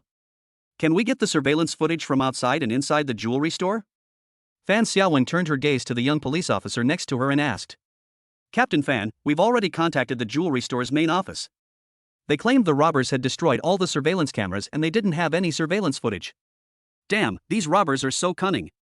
Fan Xiaowen clenched her fists, her face full of hatred. These robbers destroyed all the surveillance systems around them as soon as they attacked. Obviously this was not a spur-of-the-moment act, but the work of a group of well-trained robbers. Such a large-scale robbery case actually occurred in the capital city, not to mention how much panic and impact it will cause to the people around you. Once the news gets out, the Yanjing Police Department will be completely disgraced. The most important point is that there are still many hostages in the jewelry store. One careless move could result in bloodshed. Now, there is no surveillance inside the jewelry store, there is no perfect control over the situation inside. In addition, the robbers held a large number of hostages, they were afraid of the consequences and did not dare to act rashly.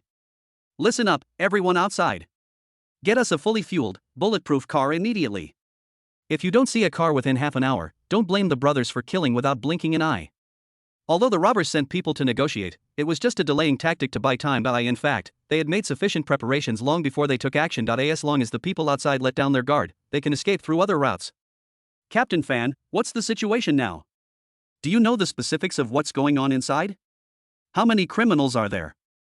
How many hostages are in their hands? Have you figured it out? Tang Jun hurried over and asked anxiously. The surveillance cameras inside have been destroyed by the criminals.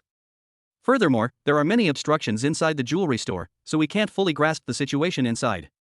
Fan Xiaowen couldn't help but frown. The criminals took a large number of hostages and put them in a passive state. They did not dare to act rashly before figuring out the specific situation inside and rescuing the hostages. If we take extreme measures rashly, and if these criminals become desperate and do something desperate, it will only increase the occurrence of bloodshed.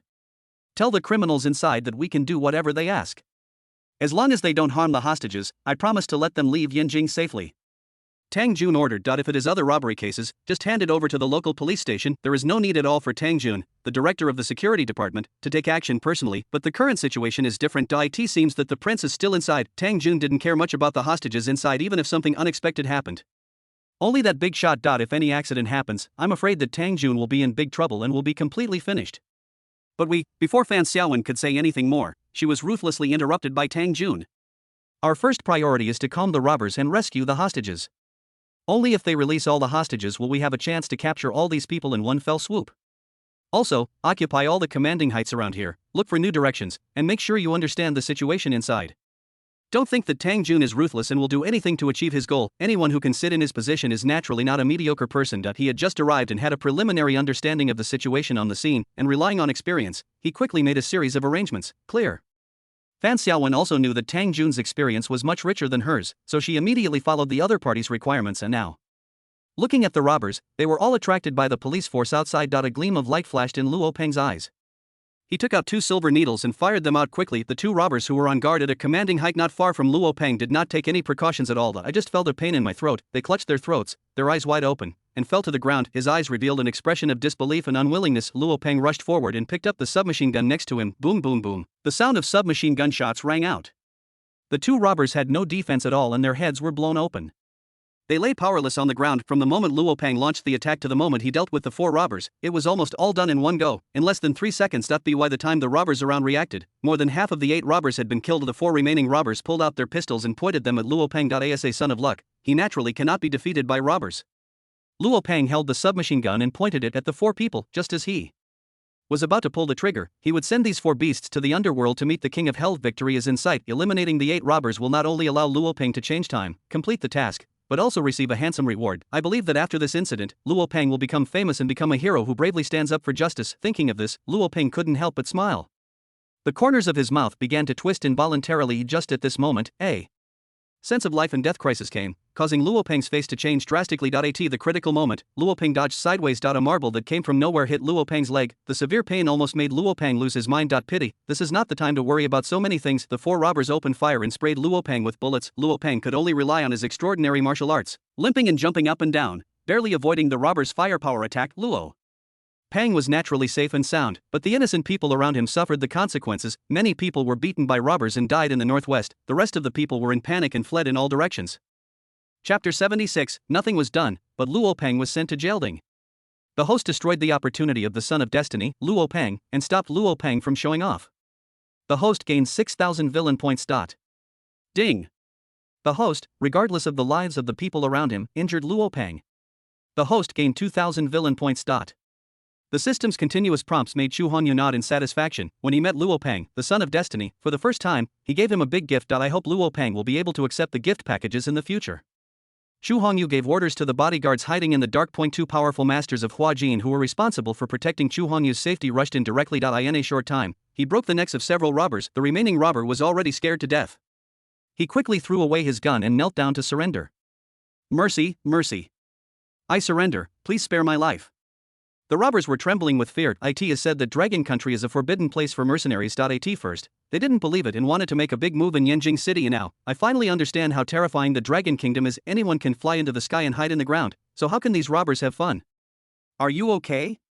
Chu Honyu was too lazy to pay attention to the chaotic scene and pulled Chu Lingxian out. Don't worry, even though I've never seen such a scene before, it won't scare me.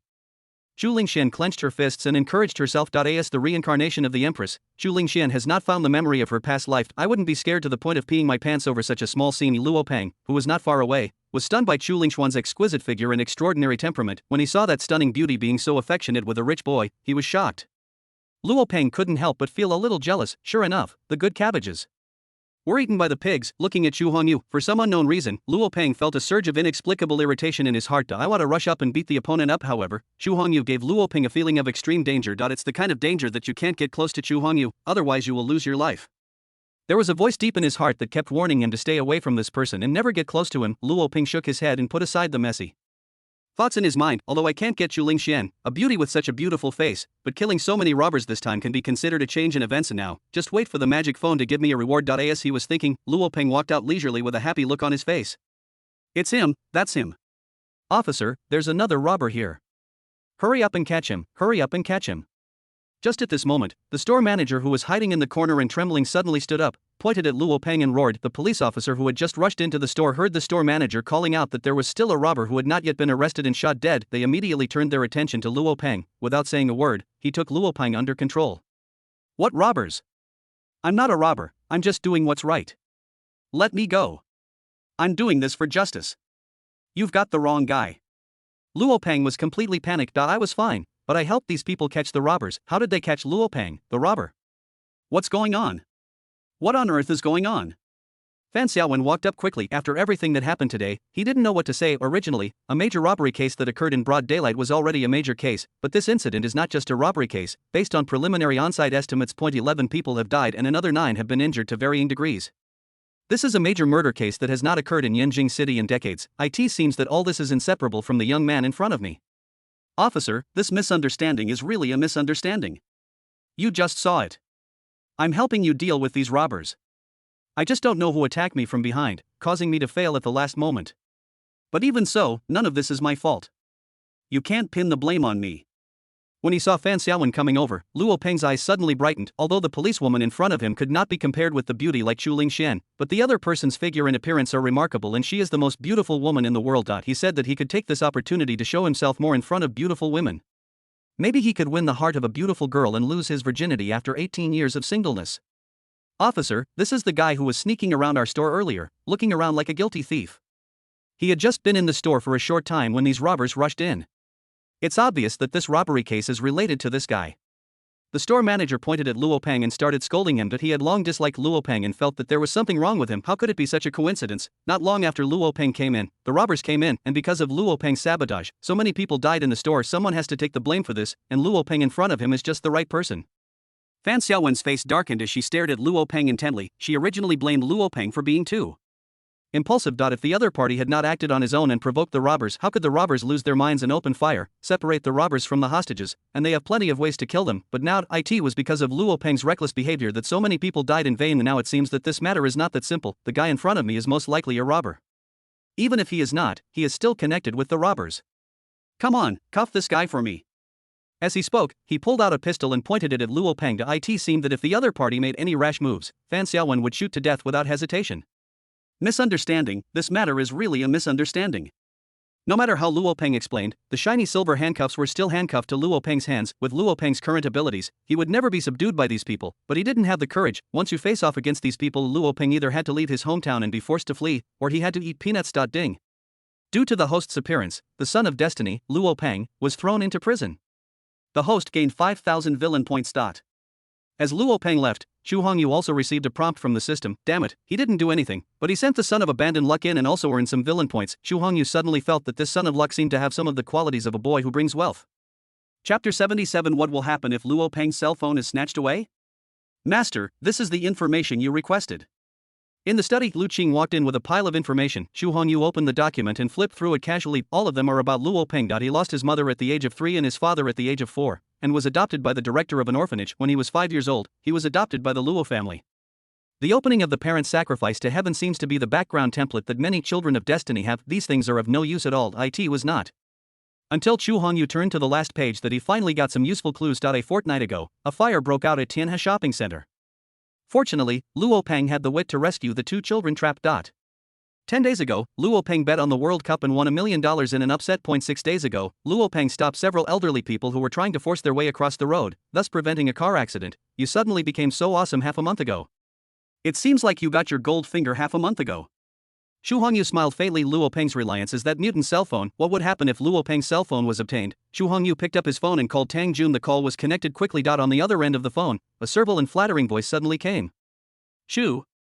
Young Master Chu. How's the interrogation of the suspect in today's robbery going? Xu Hongyu didn't beat around the bush and went straight to the point. This time, Luo Peng walked out of the interrogation room of the security department. The whole story of the robbery has basically been revealed during the interrogation. Before the robbery happened, Luo Peng entered the jewelry store in advance. Moreover, Luo Peng looked around, as if he was investigating something. Maybe they were scouting the terrain in advance for the robbers. When the robbery happened, it was Luo Peng's recklessness and impulsiveness that led to the robbers' killing spree. According to the inference of Tang Jun and others, Luo Peng is very likely the mastermind behind this robbery. At first, test the waters for the robbers. After realizing that the robbers were surrounded and had no hope of escape, Luo Peng took decisive action, wanting to completely eliminate the robbers. However, due to some unexpected events, Luo Peng failed. But Luo Peng not only refused to plead guilty, he also said that the robbery case had nothing to do with him. He was framed. Tang Jun was also somewhat helpless about this. This incident resulted in dozens of casualties. However, this was the biggest bloodshed that had occurred in Yanjing City in decades. If the case can be solved, Tang Jun will have an explanation to both his superiors and subordinates. It seems that Luo Peng is still a tough nut to crack. This matter seems a bit difficult to handle. Just at this moment, a cell phone rang. Tang Jun picked it up and took a look. When he saw the incoming call notification, he stood Straight, with an extremely respectful demeanor and flattering words. Yes, that's right. Tang Jun felt somewhat uneasy when Mr. Chu called to ask about it personally. Could it be that what happened during the day made Master Chu extremely dissatisfied? Is Mr. Chu planning to launch an attack to hold someone accountable? When I think about this situation, Tang Jun felt a chill and trembling all over. After joining the Chu family, he finally realized how terrifying the Chu family's strength was. It can be said without hesitation that with just one word from Chu Hongyu, no one in the Tang family will see the sun tomorrow. Therefore, when facing Chu Hongyu, Tang Junkai became more and more cautious, not daring to offend Chu Hongyu in any way. What is the situation now? Does the suspect admit his crime? Chu Hongyu asked calmly. Not yet. Luo Peng is a stubborn guy and didn't say anything. He even shouted that he was framed. Tang Jun wiped the sweat from his forehead and responded cautiously. He still refuses to plead guilty? There was a hint of surprise in Chu Hongyu's eyes. Everything was within Chu Hongyu's expectations. Luo Peng thought that everything would be fine as long as he didn't admit it. I have to say, this guy's idea is indeed a bit naive. Even if the robbery case really had nothing to do with Luo Peng, Chu Hongyu didn't mind and had some fun with the other party. How did you manage to be the director of the security department for so many years? He won't confess. Can't you take other measures to torture him and extract useful clues from him? Remember, everyone is equal before the law. The law does not allow anyone to trample on it, and no one can cross the red line of the law. No matter who it is, if they make a mistake they must be punished accordingly and sanctioned by law. After hearing Chu Hongyu's harsh rebuke, Tang Jun could only nod and bow in agreement. Right now he finally figured out Chu Hongyu's true intentions. It should be said that Luo Peng, that kid, somehow offended Master Chu. Young Master Chu was specifically targeting Luo Peng to teach that boy a lesson. Of course, when Tang Jun heard the second half of Chu Hongyu's words, a strange feeling appeared on the corner of his mouth.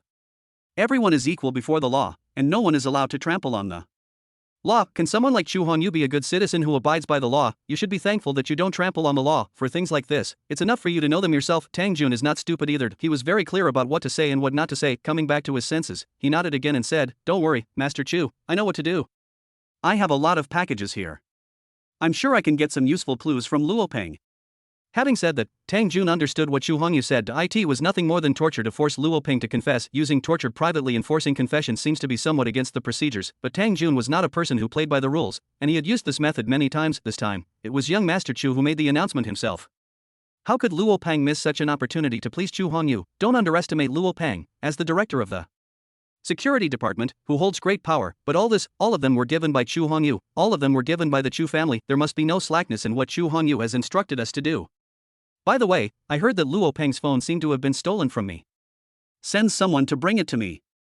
After hanging up the phone, Chu Hongyu smiled faintly. Is it Luo Peng's biggest cheat, the mutant cell phone? Chu Hongyu went straight ahead and snatched the other person's phone. Not only can you control the news of major events happening in the next 3 days, you can also get a lot of villain points from Luo Peng. How can we miss such a good opportunity that kills 2 birds with 1 stone?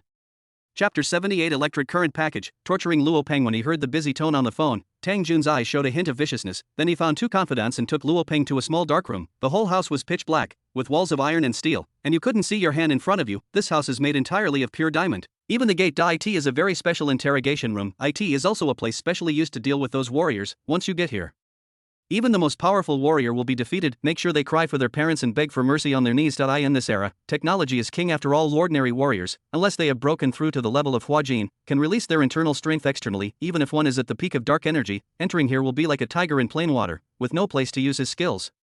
Luo Peng just sat quietly in the chair, thinking about what had happened before. He arrived at the jewelry store early because of the robbery case reported by the mutant's cell phone. Everything is according to Luo Peng's previous settings. Originally, Luo Peng took action and easily dealt with the 8 robbers. Not only did it change the events, allowing Luo Peng to obtain a handsome reward, but it also allowed him to become famous. But for some reason, the sudden force hit Luo Peng's leg. It was the unexpected changes that caused Luo Peng to miss the opportunity to eliminate the remaining robbers, resulting in such a horrific bloodshed. Now thinking back carefully, it was clear that someone was plotting to harm me. But who is that person? Chu Hongyu. For some reason, Chu Hongyu's figure suddenly popped up in Luo Peng's mind, although there is no evidence to prove that it was Chu Hongyu who assassinated him, but Luo Peng had an intuition in his heart. This matter is definitely related to Chu Hongyu. He didn't know Chu Hongyu, so why did the other party want to harm him? Could it be that some hatreds are destined in the previous life? At this moment, the originally dark room was lit up by a light. The sudden bright light shocked Luo Peng so much that he couldn't even open his eyes. He knew that certain interrogation techniques were often used on television. The other party wants to use strong light to illuminate the criminals' minds and reveal their evil side. Soon, the door of the interrogation room opened. Tang Jun walked up to Luo Peng. Luo Peng, right? You colluded with robbers, brutally robbed the jewelry store, and killed innocent people. The evidence is irrefutable. I advise you to plead guilty honestly and try to get leniency. Otherwise, this small dark room will become your home for the rest of your life, and a nightmare that you will never be able to erase. Tang Jun stared at Luo Peng intently, and even used his peak energy to force Luo Peng to confess. I've already said it before, I have nothing to do with those people. Luo Peng wanted to argue, but was ruthlessly interrupted by Tang Jun. You are in public, and someone is pointing fingers at you. Do you think you can escape legal sanctions by making excuses? Framed. Someone framed me, and I already know who framed me. Luo Peng frowned. Oh, then tell me who would frame you. Tang Jun was almost furious at what Luo Peng said. This guy is a tough nut to crack. It seems that the other party will not confess without torture. Chu Hongyu. Luo Peng blurted out these 3 words quietly from the previous conversation among everyone. He also knew Chu Hongyu's name. Chu Hongyu? What did you say? The young master of the Chu family would come to wrongly accuse a loser like you. Hearing this, Tang Jun couldn't help but frown, and even felt a bit murderous in his heart. If young Master Chu knew about these rumors, he would definitely blame me for my incompetence. This damn guy, even when he was about to die, still wanted to harm Tang Jun. Tang Jun snorted coldly and said, "It's fine if you refuse to plead guilty, but now you're trying to bite Master Chu like a mad dog. It seems that I was too gentle in dealing with you just now. I'm afraid you don't know where this place is." Tang Jun's face turned pale and he took out something that looked like a laser pen from his pocket. He pressed a button without hesitation. Seeing this, Luo Peng couldn't help but frown. A bad feeling arises. Snap, several crisp sounds were heard. It turned out that the mechanism was activated. Several ion pliers suddenly appeared on the ion chair where Luo Peng was sitting, directly control all of Luo Peng's limbs. What do you want to do? Luo Peng used his internal energy to try to break free from the iron clamps. He discovered that these 4 pliers seemed to be made of some special material, and he couldn't move them at all. After struggling in vain, Luo Peng stared at Tang Jun with anger on his face. Don't waste your energy. To tell you the truth, this is an alloy cage made of titanium alloy. Don't even mention that you are at the peak of dark energy. Even if a master of transformation energy comes, it will be impossible for you to break free in a short time. Tang Jun laughed wildly. Just a mere Luo Peng, yet he wants to frame Master Chu. If he doesn't teach the other party a lesson, young Master Chu will feel that he is not doing his job well. You think you can deal with me with just a broken chair? You really underestimate me, Luo Peng. Luo Peng felt a chill on his back. On the surface, he still looked disdainful and showed no sign of discouragement. As soon as he finished speaking, he burst out with a powerful aura and the veins in his hands bulged. I saw that the seat under Luo Peng was a little shaky. It seemed as if Luo Peng would break free from his restraints in the next moment. This surprised Tang Jun a little. This place has imprisoned many masters in the past. Even a master at the Huajin realm would be helpless against this chair made of special materials, but the Luo Peng in front of him was only at the peak of Huajin, yet he could cause such a big commotion. It really should not be underestimated. Anyway, I've already offended you. Tang Jun didn't mind offending the person in front of him. He gritted his teeth and pressed a button again. Sizzle, a strong current of electricity swept over, passed through the seat, and quickly spread to every part of Luo Peng's body, attacked by the strong electric current.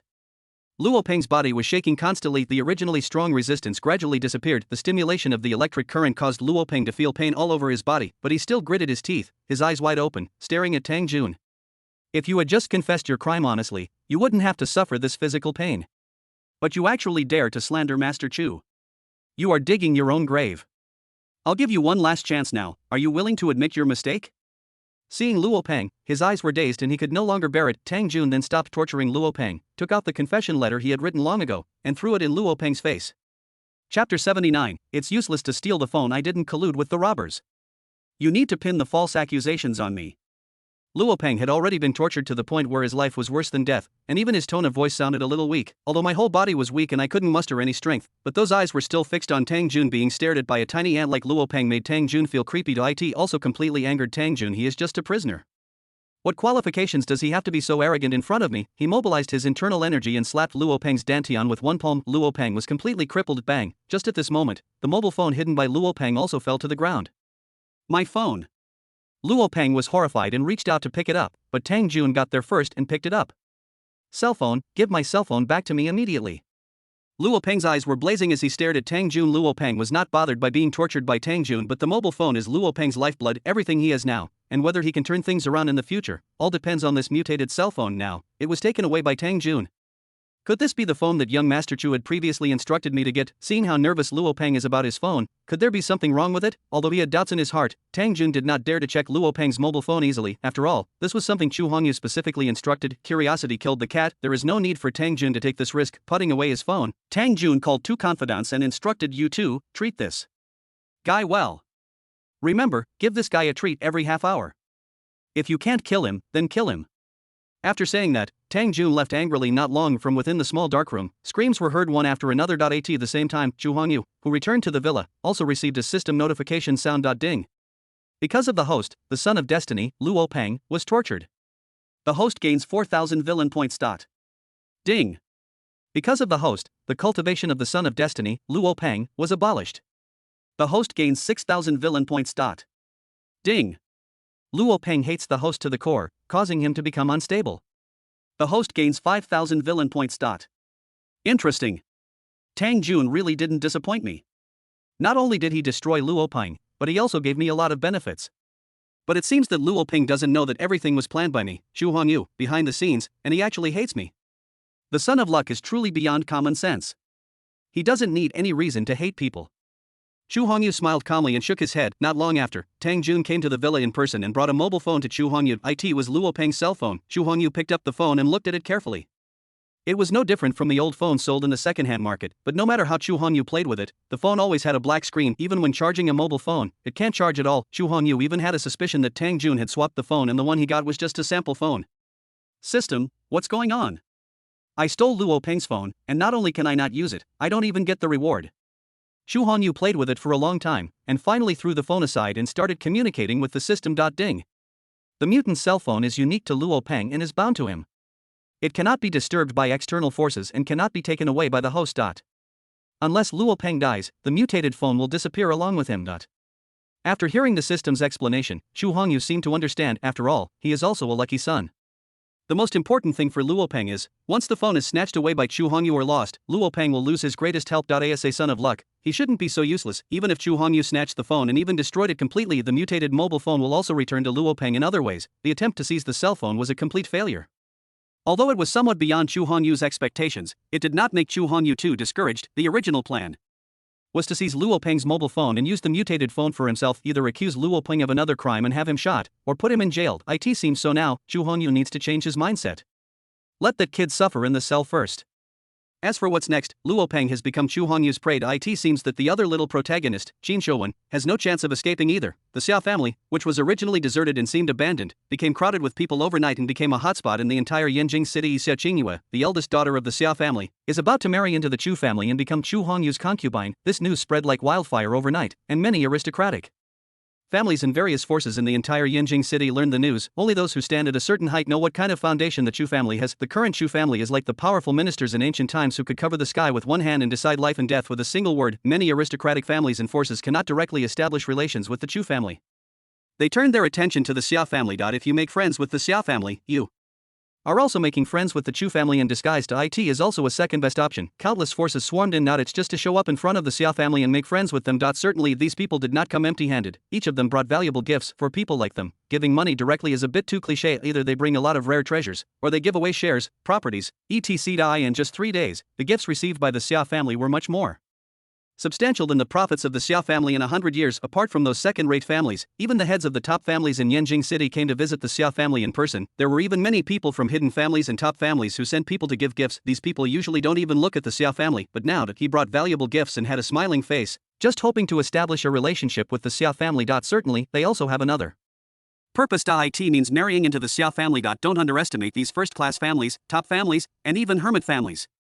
They all have certain foundation and strength, but compared to the Chu family, these foundations are still not enough. Naturally, they had no qualifications to marry into the Chu family. After Xia Qingyue married Chu Hongyu, the Xia family could be considered to have a marriage relationship with the Chu family. If they could marry into the Xia family, they would be able to shamelessly declare to the outside world that they have a certain connection with the Chu family. There are so many families with such intentions that in just a few days, they have almost broken down the threshold of the Xia family.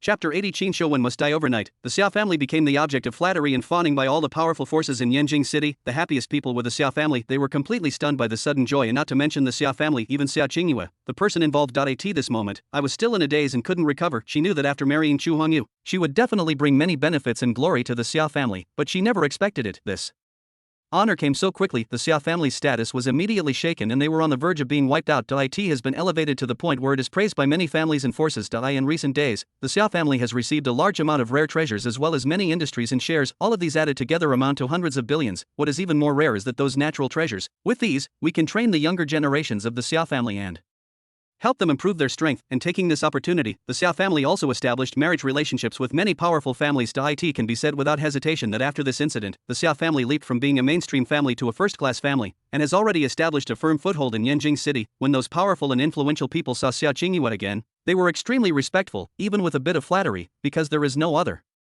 reason she is Xiao Qingyue, was about to become Chu Hongyu's concubine right now. Xiao Qingyue also had a preliminary understanding of the Chu family's power. Of course, what he knew was only the tip of the iceberg of the Chu family's power. Just what Xiao Qingyue knew was beyond imagination. Looking at the tribesmen cheering and laughing, they couldn't stop. Xiao Qingyue also revealed a satisfied smile, even deep down.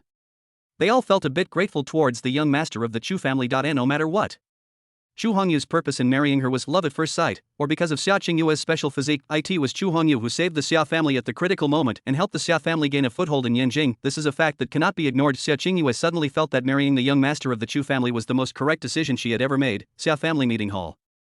The ancestor of the Xiao family was discussing important matters with a group of senior members of the Xiao family. Right now, everyone in the Xiao family had a happy look on their faces. Obviously, he hasn't recovered from the recent events. Xiao Qingyue's third grandfather, Xiao Pingping, beamed with joy as he said, "My Xiao family has endured for so many years, and now we've finally made it through.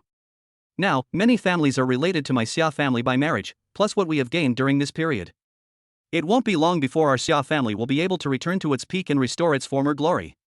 Upon hearing this, the others couldn't help but nodded. Even the ancestor of the Xiao family had a faint smile on his face. In front of everyone, he said seriously, "The rise of my Xiao family is unstoppable. But everyone, please don't forget why our Xiao family rose to prominence. Any hidden danger that blocks the path to the rise of our Xiao family must be eliminated immediately."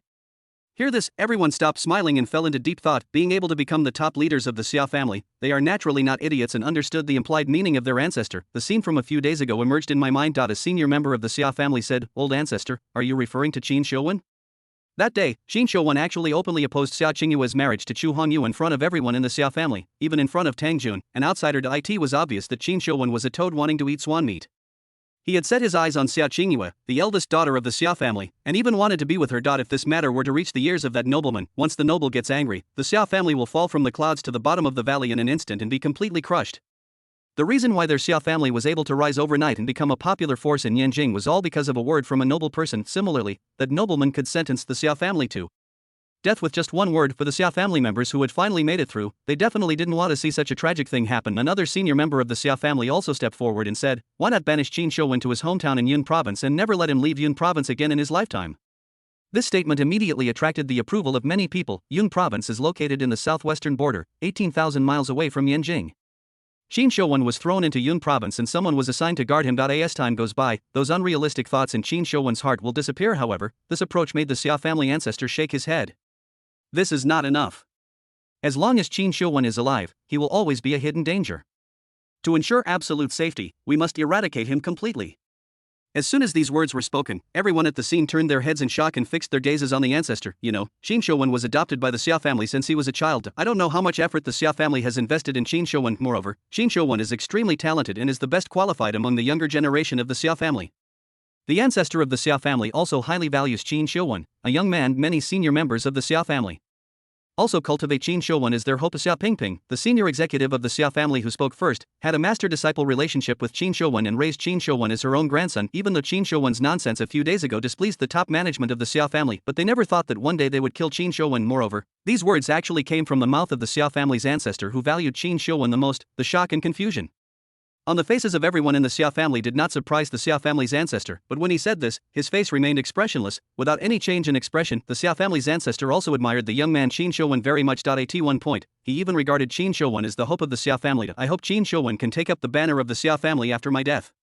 But compared to Qin Shouwen, the Xiao family's 1,000-year foundation is the most important. The ancestor of the Xiao family doesn't have much time left to live. He must eliminate all hidden dangers to the Xiao family before he dies. Only then can you face death calmly. Today, the Xiao family has completely risen. For the Xiao family, Qin Shouwen's role is dispensable. Not only that, Qin Shouwen is a time bomb. Once it breaks out, even the entire Xiao family will be buried with him.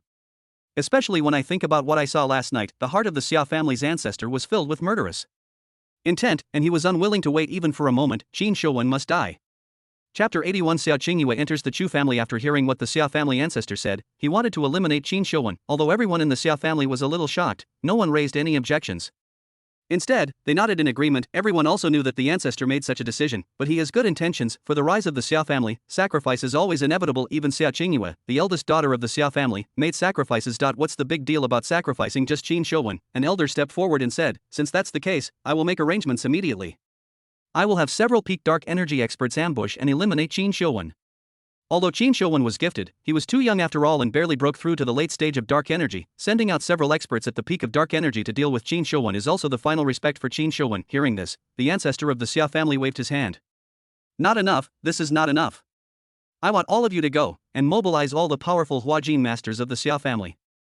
Hearing this, everyone was dumbfounded and felt that their ancestor was becoming more and more timid and too cautious. Don't look at the complete decline of the Xia family, but as a large family that has been passed down for thousands of years, it should have some foundation. In addition to the Xia family's ancestor, who is a powerful master at the peak of Huajin, the Xia family also has 7 or 8 masters at the early and middle stages of Huajin, plus a group of powerful people at the peak of dark energy. With such a lineup, even if they face the ancestor of the Xia family, they will not let the opponent have an easy time. Such a big show is being made now just to deal with a youngster in the dark energy realm. If this matter gets out, I'm afraid that the entire Xia family will become a laughingstock in Yanjing City. As if sensing the disdain in everyone's eyes, the Xia family ancestor slammed the tables and said with a cold look, the rise of my Xia family is right before our eyes.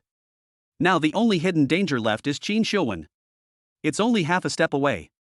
There can be no mistakes. You must know that in a desperate fight, you must use all your strength. If you are careless and let Qin Shouwen escape, the consequences will be disastrous. Therefore, no one should be negligent in the slightest. Although everyone felt that their ancestor's behavior was a bit of an exaggeration, but since the ancestor has already issued the order, and his words are sharp, everyone could only nod in agreement. Don't be afraid of 10,000 things, just be prepared for one. Even though all the top leaders of the Xia family were mobilized, Qin Shouwen could not escape even if he had 3 heads and 6 arms. But what if Qin Shouwen is really lucky and escapes? Not only did it completely disgrace the Xia family. If that noble knew that the Xia family was in such a miserable state, what kind of consequences will be caused by anger? No one dared to imagine it. Thinking of this, the faces of the senior members of the Xia family present all revealed an obvious murderous intent. Don't worry, Grandpa. If we can't kill Qin Shouwen, we will never come to see you. A senior member of the Xia family patted his chest and vowed confidently. Seeing that everyone was concerned about this matter, the old ancestor finally put his mind at ease. Qin Shouwen, my Xia family has been sparing no effort to train you over the years. For the complete rise of my Xia family, it's time for you to make some sacrifices. Don't worry, the Xia family will never forget the sacrifice you made. The ancestor of the Xia family grumbled a few words. To avoid any further complications, after careful preparations, the Xia family finally, 3 days later, Xia Qingyue was sent to Jingdao Villa. At the same time, Qin Shouwen was forcibly sent to Yun province. Qin Shouwen had 1,010,000 reasons why he didn't want to do it, but he couldn't disobey the Xia family's orders at all.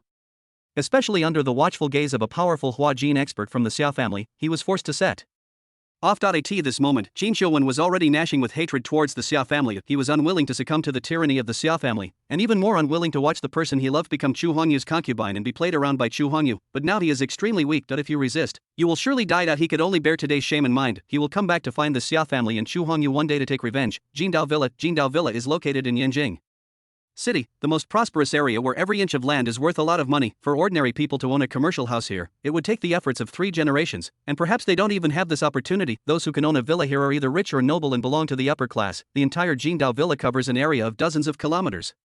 The straight line distance from the entrance of the villa to Chu Hongyu's villa is 800 meters. Along the way, Xia Qingyue's face was filled with shock. The Xia family can be considered a famous and prestigious family.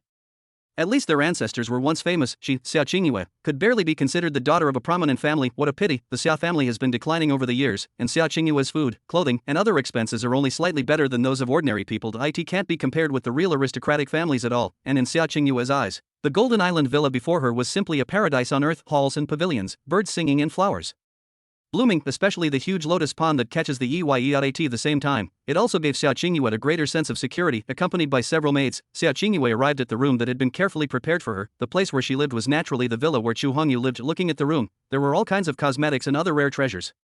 This made Xia Qingyue involuntarily shocked. How is it? Are you satisfied?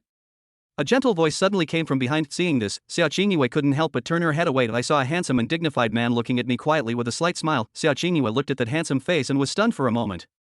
She stood there at a loss as to what to do. In her mind, she recalled the first time they met in the hotel. In Xia Qingyue's heart, the young master of the Chu family was so high and mighty originally, there was no connection between them, and there was absolutely no chance for the two of them to meet again. Who would have thought that after such a short time, the two not only met again, but also had their identities changed drastically. She, Xia Qingyue, instantly became Chu Hongyu's concubine. After an unknown amount of time, Xia Qingyue gradually came back to her senses. That pretty face turned red in an instant. She also didn't expect that she would behave so out of control in this situation. That he hurriedly adjusted his mentality, bowed to Chu Hongyu and said, "Greetings, Mr. Chu." Chapter 82 Xia Qingyue's bedtime servants. One step into embrace of the pill. Chu Hongyu waved his hand and said calmly, "No need to be so formal. This will be your home from now on." Chu Hongyu's smile was extremely gentle, giving people a feeling of being bathed in a spring breeze. In addition, Chu Hongyu was handsome, noble, and can provide a lot of help to the Xia family. Even if Xia Qingyue knew that Chu Hongyu married her purely for her special physique, Xia Qingyue really couldn't feel any disgust towards Chu Hongyu. Chu Hongyu looked at the shy and lovely Xia Qingyue, who was extremely beautiful, and also revealed a satisfied smile, with the help of Xia Qingyue's cauldron. Even if his own strength has improved, at least he won't stand still. The most important point is that by being with such a beauty, you can also gain some villain points. Where else can you find such a good thing that kills three birds with one stone? Chu Hongyu took a step and slowly walked in front of Xia Qingyue, gently hold the other person's soft little hand. The sudden action had already caused the blush on Xia Qingyue's face to deepen. Chu Hongyu looked Xia Qingyue up and down, reached out and pinched her chin, and said with a calm smile, "You are a smart woman. I believe you should understand that I am here to obtain your special physique. I wonder if you are angry inside." Xia Qingyue was silent for a moment, then shook her head. "I naturally understand that there is no such thing as love without reason in the world, let alone love at first sight. My status and position are not compatible with Master Chu's. Master Chu originally looked down on me. My greatest reliance is probably my own special physique. No matter what Mr. Chu's purpose is, he has helped my Xia family a lot and given my Xia family the opportunity to rise. I, Xia Qingyue, have no complaints towards Master Chu. All I have is endless gratitude." Hearing this, Chu Hongyu nodded with satisfaction. Xia Qingyue actually knew that there was no one in the world who was omnipotent. It can be seen that this woman is indeed not the kind of superficial woman. The other person is clear-headed and has clear thinking, and is not a useless vase. Just for this reason, Chu Hongyu was quite satisfied. His expression gradually softened, and he once again looked at the beauty in his arms. He blew a breath of hot air beside Xia Qingyue's ear. "It's late, please help me get to bed." Upon hearing this, Xia Qingyue's cheeks had already turned red with embarrassment, as red as an apple. Ding. The host has taken down the heroine. The host has received 20,000 villain points and 2,000 villain points. Ding. Congratulations to the host for breaking through to the Baodan stage. As soon as the system's prompt sounded, an extremely powerful force was released from Chu Hongyu's body. This force came extremely fast and fiercely.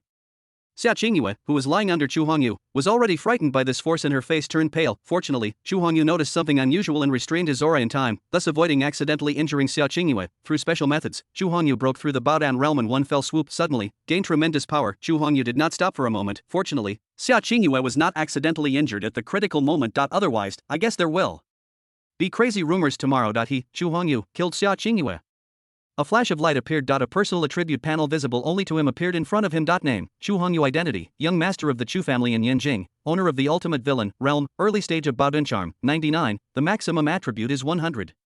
Friendly reminder, the reason why it is not full 100 is to worry about the host's complacency, skills, poison medicine, racing skills, martial arts, yin-yang life and death talisman items, marrow cleansing pills X3, divine fire gatling gun, puppet pill X1, god-slaying sword, anti-pepper spray system space, level 1, 1000 cubic kilometers, gold finger, the ultimate villain's halo, the emperor's chi reading technique villain points, 176000 luck points, 4800, normal person has 100, the early stage of Baodan. Xia Qingyue really did not disappoint him. It actually allowed Chu Hongyu to break through to the Baodan realm in one fell swoop. It directly saved Chu Hongyu about 100,000 villain points. In addition to the realm breakthrough, Chu Hongyu also reaped a lot of rewards from villain points and luck points.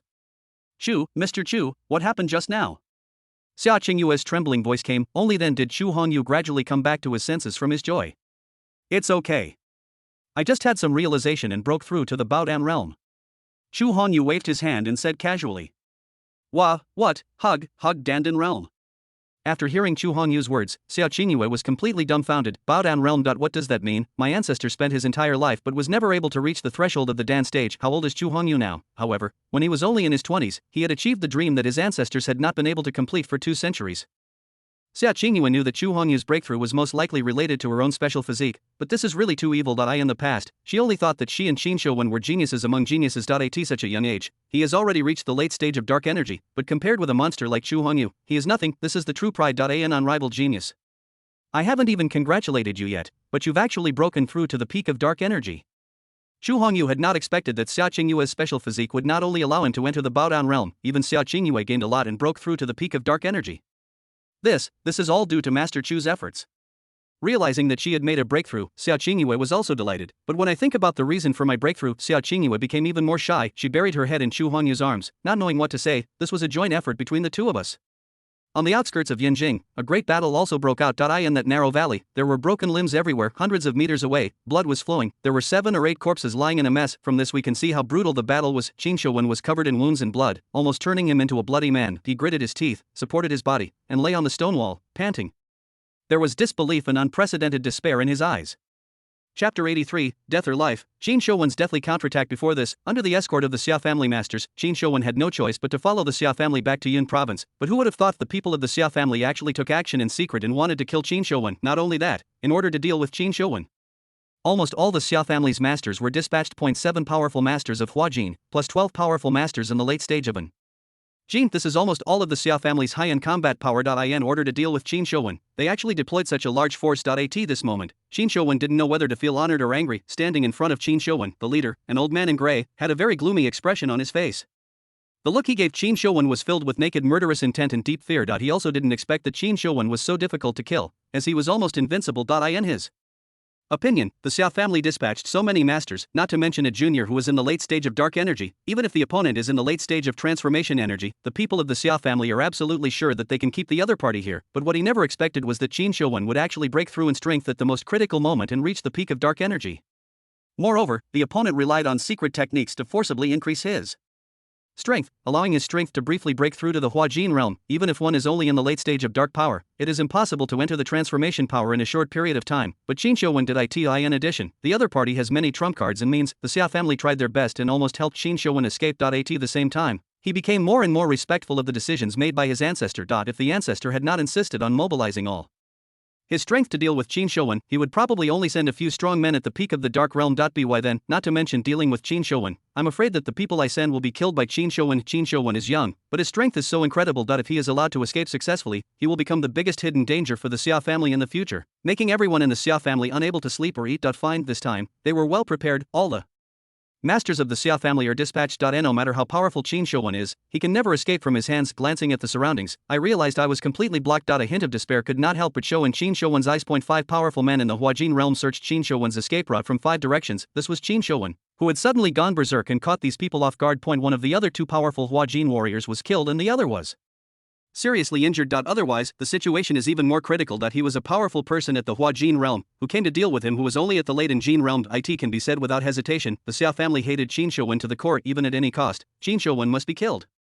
Qin Shouwen couldn't help but feel extremely bitter in his heart. If there were 2 or 3 powerful Huajin masters, even if Qin Shouwen was defeated, he would still have a way to escape, but now he's facing 5 people at the Huajin realm, plus several Pekin Jin masters around him. Even if Qin Shouwen fought to the death, he would have no chance of winning. He stared intently at the grey-robed old man in the lead, gritting his teeth and saying, "Master, you have been so kind to me, why are you so painstakingly plotting to kill me?"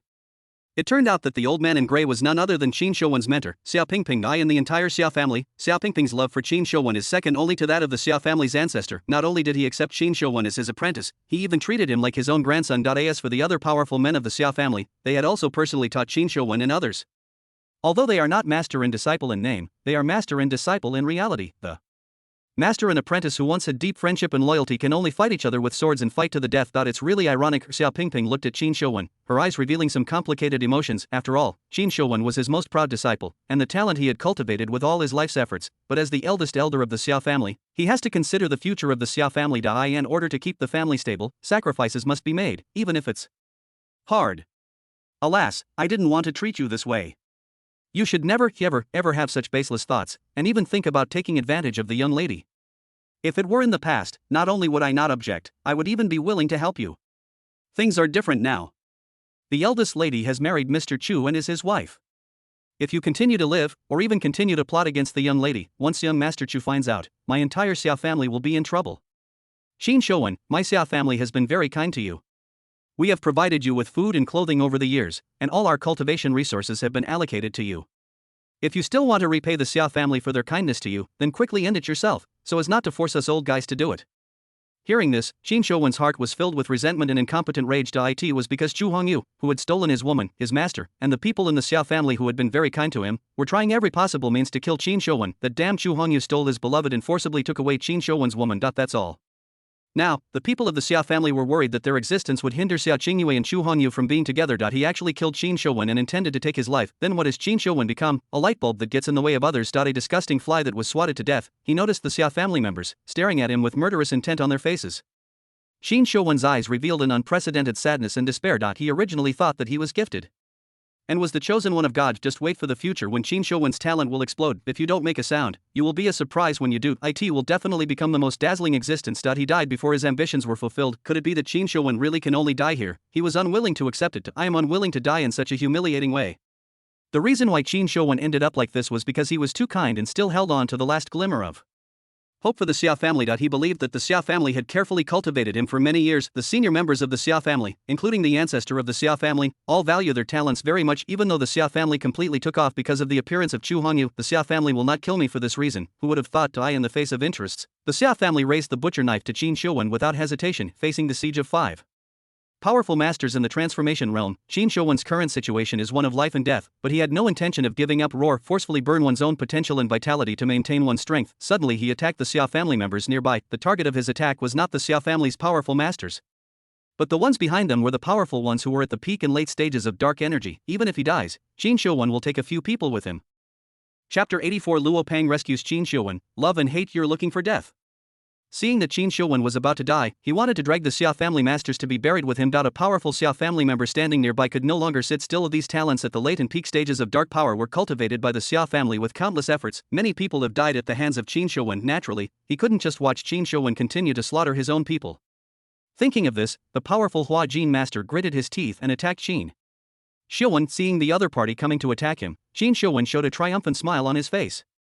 Sinan, be careful, he's targeting you. Pity. Xiao Pingping's reminder was still a step too late. Just as this powerful Hua Jin master approached Qin Shouwen suddenly changed his tactics and kicked the opponent in the abdomen. The strong men of the Xiao family are also experienced in battle. At the critical moment of life and death, he suddenly dodged to the side. This is how he avoided the fatal blow. Even so, facing Qin Shouwen's full strength attack, he was seriously injured and lost his combat effectiveness. Go to hell, you beast.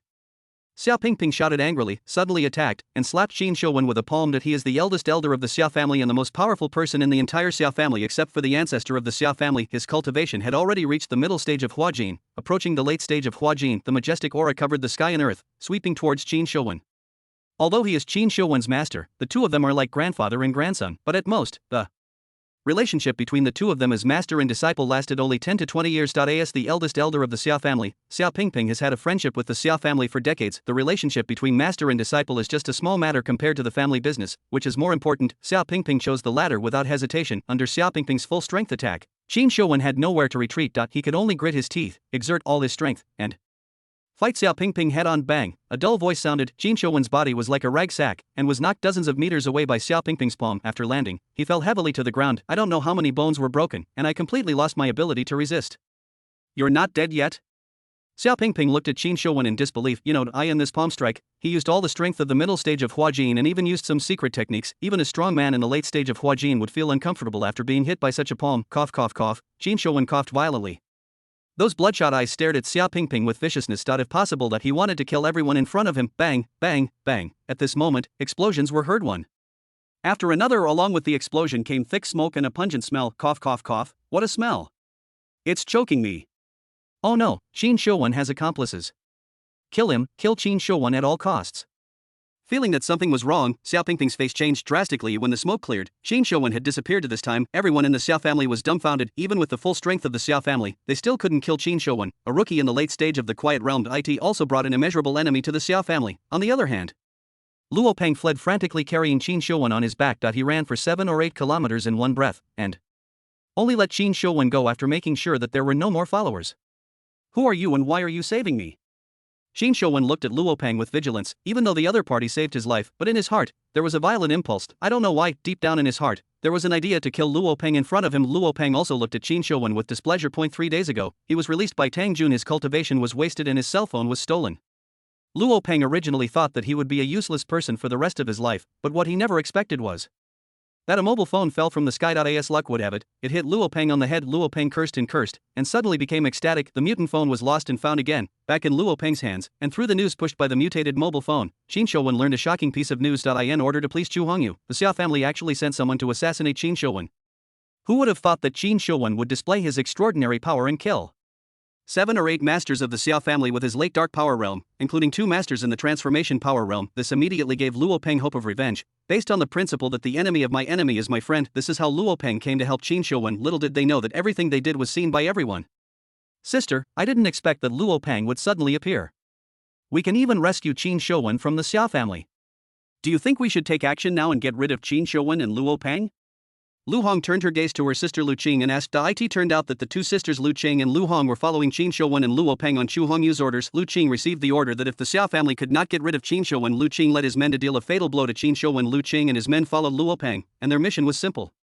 Many people just need to follow Luo Peng and observe his movements. What the 2 sisters didn't expect was that the prey they were eyeing would appear together. Let's wait and see.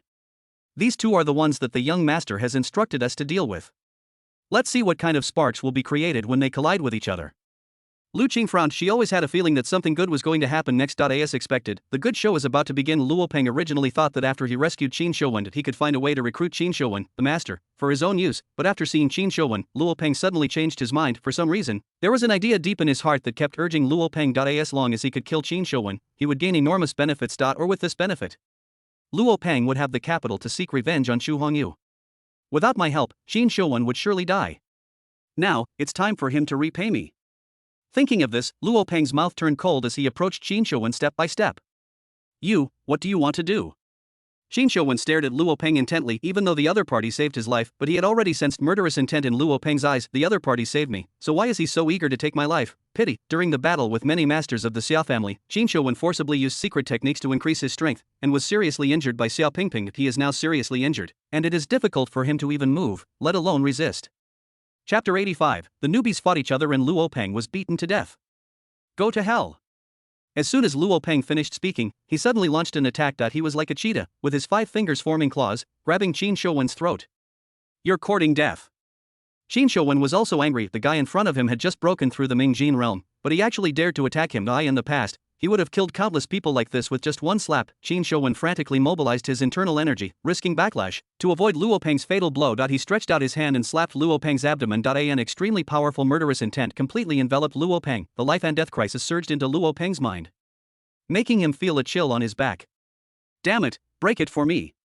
Luo Peng roared and dodged sideways with all his strength. Qin Shouwen's move did not take Luo Peng's life, but instead hit Luo Peng's kidney. The powerful internal force directly knocked Luo Peng away. After this palm strike, Qin Shouwen suddenly spat out a mouthful of blood. The whole person quickly wilted and fell to the ground half kneeling. The palm that hit Luo Peng was still shaking and in pain, and it didn't use any strength at all. Luo Peng, who was being beaten, seemed to be even worse off than Qin Shouwen, the one who beat him. Luo Peng has thick skin and tough flesh, although his cultivation was destroyed by Tang Jun, but he relied on the pills he obtained in previous missions. Once again, it helped him cleanse his meridians and marrow, and he started practicing again, reaching the realm of Mingjin. Looking at Qin Shouwen, who was half kneeling on the ground and vomiting blood, Luo Peng's eyes were filled with murderous intent. He stared at Qin Shouwen as if he were his prey. The Qin Shouwen in front of him was actually a powerful man at the peak level of dark energy. If Luo Peng's cultivation had not been destroyed, he would have met Qin Shouwen in his peak state. It is still unknown who will live and who will die, but now Luo Peng was abandoned and his cultivation level plummeted. Qin Shouwen was seriously injured and had no chance to resist. Kill you while you were sick? Luo Peng gritted his teeth and kicked Qin Shouwen in the head. The fierce kick seemed to break the air, making a bursting sound. A tiger in dire straits is bullied by dogs. If he hadn't been injured, he would have defeated Luo Peng in front of him 1,000 times. Just wait for me, I won't let you go. Qin Shouwen was seriously injured, so how could he dare to confront Luo Peng head-on? After dodging Luo Peng's attack, he rolled and crawled, fleeing madly. If you want to leave, leave your life behind. Luo Peng quickly caught up with him. An intuition in his heart told him that he must kill the guy in front of him. His sixth sense is very accurate. Even if it was an accidental killing, there was no way he would let go of this person who made him feel disgusted. Luo Peng held on to Qin Shouwen tightly. Although Qin Shouwen's strength is far superior to Luo Peng's, unfortunately, he was seriously injured and couldn't hold on for long. But in just a few minutes, Luo Peng came from behind, leaped up and stood in front of Qin Shouwen. Run, why don't you keep running? Luo Peng just looked at Qin Shouwen quietly, with a hint of teasing on his lips. Who are you? Did Chu Hongyu send you to kill me? If you were planning to kill me, why did you rescue me from the Xia family? What exactly do you want? There was also a hint of doubt in Qin Shouwen's angry eyes. I do have some difficulty understanding what Luo Peng did.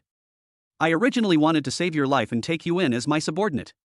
It seems that you don't know how to deal with current affairs, so you can only die.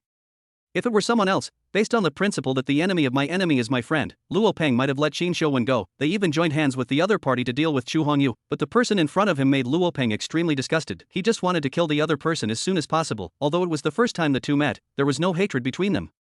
But the impulse in his heart drove Luo Peng to eliminate Qin Shouwen as soon as possible. Go to hell. Luo Peng gritted his teeth and kicked Qin Shouwen in the chest. Phew. Qin Shouwen spat out a mouthful of blood and stumbled to the ground. What is the worst thing about Qin Shouwen now? He was absolutely sure of blocking Luo Peng's attack. However, he was seriously injured and his body did not obey him. No, I still have to find Xingyue and Chu Hongyu to avenge my grievances. I can't die here in humiliation. A strong belief drove Qin Shouwen to support his body and stand up again. As the son of luck, one of his greatest characteristics is his strong physique, commonly known as the ability to withstand blows. Both Qin Shouwen and Luo Peng have inherited this advantage perfectly, and are the kind of cockroaches that can't be killed. The patient Qin Shouwen's eyes revealed a chilling murderous intent that made Luo Peng a little wary. His intuition told him that it would be extremely dangerous to just rush forward and fight to the death with Qin Shouwen. Luo Peng has plenty of time. He can slowly waste time with Qin Shouwen, but Qin Shouwen knew it very well. Continue to waste time. Even if Luo Peng didn't take action, he would have died due to his serious injuries. We're going to die together. I'll fight you to the death. After holding on for 2 minutes, Qin Shouwen, unable to endure any longer, gritted his teeth and launched an attack. This time, he forced himself to burst out, and at the cost of being severely injured, he delivered a fatal punch of the power of the peak of dark energy. Full firepower. Luo Peng was blown away like a rag sack and hit a pine tree not far away. It directly smashed through the pine tree that was as big as a bowl.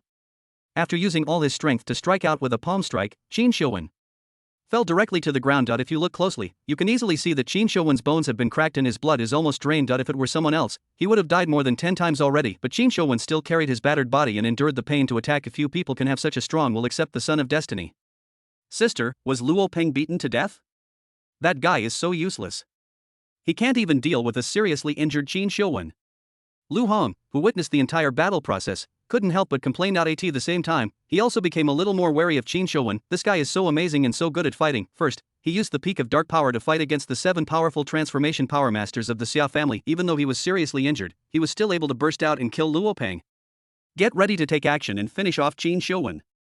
Lu Qing's face was gloomy. Since Luo Peng has been beaten to death, Qin Shouwen in front of him must not be left alive. This guy is so perverted. Keeping the other party will cause endless troubles and will be a big trouble. Just as she was about to take action, she suddenly discovered something. He took Lu Hong to a standstill and waited for things to change. Chapter 86. Qin Shouwen dies. Luo Peng becomes a eunuch. Qin Shouwen supported his body and slowly got up from the ground. He glanced in the direction where Luo Peng landed. A mere guy at the Ming Jin realm should have been killed after being hit by my fatal move. Obviously, Qin Shouwen still underestimated Luo Peng's physique. Although Qin Shouwen is the son of luck, Luo Peng is also the son of luck. And as son of luck with cheats, the opponent's ability to withstand blows and tenacious vitality are even better than Qin Shouwen's, especially in the prison of the security department. He enjoyed the service of Tang Jun's electric current package. This has greatly improved Luo Peng's ability to withstand blows. Just as Qin Shouwen dragged his exhausted body and turned to leave, suddenly, a murderous intent came from behind. Qin Shouwen subconsciously turned around and stretched out his hands to cover his vital parts to resist Luo Peng's sneak attack. Snap, a crisp sound was heard, and Luo Peng kicked Qin Shouwen's arms and broke them. You're not dead yet? Qin Shouwen looked at Luo Peng in disbelief. The other party was actually still alive and had attacked him by surprise. This was completely beyond Qin Shouwen's imagination. Luo Peng also felt a little uncomfortable at this time. Although he was not beaten to death by Qin Shouwen, he was seriously injured and his internal organs were almost displaced. In addition to Luo Peng's strong body, there is another important reason. Qin Shouwen's strength just now was still a little insufficient. Although he tried his best and exerted the strongest force he could, but after all, Qin Shouwen was seriously injured, and the strength he could use was only 20% to 30% of his usual strength. Such power is simply not enough to kill Luo Peng, who has a cockroach physique. You can't kill me, so you'll be the one to die. As he was speaking, Luo Peng swept across the enemy and went straight for Qin Shouwen's neck. He no longer wanted to waste time with Qin Shouwen and decided to end the battle quickly. I didn't expect you to be so loyal to Chu Hongyu. In order to kill me, you even risked your own life. Qin Shouwen gritted his teeth. Now he is just a useless showpiece. He didn't dare to confront Luo Peng head on at all. Since you're going to die soon, I'll let you be a wise ghost. I was not sent by Chu Hongyu at all. On the contrary, Chu Hongyu and I have a grudge against each other. The reason I killed you is simply because I dislike you. Bang bang bang, a series of dull sounds were heard. Luo Peng grabbed Qin Shouwen's arm and used his own strength to pull it off. It was bloody and horrific to look at. A scream like a pig being slaughtered resounded throughout the venue. This was not sent by Qin Shouwen. Instead, he took advantage of Luo Peng to tear off his arm. Qin Shouwen, with a distorted face, used up his last bit of strength and pointed out a move of the monkey stealing peaches. The clear voice that rang out also represented that in this era, there would be a new type of eunuch. Qin Shouwen, you beast, I will tear you into pieces. Luo Peng half knelt on the ground, roaring in pain.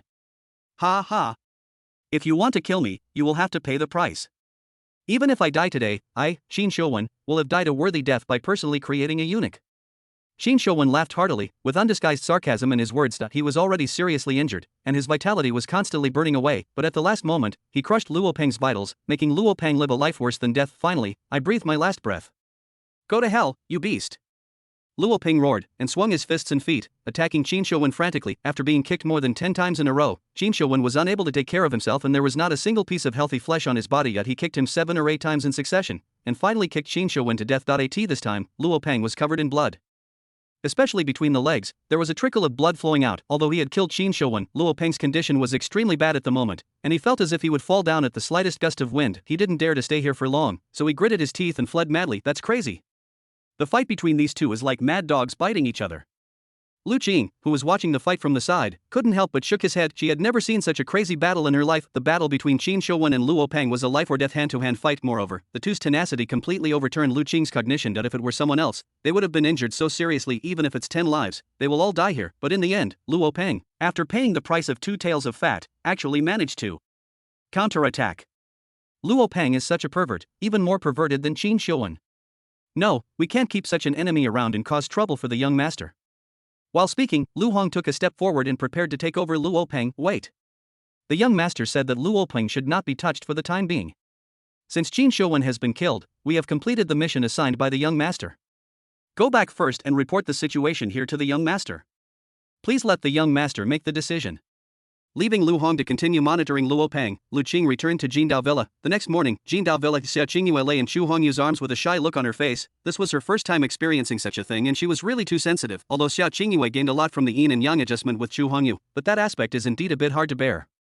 Chu Hongyu smiled faintly and stroked Xia Qingyue's hair. He became more and more satisfied with this concubine. Although Chu Hongyu did not gain much from the subsequent communication, being able to break through to the Baodan stage already made Chu Hongyu smile with joy. With Xia Qingyue's help, Chu Hongyu's cultivation speed was half as fast. At this rate, it won't be long before Chu Hongyu will break through again. When Chu Hongyu thought of this, his gaze towards Xia Qingyue became even gentler.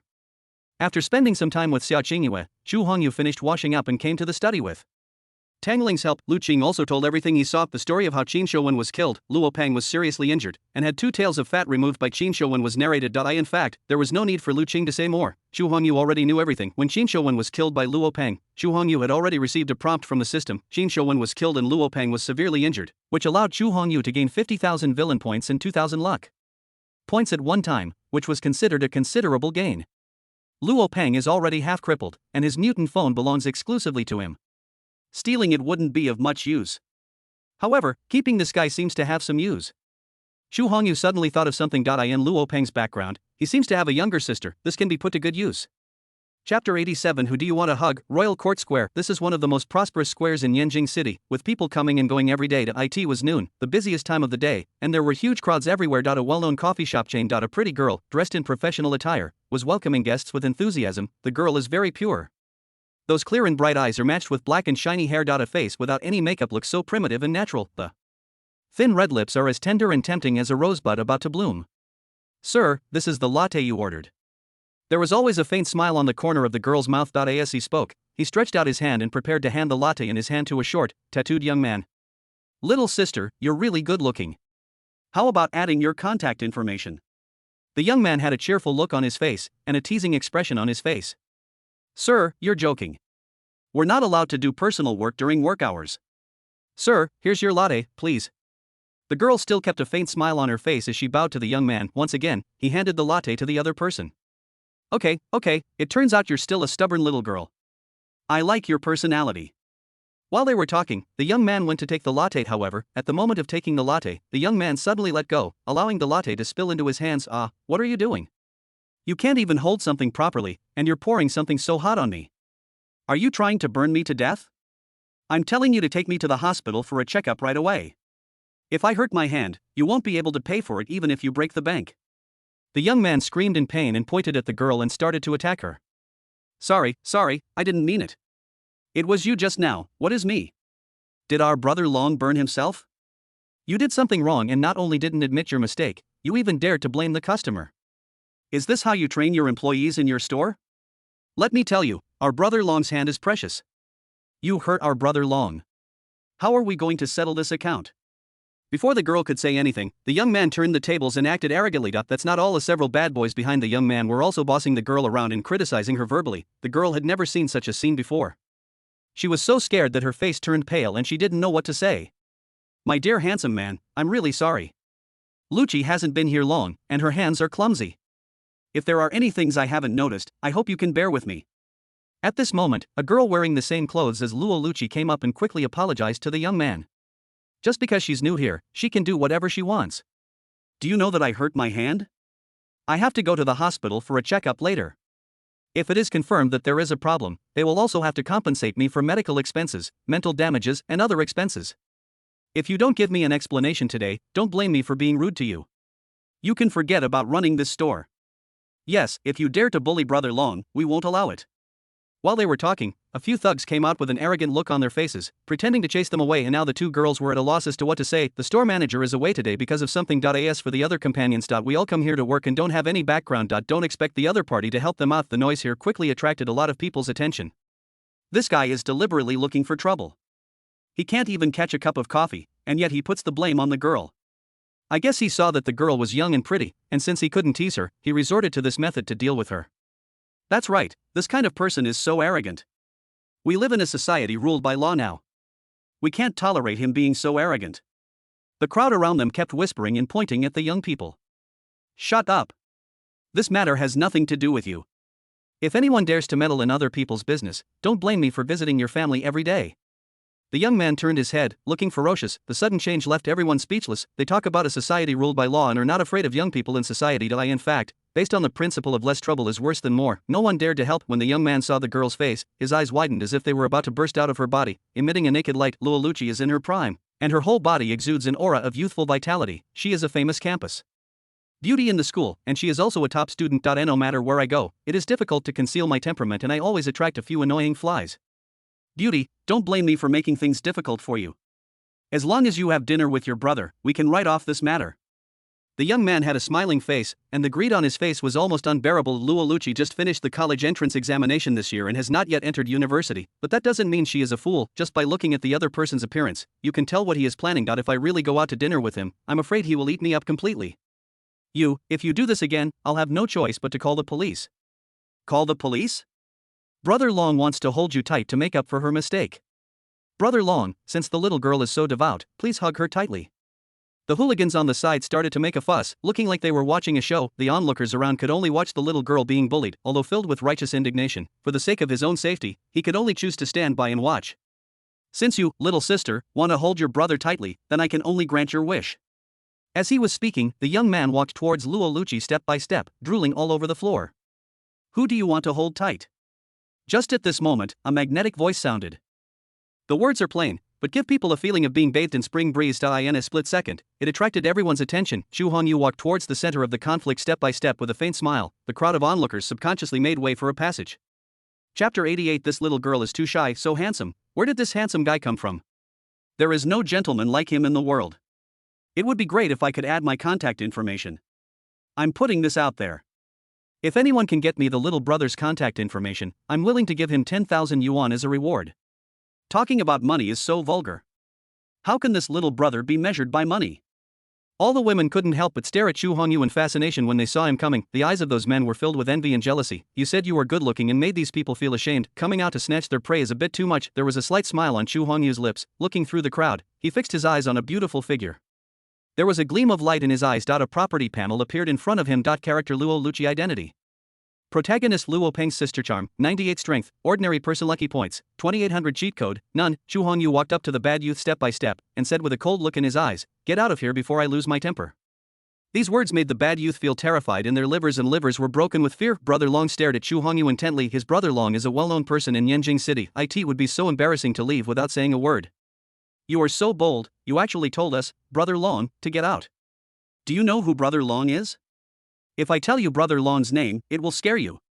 Although Brother Long and his younger brothers were a little afraid, they still did not take Chu Hongyu seriously because of their large numbers. Since you were stubborn and refused to change, don't blame me for being rude. As soon as the words fell, Chu Hongyu made a quick move. In a split second, all the people were thrown out and fell heavily to the ground, causing the surrounding tables, chairs and benches to fall all over the floor. It all happened so fast, as if it happened in an instant. The onlookers around, and even the gangsters themselves, did not see clearly how Chu Hongyu made his move. They didn't even have time to scream. When these people came to their senses, they found that their muscles and bones were disorganized and they were in extreme pain. They couldn't even scream, they could only grit their teeth and gasp. Everyone looked at Chu Hongyu again, and apart from deep shock, their faces were filled with horror this moment. They finally witnessed the terrifying existence. No one dared to stay here for long, and they all fled in panic, crawling and rolling. Chu Hongyu didn't pay any attention to it. Instead, he walked towards Luo Luchi with a faint smile on his face. Are you okay? All the women present had already been attracted by Chu Hongyu's handsome face and unique temperament. Even Luo Luchi, the protagonist's sister, is no exception. She looked at Chu Hongyu, who was walking towards her, and couldn't help but stare blankly. After hearing Chu Hongyu's voice, he gradually came back to his senses. Looking at the handsome face so close to her, Luo Luchi's weak little heart began to beat wildly. It's okay, I'm fine. Thank you so much for what I did. Luo Luchi blushed, and even her speech was a little stammering. It's mainly because of Chu Hongyu's noble temperament. In Luo Luchi's eyes, Chu Hongyu was like the dazzling sun in the sky. It is so noble, yet so out of reach. This made Luo Luchi feel ashamed of herself. The close contact also allowed Chu Hongyu to see Luo Luchi's pretty face clearly. As the younger sister of Luo Peng, the son of destiny, Luo Luchi's appearance is naturally not bad. When I was in middle school, I was the flower of the school. Even if you go to college after a while, you will become the hot flower on campus. Luo Luchi has a pure appearance and gives people the feeling that she is a little girl next door who needs everyone's care. As a beauty with a high charm value of 98 points, if she dresses up carefully, she will definitely make people shine. After all, apart from that, I see CEO Tangling, even Xia Qingyu's charm was only 97. Although there is only 1 point difference, there is a world of difference. While Chu Hongyu and Luo Luchi were communicating, in a corner not far away. This is the income from your hard work. I don't need to explain what you should do with the money. Lu Qing threw a stack of red bills to Brother Long, who had just made things difficult for Luo Luchi, with an expressionless face. Don't worry, this matter is known to heaven and earth. You and I know it, and no one else will know about it. We brothers will definitely not say a word about it to anyone else. Brother Long staggered and reached out to take the money from Lu Qing's hand. He was really scared just now. Chu Hongyu was so terrifying. One move almost killed several of them. Until now, I still feel a bit of a chill on my back, although the woman in front of me is also pretty. But Brother Long didn't dare to raise his head and look at the other person anymore, because he had already sensed a bone-chilling coldness and a sense of keeping away from strangers from Lu Qing. Brother Long, who is this woman? Why does she hire us to act? By the way, the woman in front of me is so beautiful. I have never seen such a beautiful woman in my life. What a pity, that man is so scary. Forget it, let's stop talking so much, let's. Before Brother Long could finish his words, he felt a black screen in front of his eyes and was pressed to the ground. Only the dead can keep secrets. Lu Qing looked at the corpses on the ground in front of him and waved his hand, saying, deal with these people cleanly. Don't leave any of them behind. Plop plop, staring at Chu Hongyu at such a close distance, Luo Luchi felt her little heart beating even faster, as if it was about to jump out of her throat. She lowered her head in a hurry, not daring to look directly into Chu Hongyu's eyes. Seeing this scene, Chu Hongyu's smile widened. This little girl is too shy. Chu Hongyu came here today, naturally for Luo Luchi in front of him, according to the news from Lu Qing. Although Luo Peng killed Qin Shouwen, he was counterattacked by the other party before his death and was seriously injured. I don't know yet where to hide to heal my wounds. The plan to steal Luo Peng's cell phone has also failed. Even if you get it, it is useless. Chu Hongyu then turned his attention to Luo Peng's family. If a huge misunderstanding and gap arises between Luo Peng and his family, he may even become enemies with his family. This might be interesting. Chu Hongyu hopes that in the near future he will be able to see the brother and sister Luo Luchi and Luo Peng killing each other. Chapter 89. Luchi, you are favored by that handsome guy. I came to your place to have a cup of coffee. If you have any signature dishes, please give me a cup. Chu Hongyu said. Okay. Our most classic dish here is the whipped coconut latte. It tastes amazing. I'll make it for you right away. I wonder how much sugar you want. 5 points, I don't like it too sweet. After a few instructions, Chu Hongyu didn't say much, but went straight to a seat by the window and sat down. Luo Luchi started to get busy according to Chu Hongyu's instructions. After a while, the coffee that Chu Hongyu needed was prepared and brought to Chu Hongyu. Forget it, I have something else to do, just pack it up and take it away. Chu Hongyu left directly with the coffee. The moment he turned and left, there was a faint smile on the corner of his mouth, whether intentional or not, although he wanted to use Luo Luchi to deal with Luo Peng, but when meeting for the first time, you can't be too eager. As the saying goes, you can't eat hot tofu in a hurry. If you care too much about Luo Luchi, it will arouse Luo Luchi's suspicion. Xu Hongyu lacks everything else, but the only thing he has is time. I still have some confidence in dealing with this kind of innocent newbie. Looking at Xu Hongyu's back as he gradually disappeared from her sight, Luo Luchi stood there in a daze, unable to come back to her senses for a long time. Luchi, that handsome guy is gone, so I can only stay here and watch the air. A crisp voice rang out. A girl came up and patted Luo Luchi on the shoulder. The girl was none other than the person who had just stood up for Luo Luchi. Her name is Zhu Linghui and she is a sophomore this year. Like Luo Luchi, she came here to work during the summer vacation. Both of them are students, and they are young and lively girls, so naturally they have topics to talk about. After a while, the two became good friends. I didn't see anything, Sister Zhu, please don't say anything nonsense. Luo Luchi shook her head and responded shyly. Look at your face, it's all red, but you're still being stubborn. By the way, that handsome guy is so handsome. If I didn't have a boyfriend, I really want to pursue him. Zhu Linghui snorted and said with a hint of envy, tell me quickly, when did you meet such a handsome guy? I don't know him at all. This is the first time I met him today. Even until now, I don't even know the other person's name. Luo Luchi was speechless, looking at Zhu Linghui's appearance. It seems that she is guilty of her crime. Look at how stingy you are. We two sisters have such a close relationship. Just tell me, don't worry, I will never steal a man from you.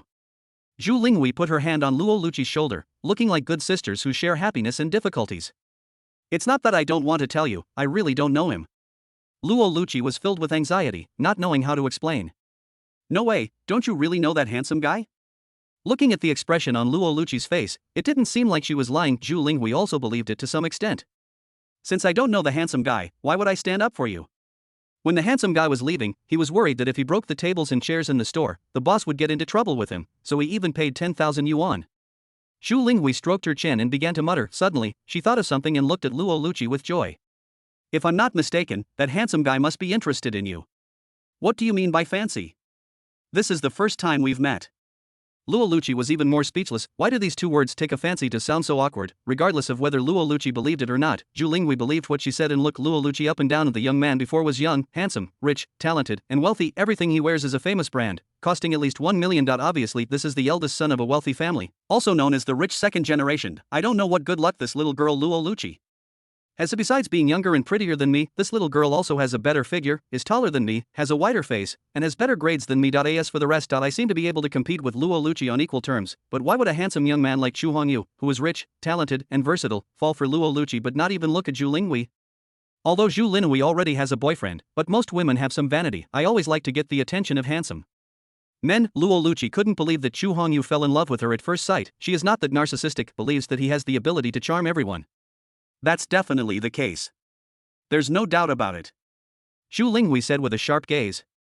Isn't it perfectly normal for a person with a sense of justice to help someone when they see something unfair? Then why did he pay the 10,000 yuan in compensation? Isn't it because he was worried that the boss would punish you for this impulsive behavior?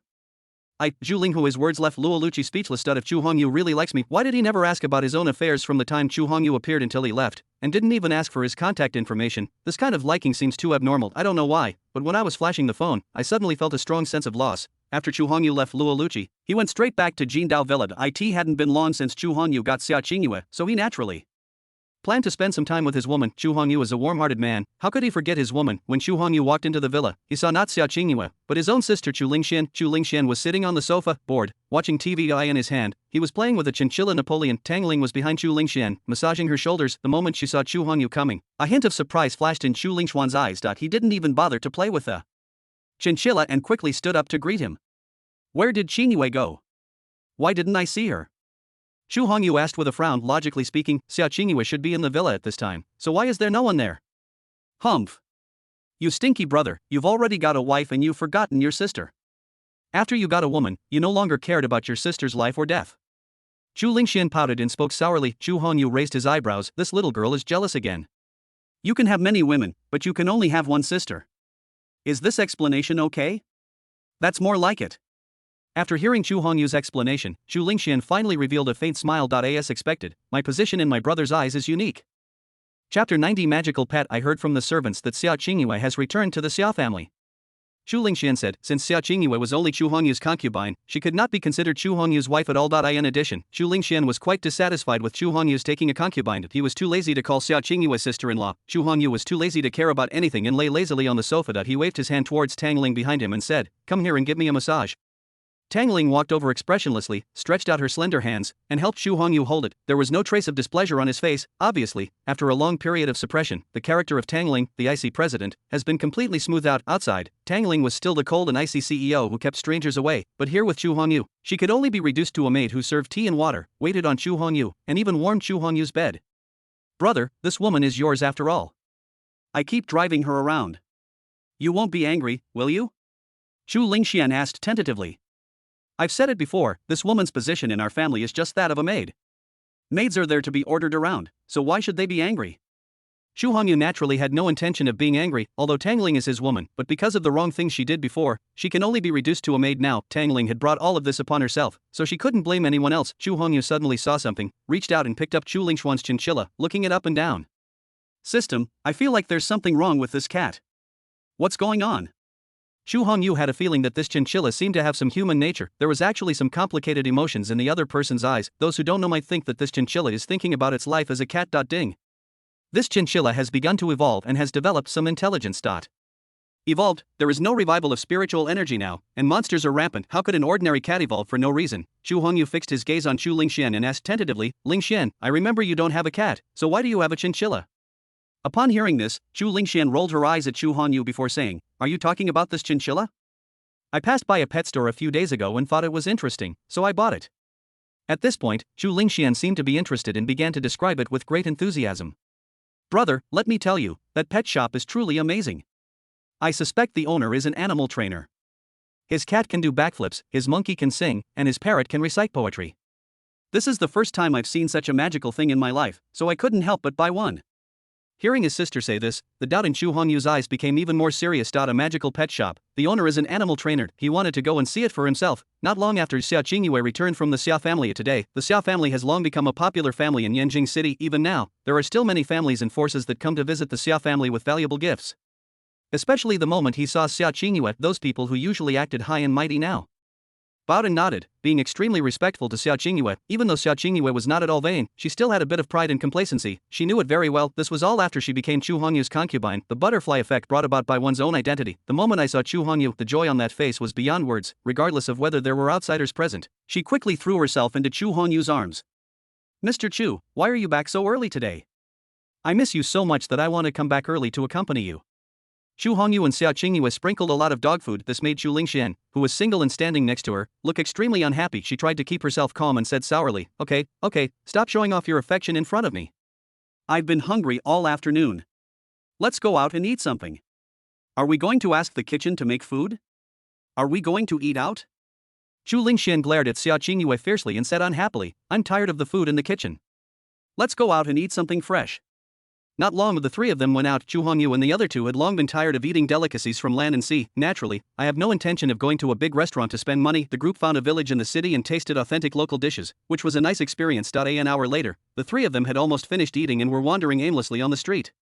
Xia Qingyue and Xu Lingxian are both outstanding in appearance and have extraordinary beauty. Xu Hongyu is handsome and good-looking. They are really handsome men and beautiful women. Such a combination appearing on the street naturally attracted the attention of many passers-by. It even made many people develop evil intentions. Lu Qing brought a group of secret guards from the Chu family and followed Chu Hongyu secretly. Of course, there is no need to worry about those villains coming over to disturb Chu Hongyu and ruin his fun.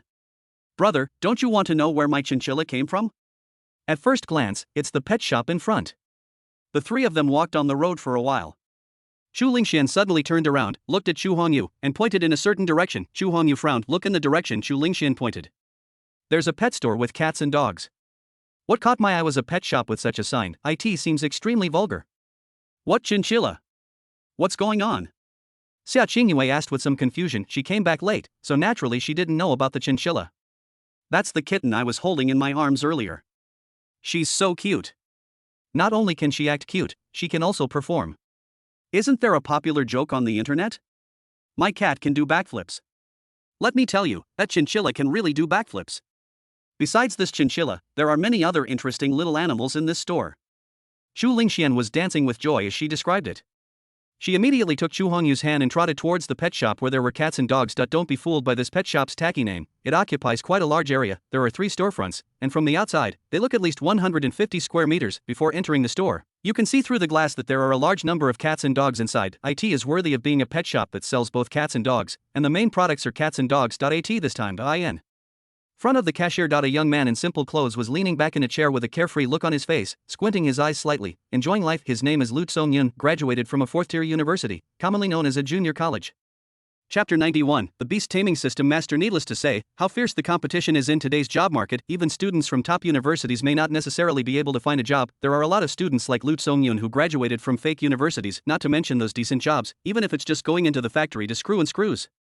The recruitment rules of many factories do not recruit people with a high school diploma or above. This also led to Lut Song-yun being idle and wandering around in society for almost a year after graduation. When you feel there is no way out after climbing over mountains and crossing rivers, you will find another village when you look up. Just 2 months ago, a beast taming system suddenly appeared in Lut Song-yun's mind. As the name suggests, it can help Lut Song-yun control his pets and even purify them to a certain extent. After the evolution, not only were the abilities of the pets enhanced in all aspects, they would even obey Lut Song-yun's orders. With this golden finger, Lut Song-yun emptied his family's savings and begged for help from everyone, finally scraping together more than 1 million yuan to open this pet shop. It is convenient for him to train his pets and also provides him with a certain source of income. This pet shop has been open for more than a month. After Lut Song-yun's training, all the pets have developed a certain level of intelligence and learned various abilities, thanks to the special animals. Lut Song-yun's pet shop is already packed with people, business is booming, and money is rolling in. Just as Lut Song-yun squinted his eyes and imagined himself making a fortune with his beast taming skills, marrying a beautiful and wealthy woman and reaching the peak of his life. He suddenly realized something and opened his eyes. What comes into view is a beautiful figure.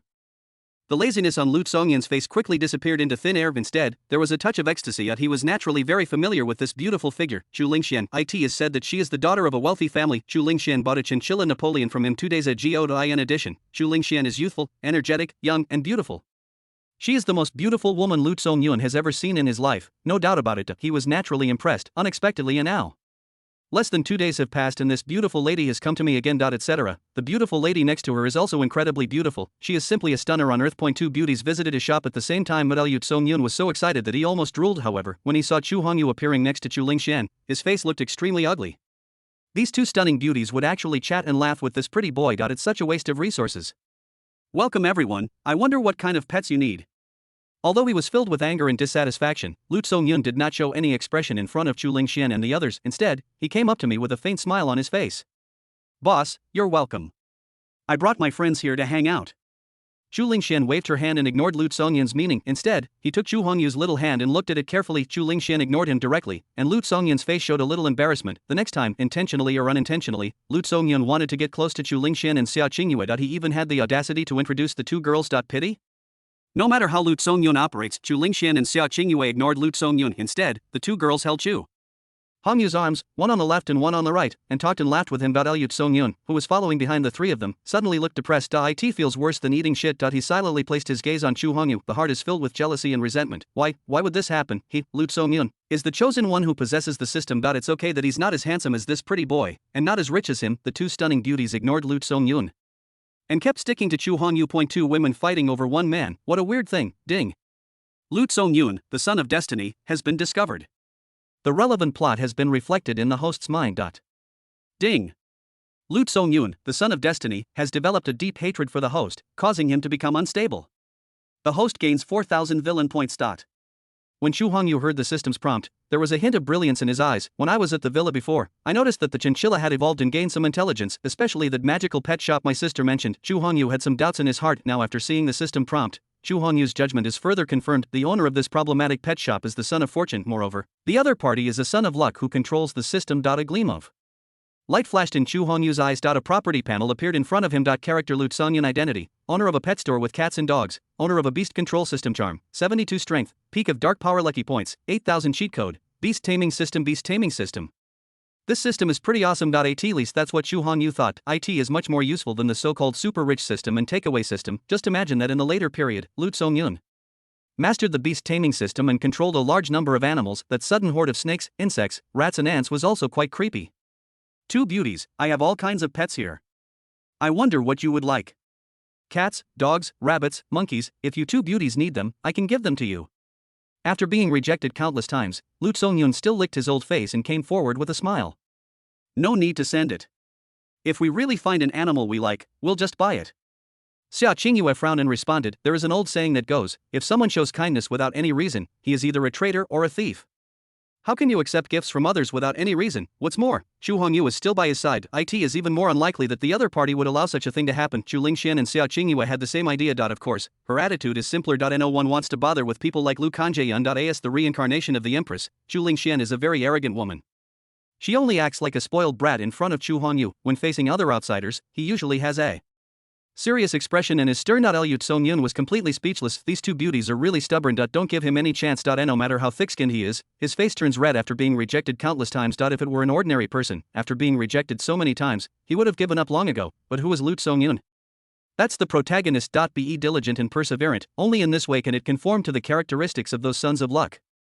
Chapter 92 Killer Bee writing. Have you not seen that the water of the Yellow River comes from the sky, rushes to the sea and never returns? Have you not seen the white hair in the mirror in the hall, which was black in the morning and turned to white in the evening? I was born with talents that will be useful. Even if I lose all my money, I will get it back. Sudden, the two girls were attracted by the sudden voice, and when they turned around, they found that a mynah bird was reciting Lu Bai's Song of the Wine. The words were sonorous and powerful, with a somewhat bold attitude. If you don't know, you might think the starling has become a spirit. However, the next scene they saw directly refreshed the two girls' cognition. The little white rabbit dances, the mouse catches the cat, and the husky performs. Many animals showed off their unique skills. The two girls were dazzled and overwhelmed by the sight. There are even many animals with a glimmer of wisdom in their eyes. Wow, this monkey can actually sing and the elephant can dance. Isn't this the unique skill I saw in A Chinese Odyssey? I didn't expect him to be able to do it too. It's nothing that the elephant can dance, but this cat can do backflips, and that mouse actually tried to catch the cat. These are nothing. I heard that the owner of this shop has a unique skill. He can train killer bees to write. Many people shudder when they hear the word killer bees. Killer bees are violent and extremely aggressive, and can chase prey up to several kilometers. If you provoke them, there will be no good ending. All kinds of things are cruel and ruthless, and even more terrifying than snakes. It can be called the coldest of cold-blooded animals. It would not be surprising if someone knew certain animal training techniques and could train animals like cats and dogs. If it were possible to train killer bees and teach them to write, it would be an extremely rare thing. Hearing the people around her talking, Chu Lingxian also became interested. He pouted and said unconvincingly, I admit that this boss is indeed quite capable. He can even tame a cobra. But killer bees are impossible to tame, let alone train to write. Stop spreading rumors and exaggerating here. As she spoke, Chu Lingxian turned her gaze to Lu Songyun again, her eyes full of disdain. Seeing this, Chu Hongyu covered his mouth and almost laughed. The sister is really clever. Obviously, Chu Lingxian didn't believe that Lu Songyun had such ability, deliberately used provocation to force Lu Songyun to show off. As expected. Seeing that the beautiful woman didn't believe him, Lu Songyun immediately jumped out, patted his chest and swore a solemn oath. To be honest, I am a top-notch animal trainer. No matter what kind of animal it is, no matter how ferocious, no matter how cold-blooded and ruthless it is, once it falls into my hands, Lu Songyun, it will be tamed. And killer bee writing is exactly what I, Lu Songyun, am good at. Lu Songyun knew that the next stage would be his home court. It was his turn to act cool and show off his skills. He believed that as long as he showed his unique skills, the two beauties would definitely have a greatly changed impression of him, Lu Songyun, after seeing them. By then, Lu Songyun took advantage of the situation and gave a few of his carefully trained pets to Chu Lingxian and the others, thereby gaining another wave of their favor. Back and forth, as time goes by, it doesn't seem to be a big problem to get these two beautiful, wealthy, and rich daughters into your pocket. It seems that all the brainless plots in novels are written like this. He exuded such a domineering aura that countless beauties threw themselves into his arms. He, Lu Songyun, controls the system and is the chosen one. Dealing with these two beauties is not a piece of cake. As for Chu Hongyu, who was standing next to Chu Lingxian, Lu Songyun automatically ignored him. But it's just that he will be reincarnated into a wealthy family and look a little more handsome than Lu Kanjayun. In the past, Lu Songyun would not have dared to compete with a rich second generation like Chu Hongyu, who was tall, rich and handsome. But now Lu Songyun, who controls the system, doesn't take this rich second generation seriously at all. Chu Lingxian and Xiao Qingyue were both doubtful and didn't believe what Lu Songyun said at all. The other onlookers around also had big question marks on their foreheads. It seems to be saying, do you think I'm an idiot? Boss, you're just bragging without thinking. You're exaggerating a bit. I admit that you do have some skills. You can tame these cats and dogs. Generally, a qualified animal trainer can do the job. But can you tame those ferocious animals? Such as lions and tigers? Can you tame a cold-blooded animal, like a king cobra? According to what you said, you can train killer bees to write. If you really have such ability, why not show it to us? Many people at the scene did not believe what Lu Songyun said at all. They all spoke up and asked Lu Songyun to show his true talents. Despite being questioned by everyone, Lu Songyun was not discouraged at all, and the corners of his mouth couldn't help but rise slightly. What he wants is people's distrust. Only in this way can you achieve the best effect of pretending to be cool and then getting slapped in the face. Since you all have doubts, in order to resolve your doubts, I will let you see it. If you all think that I, Lu Songyun, have some abilities, don't forget to promote me when you return. As Lu Songyun spoke, he walked to the side and came to the beehive of the killer bees. He simply opened the 10 or so beehives nearby and released all the killer bees. Buzz buzz buzz. For a moment, everyone only felt a buzzing sound in their ears. Looking at the hundreds and thousands of killer bees circling above his head, many people are already intimidated. There were even a few timid people who were so scared that their legs went weak and they fell to the ground. Seeing this, Lu Songyun smiled calmly, took out a flute from his arms and began to play. The originally chaotic killer bees, after hearing the sound of the flute, quickly flapped their wings and swayed in the air like soldiers gathered in an emergency. In just a moment, the killer bees formed a formation. Looking around, a big word "cool" appears in everyone's sight. Quiet. The entire scene was silent, and no more questioning voices were heard. Gurgle. No one knew who was at the scene, and they swallowed hard. This broke the brief silence. Many people still find it hard to believe. Some people even gasped in an attempt to ease the shock in their hearts. Killer bee writing. They had lived for most of their lives and had never seen such a bizarre thing. Chapter 93: The Beast Tamer killed by killer bees. These killer bees are extremely ferocious. Thousands of them are flying out. If we're not careful, I'm afraid we'll all die here. Yeah, it's horrible, really horrible. This boss is truly amazing. He can actually make a murderer write like crazy. It's simply an unprecedented wonder in the world. My idol is so awesome. If the boss could become my boyfriend, all the animals here would be mine to play with. The onlookers at the scene were talking about it, and a group of people were already stunned by her beauty. I only have one word for Lu Songyun, completely convinced. Everyone looked at Lu Songyun with envy and admiration. Seeing this scene, Chu Hongyu had a faint smile on his lips. The art of taming beasts is indeed terrifying. The more this happens, the more Lu Songyun cannot be kept. What if the other party controls the killer bees and attacks you silently, although it won't cause any harm to yourself? It's still a hassle, after all. There is no such thing as a thief who can steal for 1,000 days. His fingers wiggled slightly. An invisible internal force spurted out. All the internal force hit the killer bee. Chu Hongyu has now reached the bowdown realm, and his control over internal strength has been perfect. This internal force will only interfere with the killer bee's central nervous system, but will not cause fatal damage to it. Buzz buzz buzz. The buzzing sound of the killer bees continued to be heard. They obeyed the command of the landing clouds and posed in various shapes. However, just as Chu Hongyu's internal force hit the killer bee's rhythm was completely disrupted and they became completely violent. The original pose has disappeared. All the killer bees swarmed towards Lu Songyun, who was closest to him. Right now, Lu Songyun was enjoying the admiring gazes of the crowd and immersed in the pleasure of showing off. He never imagined that the god of death was already swinging his scythe at him. Just as the killer bees were about to approach Lu Kanjayan as the son of luck, he suddenly activated the protagonist's halo and seemed to have noticed the abnormality of the killer bees. What? Killer bees are actually attacking me. Seeing that the killer bees were out of his control, Lu Songyun's face changed drastically, and he subconsciously tried to dodge and avoid the killer bees' attack. Just at this moment, an invisible pressure pressed down on Lu Kanjayan. Lu Songyun felt like he was carrying Mount Tai on his back, and his feet felt like they weighed 1,000 pounds. The whole body could not bear the weight and there was no chance to move at all. What's going on? Why is this strange happening?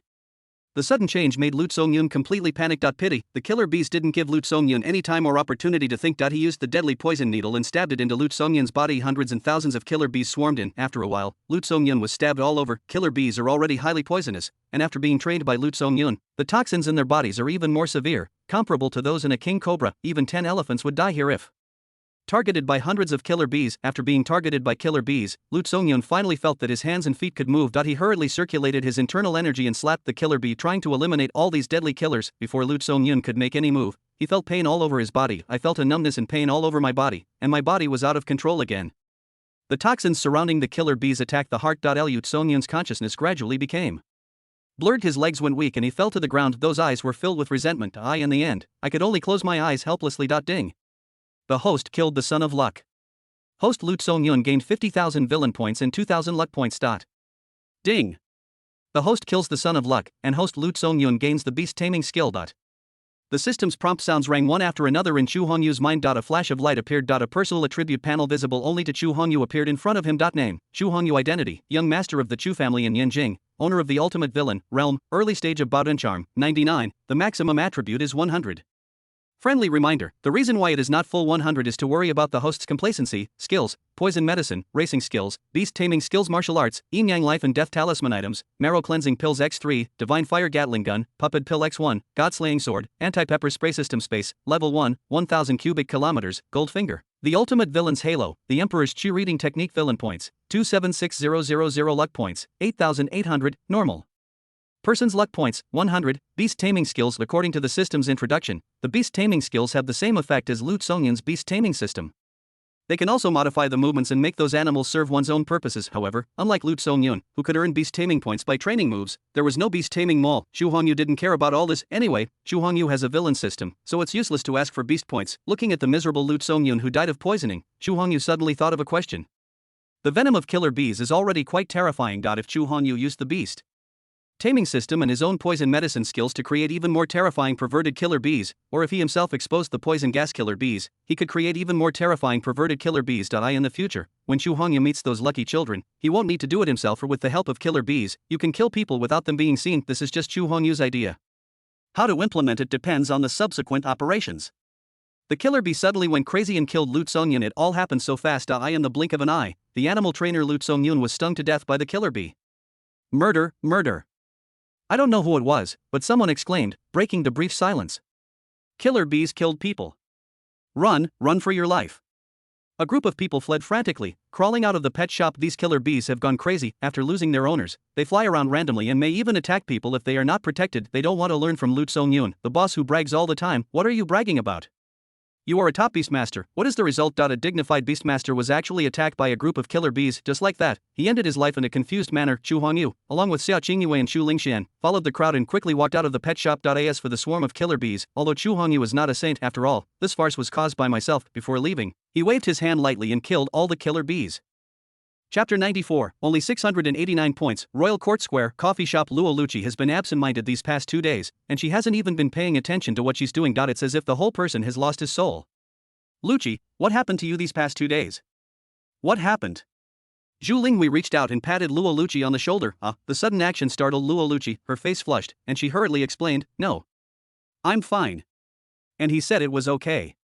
Just now, the customer asked for more iced coffee, but you gave him a hot cup. He almost burned his tongue. Fortunately, the customer was reasonable and open-minded, and since you're a pretty girl, he didn't bother with you.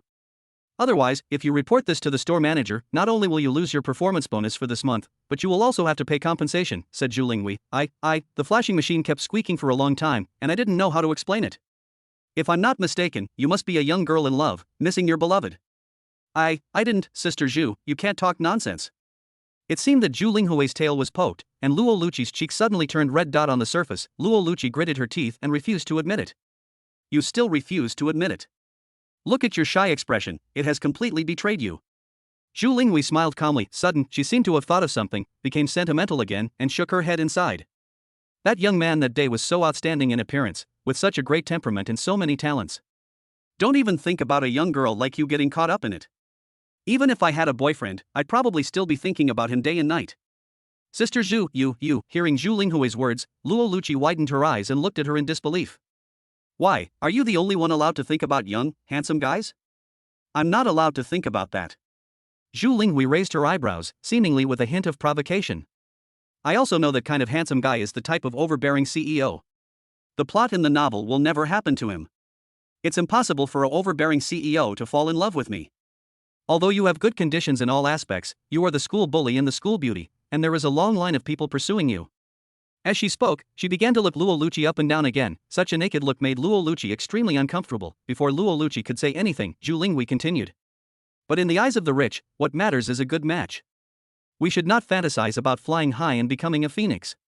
Hearing this, Luo Luchi said no more and fell into deep thought. Ever since the moment I met Xu Hongyu a few days ago, Xu Hongyu has a handsome face and an extraordinary temperament. It kept circling in Luo Luchi's mind and lingered. At first, Luo Luchi believed what Zhu Linghui said. He thought Xu Hongyu approached him with a certain purpose.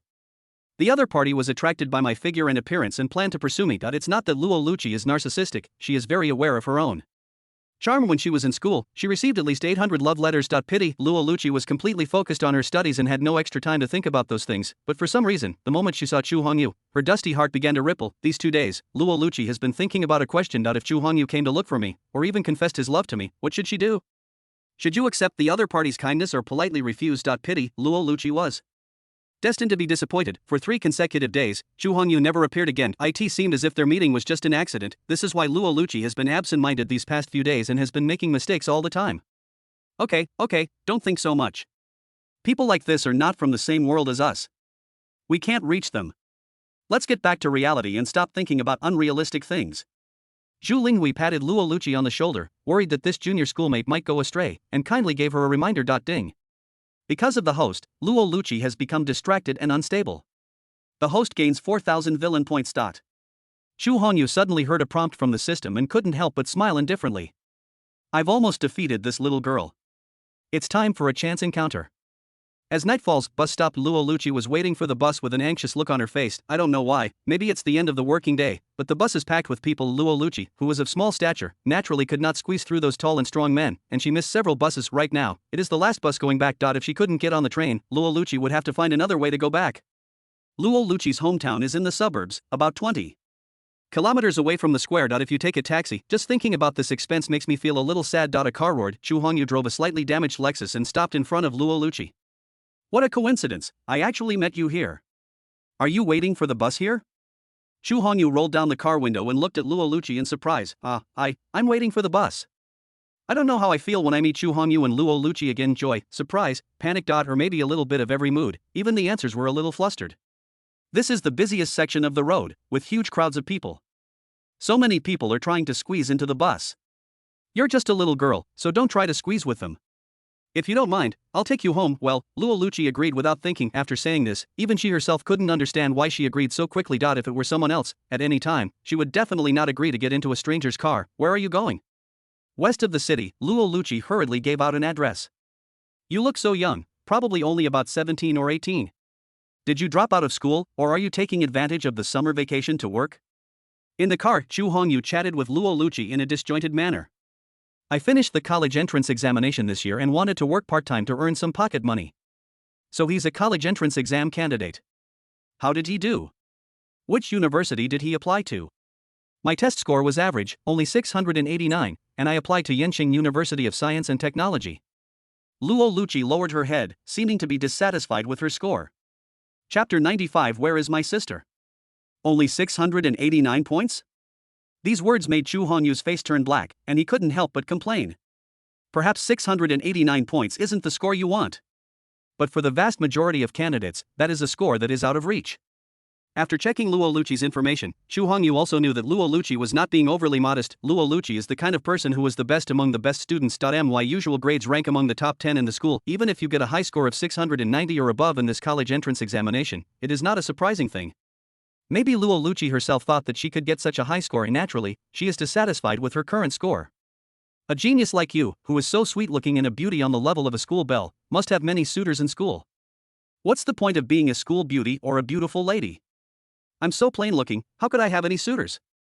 Luo Lucci blushed, however, when he heard Chu Hongyu say sweet-looking and beautiful. He couldn't help but feel secretly happy. Just as Chu Hongyu was taking Luo Lucci back to her home, a tattered minibus slowly stopped by the roadside. As the car door opened, a thin young man with ragged clothes and a slightly listless look limped out of the car. After determining the direction, he dragged his broken body and walked towards the path step by step. The young man was none other than Luo Peng. In the battle with Qin Shiwen, although he successfully killed the opponent, Luo Peng was also seriously injured. For several days, I didn't know where to hide to recuperate. If it were someone else, with such a serious injury, they wouldn't be able to get out of bed and walk for at least 1 or 2 months. Luo Peng is the most perverted of the perverts. He was beaten to the point of being on the verge of death, but in just 3 days, his injuries were almost healed. Of course, somewhere, severe damage had been done, causing serious and permanent damage. This caused Luo Peng to walk with a limp, and he would always wet his shoes when he urinated while standing. Now that I feel better, I still have an urge deep down inside. Go home and see your parents. 20 minutes later, Luo Peng arrived in front of a dilapidated courtyard. The entire courtyard covers an area of more than 100 square meters. If it were placed in the urban area of Yenjing City, it would definitely be considered a valuable villa. What a pity, in this wilderness. When I opened the door, I saw a white-haired old woman working in the yard. Mom. Luo Peng could no longer conceal his inner excitement. He couldn't help but exclaim, rushed forward and hugged the middle-aged woman. The middle-aged woman was also extremely excited, tears welling up in the corners of her eyes as she murmured, "You kid. Aren't you working outside? Why did you suddenly come home?" I just missed you and wanted to come back to see you." Luo Peng asked. "By the way, Mom, is everything okay at home?" Luo's mother wiped the tears from the corners of her mouth and pulled Luo Peng towards the inner room, saying as she walked, "Okay, everything is fine at home. How is your work outside? You've been gone for half a year, and there's no news yet. Your father and I are worried about you." "Mom, don't worry, I'm fine outside. Not only did I get a promotion, but my boss also gave me a raise." Luo Peng nodded and told about his experiences outside. Certainly, he did not tell his mother about obtaining the mutant phone. Instead, he made up a story and forged an identity for himself. "Dad. What's wrong with you? As soon as I entered the inner room, I saw my father sitting in a wheelchair, constantly pushing the wheelchair. With a look of pain on his face, Luo Peng was horrified and hurried forward to ask, "Dad, what happened? Why is he in a wheelchair for no reason?" Father Luo was a little stunned. It took him a long time to confirm that his son, who had been working away from home for half a year, had finally returned. "Don't worry, Dad is fine." Father Luo waved his hands, forcing himself to hide the pain in his body, and said with a forced smile, "A few days ago, my family was renovating the house, and I accidentally fell from the second floor." "What? You fell from the upstairs? Dad, have you gone to a big hospital to see a doctor?" Luo Peng asked nervously. He was afraid of his parents, so he was reluctant to spend money and did not see a doctor, missing the best time for treatment. "I went to nearby resources and found a doctor who had seen me. The doctor said that broken bones won't heal quickly, so he put a plaster cast on me and told me to wait and see how it works." The three of them chatted for a while, and Luo Peng suddenly thought of something and asked, "By the way, where is my sister?" "Speaking of my sister, she got good grades in the college entrance examination, but I haven't had the chance to express my congratulations to her in person." Hearing this, Luo's mother smiled slightly and said, "Your sister is amazing. Not only is she an excellent student, she is also a mature and sensible girl. Take advantage of the summer vacation and work in the city. You can earn 4,000 to 5,000 yuan a month. That's better than what your dad can do. Speaking of which, your sister usually comes back at this time. Why hasn't she come back today?" Speaking of this, Luo's mother also showed some worry. After all, Luo Luchi is a young and beautiful girl, and she hasn't come back yet so late. As parents, we naturally worry about our daughter's safety. Luo Peng nodded, then asked, "Where does your sister work?" "I'll go look for her. Our family hasn't been together for a long time, so it's a good opportunity to have a good gathering tonight. Your sister is in a coffee shop in Royal Plaza. You should go check on her. She's not back so late. I hope nothing has happened to her." Luo's mother said anxiously. "Okay, I'll go look for my sister first. Mom, please prepare some food tonight and we'll have a good dinner."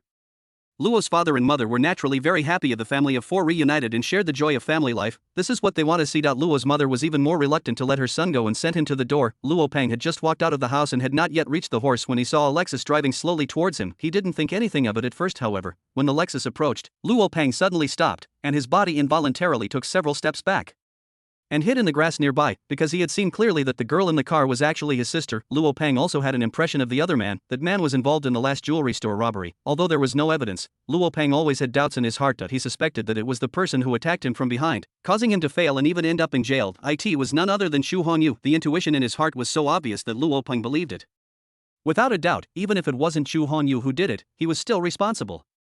Chapter 96, Dog Digging in the Pit, anger rising straight to the top of the head. Being with Xu Hongyu, Luo Luchi couldn't help but lower her head and her heart beat faster. Even she herself couldn't figure out why this happened. Before you know it, Xu Hongyu has arrived at the place Luo Luchi mentioned. This place is only a few dozen meters away from Luo Luchi's home. Since there is no road leading to his home, Xu Hongyu can only park his car here. Meeting is destiny. Let's add each other's contact information. Maybe we can chat in the future. Xu Hongyu took out his mobile phone and showed his QR code. Okay. Although Luo Luchi was very shy and couldn't even speak clearly, he took out his phone and scanned Xu Hongyu's QR code. The two of them quickly added each other as friends. "Don't move." Just at this moment, Xu Hongyu suddenly shouted. What happened?" Luo Luchi was stunned on the spot, but he saw Xu Hongyu reaching out his hand and moving his whole body towards him. Luo Luchi subconsciously wanted to dodge, but before he could do anything, a magnetic voice sounded. "Don't move." Xu Hongyu's words seemed to be full of magic, making Luo Luchi involuntarily obey his orders. There was not even time to think. Just at this time, Xu Hongyu's hand had already reached Luo Luchi's head, gently fiddling with her hair. "Help her remove a dead leaf hidden in her hair." Noticed Xu Hongyu's warm gesture, smelling the scent coming towards your nose. That scent is so intoxicating. Luo Luchi's little face had already turned red. That disappointing little heart was beating up and down, as if it was about to jump out of its throat. Oh no, it's the feeling of heartbeat. Noticing Luo Luchi's strangeness, Xu Hongyu still smiled calmly with a faint smile. "Look, you went out for work and secretly brought back a leaf." While speaking, Xu Hongyu handed the leaves to Luo Luchi and returned to his seat. Luo Peng, hiding behind the bushes, could see the situation inside clearly through the car window. He grabbed the weeds around him with one hand and dug the other hand into the soil, scratching around. At this moment, Luo Peng's face looked extremely ugly, sometimes blue, sometimes white. His facial expression was distorted due to extreme anger. It seems like a sign of being possessed. Although Xu Hongyu and Luo Peng have no deep hatred, but after the jewelry store robbery, Luo Peng hated Xu Hongyu. This hypocritical guy is actually having a passionate affair with his own sister. There is definitely something unusual here. Although I don't know Xu Hongyu's identity, you can analyze the other person's personality from their dress and the temperament they exude. The other party is definitely a wealthy family. Such a powerful person is actually so close to his own sister. Chu Hongyu knew that Luo Luchi was his sister, approaching my sister with ulterior motives. Or maybe, seeing that his younger sister is young, beautiful, lively and cute, he deliberately approaches her? Luo Peng believed that such a coincidence was absolutely impossible in the world, although it is still unclear what the relationship between Chu Hongyu and his sister is, but he could almost conclude that Chu Hongyu approached his sister Luo Luchi for some other purpose. In particular, he saw Chu Hongyu leaning towards his sister. The dirty hand was actually stroking his sister Luo Luchi's head. Luo Peng's hair stood on end with rage, and he felt the nameless rage in his heart rising to the sky. He kept digging the ground with his hands. Soon, a small hole was dug out. He really wanted to rush forward, pull Chu Hongyu away from his sister Luo Luchi, and chop that dirty hand into meat paste, but Luo Peng knew that now was not the time to act rashly. Although I have never seen Chu Hongyu take action, that day in the jewelry store, he noticed that Chu Hongyu exuded an extremely powerful aura. The opponent should be a strong man in the Huajin realm. This is also why Luo Peng cast a suspicious look on Chu Hongyu, because except Chu Hongyu, no one at the scene could sneak attack him. What Luo Peng didn't know was that while he was doing the dog-pawing action, a pair of eyes were already locked on him. Chu Hongyu returned to his seat with a barely perceptible smile on his face. That kid Luo Peng actually showed up here. This scene is becoming more and more interesting. Mr. Chu, I'm really sorry to bother you today. I asked you to drive such a long way to bring me back. I have something else to do at home, so I'll leave first. As she said this, Luo Luchi hurriedly got out of the car and left, looking at the other person's embarrassed escape. The smile on Chu Hongyu's lips became even brighter. It's still easy to deceive such ignorant little girls. Youth is the age when people are full of curiosity and expectations about their other half. If he had experienced the beatings of society and gained a certain amount of experience, he would have recognized the evil of human nature. I'm afraid what they are pursuing is not pure love, but rather material things. Certainly. As the younger sister of the son of fortune, she is more concerned about love, because this kind of people will never lack material things in the later stages. Naturally, there is no need to worry about food, oil, salt, sauce, vinegar and tea. Chu Hongyu raised his eyebrows. I found out that Luo Peng hadn't left yet. An idea suddenly came to my mind. He turned the car around and drove back towards where Luo Peng was. This time, Luo Peng was still confused and stood there in a daze. No, I absolutely cannot watch my sister fall into the clutches of that devil. It's absolutely impossible. Luo Peng couldn't help but clench his fists. He secretly swore in his heart that he must protect his family. And no matter how much it costs, I cannot let my family get hurt. Lexus slowly approached Luo Peng. Luo Peng stared at the driver's seat. He wanted to see what Chu Hongyu was up to. The moment they passed each other, Chu Hongyu deliberately opened the car window. Luo Peng happened to be able to see Chu Hongyu's face clearly. At this moment, Chu Hongyu also looked towards Luo Peng. The two looked at each other, their gazes fixed. Luo Peng could clearly sensed that Chu Hongyu's face was filled with disdain and naked provocation, especially the other party also gave him a middle finger. Provocative. Chu Hongyu clearly knew him and even wanted to provoke him. Ding.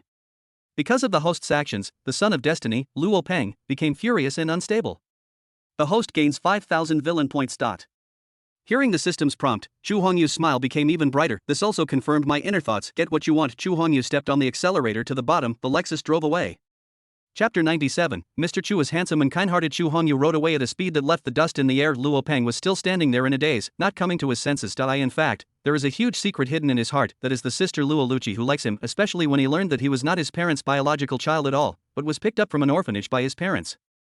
Luo Peng was not sad at all, but was secretly happy because in that case, he and his sister Luo Luchi would not have any blood relationship at all, and they could be together legitimately. Yet he used to worry that his sister was too outstanding. No matter her figure, appearance, temperament or academic performance, she is far ahead of him. I am not worthy of my sister Luo Luchi at all. But things are different now. He possesses the ability to detect major events that will occur in the next 3 days. With this golden finger of foresight, Luo Peng is absolutely sure you can seize the opportunity.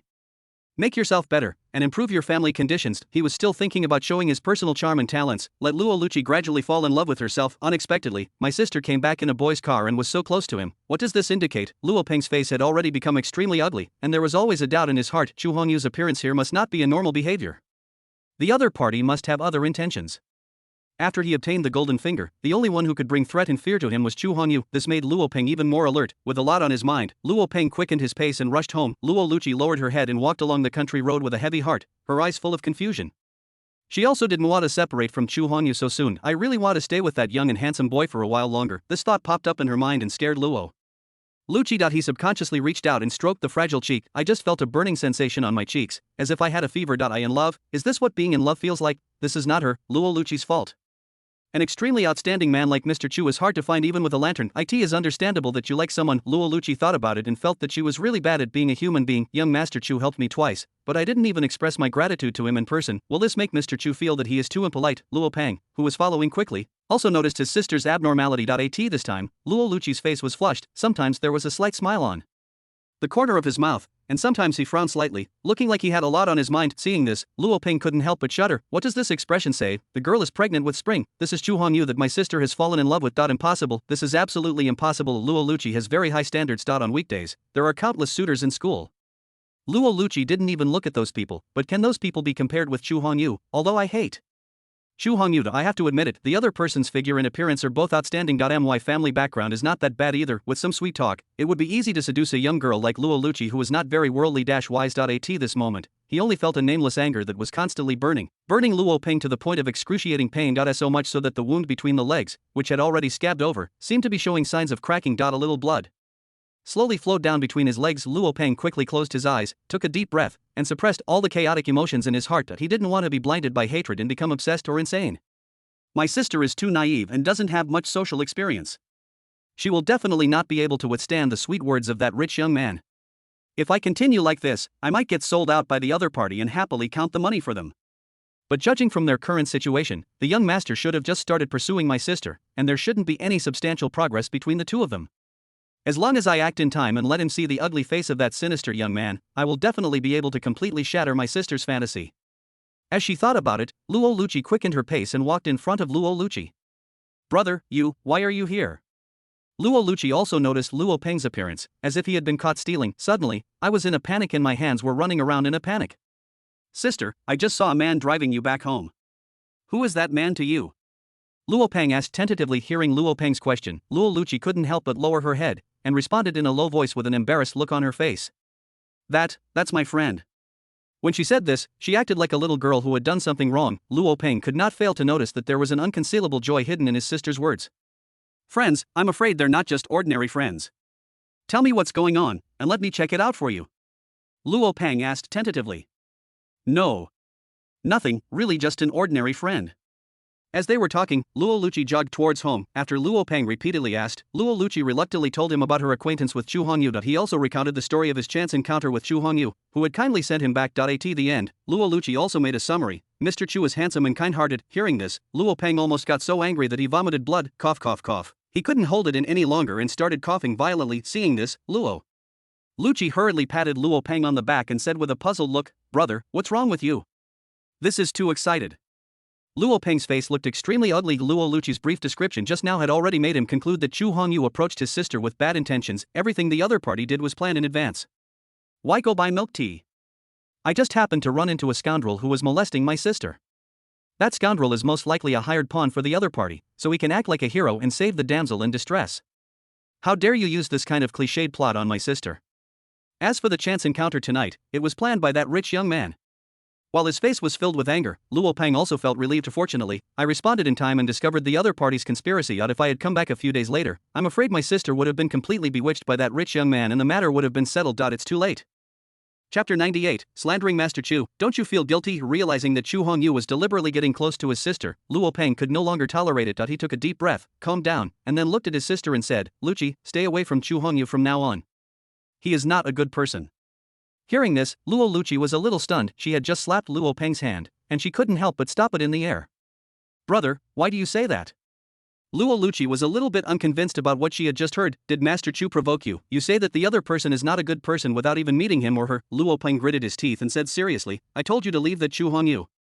He was attracted to your figure and looks, your pretty face. He just wanted to play with you. Luo Lucci couldn't believe what she heard. Her brother actually said such words. Brother, you haven't met Mr. Chu, so don't judge others casually. Mr. Chu helped me twice, and I haven't had the chance to thank him yet. How could you say hurtful words behind his back? Luo Lucci suppressed her anger, and there was already a hint of impatience in her words. Seeing that Luo Lucci didn't believe what he said, Luo Peng had to explain patiently. Sister, you have to trust me. I saw Chu Hongyu last time. He showed up at the jewelry store with a young and beautiful woman. He already has other women by his side. How long has it been since he came to seduce you? It's obvious that he is trying to deceive your trust. He thinks you're a naive girl and is easy to deceive, so he wants to steal your virginity. Don't be fooled. After hearing what Luo Peng said, Luo Lucci finally couldn't bear it anymore and said without turning her head.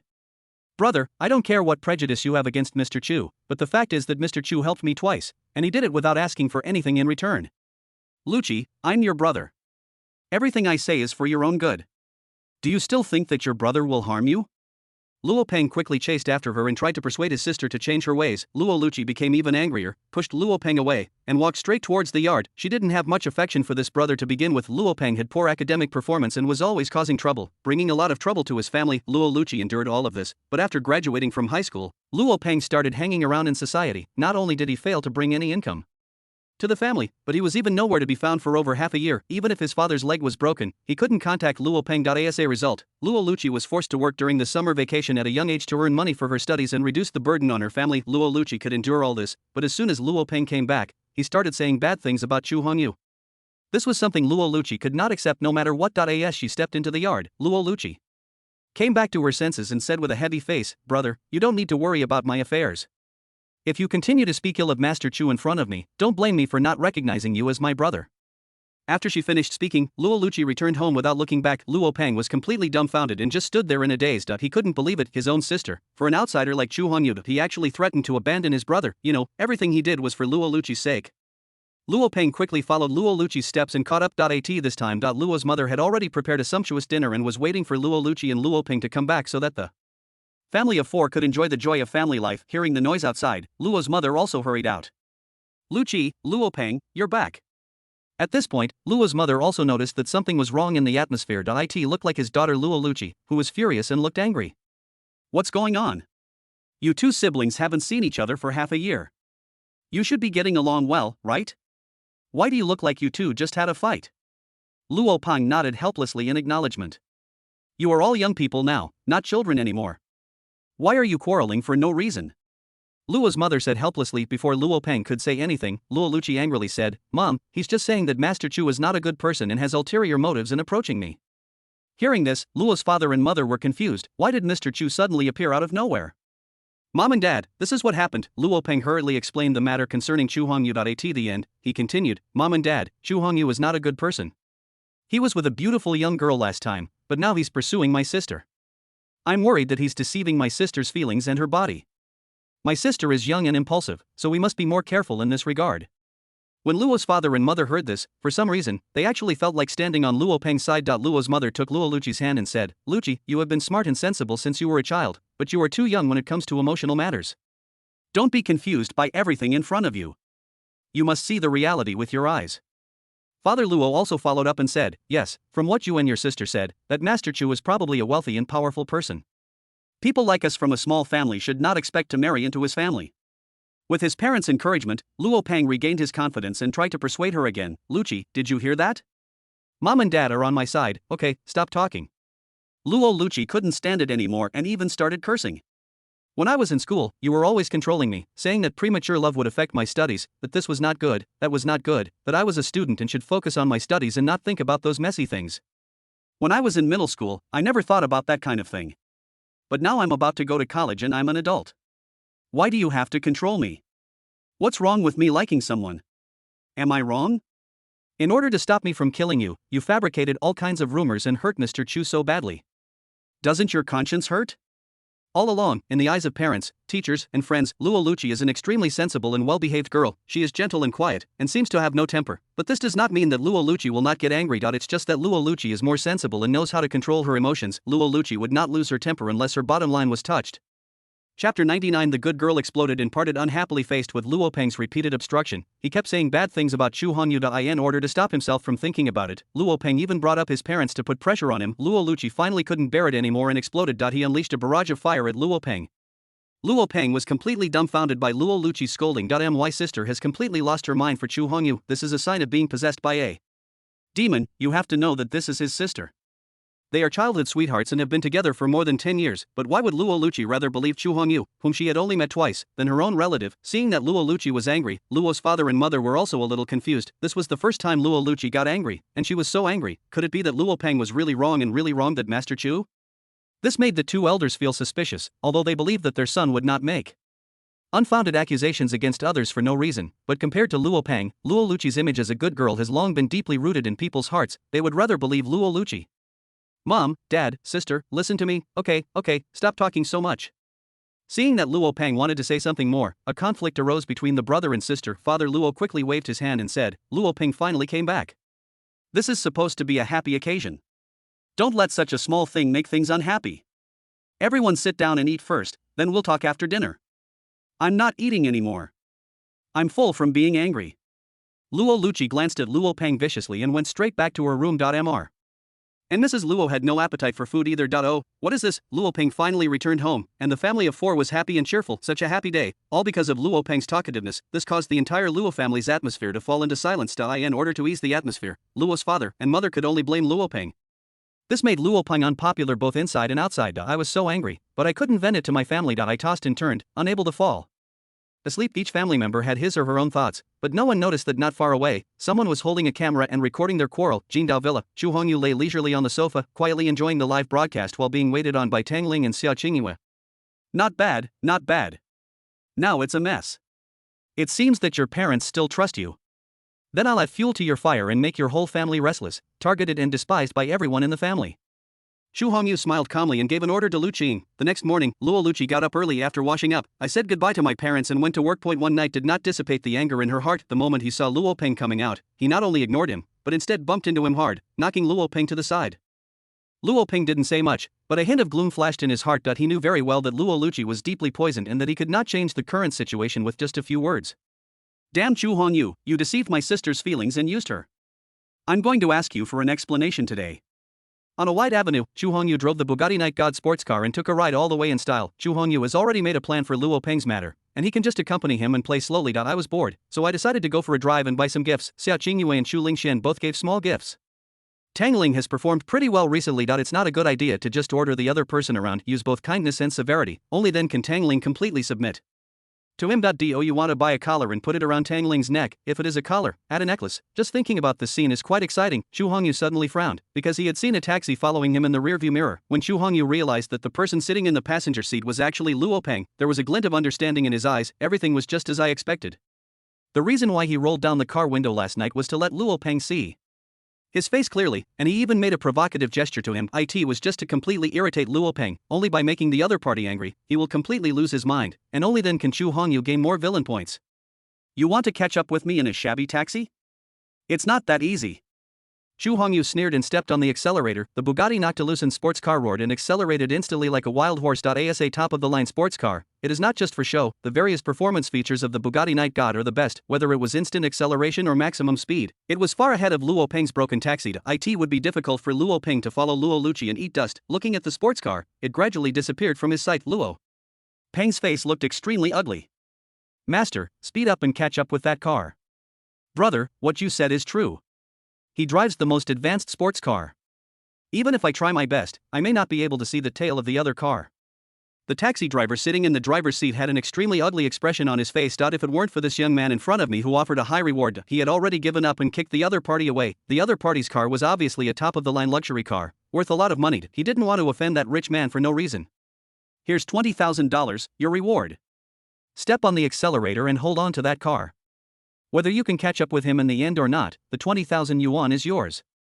Luo Peng gritted his teeth, took out 20,000 yuan in cash from his backpack and threw it at the taxi driver. He took this out before going home. The original intention was to honor my parents, but after what happened last night, everyone left in a bad mood and he didn't take out the money in time. When the driver saw the shiny red bills, his eyes suddenly lit up. He immediately stepped on the accelerator and chased after him. Little brother, what on earth were you trying to do by chasing that luxury car? Were you trying to catch someone in adultery, or was there something else going on?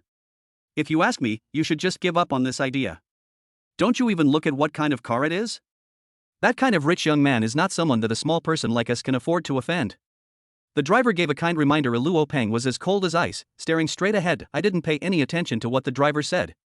Chapter 100. I want to see your sister wearing a black silk maid outfit. Luo Peng sat in a taxi, anxiously searching for Chu Hongyu's whereabouts. Not surprisingly, he was lost.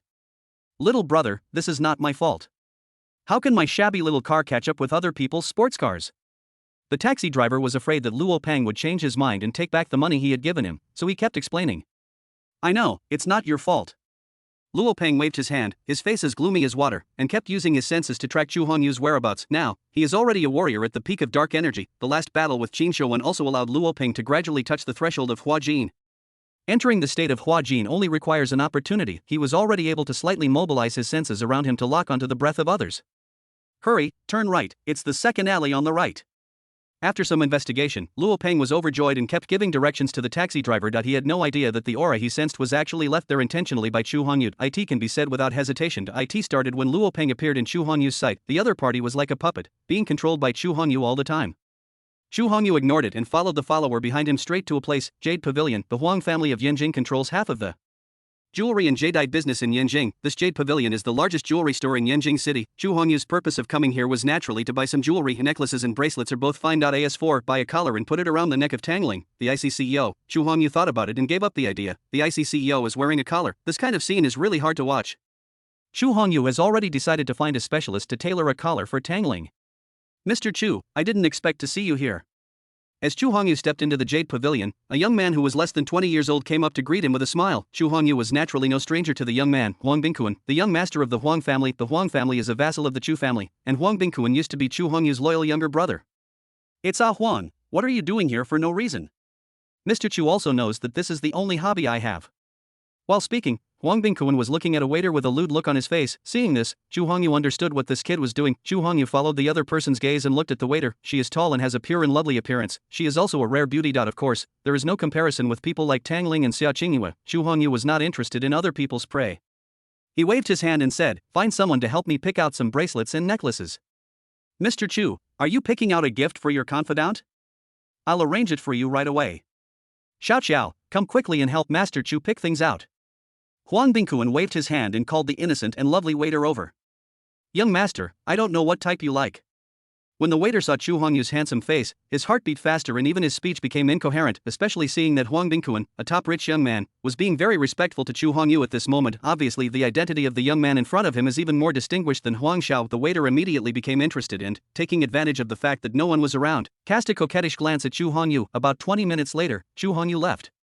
Fei Quickshuan with his favorite gift. Before leaving, he patted Huang Bingkuan on the shoulder and said earnestly, Xiao Huang, some people may appear outwardly but not inwardly. You can play with them, but don't take them seriously. Just went out, then he saw Luo Peng hiding in a corner not far away. After seeing Chu Hongyu coming out, Luo Peng's eyes widened with anger. He stared at Chu Hongyu and waved at him. See here, Chu Hongyu couldn't help but sneer. They were too lazy to pay attention to each other, and instead swam straight towards the Bugatti Night God. Damn it, you dare to ignore me. Seeing that Chu Hongyu had no intention of paying any attention to him, Luo Peng became furious. If there weren't so many people coming and going around, there would be too many idle people waiting. He would have rushed up and taught Chu Hongyu a lesson long ago. Chu Hongyu just walked into the underground parking lot. Seeing no one around, Luo Peng took 2 steps at a time and rushed forward, blocking Chu Hongyu's way. Stop, I think we need to have a good talk. What are we talking about? We don't even know each other, is there any need to talk? These words left Luo Peng completely speechless, and he didn't know what to say, including this time. The two have only met 3 times, and the first 2 times, there was no verbal communication. There really doesn't seem to be anything to talk about. Since we're strangers, there's no need to get close or talk about feelings here. Don't stand in front of me and waste my time. Chu Hongyu said calmly. Chu Hongyu, why are you doing all this? You're trying so hard to get close to my sister. Don't tell me you're playing love at first sight here. If you don't explain clearly today, don't blame me for being rude to you. Luo Peng stared at Chu Hongyu with angry eyes. Hearing this, Chu Hongyu's mouth curled up into an arc, and he smiled calmly and said, Do you really want to know my purpose? Yes, I need an explanation. Luo Peng gritted his teeth and said, as he spoke, his hand quietly reached into his pocket and pressed the switch of the recorder. Chu Hongyu glanced at him and saw clearly all the other party's little movements. He couldn't help but shook his head and let out a disdainful smile. Chu Hongyu just lightly tapped his finger. An invisible force hit Luo Peng's recorder. If I tell you that I fell in love with your sister at first sight, is this explanation okay? A playful smile appeared on Chu Hongyu's face. Do you think I will believe the nonsense you say? With your conditions, you can find any woman you want. There are countless people who are 1,000 times more beautiful than my sister, and whose status is more prominent than my sister. Luo Peng calmly analyzed the situation for Chu Hongyu. Yes, you're right. Your sister is young, beautiful, and has a hot body. She's also an innocent guinea pig, making her the easiest for me to manipulate. I also want to see your sister wearing a black silk maid outfit, kneeling in front of me, and serving me. Chu Hongyu had a playful expression and did not hide it at all. What did you say?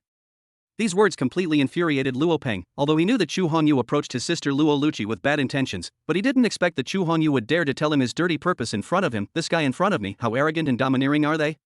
Chapter 101 Kneel down and talk. Let your sister wear a black silk maid outfit. Chu Hongyu's words completely stimulated Luo Peng. Unable to bear it any longer, he punched Chu Hongyu on the forehead.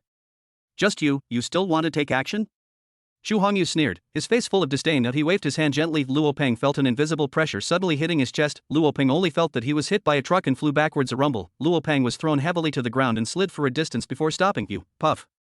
Luo Peng forced himself to support his body, his face full of disbelief. Just as he was about to say something, he felt a sweetness on the corner of his mouth and a mouthful of blood spurted out. As the blood flowed out, Luo Peng's spirit quickly weakened.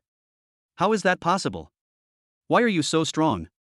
There was still a hint of shock and disbelief on his face. My heart was already in turmoil, and I was shocked. He knew that Xu Hongyu was quite strong, even stronger than himself. Therefore, before coming, Luo Peng had some speculations. Xu Hongyu may have already entered the stage of Huajin, but Luo Peng believed that Xu Hongyu was so young, and even if he entered the stage of Huajin, he was only in the initial stage of Huajin. What Luo Peng didn't expect was that he completely underestimated Xu Hongyu's strength. Although there is a huge gap between the peak levels of Huajin and Enjin, but Luo Peng still has a lot of cards up his sleeve. Even if facing an ordinary powerful Huajin master, it is impossible for him to be completely defenseless like he is now. What kind of power does Xu Hongyu in front of him possess? Middle and late stages of Huajin, even a stronger realm. Normally, if one wants to reach the realm of Huajin, one needs to practice diligently for decades. Even Luo Peng, with his golden finger, is only at the peak level of dark energy. What's going on with Xu Hongyu? Just cheat. Luo Peng began to doubt his life. Xu Hongyu ignored Luo Peng, who had been beaten to death, and turned to walk towards his parking space. Wait, stop.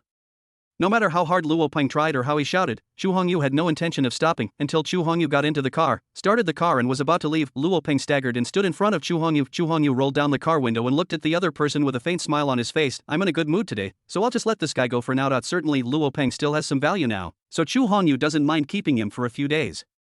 Xu Hongyu, I beg you, please let Lu Qi go, don't hurt her. Lu Qi is simple and cute. She is innocent and should not be hurt. If you want to hurt me, you can hurt me.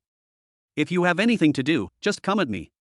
There was a hint of request in Luo Peng's tone. He had no other choice but to do it. Xu Hongyu was too powerful, and he couldn't beat him at all at the most important point. My sister was completely bewitched by Xu Hongyu. What if Xu Hongyu has evil intentions towards his sister? In my sister's current state, even though she has been taken advantage of by Xu Hongyu, she still has a smile on her face and counts money for Xu Hongyu, completely falling into his clutches. Oh, you want to beg me to let your sister go? Xu Hongyu was quite surprised to hear what Luo Peng said. As son of luck, you shouldn't be able to defeat everything in your life. He acts so arrogantly, thinking that he is the best in the world. Luo Peng, the son of destiny, actually broke the record and begged for mercy from the villain himself. It was indeed something that Xu Hongyu did not expect. Certainly, Xu Hongyu also understood one thing. Father, sister, beloved, these people are all the weak points of the Sons of Fortune. As long as they are controlled, they can easily control the Sons of Fortune. Can't help it. Xu Hongyu thought of another thing. It is said that the Son of Destiny kneels to heaven, to earth, to parents, and to master. As for the others, even if their bones were broken, it would be impossible to make the Son of Destiny kneel down. Xu Hongyu wanted to take a look for Luo Peng. Is family more important? Or dignity more important? If you want to ask for something from others, you should also show the proper attitude. There was a playful smile on Xu Hongyu's lips. Hearing this, Luo Peng couldn't help but feel confused. He followed Xu Hongyu's gaze, but she found that the other person had been listening to her legs. Luo Peng was stunned at first, and his face changed drastically. What did you say? You want me to beg you on my knees? Why? You don't want to? It seems that your feelings for your sister Luo Luchi are just like this. It just so happens that I have time tonight, and your sister is so obsessed with me and wants to be with me. Xu Hongyu, always like to do good things, so I'll go and help her. By the way, your sister Luo Luchi does have a nice figure and is a simple person. Such a person is most in line with my appetite, Xu Hongyu. Xu Hongyu's expression was full of excitement, as if he was describing how he would take down Luo Luchi.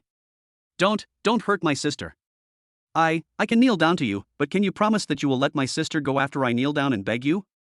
Luo Peng frowned and asked in a cold tone. Whether you want to kneel or not is your business. Don't waste my time here. As he was speaking, Xu Hongyu started the car and prepared to leave. Okay, I'll kneel down. I hope you can really let my sister go. Luo Peng took a deep breath, his expression painful, as if he had made some decision. It's just kneeling, it's not a matter of life and death, even if it's humiliating, but don't forget that Han Xian, the military genius in history, also suffered humiliation under the crotch thump. Following a dull voice, Luo Peng bent his legs, gritted his teeth and knelt in front of Xu Hongyu. Ding! The host forced the Son of Destiny, Luo Peng, to kneel down. The host gained 10,000 villain points.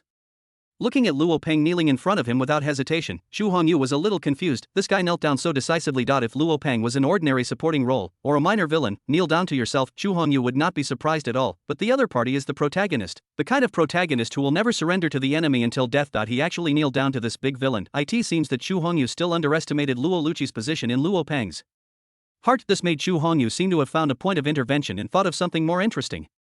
I've already knelt before you. I hope you can keep your promise and stay away from her. Don't hurt that poor, innocent girl. Luo Peng looked at Chu Hongyu resolutely. Chu Hongyu just sneered disdainfully. Luo Peng was probably dreaming of talking about keeping his promise with the villain.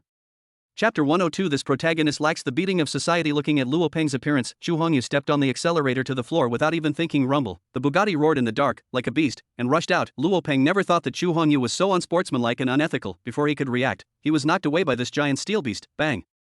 The huge sound of collision explained Luo Peng's current condition. Luo Peng was knocked unconscious by this blow and his mind was confused. Chu Hongyu turned the steering wheel sharply, made a beautiful drift, and made a 180-degree turn. He stopped directly in front of Luo Peng, who was seriously injured and seemed to be dying. This collision today will teach you a lesson. Never believe what the villain says in the future. Luo Lucci has been favored by me, Chu Hongyu. She will never escape from my grasp in this lifetime. Rumble. As soon as he finished speaking, Chu Hongyu stepped on the accelerator. The Bugatti night sound disappeared from Luo Peng's sight as quickly as a flash of lightning. You damn. Puff. Luo Peng wanted to say something else. His eyes widened with anger, staring intently at the direction where Chu Hongyu left. His blood and chi were attacking his heart and he was seriously injured. Before he could even curse, he spat out a mouthful of blood. Too arrogant. So brutal. How could there be such a shameless person like Chu Hongyu in this world? Looking at the luxury car that had completely disappeared from his sight, Luo Peng's heart was filled with nothing but resentment. You damned bastard. You're not keeping your word. Just wait for me. I will never let your conspiracy succeed. Ding. Luo Peng, the son of destiny, has developed a deep hatred for the host, causing him to become unstable. The host gains 4,000 villain points. I don't know how long it took. Luo Peng then gritted his teeth and propped himself up. If an ordinary person was hit by a car like this, he would be seriously injured even if he didn't die. Luo Peng's injuries also looked serious, but as a powerful man at the peak of dark energy, these injuries were not fatal. In addition, Luo Peng has the physique of a cockroach, so the injuries he suffered were only minor. Chu Hongyu, do you really think that I can only kneel down and have no other means? Luo Peng showed a slight sneer at the corner of his mouth and took out a recorder from his pocket. Before coming, he had made sufficient preparations. It would be great if we could defeat Chu Hongyu. If that doesn't work, he has one last trick that he just needs to let his sister Luo Lucci know the truth and know what a sinister and cunning person Chu Hongyu is. My sister will definitely give up completely, and even turn her love for Chu Hongyu into hatred. Just as Luo Peng was filled with joy, he pressed the play button on the recorder, but I found that the recorder didn't make any sound at all. Luo Peng's excited expression disappeared without a trace, and he was completely stunned. What's going on? Why is there no movement at all? Luo Peng was in a complete panic and hurriedly checked the recorder. After checking himself, he fell to the ground like a deflated ball. The reason has been found. It turned out that he was too careless and forgot to put batteries in the recorder. At this moment, Luo Peng felt as if he had fallen into an ice cellar, and his whole body felt cold. Without this recorder, everything he did today would be in vain. Impossible, this is absolutely impossible. I remember installing the batteries before we set out. How could it become like this? Luo Peng kept shaking his head. I still can't believe that such consequences were caused by my own negligence. Ding. Because of the host's actions, the son of destiny, Luo Peng, is close to mental collapse. The host gains 8,000 villain points. Hearing the system's prompt, Chu Hongyu smiled slightly with Luo Peng's little cleverness. He is not worthy of being shown around in front of him. To put it bluntly, this guy is too green and has no social experience at all. Only after experiencing the beatings of society will one wake up. On the other hand, although there is no evidence, Luo Peng is worried that his sister has been deceived. I still tried my best to invite my sister to the restaurant. Luo Lucci sat opposite Luo Peng with an expressionless face. Obviously, he was also angry at Luo Peng because he slandered Chu Hongyu yesterday, but considering that the other party is her brother and they have had a brother-sister relationship for more than 10 years, she still accepted the other party's invitation. Tell me, what do you want to talk to me about? If there's nothing else, I have to go back to work later. When Luo Lucci said this, there was a hint of unfamiliarity in her tone. It didn't sound like a normal conversation between brother and sister at all. Luo Peng didn't care about that and asked in a deep voice, Lucci, tell me, are you completely in love with Chu Hongyu? Hearing Luo Peng's words, Luo Lucci couldn't help but blush. Although I have only met Chu Hongyu a few times, but that handsome face, heroic figure, and extraordinary demeanor in conversation, Luo Lucci's heart has already been filled to the brim. Whether Luo Lucci opened her eyes or closed them, her mind was full of Chu Hongyu's figure. Seeing his sister's shy expression, Luo Peng became even more anxious. Obviously, my sister has become completely obsessed and has reached the point where she is beyond redemption. Lucci, I'm your brother and I won't harm you. Listen to my advice and don't have anything to do with Chu Hongyu. Don't look at him acting like a gentle and warm man in front of you. In fact, everything was just an act by Chu Hongyu. He is a shameless, sinister, and cunning villain. He approaches you with ill intentions towards you. He just covets your body and wants to possess you. Honest advice hurts. Luo Peng knew that what he said would definitely not sound good, but for the sake of her sister, she still bit the bullet and wanted to expose Chu Hongyu's conspiracy. After hearing what Luo Peng said, Luo Luchi was not moved at all. She found out my brother's personality has changed drastically in the past few days and has become completely abnormal. If it were before. Although Luo Peng was lazy and unlearned, he was not the type to gossip or speak ill of others behind their backs. Hearing her brother repeatedly slandering her lover, Luo Luchi became angry. She stared at Luo Peng intently, her face filled with shame and anger as she said, "Luo Peng, have you gone insane lately? Mr. Chu is powerful and wealthy, but our family is poor and penniless. We don't have anything that could be of interest to him. As for what you said about him harboring ill intentions towards me, with Mr. Chu's status, it would be easy for him to find a powerful, young, and beautiful woman. There's no need for people to go to the trouble of wasting their time on me." Luo Luchi didn't believe it at all. His gentle and polite Master Chu, he would be the sinister villain who does all kinds of evil, as Luo Peng said. Chapter 103, Self-Harm to Frame Master Chu. Women in love have a negative IQ. Although Chu Hongyu did not explicitly express that he wanted to be with Luo Luchi, but Luo Luchi had already fallen deeply in love with Chu Hongyu. In his opinion, although Chu Hongyu is a powerful young man, but the other party is completely different from those playboys. He is not at all the sinister and cunning villain that his brother described him as. "Luchi, you have to believe me, everything I say is true. I went to see him before, and Chu Hongyu admitted that he did all this just to get close to you and get you. Because of this incident, he beat me severely and even knocked me several meters away with his car." Luo Peng continued to give feeble explanations, but in Luo Luchi's opinion, "I just feel that Luo Peng's words are becoming more and more outrageous and less credible. Don't say that Chu Hongyu is impossible. He is the kind of bad guy who does all kinds of evil and is insidious and cunning. Even if the other party is really the person Luo Peng described, why would he admit his true character in front of Luo Peng? Have you ever seen a bad person telling others that he is a bad person? He even taught you a lesson. Even if you want to make up a story, make it something decent. What else are you talking about? Chu Hongyu hit you with his car. What if Luo Peng was really hit by Chu Hongyu's car? He has already been rushed to the hospital for emergency treatment. How could he be so lively here?" If Luo Peng said that Chu Hongyu hit him on the head, maybe Luo Luchi would still believe it a little. Luo Peng now really feels like his forehead is pinched. I noticed the disbelief in my sister's eyes. Luo Peng had no idea what to do. He didn't have a shred of evidence. The recorder cannot function at all without batteries. Luo Peng also thought of another piece of evidence: monitoring of underground garages. As long as we find the surveillance footage, we can let my sister see Chu Hongyu's true face. What a pity. After Luo Peng went through a lot of trouble, he finally found the surveillance footage. Just found out. It turned out that the surveillance in the underground garage had been completely paralyzed half a month ago. The recorder is out of battery and the surveillance is paralyzed. Luo Peng simply didn't believe that there could be such a coincidence in the world. Obviously, all of this was secretly arranged by Chu Hongyu. This made Luo Peng feel a little cold in his heart. Chu Hongyu was such a terrifying person. The other party is like a 1,000-year-old fox, and will not let anyone catch any handle. Even Luo Peng felt it deep in his heart. It seems that there is an invisible hand controlling all this. From the moment Luo Peng met Chu Hongyu, his fate was no longer in his control. "Luchi, even if you don't believe what I say, you should believe the injuries on my body. Look, these are all traces of Chu Hongyu hitting me."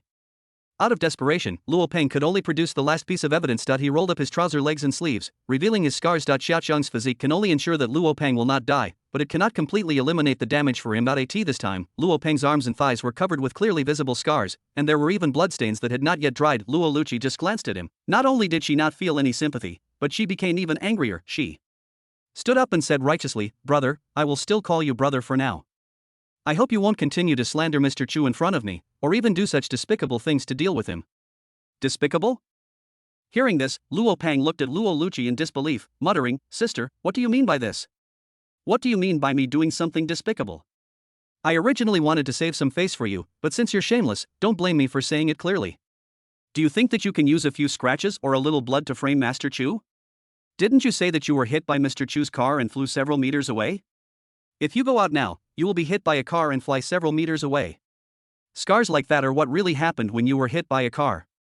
Go out and get hit by a car." Luo Peng looked at Luo Luchi in disbelief. My own sister actually hopes that her brother will be hit by a car when he goes out. Is this still Luo Peng's sister? "Lucy, what did you say? You mean, I deliberately hurt myself in order to frame Chu Hongyu? Whether it is or not, you know it best.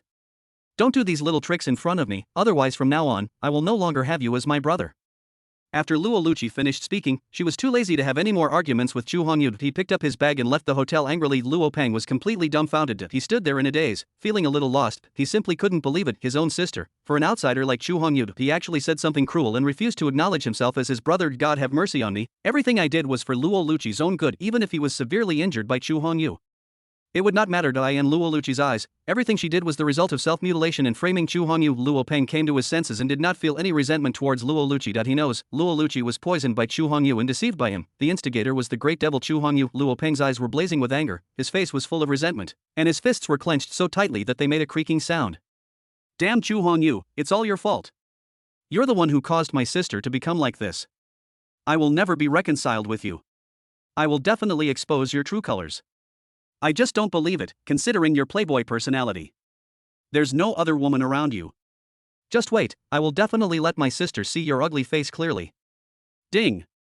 Because of the host, the conflict between Luo Luqi and Luo Peng has deepened, causing Luo Peng to feel great resentment towards the host. The host has gained 6,000 villain points. The other side, Chu Hongyu was walking on the street with Chu Lingxian. Suddenly I received a system notification sound, and a faint smile appeared on the corner of my mouth. Brother-sister relationship. Is it breaking down so soon? The conflict has just begun. I hope that the psychological pressure on Luo Peng will be great enough for him to withstand the next blow. Brother, you are smiling so brightly, did you do something bad? Chu Lingxian, who was standing next to him, smiled happily when she saw Chu Hongyu, and looked at Chu Hongyu eagerly. You little girl, you actually dare to say that your brother did something bad and deserved to be beaten. Chu Hongyu pouted, pretending to be displeased, and lightly hit Chu Lingxian on the forehead with a hammer. Chapter 104, Falling in love with your sister is a blessing she earned in her previous life. In the evening, Chu Hongyu was still shopping with Chu Lingxian. Chu Lingxian is currently interning at the Chu Group, but unlike other office workers, she is not extremely busy. After all, it is her own company. As the princess of the Chu Group, Chu Lingxian naturally has certain immunities. Today happens to be Sunday and I am free. After the two of them spent a pleasant afternoon, Chu Hongyu had other things to do, so he left first. Chu Lingxian was about to return to the villa. Luo Peng appeared out of nowhere and blocked Chu Lingxian's way. Who are you and why are you trying to stop me? Chu Lingxian frowned slightly. It doesn't matter who I am, but I have some very important news for you, and I'm sure you'll want to know. Luo Peng said in a deep voice. The woman in front of him was no less beautiful than his sister in both figure and appearance. Even in terms of momentum, she is even more powerful than her sister. This caused Luo Peng to feel a surge of nameless anger. Why is God so unfair? Why were all the good cabbages taken away by that pig Chu Hongyu? What news? Chu Lingxian frowned, wondering what information this person who suddenly came over wanted to tell her. Certainly she wasn't worried about her own safety. The villa is protected by a large number of Chu family bodyguards, and many masters are hiding nearby. As long as this guy in front of me makes any rash moves, the Chu family's dedicated masters will definitely kill the other party at the first opportunity. Chu Hongyu is a hypocritical hypocrite. Don't be fooled by his modest and dignified appearance. In reality, he is insidious, cunning, and extremely vicious. Not only was he out there, hooking up with other women, he even tried every possible way to deceive my sister's favor and try to take her body. While Luo Peng said this, he glanced at Chu Lingxian from time to time. I want to see how the other party will react after hearing this news. What did you say? You came here just to tell me this. Chu Lingxian looked calm, and he thought something had happened to Chu Hongyu. It turned out that it was his brother Chu Hongyu who hooked up with the sister of this guy in front of him, and the other party came to the door. Chu Lingxian knew her brother's personality very well. There were only Tangling and Xiao Qingyu at home, and Tang Yanran was outside. This is what Chu Lingxian knew. As for how much is still unknown, Chu Lingxian herself doesn't know. Seeing Chu Lingxian, he was not moved even. After learning that Chu Hongyu had many women and was eyeing his sister, he didn't show any reaction at all. Luo Peng couldn't help but frown. It seems that the development of the current situation is completely different from what he originally imagined. Please believe me, Chu Hongyu is really not a good person. How dare you come here and slander my brother? No matter what grudge you have against my brother, I will never allow you to slander him. Chu Lingxian knew very well that even if she took some action, she would not be able to stop Chu Hongyu's behavior, but she would never allow any villain to say anything to slander her brother. My brother's love for your sister is a blessing from his past life. I advise you to quickly give your sister to my brother, so that you can also enjoy some happiness. Since she couldn't stop Chu Hongyu, Chu Lingxian was too lazy to stop him. It would be better to go with the flow and accomplish what Chu Hongyu wants. Luo Peng was a little dumbfounded. It turns out that this woman is not the one Chu Hongyu keeps outside, but his sister. He originally wanted to sow discord between Chu Lingxian and Chu Hongyu, and take the opportunity to let his sister see Chu Hongyu's ugly face clearly, but now look what happened. Chu Lingxian instead persuaded her to let her sister give it to Chu Hongyu. This made Luo Peng completely uneasy. Deep down, I couldn't help but feel jealous. He possesses a mutant cell phone that can detect major events in the future. I originally thought that I was the chosen one, the favorite of God. What is this? Drunkenly lying on the lap of a beauty, soberly holding power over the world, you marry a beautiful, rich and beautiful woman and reach the peak of life. It's just a matter of time. It is destined to belong to him, Luo Peng, in the future. But after meeting Chu Hongyu, he suffered a series of blows. First, he was thrown into the police station for no reason. Then, in the battle with Qin Shouwen, he was seriously injured by the other party and even lost his dignity as a man. Now his sister was being harassed by Chu Hongyu. She had long been obsessed with him and had completely lost her mind. It seems that you are unwilling to give up your sister and want to go against my brother. In that case, I can't let you stay. Kill him. Zhu Lingxian gave the order expressionlessly. Just as he finished speaking, two old men in black suddenly appeared from nowhere and stood in front of Luo Peng. A powerful person with Huajin? Luo Peng was a little dumbfounded. It doesn't mean that those who have strong Huajin are rare animals. Why do I always run into a lot of them wherever I go? First was Chu Hongyu, now even Zhu Lingxian is protected by a powerful Huajin expert. One of them is at the middle stage of Huajin. The old man in black said nothing more and attacked Luo Peng without saying anything. Luo Peng was horrified. He was severely injured by Chu Hongyu and has not yet recovered, now facing the joint attack of two powerful Huajin masters. He is no longer able to cope with it. Bang, a dull sound was heard, and Luo Peng's body was blown away like a rag sack of few. Another mouthful of blood was spat out, and Luo Peng's face gradually turned pale. Damn it. Luo Peng didn't dare to stay any longer, otherwise, you will lose your life. He leaped up and escaped, since there is no way to keep Chu Hongyu away from his sister, but my sister was too deeply poisoned to leave Chu Hongyu. Luo Peng had no choice but to find another way. The only way is to find ways to improve your strength and make yourself strong enough. Only by surpassing Chu Hongyu's strength can he change the status quo. According to the push notification from the mutant phone, a major event happened tonight. Just take action yourself and change the situation. Maybe he could gain powerful strength again, allowing him to break through to the realm of Huajin in one fell swoop. Zhu Lingxian didn't take Luo Peng's departure seriously, just send a message to Chu Hongyu to let him pay attention to this matter. This time, Chu Hongyu had already returned home. Looking at the message sent by Zhu Lingxian, a playful smile appeared on the corner of his mouth. He had noticed Luo Peng's presence early on and did not stop Luo Peng's actions. I just want Luo Peng to face the cruel reality. Now it seems that everything is going smoothly. It seems that Luo Peng in front of him is of little use. It would be fine if we could get rid of it in one fell swoop. Lu Qing, let's start. Looking at Lu Qing next to Chu Hongyu, he gave an order, clear. Lu Qing nodded, took out his cell phone and made a call. Chapter 105 Luo Family Crisis. Luo Luchi has not returned from work yet, and Luo Peng has also disappeared. Luo's mother had already prepared a sumptuous dinner and was waiting for Luo Peng and Luo Luchi to return. Just at this moment, suddenly there was a burst of urgent noise outside the room. Open the door, open the door, open the door for me quickly. This was accompanied by the sound of banging on the door. Before Luo's father and mother could react, there was a loud clang. The dilapidated wooden door was rudely knocked away. Immediately following, a burly middle-aged man walked into the courtyard with his head held high and his chest puffed out. Following behind him were a dozen or so thugs holding baseball bats, looking ferocious and vicious. Pay us back, pay us back. You owe us money, pay it back quickly, or don't blame us for being rude. The burly man kept shouting while looking around the small courtyard in front of him. I was still wondering who this family had offended. Their own boss actually ordered to deal with them. Hearing this, Luo's father and mother's expressions changed drastically. Luo's mother said with an innocent look on her face, when did we owe you money?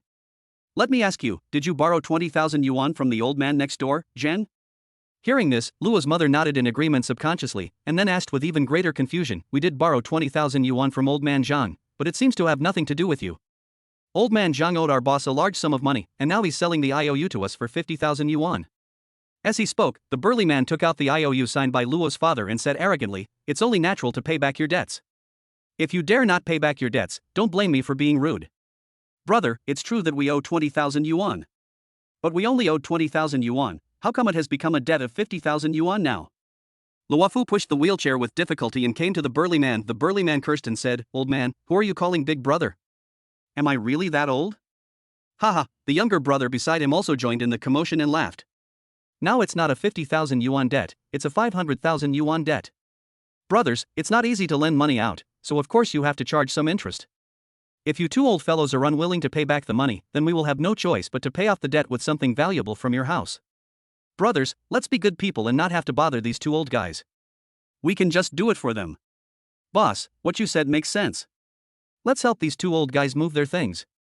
After receiving orders from their boss, the thugs filed in and were about to rush into the inner room to steal things. Luo's mother quickly stood in front of the gang of thugs and pleaded, brothers, please show some mercy. We will definitely pay you back.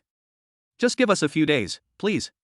These little hooligans didn't want to get involved with Luo's mother anymore. He cursed and said, old man, don't block me, and then reached out to push his mother. Luo's mother lost her balance and stumbled and fell to the ground. His body was covered in mud and he looked in a miserable state. Several thugs rushed in and took away all the valuable appliances such as TVs in the house. As for the pots, pans, tables, chairs and benches, they were thrown away at will by the thugs and smashed to pieces. Emperor Luo, who was standing by, was so angry that his whole body was shaking when he saw this scene. Pity his legs hadn't fully recovered yet, and even standing up was a problem for him, not to mention fighting with these arrogant little thugs. Pa. He stretched out his hand and slapped the wheelchair repeatedly, his face filled with anger as he said, you are breaking the law.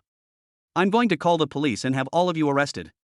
Obviously. Luo's words had no killing power on these little hooligans, they still mind their own business and robbed the Luo family of their valuables. Pity, the Luo family is really too poor. Apart from the old and broken TV and some electrical appliances, even the valuable gold and silver jewelry were not found. Call the police? Ha! The burly man in the lead seemed to have heard something incredible and couldn't help but burst into laughter. Old man, paying back debts is a matter of course. So what if you even call the police?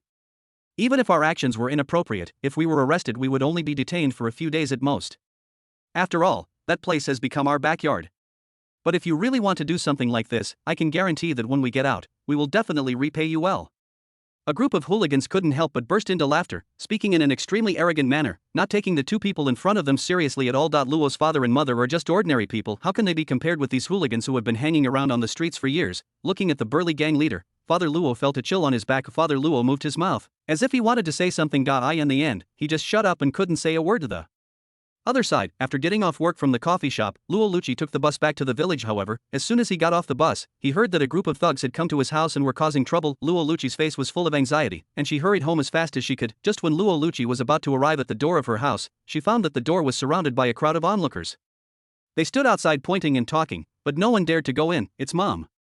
When Luo Lucci heard the familiar voice coming from the room, her face changed drastically when she squeezed into the crowd and came to the courtyard. The scene that came into view also scared Luo Lucci a lot. I saw a dozen or so tattooed thugs showing off in their own yard. Luo Lucci's parents hugged each other tightly and cried bitterly. All the valuable things in the house were taken away by this group of thugs. As for the pots, pans, and utensils, they were thrown all over the floor. The whole courtyard was in a mess. Mom, what's going on? What on earth is going on? Luo Lucci rushed forward and stood in front of her parents. When the leader of the gang saw Luo Lucci appear, his eyes lit up. This little girl is so pure and adorable. The other person was dressed simply, wearing clothes bought from a cheap stall, but it is impossible to hide that beautiful face, especially her curvy figure, which made the gangster feel distracted and moved. I never thought that you two old guys, who are so poor, could actually raise such a beautiful girl. I never thought it would happen. The gang leader kept rubbing his hands. With a greedy look in his eyes, Luo Lucci ignored the gang leader and instead looked at her parents, asking what was going on. Chapter 106. Your master Chu will not come. Hearing her daughter's question, Luo's mother wiped her tears and cried, our family wasn't too poor a while ago, and your father broke his leg again. I had no choice but to borrow 20,000 yuan from Mr. Zhang next door. But who would have thought that old man Zhang would sell the IOU to these people for 50,000 yuan? Now, they are asking us to pay back 500,000 yuan. That's 500,000 yuan. Your father and I have never seen so much money in our lives.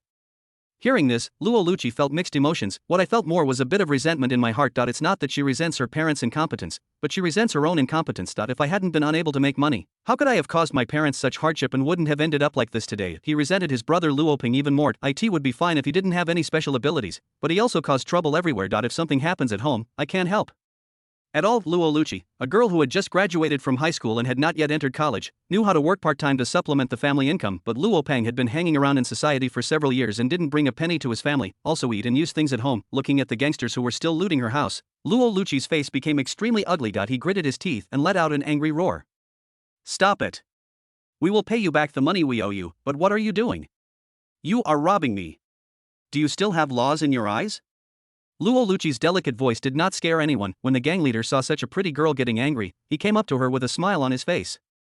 Even the few thugs nearby were tempted by her beauty and were ready to make a move. Looking at the gangsters gradually approaching her, Luo Lucci was extremely scared. Luo Lucci had never seen such a shameless and daring gangster. Looking at the other party gradually approaching, I couldn't help but feel fear. She subconsciously took several steps back. At this moment, a tall and majestic figure emerged in my mind. If only Master Chu were here, he would definitely be able to solve these troubles. Watching the gang leader gradually approaching her, Luo Lucci gritted her teeth and shouted, I'm telling you, I know a big shot. He's a rich young man. Not knowing Chu Hongyu's true identity, Luo Lucci only hoped that she could use Chu Hongyu to scare the other party into hearing it. These little hooligans here couldn't help but burst into laughter. What did she say? This woman is crazy about marrying into a wealthy family. She doesn't even look at your situation. You're dating a rich young man. You are such a poor family. All your belongings combined don't even amount to much. You can't even pay back the 500,000 yuan you owe us. I think this guy is pretty good looking. Why not use him to pay off the debt? Yes. Although this little girl is not worth 500,000, we are kind-hearted. Why not use her to pay off the debt? Immediately following, a burst of laughter resounded throughout the venue. Everyone began to look Luo Lucci up and down, with malicious smiles on their faces. You hooligans, get out of here, get away from here. Luo Luqi's face was full of anxiety, and she had no choice but to make a phone call to Jindao Villa. Chu Hongyu lay leisurely on the sofa enjoying Tangling and Xia Qingyue's shoulder and leg massage. I have to say, under Chu Hongyu's training, Tangling has become an excellent masseuse, and even Xia Qingyue's techniques have improved significantly. Ding-ling-ling, a cell phone rang. Breaking the brief silence, Tangling took the phone and handed it to Chu Hongyu respectfully. "Mr. Chu, my family is in trouble. Can you come and help me?" As soon as the phone was connected, Luo Luqi's anxious voice was heard. Chu Hongyu asked calmly, "Don't be anxious. Tell me slowly what happened." "It's a group of thugs who came to collect debts." Luo Luqi spoke concisely and gave a detailed account of what had happened. Chu Hongyu raised his eyebrows. The gangster was naturally arranged by Chu Hongyu, but he didn't intend to play the hero saving the damsel in distress. Chu Hongyu disdained to do such old-fashioned things, and all of this was prepared entirely for Luo Peng. "I believe that with Luo Peng's ability, he will be able to solve this problem perfectly, but what is happening now, Luo Luqi's calls for help all came to me. Where did Luo Peng go?" Just at this moment, there was an extra message on Chu Hongyu's phone. It was sent by Lu Hong, who was responsible for monitoring Luo Peng. Turned out to be after being driven away by Chu Lingxian, Luo Peng did not choose to go home, but went to a bank. After Luo Peng entered the bank, he did not queue up to withdraw money or handle other business. Instead, he found a corner and sat down. Lu Hong noticed something unusual about the other party, so she sent a text message to Chu Hongyu. "See here." There was a hint of surprise in Chu Hongyu's eyes. Could something happen at the bank? "Don't cause any conflict with them. Tell them I will send them money." After hanging up the phone, Chu Hongyu looked at Tangling beside him and ordered, "Notify Lu Qing and ask her to take me out." Since Luo Peng is not at home, the original plan needs to be adjusted. After hanging up the phone, Luo Luqi regained her confidence. Holding up her phone, she threatened, "I've already called Mr. Chu. He'll send you 500,000. Hearing this, the gang members stopped their movements and focused their attention on their boss. After all, they didn't know the inside story, and they were completely excited when they heard that there was money to be made. "Okay, I'll give you half an hour. If you don't see the money, don't blame me for being rude to you. Go, drive away all these onlookers." Following the order from the gang leader, a dozen or so gangsters stopped looting and smashing. With one move, he drove away all the onlookers who were watching the fun outside the Luo family. These people were afraid of the gangsters and did not dare to stay for long, let alone use their cell phones to call the police. In the blink of an eye, half an hour had passed. The gang leader was getting a little impatient and looked at Luo Luqi again, his eyes shining. "Half an hour has passed, and the Master Chu you mentioned hasn't arrived. Don't blame us brothers for being rude. I won't make it difficult for you. As long as you have fun with the brothers, the debt between us will be written off." While they were talking, the gang leader approached Luo Luqi again with ill intentions. "You hooligans, don't even think about taking advantage of my daughter. Get out of here." Father Luo was so angry that his face turned pale and his whole body was shaking. In a rage, he raised the wooden cane in his hand and smashed it on the head of the gang leader. Chapter 107. Are you the villain that Penger mentioned? The gang leader never thought that Luo's father would have the courage to fight back. Before he could react, he was hit on the head by Luo's father's crutch. "There was a sudden pain in my head." He touched the place where he was attacked and found that his head was swollen. There was a hint of viciousness in his eyes. He pulled out a dagger from his bosom and said viciously, "Shameless old bastards, it looks like you don't want to live anymore." As he spoke, he was already walking towards Luo's father. Right now, the gang leader's mood has reached its lowest point. He didn't expect that he would be beaten by such an old guy. Or hit him on the head in front of all his men. When he was at home, his parents were reluctant to hit him. As the leader of this group of thugs, he had never been humiliated like this before. Right now, he had completely forgotten the purpose of his trip. "I just want to go in with a red knife and come out with a white knife. Teach this ignorant guy a lesson." "Brother, let's not." Several thugs also noticed that their boss was in a bad condition and hurriedly spoke out to stop him. "But if you get caught for looting and smashing things, at most you'll be in jail for a while. If someone is killed, things will become difficult. Pity." The gang leader had already fallen into a frenzy at this time, so how could he listen to the persuasion of his subordinates? He brandished a dagger and rushed towards Luo's father. Several thugs wanted to stop the gang leader's actions, but it was too late. "Dad."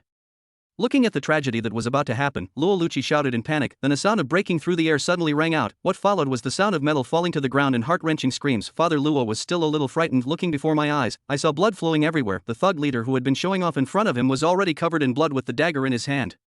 The entire palm seemed to be pierced by something. Or maybe someone cut his aorta. The bleeding won't stop. The sudden scene left Luo's father and others dumbfounded. Even the little thugs nearby were at a loss. They looked in the direction of the courtyard gate, but saw the man who suddenly appeared, and they couldn't help but feel angry. Perhaps it was because of the other person's handsome face that made these gangsters jealous. Or maybe the woman following the man was too shocking.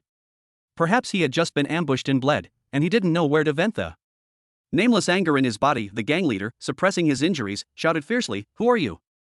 Were you the one who attacked me just now?" Seeing these little hooligans dare to be rude to their own young master, there was a hint of murderous intent in Lu Qing's eyes. She rushed forward, made a quick move, and grabbed the clothes of the arrogant gangster. With a flick of his hand, he threw the other person directly into the corner. "If you were not so cautious, killing someone in public is inappropriate." The gang leader in front of him had turned into a corpse. Mr. Chu? Seeing Chu Hongyu coming, Luo Luchi was overjoyed. He didn't care whether his father was injured or not. He jumped up and ran to Chu Hongyu. The excitement in my heart is beyond words. Then I thought about how I had gone too far and couldn't help feeling extremely shy. A pair of hands were pulling at the clothes and fighting underneath. She could only whisper shyly, Chu, Mr. Chu, you're here. Chu Hongyu nodded slightly and didn't say much.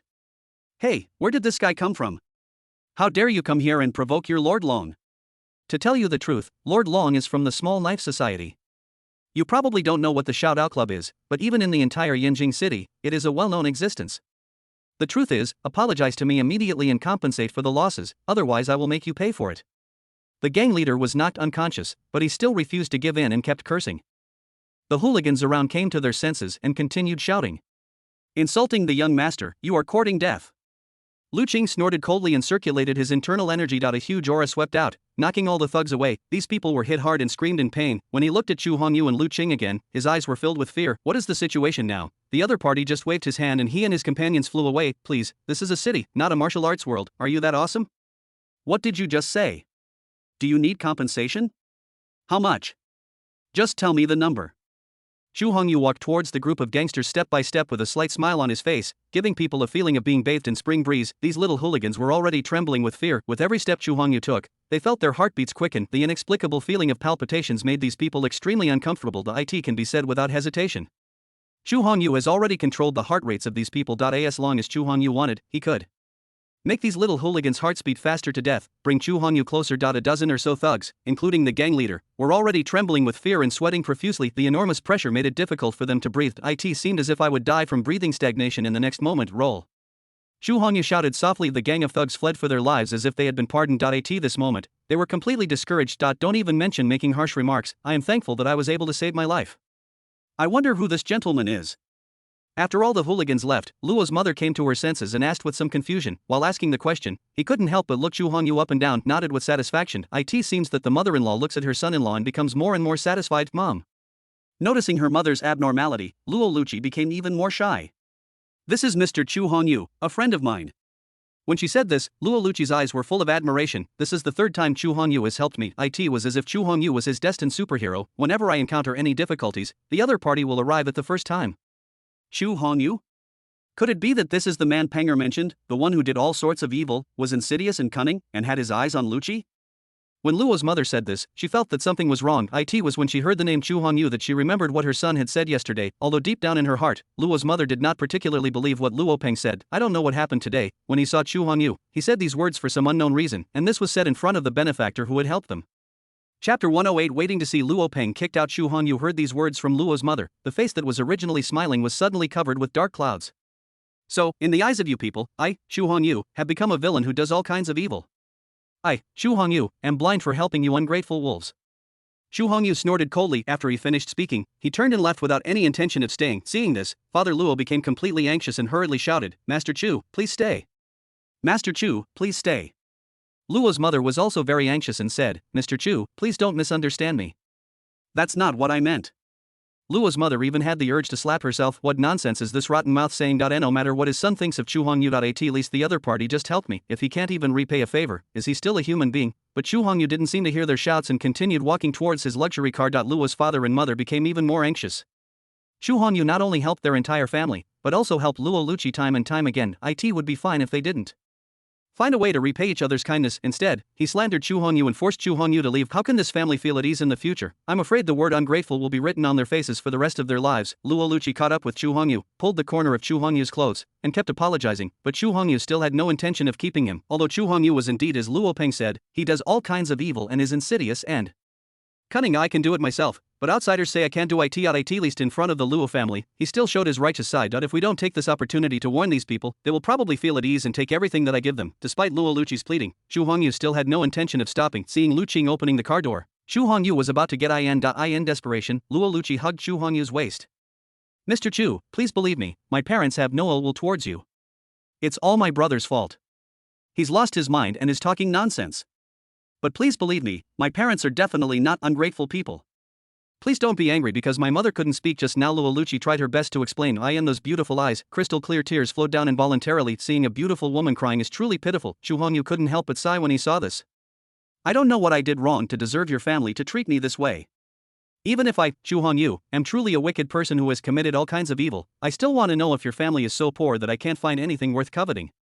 As he spoke, Chu Hongyu exerted a little force, loosened Luo Luqi's restraints, and got into the luxury car. Lu Qing closed the car door for Chu Hongyu and glanced at Luo Luqi, who looked confused and at a loss, with a hint of sarcasm on his lips. Then he got into the driving seat and stepped on the accelerator to the bottom, followed by a humming sound. The Bugatti Nocturne sailed away.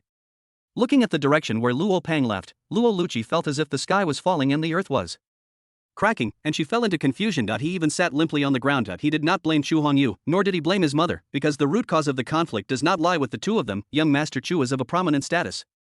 If he really does something bad to his family, he might be coveting him. The other party doesn't need to help me again and again to gain my trust. With the opponent's abilities, their entire family would have no chance of survival under the overwhelming pressure of the enemy. Luo's mother also became completely anxious. She gritted her teeth and slapped herself hard on the face. It's all my fault. It's all my fault that the old woman has lost her mind and is talking nonsense. Mr. Chu helped us, but I pissed him off and he left. It's all my fault. Luo's mother fell into deep self-blame that if it weren't for my unintentional mistake just now, this mistake wouldn't have happened. Mom doesn't blame you. None of this is your fault. Luo Luqi wiped the tears from the corners of her eyes and stood up to comfort her mother. Lucy, what's going on? Father Luo, who was sitting in a wheelchair, also felt extremely guilty, yet he had no idea what was going on, so he had no choice but to ask. Luqi, tell me, why did your brother become so hostile to Master Chu and even say such hurtful words? Although this is the first time I see Master Chu, I can still tell with my old eyes. Mr. Chu is a man of great elegance and dignity. He is a man of great integrity. He is not at all the villain that Luo Ping claims he is. Tell me everything exactly as it happened. It's like this. Luo Luqi did not dare to hide anything and recounted the story of how she met Chu Hongyu. Even the story that Luo Peng had made up a bunch of lies to persuade herself not long ago was told by Luo Luqi. What did you say? That rebellious son Luo Peng, in order to frame Master Chu, actually lied and claimed that he was hit by Master Chu. Why doesn't he actually go out and get hit by a car? I, Rod, have always lived a righteous life. How could I possibly have raised such a despicable, shameless, and heartless beast? If I had known this earlier, I would have let that bastard Luo Peng starve to death in the orphanage, so as not to harm my Luo family and be accused of being ungrateful. Mr. Luo was furious and kept hitting the wheelchair. His blood and energy rushed to his heart, and he was almost angered to death by Luo Peng. Where is the rebellious son? I want to discipline him. Father Luo's eyes were blazing with fire. Only then did they realize that despite such a big change in their family, Luo Peng was nowhere to be found. Instead, they asked an outsider like Chu Hongyu to help them out, but because of Luo Peng, they personally angered their benefactor and drove him away. In a fit of rage, Luo's father developed high blood pressure. I just felt dizzy and then completely passed out. Ding. Because of the host's actions, the Luo family has fallen apart. The Luo family resents the protagonist Luo Peng. The host gains 10,000 villain points.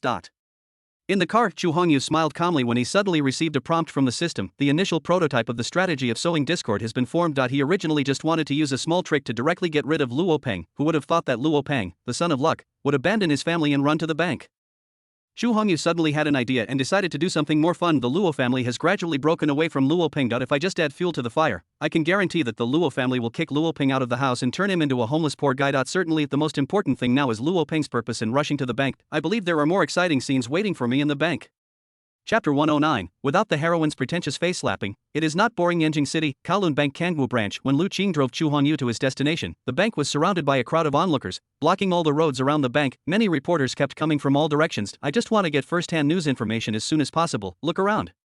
The bank was surrounded by armed police officers. All roads around the bank have been blocked. There are also many snipers hiding on the commanding heights. The person in charge of this operation is a heroic woman named Fan Xiaowen. The scene seems somewhat familiar. Jewelry store robbery, but last time, Chu Hongyu was inside, but this time he became a spectator. Ling Lu Qing parked the car far away. Chu Hongyu walked towards the crowd alone. This time, the area around was packed with people, and it was already overcrowded, making the road blocked. It is unrealistic for ordinary people to force their way in. Chu Hongyu didn't care and walked forward leisurely. As he approached the crowd suddenly dispersed from the left and right wings, automatically forming a passage. When Chu Hongyu arrived at the cordon, he was stopped by a young police officer. This area is off limits. For your safety, please retreat beyond the cordon.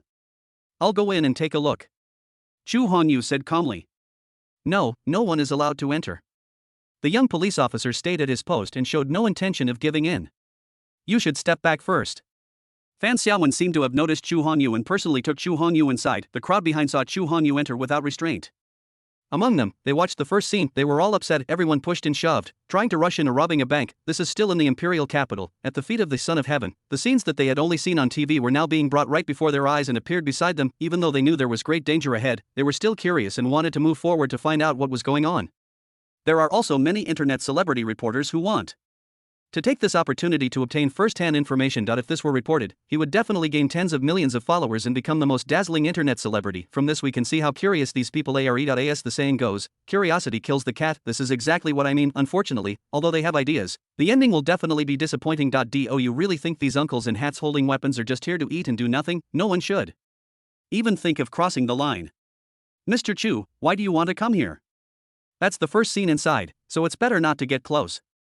Fan Xiaowen asked cautiously. The robbers had hostages, so they were originally a little cautious. If this young master Chu Hongyu gets involved, wouldn't it just cause trouble for them? Of course, Fan Xiaowen would not say this out loud. Although Fan Xiaowen is also upright and incorruptible, she does not like dealing with rich young men like Chu Hongyu. But as long as you are not a person with low IQ, you will never offend a top rich young man like Chu Hongyu for no reason. Obviously, although Fan Xiaowen is the heroine, her intelligence has not been completely reduced. I was passing by and came to join in the fun. Chu Hongyu still said calmly, tell me what's going on inside. Preliminary assessment shows that there were 10 bank robbers in total. They were all armed and wearing masks. We are unable to determine their identities for the time being. All of the bank's surveillance cameras have been destroyed. Furthermore, they have hostages in their possession and are hiding in blind spots, making it impossible for the sniper to completely locate these people. Based on my judgment, these people are very likely to be habitual criminals with sophisticated methods. I have already called out to those people, hoping to negotiate with them, but unfortunately, I haven't received any response. Speaking of this, Fan Xiaowen couldn't help but frown. This case is somewhat similar to the jewelry store robbery not long ago. The last robbery resulted in large-scale bloodshed because of Luo Peng's disruption. If Fan Xiaowen didn't have some connections in her family, she would have taken off her hat and accepted the punishment long ago. Even so, Fan Xiaowen was demoted and sent to the criminal police team of the branch. Fan Xiaowen had just arrived at the police station a few days ago when another bank robbery occurred. It seemed as if all the robbers were targeting her. Fan Xiaowen. This made Fan Xiaowen very depressed. If Fan Xiaowen knew about this, it might be because of Luo Peng's existence. It is because of the protagonist's halo that robbery cases occur again and again. I'm afraid Fan Xiaowen would have defeated Luo Peng countless times. Inside the bank, 5 fully armed robbers, occupying the commanding heights, holding weapons, were staring at the hostages. The black masks covered their entire faces, so no one knew what they looked like. Only a pair of vicious eyes were revealed, emitting a dangerous light. Dozens of hostages squatted on the ground with their hands on their heads, being forced by so many people with weapons against their heads. They were already trembling with fear. There were even quite a few timid people who cried inconsolably. The reason why these hostages were placed in the most conspicuous position, the purpose is to make those cops outside feel afraid and not dare to take other measures. From this we can see that the gang of criminals who robbed the bank have rich combat experience and are not novices at all. Luo Peng was also mixed in with the crowd. His eyes kept flashing with brilliance as he scanned the surroundings, trying hard to find a way to deal with this group of criminals and rescue the hostages. Good.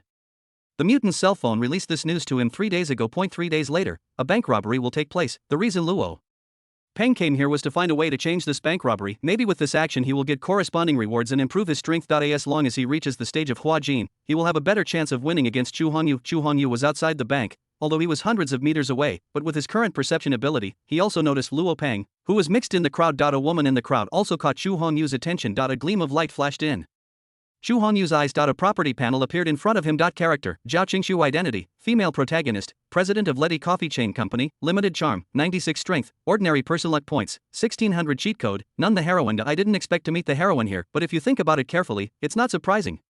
Bank robberies like this are usually used to show off and slap the lucky ones in the face. Without the heroine present, the pretentious and face-slapping scenes are not that boring. Chapter 110 Mission and CEO. How to choose. Chu Hongyu narrowed his eyes and glanced at Zhao Qingxue, the heroine, and Luo Peng, the son of destiny. Originally, Chu Hongyu had 2 plans in his mind. First, with the help of the robbers, Luo Peng was killed. The second plan was to follow his previous idea and destroy Luo Peng's family and let him die in despair. After thinking about it for a while, Chu Hongyu decided to stick to the original plan. Brother, these cops came too fast. We've been surrounded. What should we do now? A robber cautiously rubbed the wall and came to the robber boss, asking anxiously. They have done this abroad before, and have never failed. In the past, they would leave with gold, silver, and treasures in a grand manner, and only then would these notes arrive late. But now, the Dragon Kingdom cop was moving too fast. Good. They are the notorious Abyss bandits abroad. They killed people, set fires, created panic, and did all kinds of bad things, but today's situation is something they have never encountered before. Why are you panicking? They haven't broken in yet. There's nothing to worry about. Don't you know what kind of people those people are outside? As long as we control the hostages, they will definitely not dare to act rashly. The robber leader said with disdain. As the leader of this group of robbers, it is obvious that he has absolute authority. Keep watching the group of people outside. If they make any rash moves, shoot them. I just can't believe they dared to fire at us with hostages in hand. The order from the robber boss was equivalent to giving the robber peace of mind. He cast aside his fear and continued to stick to his post. Hurry up and inform those two guys to act quickly. Usually when it comes to dividing profits, these two guys are faster than anyone else. Why are they as slow as turtles now? The robber leader frowned and waved to his younger brother beside him. I received the order and left immediately, turned around and walked towards the counter. The robber leader looked at the hostage in front of him with an expressionless gaze. Seeing each other's gazes, all the hostages lowered their heads. He was afraid that the robber would target him. Just at this moment, the robber's eyes lit up. What comes into view is a beautiful figure. I never thought I would meet such a stunning beauty in a place like this. It's such a blessing from heaven. The robber stroked his chin, his eyes full of naked possessiveness. Zhao Qingxue, who was in the crowd, seemed to have noticed that the robbers were setting their sights on her. Her delicate body couldn't help but tremble, but when he thought of his current situation, Zhao Qingxue gritted his teeth and dared not say anything more. You, come here quickly. Seeing that Zhao Qingxue was unmoved, the robber waved at Zhao Qingxue with cold words. I'm warning you, if you don't cooperate with me, don't blame me. The bullet in the gun will go off accidentally and I will be merciless. Zhao Qingxue's delicate body trembled even more violently. In the end, he bit his lip and stood up. She believed that these robbers were ruthless killers and would definitely do what they said. If you don't do what the other party asks, once you anger the robbers, the consequences will be disastrous. Beautiful, really beautiful, like a fairy. To use the words of your dragon nation, it's just like being so beautiful as to make fishes sink and geese fall, and the moon and flowers blush. Watch closely. Looking at Zhao Qingxue's lovely face and clear, bright eyes, the robber was completely tempted. Zhao Qingxue was wearing a professional suit, which made the robber's eyes sparkle. I wish I could tear Zhao Qingxue's outfit into pieces right now. Oh no, how could I have forgotten about this? Luo Peng, who was hiding in the crowd, was shocked when he saw the scene. He had just been thinking hard about how to deal with this group of robbers and how to deal with Chu Hongyu. I actually forgot an important thing. The beautiful CEO next to him is also the one he wants to protect. 3 days ago, through the news and the mutated mobile phone, he had a general understanding of today's robbery. The woman in front of me is the president of Ledi Coffee Chain Company, Limited. Luo Peng's sister works in a coffee shop of his company. If only he could take advantage of this robbery to rescue Zhao Qingxue, relying on this relationship, let alone asking Zhao Qingxue to take care of his own sister, even if it means giving my sister a promotion and a raise, it only takes a word from the other party, but it's too late to say anything now. Looking at Zhao Qingxue walking towards the robbers step by step, Luo Peng was conflicted, not knowing whether he should take action, with his current abilities, want to rescue Zhao Qingxue from the robber boss and help him escape safely. It's a piece of cake, but this is the case, this is bound to completely anger these robbers. These people are desperate criminals, and who knows what crazy things they might do in a fit of rage. I'm afraid that all the hostages in front of me will be beaten to death. The tragedy of the last jewelry store robbery will happen again, once it causes too many casualties.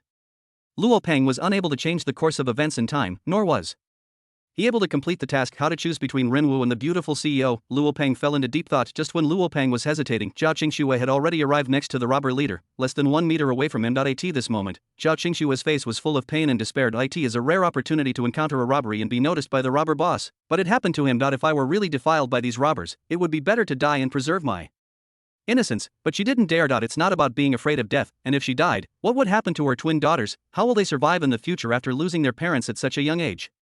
Haha, beautiful, it's really beautiful. I've traveled extensively for decades, visited more than 10 countries, and have met at least 8,000 beauties, but I've never met a woman with such intellectual beauty. There's an old saying in your dragon country, if you die under a peony flower, you'll be a romantic ghost even as a ghost.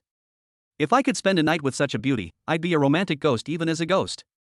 The moment he saw Zhao Qingxue, the robber leader was completely moved. If it weren't for this situation, it would be a bit inappropriate. I'm afraid he'll have to do it on the spot. Damn it. These people are worse than animals. Damn it. Fan Xiaowen, who was outside, also noticed the robber leader's intention through the telescope. Certainly, she can also order the sniper to open fire and take down the robber boss, but the result is, this woman may not be able to be saved. Once you provoke the robbers, they will start killing people and more people will die. Chapter 111. Do good deeds without leaving a name? Don't worry, I have a way to deal with these people without bloodshed. Just as Fan Xiaowen's face was filled with anxiety, Chu Hongyu's calm voice came to her ears. You? Master Chu, what can you do? Fanwen looked at Chu Hongyu with disbelief. It's good enough that a young man like Chu Hongyu doesn't come to cause trouble for me. As for helping yourself, Fan Xiaowen never placed her hopes on Chu Hongyu. Chu Hongyu smiled indifferently and didn't say much. As for making a bet with Fan Xiaowen, he took the opportunity to win her favor, then he will conquer the heroine. Fan Xiaowen, Chu Hongyu didn't mean that. Chu Hongyu doesn't intend to win over all the heroines. For example, the heroine Zhu Shuer. who tried to assassinate him at the beginning. Xu Hongyu threw her into the basement and had forgotten about her. The report was received some time ago. Zhu Shuer starved to death and her body began to stink. As for Fan Xiaowen in front of him, Xu Hongyu didn't have much feeling for him and had no intention of conquering him. He stretched out his hand gently. A bee flew over the palm of your hand. Go ahead, let me see your true strength. As soon as Xu Hongyu finished speaking, the bee spread its wings and flew high, heading straight into the bank. The scene. Fan Xiaowen, who was standing next to him, saw it. I couldn't help but cover my mouth, my face full of disbelief. The bees can actually listen to Xu Hongyu's commands inside the bank. The robber leader could no longer bear it when he saw the beauty so close to him. He stretched out his dirty hands and was about to touch that fragile face. The scene frightened Zhao Qingxue so much that she closed her eyes tightly and her whole body trembled continuously. I only heard a buzzing sound beside my ears, and then the sound of something falling to the ground with a loud bang. Open your eyes again. But he found that the robber leader who originally wanted to bully him had fallen straight to the ground. His face still showed the same ecstatic greed from before. A tiny, barely noticeable red spot appears on the forehead. The whole person has been completely chilled. The sudden scene made Zhao Qingxue terrified. She raised her eyes quickly and looked around. I have no idea what happened. It's impossible that the robber was too excited and died of excitement. If someone is assassinated, the corner where the robber leader was hiding was a wall with no open space on all sides. The only part exposed was the arms. Even the strongest and most powerful sniper cannot kill with one shot. The robbers around, as well as Luo Peng, were also somewhat bewildered. They looked around at the situation. No one in the entire bank had a gun except the robbers. The position where the robber leader was standing was a blind spot for shooting. The sniper outside could not aim at the head and heart of the robber boss. Wanting to kill the enemy with one blow is nothing but a foolish dream. There were no signs of injury or gunshots at the scene. So here comes the question. Why did the boss of the family die mysteriously? Could it be that he was really overly excited before I could play with the beauty? I went to see my ancestors first. So that the remaining robbers, seeing their boss die, they all stood there in a daze. No action was taken. Fan Xiaowen, who had been observing the situation outside, saw the leader of the robbers suddenly fall to the ground with half of his head exposed, and was completely stunned. Why did the robber boss die suddenly out of nowhere? Could it really be killed by Xu Hongyu's bees, or is the other party deliberately using a strategy to interfere with the vision of himself and others? Fan Xiaowen prefers the latter. Quickly order the snipers on high ground to strengthen the guard to prevent the robbers from escaping from other places. Xu Hongyu didn't care, although this was the first time he used his beast control skills to send out killer bees, but he was still quite confident in his beast taming skills back then. He used the killer bees to directly kill a son of luck. Xu Hongyu directly released other killer bees and locked the positions of the remaining criminals. After doing all this, he turned around and left without waiting for the results. Halfway through the journey, he turned around and looked at Fan Xiaowen. Don't tell anyone about what I did. Of course, if Zhao Qingxue begs desperately, you can reveal a few things. The killer bees have been released, and it will only take a few minutes to deal with these robbers. If anything goes wrong, that was his title as Xu Hongyu the Beast Tamer, so he didn't need to continue with it. As for saying that, it is time to leave without any regrets, and hide your achievements and fame. That's impossible. If good deeds were done without leaving a name behind, there would be no need for Xu Hongyu to do it. Xu Hongyu wanted to know how the heroine would repay her savior. Will you pledge yourself to me? At that time, should I refuse politely or live up to the beauty's heart? Looking at Xu Hongyu's receding back, Fan Xiaowen didn't know what to feel. Don't let anyone know what you did. Come on, you didn't do anything. He was simply here to cause trouble for Fan Xiaowen. Fan Xiaowen didn't care about Xu Hongyu's affairs. Pick up the walkie-talkie again and communicate with the sniper.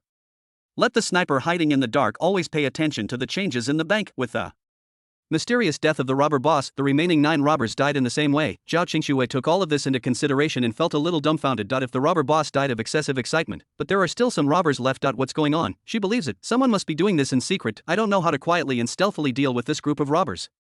But who is this mysterious person who acted in secret? The other party took action when she was in despair and saved Zhao Qingxue's life. Not to mention Zhao Qingxue was dumbfounded. Luo Peng, who was hiding in the crowd, was also completely dumbfounded. According to his plan originally, it was his turn to show his skills, to eliminate all the robbers and rescue these people. Let Luo Peng become a peerless hero. While completing the task, you can also gain the favor of the beautiful president in front of you. But the current situation, before Luo Peng could show his skills, all the robbers fell to the ground and died. How can Luo Peng show himself? Just at this moment, he sensed a very familiar and unpleasant aura. Could it be him? Luo Peng frowned. The man who made him hate so much that he wanted to tear him into pieces appeared in Luo Peng's mind, except that person Luo Peng couldn't figure it out either. Who on earth has the ability to kill so many robbers silently? Fan Xiaowen, who was outside, seemed to have noticed something was wrong. Before she could think about it anymore, there was a commotion inside the bank. Many people pushed and shoved each other, scrambling to escape from the bank door. Everyone's face showed the joy of surviving the disaster of this scene. This left Fan Xiaowen completely dumbfounded. The hostages have already escaped. Where did the robbers go? Chapter 112. The one who saved you is Mr. Chu. Looking at all the hostages rushing out of the bank, Fan Xiaowen was stunned on the spot. It was agreed that there were 10 ferocious and armed robbers inside. They are well equipped and well trained, and are a tough nut to crack. He and his men were busy making preparations, but before they had time to take action, the battle was over. Could it be that there are a few retired special forces soldiers in the bank? Seeing injustice, you attack the robber? With a suspicious look, Fan Xiaowen quickly sent someone to inquire about the situation inside the bank, but what she got made her still unable to believe it. We had no idea what was happening. All the robbers fell to the ground, dead. Perhaps these people have committed so many evil things that even God couldn't stand it anymore and took action to eliminate them. Perhaps there are some capable people who have taken action to directly capture these robbers. Are these explanations even explanations? Please, what kind of society is this now? We must believe in technology and advocate science. The ghost and god legends of the feudal era should have been abandoned long ago. You won't get what you want from these people. Fan Xiaowen could only arrange people to deal with the situation of these hostages. At the same time, he personally led people into the bank, hoping to find some clues. At this time, most of the hostages have already escaped from the bank. Only two people still remain here. These two people are Zhao Qingxue and Luo Peng. Zhao Qingxue was curious about who saved her. As for Luo Peng, he also wanted to verify his own judgment. Fan Xiaowen ignored the two of them. She first came to the body of the robber leader and looked at it carefully. Apart from a red spot between the eyebrows, there were no obvious external injuries on the corpse. His face gradually turned blue, as if he had been poisoned. Could it be that someone released a poison needle? Fan Xiaowen searched carefully but found no clues about the poison needle. Immediately following, she then examined the bodies of the remaining robbers. There is a very thin, even imperceptible mark on their bodies, as if they were pricked by a small needle. There were obvious bruises on their bodies. Obviously, all 10 people died of poisoning, and it was the kind of poison that kills instantly on contact with blood. What's going on? What on earth is going on? Fan Xiaowen's mind was full of question marks, and she was thinking about 100,000 whys. Can someone explain this to me? This is not scientific. Have you asked the hostages at the scene if they noticed any other abnormalities? For example, if something like a silver needle is found, someone might be using a hidden weapon to attack these people. Fan Xiaowen still suspected that there were some powerful masters hiding among the crowd. The other party may have used poison silver needles or other hidden weapons to kill the 10 robbers. Hearing this, all the police officers couldn't help but shook their heads. What a joke, killing people with hidden weapons, or killing 10 people in one breath. And it was done without anyone knowing. Do you think that when you act in a martial arts drama, a hero with great martial arts skills will appear? I seem to hear the buzzing of bees near my ears. I don't know if this is considered abnormal. Fan Xiaowen quickly turned her head and fixed her gaze on Zhao Qingxue. What did you say? Say it again. Zhao Qingxue continued calmly. I don't know why, but I suddenly heard the sound of bees. May I have your name? Zhao Qingxue. Zhao Qingxue responded simply. This made Fan Xiaowen even more confused. Didn't Zhu Hongyu mention this name before? Zhu Hongyu was outside at the time, so how did the other party know that there was a person named Zhao Qingxue in the crowd? Zhao Qingxue heard the sound of bees. This immediately reminded Fan Xiaowen of the bee in Zhu Hongyu's hand. Could it be that Zhu Hongyu really released the bees to kill these robbers? Bee killed people and killed 10 robbers in one go. This made Fan Xiaowen, who always believed in science, start to doubt life. She searched the corner again. Sure enough, a dead bee was found in the corner of the wall. Immediately following, Fan Xiaowen ordered his men to search again. A total of 9 bees were found, plus the one in Fan Xiaowen's hand. There are exactly 10 bees, that is to say, Zhu Hongyu released a total of 10 bees, and each bee stung one robber to death. Although this matter is simply outrageous and opens the door to outrageous mother, it is outrageous to the extreme. But apart from this explanation, Fan Xiaowen really couldn't think of any other explanation. Fan Xiaowen stood there in a daze, unable to believe it. This went against scientific explanation. Zhao Qingxue also saw Fan Xiaowen's abnormality. He blinked and looked thoughtful. I don't know how long it took, but Fan Xiaowen took a deep breath and finally accepted the fact. Fan Xiaowen ultimately did not reveal the fact that the bees killed people, not to mention that Zhu Hongyu had already made instructions before. This matter must be kept strictly confidential. Even if she told it, no one would believe it. Just when Fan Xiaowen and others were about to leave, Zhao Qingxue blocked Fan Xiaowen's way. Captain Fan, judging from your appearance, you should understand the whole story. I want to know who saved my life in secret. I'm sorry, this matter involves serious matters. I cannot reveal a single word until I receive clear approval from the leadership. Hearing Zhao Qingxue's question, Fan Xiaowen subconsciously rejected the other party. After all, Zhu Hongyu had repeatedly instructed that this matter must not be revealed. Fan Xiaowen was not going to reveal it even to her leader, but she thought of another thing. Zhu Hongyu said later that he could reveal a few things to Zhao Qingxue if, despite being rejected, Zhao Qingxue did not give up and kept begging. I know it's a bit abrupt to ask you for details of the case, but that mysterious person saved my life, and I just want to express my gratitude to him in person. I beg Captain Fan to tell me. Forget it. Fan Xiaowen shook her head and pretended to sigh. Since you insist on knowing, I won't hide it from you. The one who rescued you was Master Chu. Mr. Chu? Hearing this somewhat unfamiliar name made Zhao Qingxue even more confused. Obviously, she never connected Master Chu with Zhu Hongyu at all. Young Master Chu is from the most prestigious family in the capital, the young master of the Chu family, Zhu Hongyu. Speaking of this, Fan Xiaowen's eyes showed a hint of admiration. After experiencing this, the impression of Zhu Hongyu in her mind became more noble. Zhu Hongyu has a prominent identity. He is the prince of Yanjing City. The most important point is that the other party possesses miraculous abilities, manipulate bees to kill people. This is simply a magical method.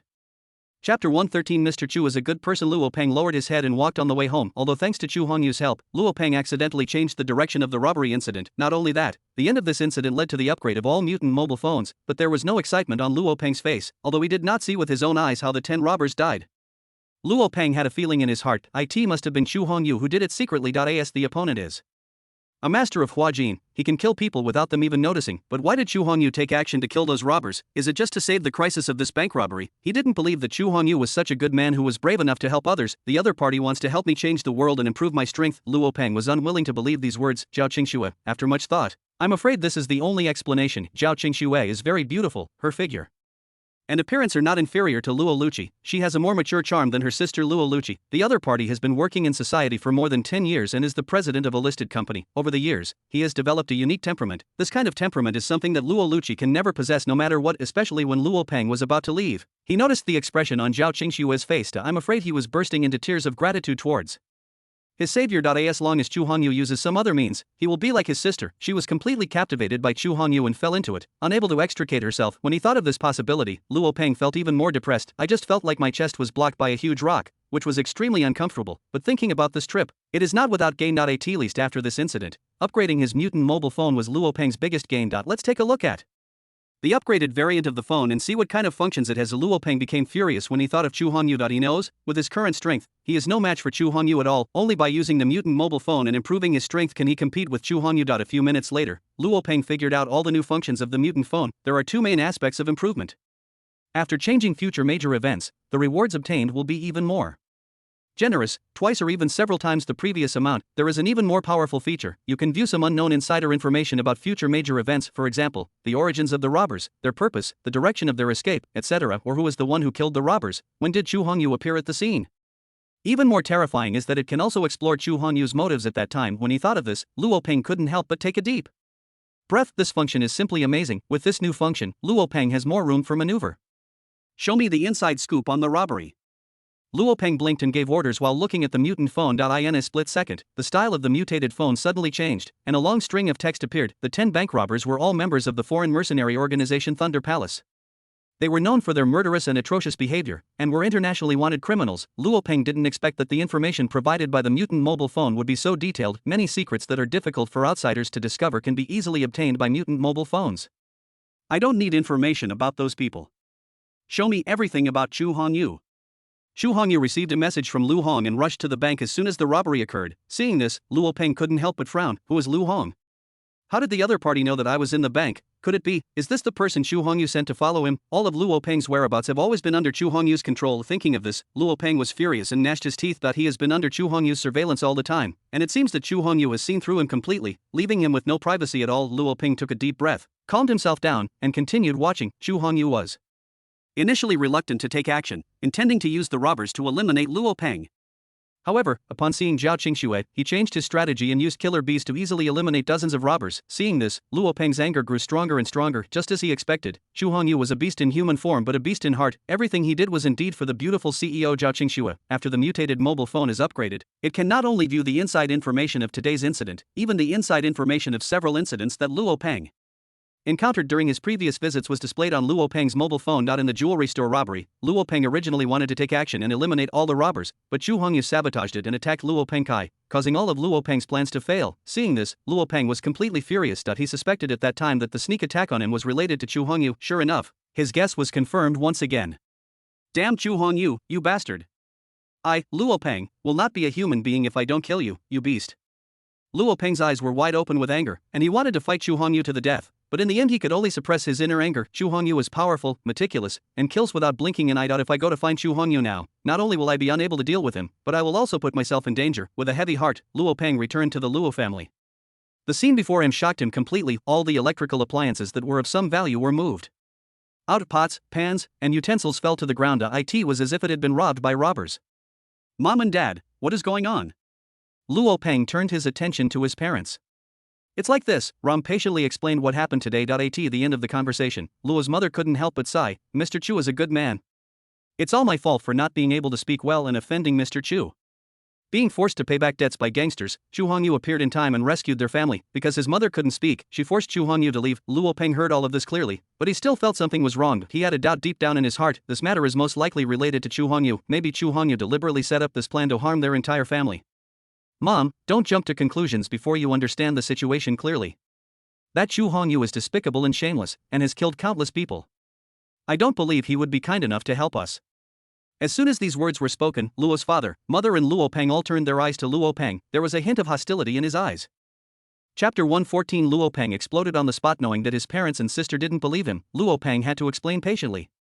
I've known Chu Hongyu for a long time, and we even had a feud. Last time, Chu Hongyu tried to murder me.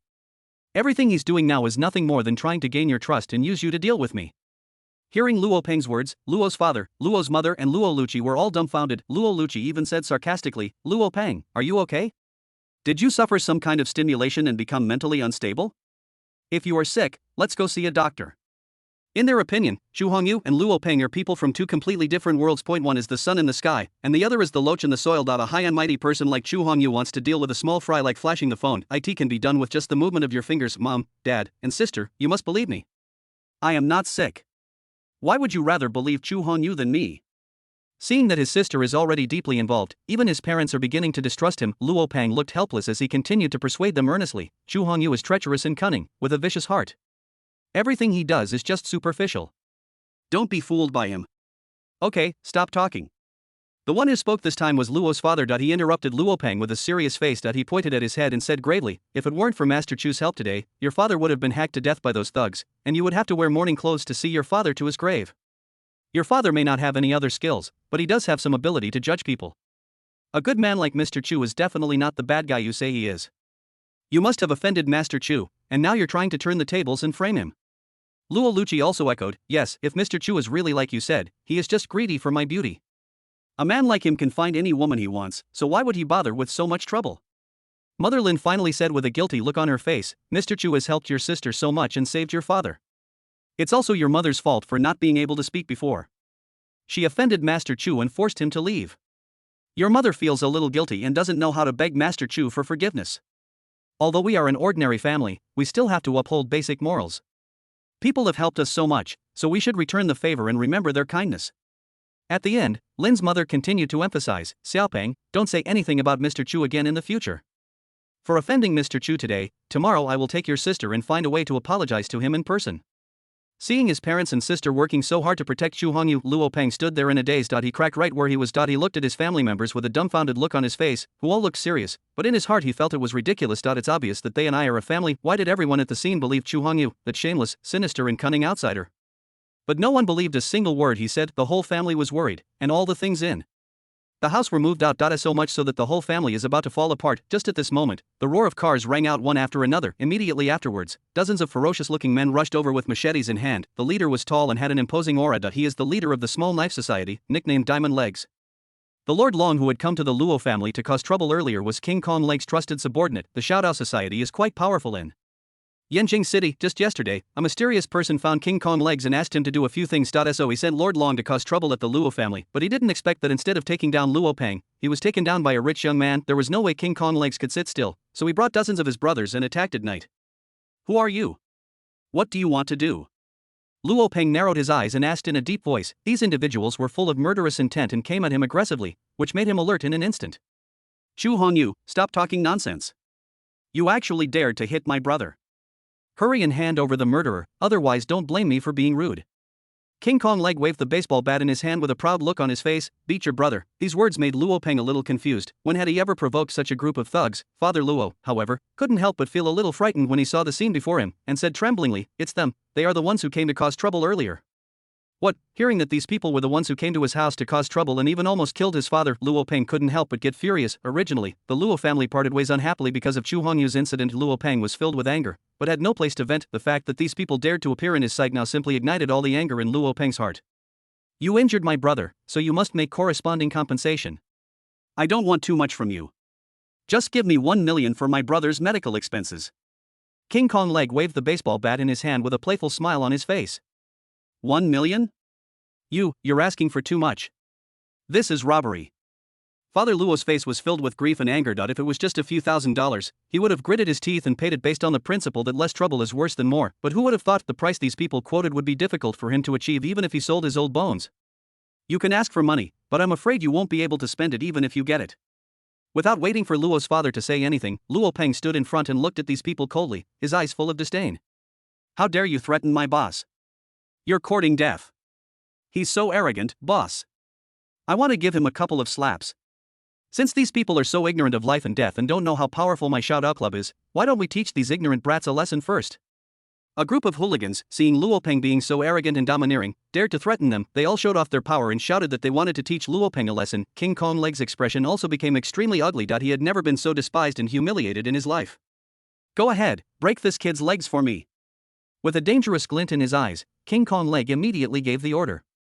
Lucci, take your parents back to the house first. I'll take care of this. Luo Peng ignored these thugs and instead focused his attention on Luo Lucci. He didn't take the gangsters seriously at all. He was just worried that his parents and sister would be hurt in the melee. Chapter 115. I'll take care of your sister. Seeing that his sister had already taken his parents away from the scene, Luo Peng couldn't help but breathe a sigh of relief. Now that he had no worries, he was determined to teach these ignorant thugs a lesson that if anyone dares to cause trouble for his parents, he will make them pay a heavy price. Seeing a group of thugs armed with sticks coming at him aggressively, Luo Peng's eyes were filled with disdain. He did not wait for the other party to attack him, but chose to take the initiative to attack. The next moment, Luo Peng's figure disappeared right where he stood. When he appeared in everyone's sight again, he had already snatched the baseball bat from the gangster's hand. Luo Peng attacked from both sides, hitting each kid with a stick like a tiger among a flock of sheep. Every time he attacked, screams were heard. The heavy force knocked his little thug to the ground, unable to fight back. This was because Luo Peng showed mercy and only used a little bit of strength. Otherwise, this blow would be enough to end the gangster's life. It only took a few tens of seconds. Dozens of thugs were basically lying on the ground, howling in pain. King Kong Leg's pupils constricted and he stared at Luo Peng with fear. Luo Peng's strength completely exceeded his imagination. One stick for each child. Can people still have fun playing? King Kong Leg wanted to retreat, but when he thought of the mysterious man from yesterday, he had to grit his teeth and persevere. If he just fled without a fight, he would definitely be punished by that woman. When he thought of that mysterious woman, he punched through the wall. King Kong Legs couldn't help but feel a little scared. Come on. Whoever can rip off this guy's arms or legs will be rewarded with 1 million. As he was speaking, King Kong Legs rushed forward first, waving a baseball bat. The few remaining gangsters looked at each other in confusion. The boss has already charged forward personally. If they hide behind, they will be badly beaten by the boss in the future. More importantly, that's a reward of 1 million. There will always be brave men when there is a big reward for the high bounty. Everyone gritted their teeth and rushed towards Luo Peng. The fastest King Kong Leg flew backwards at an even faster speed. The huge body fell heavily to the ground. He felt like all the bones in his body were about to be broken into pieces. Luo Peng flashed and used the baseball bat in his hand in new ways, repeatedly swinging it at the gangster until all the thugs are defeated and they no longer have any strength to fight. Only then did it cease its movement and stop in the center. At this moment, Luo Peng looked down upon the whole audience with the demeanor of a master. Buzz buzz buzz. Just at this moment, several extremely low buzzing sounds were heard. Hearing the familiar voice, Luo Peng narrowed his eyes. Killer bees. According to the information sent back by the mutant's cell phone, it was Chu Hongyu who used the killer bees to deal with the 10 robbers. Doesn't this mean that Chu Hongyu was nearby? Luo Peng couldn't help but become alert. He had experienced the power of killer bees, which could kill people without them being seen. Just as Luo Peng was watching the surrounding situation and looking for traces of killer bees behind him, King Kong Leg, who was seriously injured by Luo Peng, had bloodshot eyes and a crazy look on his face. He took out the dagger from his arms and stabbed Luo Peng. The moment he was knocked down by Luo Peng, King Kong Leg thought that if he failed to complete the task, he would be killed by the mysterious woman. On the one hand, there is a huge promise made by a mysterious woman, and on the other hand, he is being hunted by the mysterious woman. I don't know why. He only felt that his body was full of strength. So he subconsciously took out a dagger and stabbed Luo Peng. Luo Peng felt a chill on his back. I turned my head back subconsciously, but he saw that the dagger of King Kong Leg was already close at hand. He was about to resist. A tremendous pressure came over like an overwhelming force, covering the whole sky and the earth, and enveloped him. Luo Peng looked like someone was staring at him, not to mention resisting. He couldn't even move. Luo Peng couldn't help but be shocked. This force is really too strong. Even a master of Hua Jin cannot do this. Why is Chu Hongyu so powerful and yet so abnormal?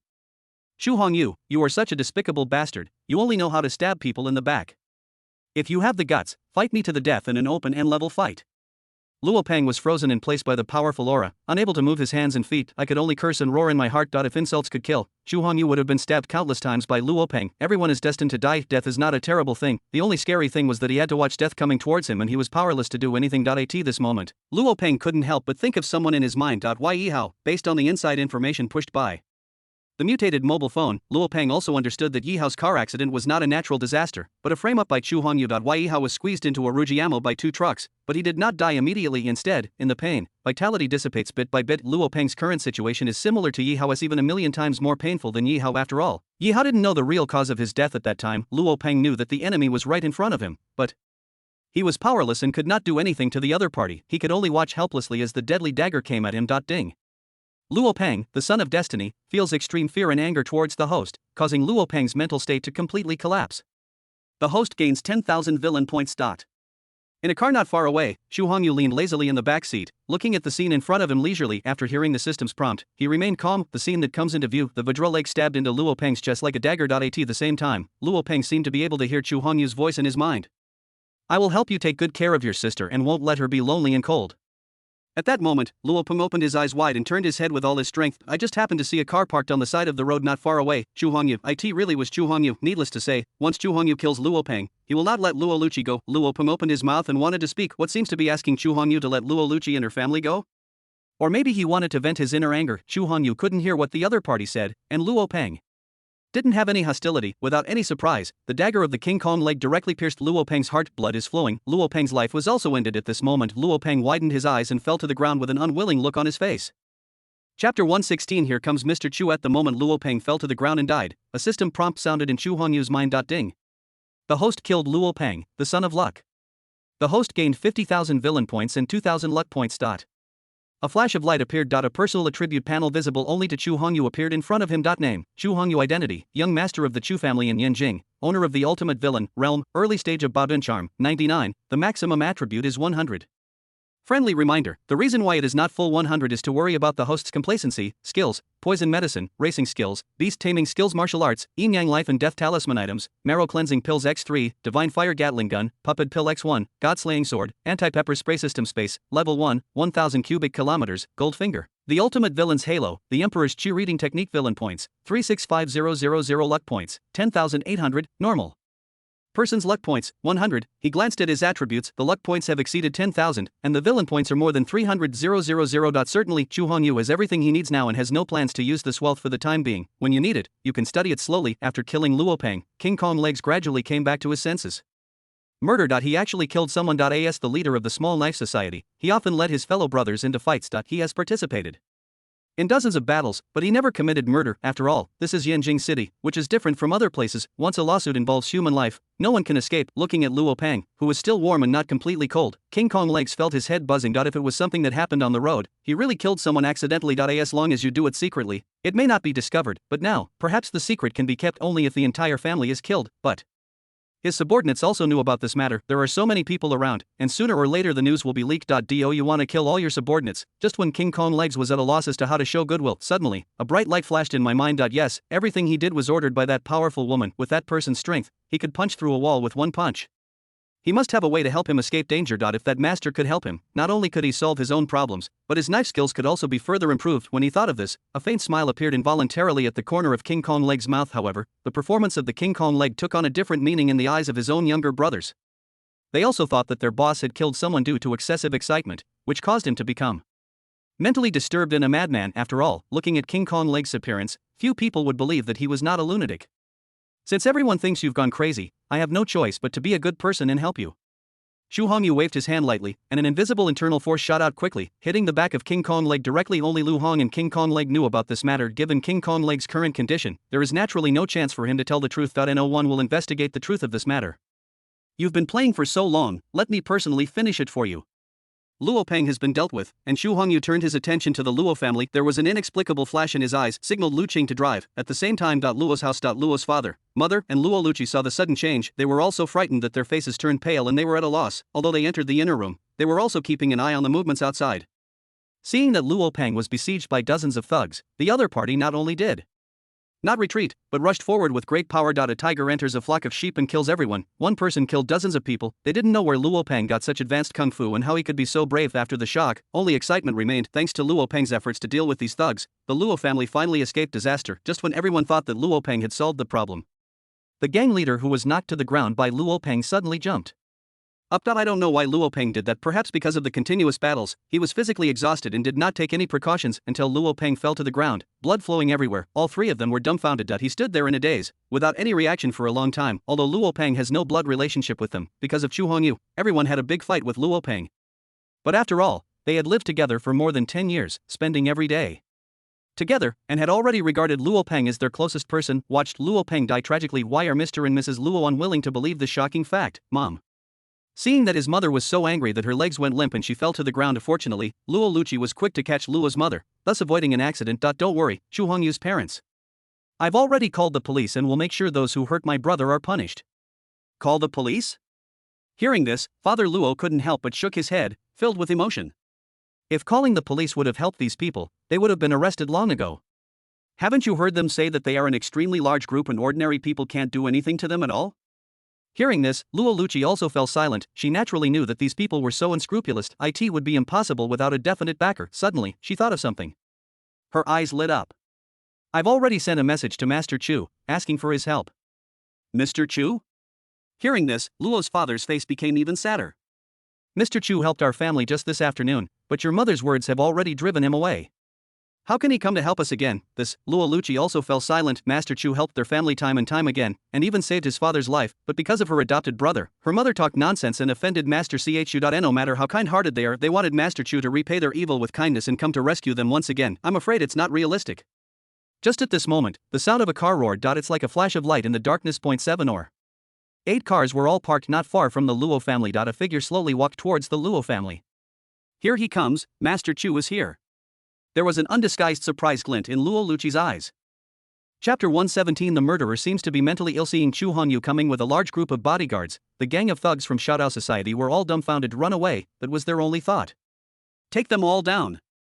As Chu Hongyu gave the order, the Chu family bodyguards took action quickly with almost no effort. All the thugs were brought under control. At this moment, the door of the house was opened. Luo Luchi pushed Luo's father and walked out. As for Luo's mother, she fainted because she couldn't bear such a huge blow. What's going on? Chu Hongyu glanced at the scene and looked at Luo Peng lying in a pool of blood. He remained calm and showed no emotion. In fact, there is no need to pretend to be affectionate in front of Luo Luchi in order to accept Chu Hongyu. The moment she saw Chu Hongyu, Luo Luchi could no longer suppress her emotions. Regardless of the public presence, she threw herself into Chu Hongyu's arms and burst into tears. Despite such a huge change in her life, Luo Luchi still gritted her teeth and did not vent her emotions. But when he saw Chu Hongyu, all his inner weakness was revealed. Chu Hongyu did not say anything to comfort her. Instead, he held down Luo Luchi's arm and forcibly moved him away from his arms. I spoke rudely in the afternoon and offended myself. It hasn't been that long and he's coming to me for help again, wanting me to comfort him. If this little girl wasn't taught a lesson, this group of people would think that Chu Hongyu was weak and could be bullied. Luo Luchi, who was pushed away by Chu Hongyu, looked at Chu Hongyu with a blank face. He fell to his knees in front of Chu Hongyu with a thud, tears streaming down his face. Mr. Chu, I'm really sorry. What my mother said this afternoon was unintentional. She didn't mean anything against you. I don't know why my brother keeps targeting you and even slandering you in front of us. But please believe me, our family absolutely has no intention against you. My parents are all grateful for your help. Father Luo, who was standing by, also lowered his head, looking sad. Chu Hongyu helped them time and again, but they were so ungrateful and spoke rudely to Chu Hongyu. But now, his own son died in such a tragic way. I don't know what Mr. Luo's mood is now. Chu Hongyu reached out, helped Luo Luchi up, and patted her shoulder. All right, I don't mean to blame you. Just kneel down in front of your father. People who don't know would think I'm doing something to you. Chu Hongyu said unhappily, death is the end of all debts. I never thought that you and Duoj would end up like this. Besides, your brother and I don't have any deep hatred, so I won't do anything to take advantage of someone's misfortune. Mr. Chu, I sincerely apologize to you on behalf of my entire family, and I also want to say sorry to you on behalf of my brother. Shiji said cautiously. At the same time, he raised his head from time to time, carefully observing Chu Hongyu's reaction. Pity, how could Luo Luchi's little thoughts escape Chu Hongyu's eyes? Master Chu, are you still angry with our family? Luo Luchi asked fragilely. Chu Hongyu smiled faintly, shook his head and said, I'm not angry anymore. Why would I bother with you guys? Hearing this, Luo Luchi was overjoyed. She blinked her eyes and stared at Chu Hongyu and asked, really? Of course it's true. When have I ever lied to you? If I were really mad at you, I wouldn't come here to help you in the middle of the night. Chu Hongyu stroked Luo Luchi's hair. After hearing Chu Hongyu's words and noticing his gentle movements, Luo Luchi's originally uneasy and extremely heavy mood gradually relaxed at this time. Brother Chu, I believe in you. I will believe in you all my life. You are the best person to me in this world. Luo Luchi's voice became smaller and smaller, and her cheeks gradually turned red. The end, even I couldn't hear what I was saying. Okay, let's not talk about those things anymore. Let's deal with the current issues first. These individuals were so audacious that they dared to commit murder. They must not be forgiven. Mr. Chu is right. These little hooligans are lawless. My poor son, he's only in his early 20s, and he actually died like this. Father Luo, sitting in a wheelchair, was shaking with excitement. This middle-aged man, who was over 40 years old, was choked with sobs. Don't worry, I will not let the murderer go unpunished. I will punish all the thugs here, one by one, and none of them will escape the punishment of the law. Chu Hongyu's words were cold and righteous. Just at this moment, a buzzing sound was heard. Before long, 7 or 8 police cars stopped nearby. Dozens of police officers filed in. The person in charge was none other than Fan Xiaowen, whom Chu Hongyu had met earlier at the bank entrance. They also received a call from the police, claiming that dozens of hooligans were causing trouble here and a large-scale fight had occurred. Cuff all of these perpetrators and bring them back for strict interrogation. Fan Xiaowen waved her hand and gave the order. Then he glanced at the whole audience and couldn't help but stand there in a daze. She actually saw Chu Hongyu. Mr. Chu. Fan Xiaowen came forward and greeted enthusiastically. It's not that I want to curry favor with Chu Hongyu, the young master of the Chu family. He was really shocked by Chu Hongyu's miraculous methods and became more respectful to him. This scene, both Luo's father and Luo Luchi were dumbfounded. They knew that Chu Hongyu was either rich or noble, and must be the son of some wealthy family. Unexpectedly, even the captain of the police station is now so respectful to Chu Hongyu. This also gave them hope of revenge. With Chu Hongyu's help, they would surely be able to bring Luo Peng's murderer to justice and bring them to justice. Captain Fan, I wonder how you plan to deal with this matter? Chu Hongyu looked at Fan Xiaowen and asked. Handle it according to the law and never let a bad person go. Fan Xiaowen spoke these words in a sonorous and powerful voice. Just at this moment, one of his men hurriedly walked up to Fan Xiaowen and whispered something in her ear. What? Fan Xiaowen couldn't help but exclaimed, then looked at Chu Hongyu and said, Mr. Chu, I just received news that the person who killed Luo Peng seems to have some brain problems. We need to conduct further tests on him. If it's a mental illness, this matter might be difficult to handle. Hearing this, Luo's father's body began to tremble uncontrollably. What did you say? This man was fine just now. Why did he become a mental patient after killing my son? Do mentally ill people have legal immunity? I just died in vain. Chapter 118 Black Heart System. Thank you for your patronage. Mental illness. He found out that the person who hurt his son was actually mentally ill. Father Luo looked a little crazy. Although he didn't understand the law, he knew that if a mentally ill person killed someone, they wouldn't receive a very severe sentence, not to mention the death penalty. If I must sentence him to death, Chu Hongyu said in a deep voice. Killing someone means paying with one's life. This is a matter of course. Even if he is mentally ill, there are no exceptions. If there is no such law, I will add one. This moment, Chu Hongyu exuded an extremely domineering aura and an extraordinary temperament. Luo's father and Luo Luchi looked at Chu Hongyu with a dazed look on their faces. Luo Luchi's eyes were full of admiration and obsession. Even Fan Xiaowen was stunned. She knew that Chu Hongyu's words were equivalent to giving her a choice of side. If he chooses to support Chu Hongyu, it is equivalent to standing on Chu Hongyu's side. Fan Xiaowen stood there in a daze and did not respond to Chu Hongyu. Immediately. It's not that I'm indecisive, but I feel that happiness comes too suddenly. You have to know who is standing in front of you. That's the young master of the Chu family. How many people want to climb up the Chu family's ladder, but have no way to do so? With Chu Hongyu's support, his future career will be smooth sailing. Even the heroine Fan Xiaowen had other thoughts. Mr. Chu is right. Let's not talk about whether he is a mental patient or not. Even if he is a mental patient, there is no exception. Chu Hongyu nodded slightly and said, if that's the case, then let's get started. Hearing this, Fan Xiaowen was completely dumbfounded. Looking around, he subconsciously asked, is it right here? Otherwise, why would I give you this opportunity? If we go back to the police station, I won't need you at all. Chu Hongyu raised his eyebrows. Hearing this, Fan Xiaowen fell into silence. Really, with Chu Hongyu's current strength, there are many people in the police station serving him, not to mention anything else. Just talk about his boss's boss, Tang, the director of the security department, is from the Chu family. This matter is also an open secret. With just one word from Chu Hongyu, countless people would come forward and rush to do this for him. Not be why then, there would be no place for a mere Fan Xiaowen to play, and this matter was also Chu Hongyu's order. Even if he listened to Chu Hongyu's words and dealt with the murderous psychopath in front of him, with Chu Hongyu's power, he would not encounter any other accidents. Thinking of this, a gleam of light flashed in Fan Xiaowen's eyes. He took out his pistol, aimed it at King Kong's leg without hesitation, and pulled the trigger. Bang! Only a burst of crisp gunfire was heard. It broke the quiet night. The originally somewhat stupid King Kong leg was killed by Fan Xiaowen with one blow. The sudden change scared the surrounding police officers and left them at a loss as to what to do. King Kong legs killed innocent people indiscriminately and attempted to resist arrest. I have killed him. Fan Xiaowen yelled loudly, which was considered as an explanation to the police officers around her. This was done well. Clean up and finish it off. Also, those accomplices have committed heinous crimes. We cannot let them go. You can deal with them as you see fit. Xu Hongyu waved his hand with a slight smile on his face. Fan Xiaowen nodded and ordered his men to take all the thugs away. And now that such a thing has happened, we must deal with the aftermath, especially these subordinates who just saw the whole story. They must be appeased. Luchi, Uncle Luo, the murderer who killed Luo Peng, has been executed on the spot. This can comfort Luo Peng's soul in heaven. I saw all the irrelevant people leave. Xu Hongyu then turned his gaze to Luo Luchi and Luo's father and asked. Luo Luchi didn't say anything. She was already moved to tears. In his opinion, Xu Hongyu's actions just now were all because of her. He wanted to vent his anger for her. Luo Peng had been constantly slandering Xu Hongyu. Xu Hongyu, however, repaid evil with kindness and helped his brother to avenge his father. Such people are rare in the world, but I was lucky enough to meet him. There was also a hint of relief in Luo's father's eyes. He witnessed with his own eyes the murderer who heard his son being shot dead. Father Luo felt refreshed. Pity. Having just experienced the pain of losing a son, it is natural that I cannot feel any joy. Deep down in my heart, there was a hint of guilt and admiration in his eyes as he looked at Xu Hongyu. Xu Hongyu took everything in, and a faint smile appeared involuntarily at the corner of his mouth. He ordered someone to send the unconscious Luo's mother to the hospital. Xu Hongyu had no intention of going over in person to join in the fun. Sometimes being too enthusiastic can make people think your intentions are impure. On the way back to the villa, Xu Hongyu was bored and started studying the system again. Villain points and luck points can be exchanged for items in the system mall or used for lotteries. System, how do you play this lottery thing? Ding. 1,000 villains click once, 10,000 villains click once, 100,000 villains click once. The more villain points you consume, the higher the chance of drawing good items. The host can also choose to draw 10 times in a row, which will greatly increase the chance of high-quality items. You don't even offer a discount on these 10 packs? Someone else's platform is even offering free shipping for 9.9 yuan. How come you don't understand how to keep up with the times? The system is speechless. Forget it, I won't say anymore. 10,000 villain points, give me 10 consecutive draws. Ding. Congratulations to the host for obtaining 2 marrow cleansing pills. Ding.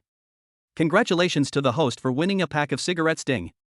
Congratulations to the host for winning. Thank you for your patronage. Ding. Congratulations to the host for winning. Thank you for your patronage. Ding. Congratulations to the host for obtaining Aunt Joe's photo album. Ding. Congratulations to the host for obtaining the Berserker's Cloak system. What's wrong with you? Out of 10 draws, give me 6. Thank you for your patronage. Thank you to your whole family. Ding. All draws in this system are based entirely on luck. No cheating, no shady dealings. Xu Hongyu was completely speechless. Is this what you call being honest and fair? With his 10,000 luck points, he has 100 times more luck than an ordinary person. I won 6 out of 10 prizes. Thank you for your patronage. If it were an ordinary person, he would not be able to win at all. This shows how ruthless the system is. Don't think too much. Xu Hongyu turned his gaze back to the thing that had hit him. The marrow cleansing pill has no effect on Xu Hongyu. Of course, you can give him those women and train subordinates for yourself. As for cigarettes, a good person like Xu Hongyu has long stayed away from tobacco, alcohol, betel nuts, and the 5 poisons. Once again complaining about the system's black heart, Xu Hongyu fixed his gaze on Aunt Joe's photo in the madman's cloak. Chapter 119. I prefer the iceberg. CEO maid, what is Aunt Joe's photo? Bah. Bah. There are so many women in this young master's villa, many of them are so beautiful that they can topple a country. Who would look at that kind of stuff? Although he said this, Xu Hongyu did not stop his hands. He sat upright, opened Aunt Joe's photo album, and browsed through it one by one. As expected of the woman that 3 generations of her family have set their sights on. Such beautiful legs are truly enviable. Even women like Tangling and Xia Qingyue can hardly match them. Xu Hongyu became more and more interested the more he looked. As the saying goes, what you can't get will always cause you trouble. Aunt Joe's photos include photos of people of all ages, from 18 to 58 years old. Xu Hongyu was enjoying watching this. I don't know how much time passed before I closed the photo album with a feeling of reluctance. Putting the photo aside, Xu Hongyu picked up another thing, the madman's cloak. The Berserker's Cloak skills are just like its name, simple and crude. Put on the outlaw's cloak, trigger the skill, and transform into an outlaw with all your powers tripled. There is no time limit. The only drawback, just like his name, the temper of an outlaw will turn into that of a maniac, and he will become extremely irritable, but compared to the 3-fold increase in strength, a mere bad temper is completely negligible. A flash of light appeared. A personal attribute panel visible only to Xu Hongyu appeared in front of him. Name, Xu Hongyu. Identity, young master of the Chu family in Yinjing, owner of the ultimate villain, realm, early stage of Baoduncharm, 99, the maximum attribute is 100. Friendly reminder, the reason why it is not full 100 is to worry about the host's complacency, skills, poison medicine, racing skills, beast taming skills, martial arts, yin-yang life and death talisman items, marrow cleansing pills x3, divine fire gatling gun, puppet pill x1, god-slaying sword, pepper spray, Ancho's photo, madman's cloak, marrow cleansing pills x2, a box of cigarettes. Just throw them away. System space, level 1, 1000 cubic kilometers, gold finger, the ultimate. Villain's Halo, the Emperor's cheerleading technique. Villain points, 265000 luck points, 10,800, normal person's luck points, 100, with the Madman's Cloak in hand, coupled with Chu Hongyu's current strength. Even if you encounter an enemy in the middle stage of Baodan, you can kill him. It will. Certainly with the death of the last son of destiny, the protagonist was lost. It seems that those ordinary people are not qualified to be Chu Hongyu's opponents. The car sped all the way back to Jingdao Villa. Chu Hongyu got out of the car and went to his villa. Young master, it seems you have dropped something. Lu Qing called out and found that Chu Hongyu had already walked away. He picked up the book on the seat and prepared to send it to his young master. Auntie Zhou's photo, what is this?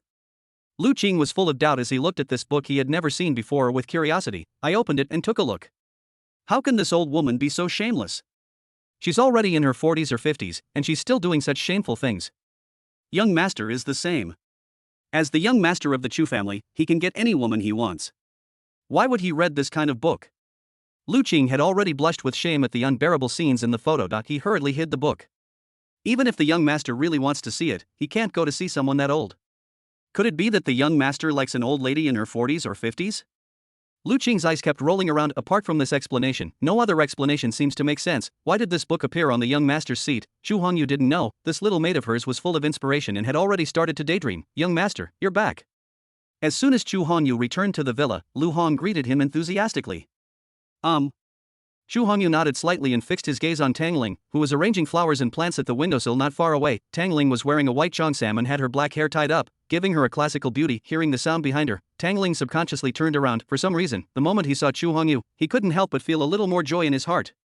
Perhaps it was because he had been staying in Chu Hongyu's villa during this period, allowing Chu Hongyu to order him around. Tangling has become accustomed to this kind of life. It seemed that Tangling felt uncomfortable if she hadn't been ordered around by Chu Hongyu for a day. This may be what people often call a masochistic disease. Master, you are back. Under Chu Hongyu's careful teaching, Tangling, the cold female president, has become more and more proficient in addressing Chu Hongyu. Looking at the cold-blooded president in front of him, he was like a docile kitten, walking in front of him with lowered head and a pleasing look. Chu Hongyu smiled without saying anything, but there was a hint of interest in his eyes. Not long after, Xia Qingyue also came over and saluted Chu Hongyu. Chu Hongyu lay on the sofa. Xia Qingyue, who was held in his arms, used her delicate hands to feed Chu Hongyu peeled grapes with a well-behaved look on her face. The whole set of movements was smooth and flowing, as if they had been trained. Looking at Chu Hongyu and Xia Qingyue, who were inseparable in showing off their love, Tangling, who was standing beside them, became increasingly uneasy. He seemed to have a feeling of losing something. Chu Hongyu was everything to him. If he loses Chu Hongyu again, Tangling will have no meaning in living. But Tangling didn't dare to show any sign of it. After all, her status in Chu Hongyu's place was just that of an ordinary maid. At night, Chu Hongyu soaked in the hot spring alone for a long time to wash away the fatigue of recent days. Killing Luo Peng, the son of destiny, allowed Chu Hongyu to finally live a few days of peace and comfort. Seeing that Chu Hongyu had finished taking a hot spring bath, Tangling quickly handed him a bathrobe. Looking at him, I felt like I wanted to say something but hesitated. What's wrong? Are you in a bad mood every day? Chu Hongyu said with a playful smile on his face. No.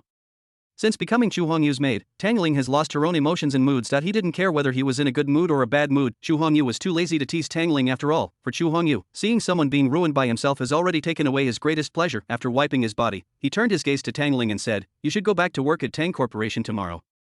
Tangling was stunned, not knowing why Chu Hongyu suddenly said this. Haven't you always had a wish to prove your ability? Although the Tang group has been suppressed in many ways and has lost its former prosperity and glory, I believe that with your strength, there must be a way to save the Tang group.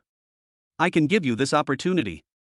Chu Hongyu said calmly. A submissive maid? No, Chu Hongyu, prefers maids with an icy CEO vibe. Chapter 120, Journey to Jiangbei.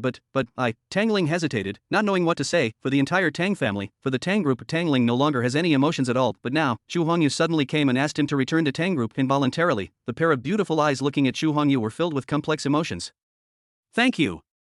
After pondering for a moment, a glint of light flashed in Tangling's eyes, and she finally said these words. Hearing this, Chu Hongyu couldn't help but look up and looked at Tangling with some surprise. Tangling also knew that she had said the wrong thing, and hurriedly lowered her head and changed her words. Thank you, master. You don't need to thank me. After all, you are my maid, Chu Hongyu. If you behave well outside and make a name for yourself, others will say that it's all thanks to my good teaching. Chu Hongyu smiled indifferently and didn't say much. Tangling didn't say anything either. In fact, she is already working for Chu Hongyu. Tangling didn't care what Chu Hongyu asked him to do. Come here. Chu Hongyu walked to the windowsill, looked at the bright lights and feasting not far away, and waved to Tangling. Tangling walked up to Chu Hongyu. Before Chu Hongyu could give any instructions, he turned around on his own initiative. Chu Hongyu smiled indifferently, admiring the beauty in front of me and the quiet night sky. The reason why Tangling returned to Tang group. It's not that Chu Hongyu felt pity and wanted to let the other person go. It's really because Tangling has been behaving too well recently. To Chu Hongyu, it was already a bit boring. All he pursues is the pleasure of conquest, rather than the current situation. Tangling is like a well-behaved kitten. There are a lot of people like this, and they have no advantages at all. There is no way. It is too much. Chu Hongyu had no choice but to let Tangling go back and continue to be his icy female president, helping Tangling to restore her frosty temperament. As expected, there is no goddess who is unattainable and embodies all the brilliance. Behind every appearance, there is a glamorous and well-dressed hypocrite. After sending Tangling away, Chu Hongyu came to Xia Qingyue's room. The next morning, Xia Qingyue forcibly supported her somewhat shaky body and began to put her clothes in order. After tidying up, he turned his gaze to Chu Hongyu and said, "Mr. Chu, I have something to do. I want to leave Yinjing for a while." Oh? Chu Hongyu narrowed his eyes and looked at Xia Qingyue quietly, worried that Chu Hongyu might misunderstand something. Xia Qingyue hurried to explain. "It's like this, my sister is going to have a wedding in a few days. As a clan sister, I want to go there." "Where?" Chu Hongyu asked. "Jiangbei. Since I have nothing to do, I'll go with you. This might be a bit bad.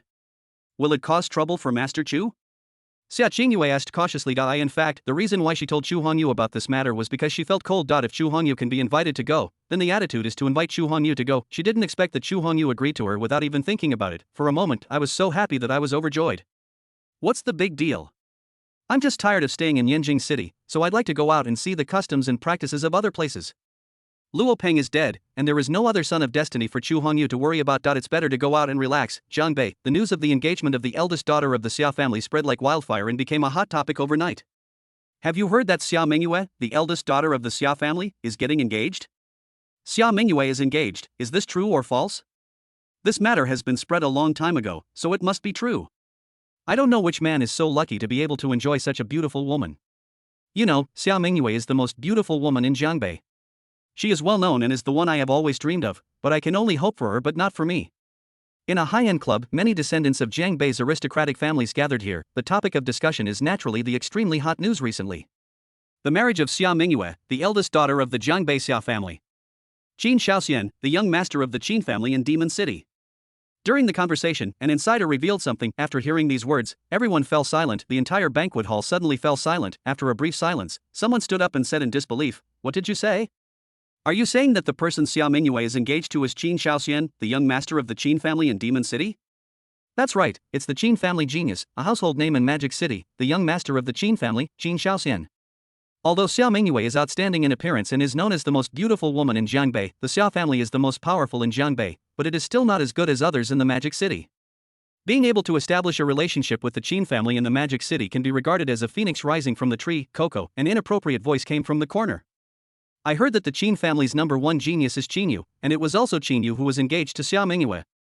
How come Qin Shaoxian suddenly appeared out of nowhere? Qin Yu? Upon hearing this, many people burst into laughter. Qin Yu is already a thing of the past.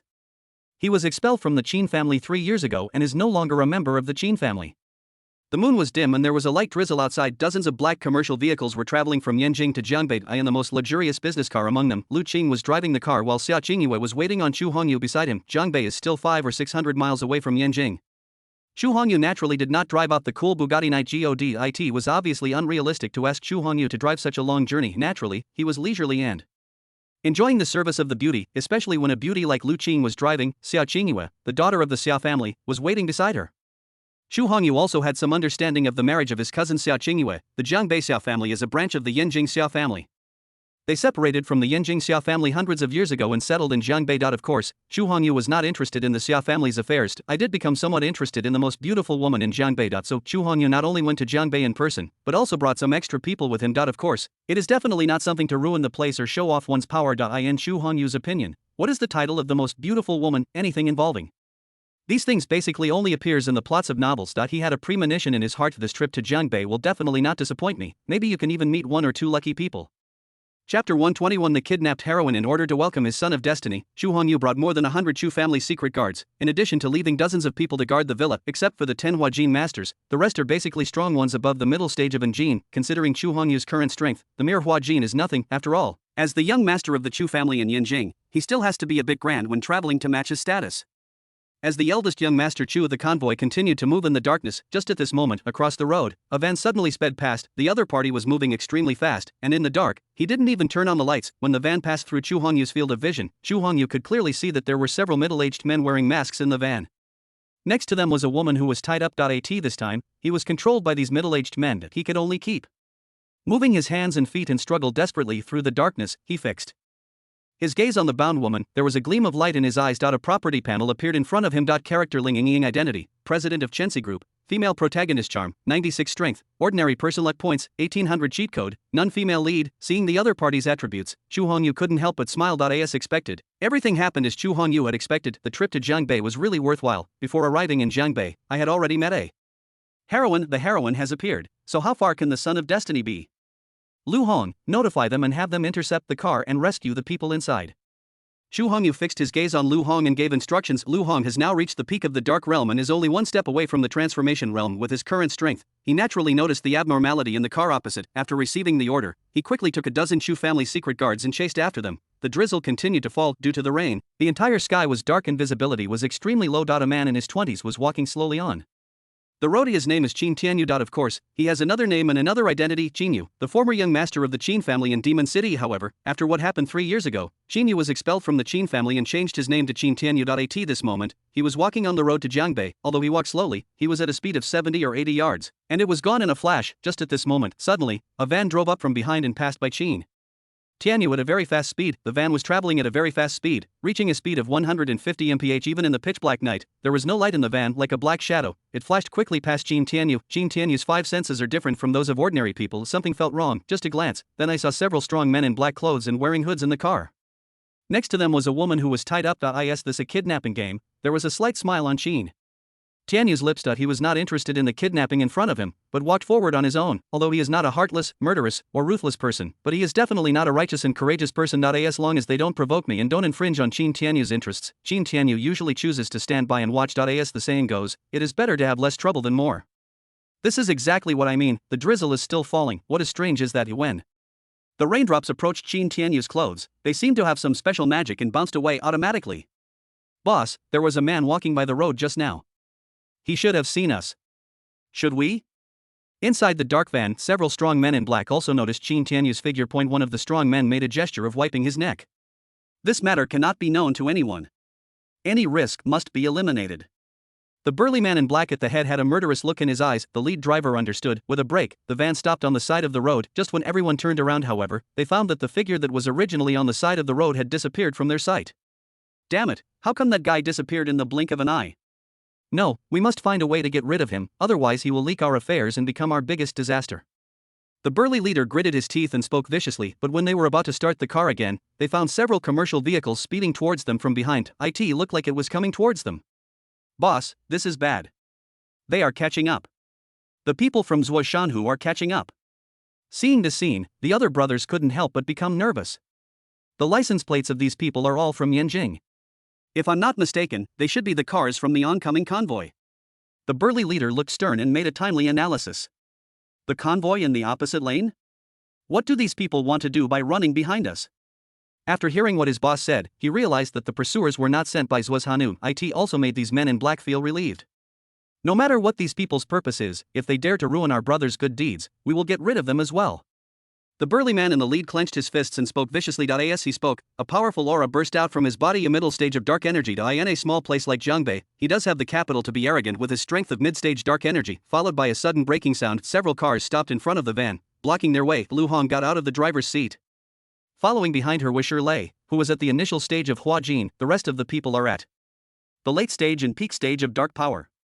Who are you? What do you want to do by blocking our way?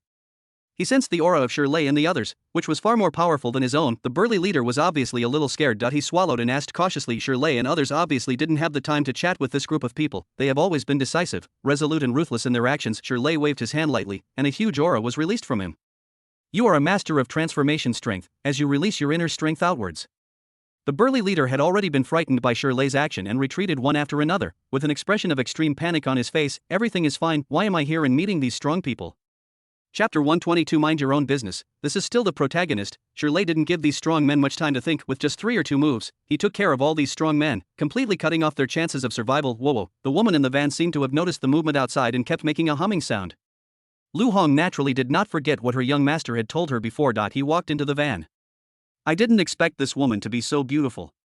Lu Hong just glanced at the other person. It was discovered that the kidnapped woman had a good figure and good looks. The facial features are regular. That chubby face doesn't have much flesh on it, especially those eyes, which are charming, arousing and captivating. Lu Hong was confident that her beauty pales in comparison to this woman. No wonder the young master gave the order to rescue this woman. It turned out that she was quite pretty and was favored by the young master. After complaining a few words in her heart, Lu Hong did not show any jealousy and directly tore off the cloth on the woman. Then he used his internal energy to forcibly break the ropes that bound the woman. It's hot, hot, too hot. Unexpectedly, the woman was rescued just now. The other person was sweating all over and his face turned red. Lu Hong frowned. Even if you haven't eaten pork, you must have seen a pig run. This situation also made her think of something. Without caring about anything else, Lu Hong simply carried the other person and put him in her car. Then he drove to chase Chu Hongyu and his group. As for Shirley and others, they stayed behind to deal with the aftermath. Not long after, Lu Hong brought the woman to Chu Hongyu. Because Chu Hongyu had ordered the convoy to stop moving forward, she didn't spend too much time. Young master, I think there's something wrong with this woman. In her current state, it's completely too late to send her to the hospital. We can only think of a way to rescue on the spot. Lu Hong became more and more anxious. Just now, when he was driving here, he had already discovered that the woman was terminally ill and was about to die out. If we continue at this rate, I'm afraid we'll be burned to death. Even if the opponent doesn't die, his brain will be burned into an idiot. Oh? Chu Hongyu looked at Ling Yingying, who was held in Lu Hong's arms, with great interest and smiled indifferently. On-site medical treatment. Naturally, there are many medical experts in Chu Hongyu's guard team who can treat Ling Yingying. Chu Hongyu can also go to the system mall to exchange medicine to treat Ling Yingying. But why should Chu Hongyu be a good person for no reason? Waste of time and energy saving people.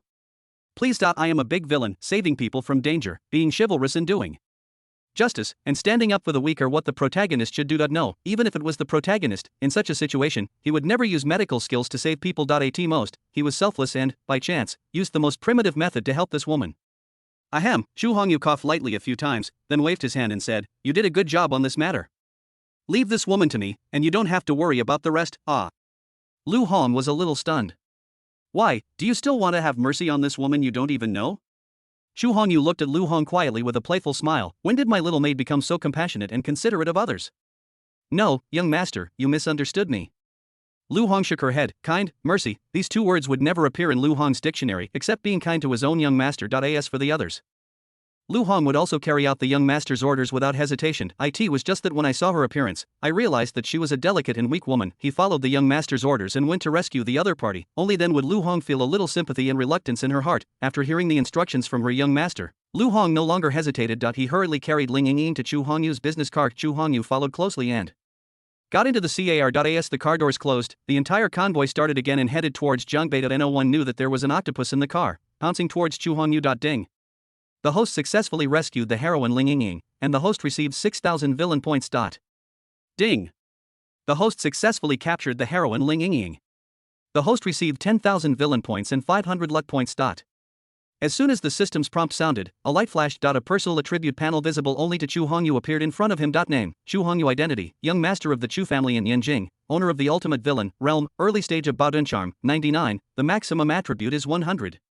Friendly reminder, the reason why it is not full 100 is to worry about the host's complacency, skills, poison medicine, racing skills, beast taming skills, martial arts, yin yang life and death talisman items, marrow cleansing pills x3, divine fire gatling gun, puppet pill x1, god slaying sword, pepper spray, Ancho's photo, hidden by Lu Hong, madman's cloak, marrow cleansing pills x2 system space, level 1, 1000 cubic kilometers, gold finger, the ultimate villain's halo, the Emperor's Chi reading technique villain points, 281000 luck points, 11,300, normal person's luck points, 100, the convoy sped along. Finally, after 2 hours, we stopped at a big hotel. After 2 hours of tireless rescue efforts by Chu Hongyu, he successfully rescued Ling Yingying from her critically ill state. Ling Yingying, who had regained consciousness, frowned slightly.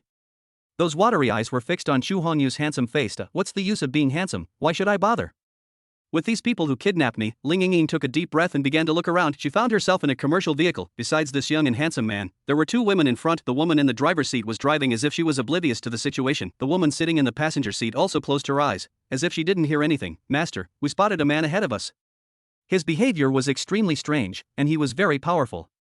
Just at this moment, Shirley called. While Shirley was rescuing Ling Yingying, they actually saw a man in his 20s walking in the rain. All the rain avoided the man and did not touch him. Release internal force. It is obvious that the opponent is a powerful person with Hua Jin. Even Shirley couldn't see through the other party's strength. The young man's strength is above Shirley's. Upon discovering this strange phenomenon, Shirley and others were shocked and hurriedly reported it to Chu Hongyu, knowing that Chu Hongyu was busy doing important things. Shirley and others would not be so bored. I learned from Lu Hong that Chu Hongyu had finished the battle. Shirley then quickly reported what he had seen to Chu Hongyu. Chapter 123. No need to thank me, I just did a good thing, I see. Chu Hongyu nodded slightly. If I am not wrong in my guess, the mysterious man who appeared on the side of the road must be the new son of destiny. Under normal circumstances, a delicate beauty like Ling Yingying would definitely be rescued by the son of destiny. By the way, he helped Ling Yingying detoxify and won her heart's contentment. With the strength of those sons of luck, Shirley was able to discover them, and the other party must have also discovered the existence of Shirley and his group. Of that being the case, the other party still watched Ling Yingying being brought here by Lu Hong. This abnormal behavior surprised Chu Hongyu. After all, those sons of destiny all like to do what is right and meddle in other people's affairs. Could it be that the young man Shirley met was not the son of destiny? Chu Hongyu shook his head and was too lazy to think about it. No matter whether he is the son of destiny or not. If it was a hindrance to him, Chu Hongyu didn't mind and gave the other person a ride. Don't you have anything to explain about this matter? Just at this moment, Ling Yingying on the side suddenly spoke. Judging from the other party's expression, he didn't care about this matter at all, let alone himself. They even turn a blind eye and call other people. There was a flicker of indescribable expression in Ling Yingying's eyes. I saved your life, that's the best explanation. Chu Hongyu said calmly, looking at this face that is so close and can be broken with a flick of the finger. There was a hint of playfulness at the corner of his mouth, but these words sounded like they were making fun of Ling Yingying. Ling Yingying was not a fool, so she naturally understood the implication of Chu Hongyu's words, gnashing teeth in hatred. She never expected that the other party would flirt with her and speak to her in such a tone. Ling Yingying was about to say something in anger. He almost bit off his tongue. He couldn't help but glance at Chu Hongyu with a resentful look, but he found that there was no trace of apology in the other person's eyes, only naked teasing. Ling Yingying was filled with hatred. I wish I could beat this shameless man to death with my little fists. She never expected that this would be the most important thing in her life. In this confused way, he was dealt with by a stranger named Chu Hongyu, and it was in a car, on the road. This kind of behavior is a bit too hasty. Ling Yingying wanted to say some harsh words and scold Chu Hongyu for being shameless, but there was no reason to blame Chu Hongyu at all. After all, the man in front of him is handsome and has an extraordinary demeanor, compared to those burly, disgusting men who kidnapped me. It was obviously much luckier to fall into Chu Hongyu's hands. Although just in those few hours, Ling Yingying's consciousness was not under her control, but she didn't lose all her memory. I vaguely remember that it seemed like I turned into an octopus and pounced on it. The tightly bitten lips gradually separated at this moment. I feel depressed and I don't know how to vent the anger in my heart. Once again looking at Chu Honyu's handsome face, he said unwillingly, besides this, won't you explain? Because of her excitement, Ling Yingying almost bit her tongue again. Those beautiful eyes stared at Chu Hongyu eagerly, almost shedding tears of excitement. How could this person be so shameless? After taking everything, he didn't feel any guilt at all. Chu Hongyu stayed in the car for another half an hour before getting out satisfied. Turning back, he looked at Ling Yingying behind him and said calmly, it's because I like to do good things. No need to thank me. No thanks. Ling Yingying was so angry that her teeth were itching, and she wished she could bite Chu Hongyu to death. You, what's your name? Ling Yingying looked at Chu Hongyu's departing back and asked through gritted teeth. Chu Hongyu. Although good deeds should not be done anonymously, Chu Hongyu still gave his name. My name is Ling Yingying.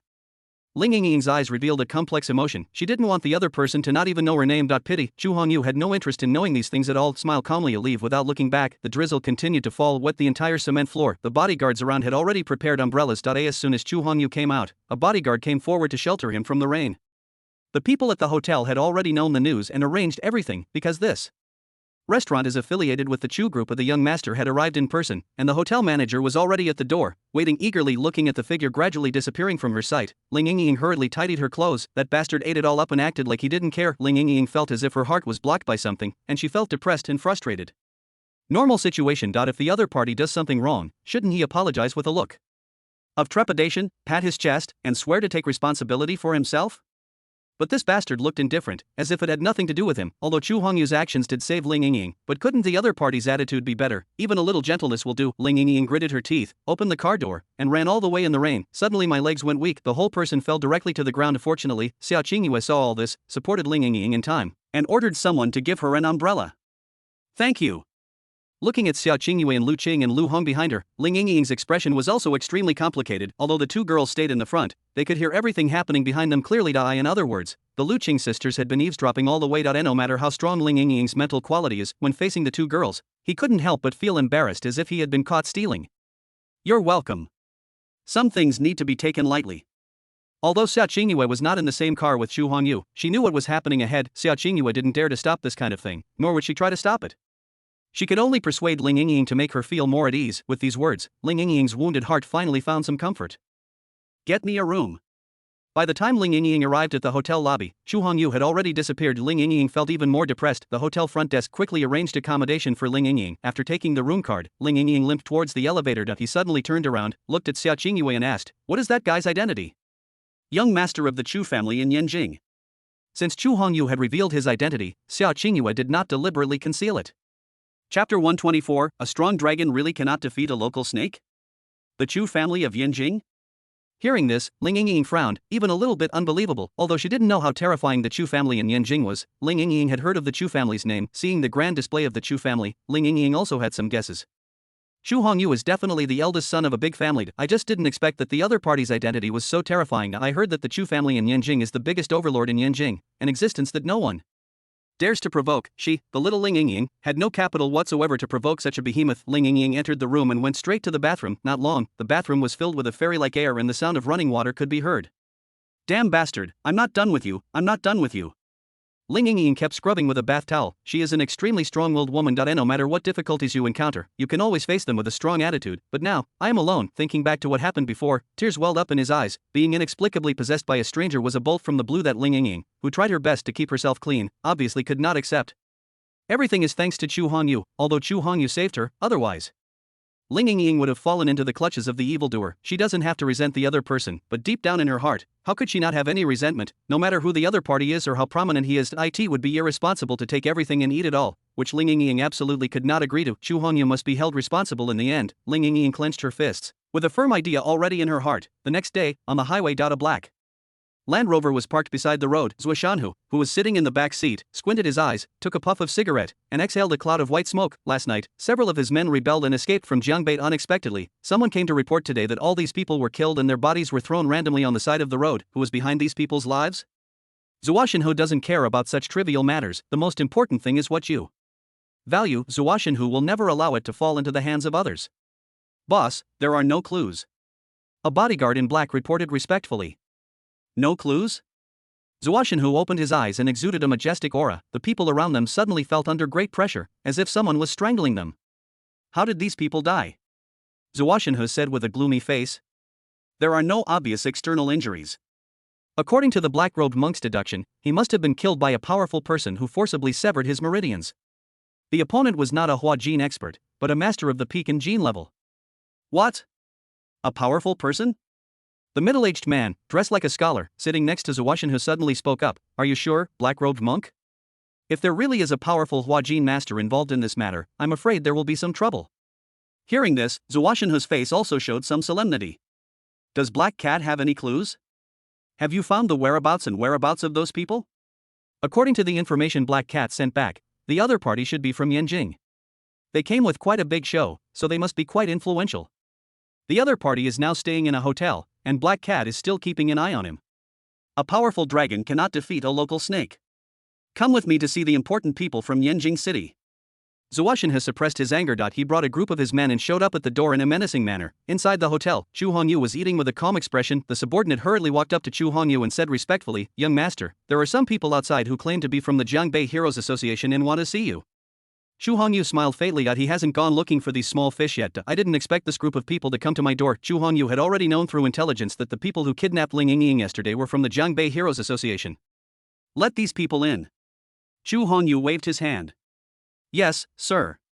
The subordinates retreated respectfully. Not long, led by the Chu family's security guards, several middle-aged men came over. Master, these are the people who want to see you. The Chu family's secret guard said this and then stood obediently behind Xu Hongyu. As the young master of the Chu family, Xu Hongyu naturally has to pay attention to the pomp when traveling to other places. There are more than 10 bodyguards guarding the place, including 2 powerful masters of Hua Jin. You are the so-called Heroes Association. Chu Hongyu looked them up and down and immediately lost interest. They were just a few minions, and Chu Hongyu was too lazy to put any effort into them. Yes, we are from the Heroes Association. The visitor nodded, his words sonorous and powerful. There was a hint of disdain in his tone. Perhaps these people are indeed rich young men from the capital, and they are used to acting arrogantly in the capital. Don't forget where this is. It's Jiangbei. It's where their heroes meet. A strong dragon cannot defeat a local snake. Several people didn't take Chu Hongyu, a young man like him, seriously at all. Tell me, what brings you to me so early in the morning? Chu Hongyu continued to savor his breakfast and spoke calmly. Last night, were the 5 people on the Nanjiu highway killed by your men? My people did kill a few people yesterday. They might be the people you mentioned. So, the things in those people's hands have also fallen into your hands. At this point, a hint of murderous intent appeared on the faces of several members of the Heroes Club. Chu Hongyu naturally understood what these people were talking about. After Shirley and others arrived at the hotel yesterday, they handed a pill to Chu Hongyu. He found it on the bodies of several men who had kidnapped Ling Yingying after he had killed them. Chu Hongyu could tell at a glance that it was a pill that could help dark energy warriors improve their strength. Pity, the quality is too low. And there are side effects. For Chu Hongyu, it has no effect at all. I almost flushed the pills down the toilet unexpectedly. This pill is actually related to the local power, the Heroes Association. Is this what you're talking about? Yes, that's it. The leader of the Heroes Association seemed extremely excited when he saw the elixir in Chu Hongyu's hand. Kid, as long as you hand this thing over to me, we, the Heroes Association, won't have to bother with you about what happened last night. Faced with the Heroes Association's offer of mercy, Chu Hongyu simply ignored it and continued to eat his breakfast. Boy, don't be shameless. I know you are a young man from the capital, and your men are quite capable. Don't forget whose territory this is. In front of my Heroes Association, these people of yours are still no match for me. Chapter 125. You are such an old woman. Oh, really? Some useful clues have been obtained from the mouths of these minions. Chu Hongyu was too lazy to waste words with these people. He waved his hand and said, Shirley, break their legs and throw them out, clear. Shirley received the order and walked towards several people from the Heroes Association. What, you really dare to go against my hero club? Several members of the Heroes Association panicked when faced with Chu Hongyu's dozen bodyguards. You know what kind of status the Hero Club holds in Jiangbei? To tell you the truth, behind our Heroes Association stands the entire Xia family. You guys can't afford to provoke them. Pity. After receiving Chu Hongyu's order, Shirley and others did not take the Xia family seriously at all. Only the clear sound of broken bones was heard. What followed was one scream after another. Several members of the Heroes Association had their legs broken before they had any chance to fight back. The severe pain almost made them faint. Chu Hongyu put down his chopsticks, fixed his gaze on Lu Qing, and said calmly, use your connections immediately to clarify the relationship between the Heroes Association and the Xia family. This includes all the forces in Jiangbei. Find out everything for me, clear. After receiving the order, Lu Qing quickly went down to handle it. I hadn't specifically investigated before, but I have intelligence on the major forces in Jiangbei. That's because he didn't meet the protagonist. Chu Hongyu would not waste his time on some unimportant people. Now, the heroine Ling Yingying has appeared, and the so-called most beautiful woman in Jiangbei is involved again. Chu Hongyu believed that it wouldn't be long before the protagonist would show up. Know yourself and your enemy, and you will never be defeated in 100 battles. Chu Hongyu didn't want someone to plot against him behind his back, while he himself was completely unaware of it. Mr. Chu. Xia Qingyue blinked, her expression somewhat heavy. After all, the Heroes Association was related to the Jiangbei Xia family. Xia Qingyue didn't know whether it was that Xia family, and what role the Xia family played in it. Don't worry about this matter. I, Chu Hongyu, will not wrongly accuse a good person, nor will I let a bad person go. Even if that Xia family is involved with the Yanjing Xia family, I will not implicate your family. Thank you, Master Chu. Xia Qingyue breathed a sigh of relief after hearing Chu Hongyu's words. After sending Lu Qing and Lu Hong out to gather intelligence, Chu Hongyu lay leisurely on the sofa, enjoying Xia Qingyue's service. Just at this moment, a beautiful figure walked over. Chu Hongyu looked up. The person who came was none other than Ling Yingying, with whom he had had a one-night stand. Things have already happened. You must face it and marry me. Ling Yingying was still dressed the same as yesterday. She sat directly opposite Chu Hongyu and looked at him with gritted teeth. Oh? Hearing this, Chu Hongyu glanced at the other person in surprise, with a slightly playful smile on his lips, and said, You mean, you want to marry me and become my wife? Why, you still don't want to? Ling Yingying pouted, obviously a little dissatisfied. This guy didn't want to take responsibility after taking advantage of everything. There is no such cheap thing in the world. This matter is something you can consider. Chu Hongyu smiled indifferently. The woman in front of me is really interesting. It's just right for killing time. After hearing Chu Hongyu's words, although he was still a little dissatisfied with Chu Hongyu's attitude, but Ling Yingying finally felt much better. As long as the other person is not that irresponsible person, even if he's a bit of a bastard, Ling Yingying can accept it. By the way, how old are you? Ling Yingying suddenly thought of something and looked at Chu Hongyu and asked, 22. Why is it so small? Ling Yingying exclaimed. She is almost 27 now, and the man in front of her is only 22. What is going on? Do old cows eat young grass? Young? I mean age. Chu Hongyu was speechless. Big, it has always been Chu Hongyu's pride. How dare someone say that he is small? The Ling Yingying in front of him was the first one. Hearing this, Ling Yingying looked puzzled. Sudden, she was choked all over. The little face suddenly flushed. He glanced at Chu Hongyu unhappily. Pft, pft, what are you imagining? I'm also talking about age.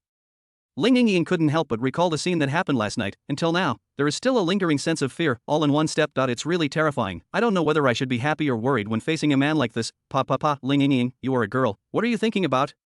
The messy things that appeared in her mind made Ling Yingying blush and feel shy. He shook his head and put aside all the unrealistic thoughts in his mind. Then he turned his gaze to Chu Hongyu and said, I am already 27 years old, 5 years older than you. As soon as she said this, Ling Yingying realized something was wrong. The other party is too small. Wrong. Chu Hongyu is too young. It is said that a woman who is 3 years older than a man will bring him gold bricks. The age difference between him and Chu Hongyu is enough for him to hold 2 gold bricks. This made Ling Yingying extremely angry. I was actually taken advantage of by a little brother.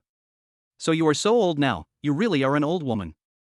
Ling Yingying's angry expression was written all over her face. The more Chu Hongyu looked at it, the more interesting it seemed to him, and he couldn't help but pinch her chubby cheeks. What do you mean by old woman?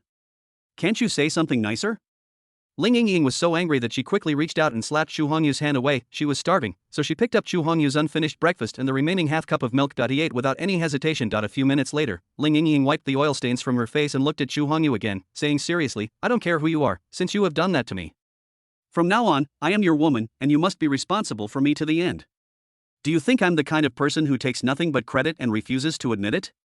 Chu Hongyu smiled calmly. There is no reason to refuse a beauty who comes to your door. After the two of them had their fill of food and drink, Chu Hongyu planned to take Ling Yingying for a walk nearby. The bodyguards behind him also followed him. Seeing this, Ling Yingying couldn't help but move closer to Chu Hongyu and whispered in his ear, Are all these people behind you your bodyguards? Who are you? Why do your bodyguards look so fierce and vicious to me? They don't look like good people. Don't worry about who I am. You just need to remember one thing, from now on, I will be your man. Chu Hongyu smiled indifferently and gave Ling Yingying this response. Chapter 126. Although he is a gigolo, he has no intention of living off others. Ling Yingying shook her head.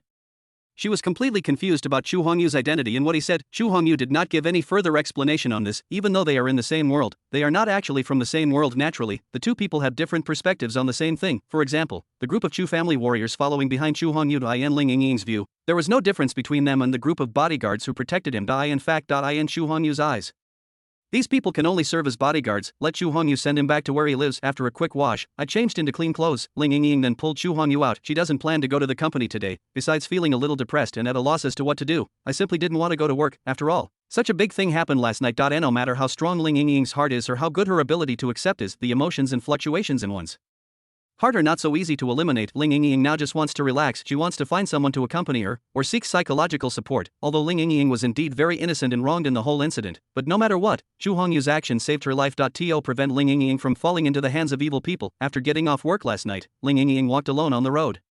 Suddenly a van came speeding over. Several gangsters got out of the car and tied Ling Yingying to the car without any warning. These people are ferocious and evil, and you can tell at a glance that they are not to be messed with. While kidnapping Ling Yingying, the other party also fed her an unknown medicine. If Chu Hongyu had not taken action in time, the consequences would have been unimaginable if it had fallen into the hands of those people. Thinking this in her heart, Ling Yingying's hatred for Chu Hongyu has gradually diminished.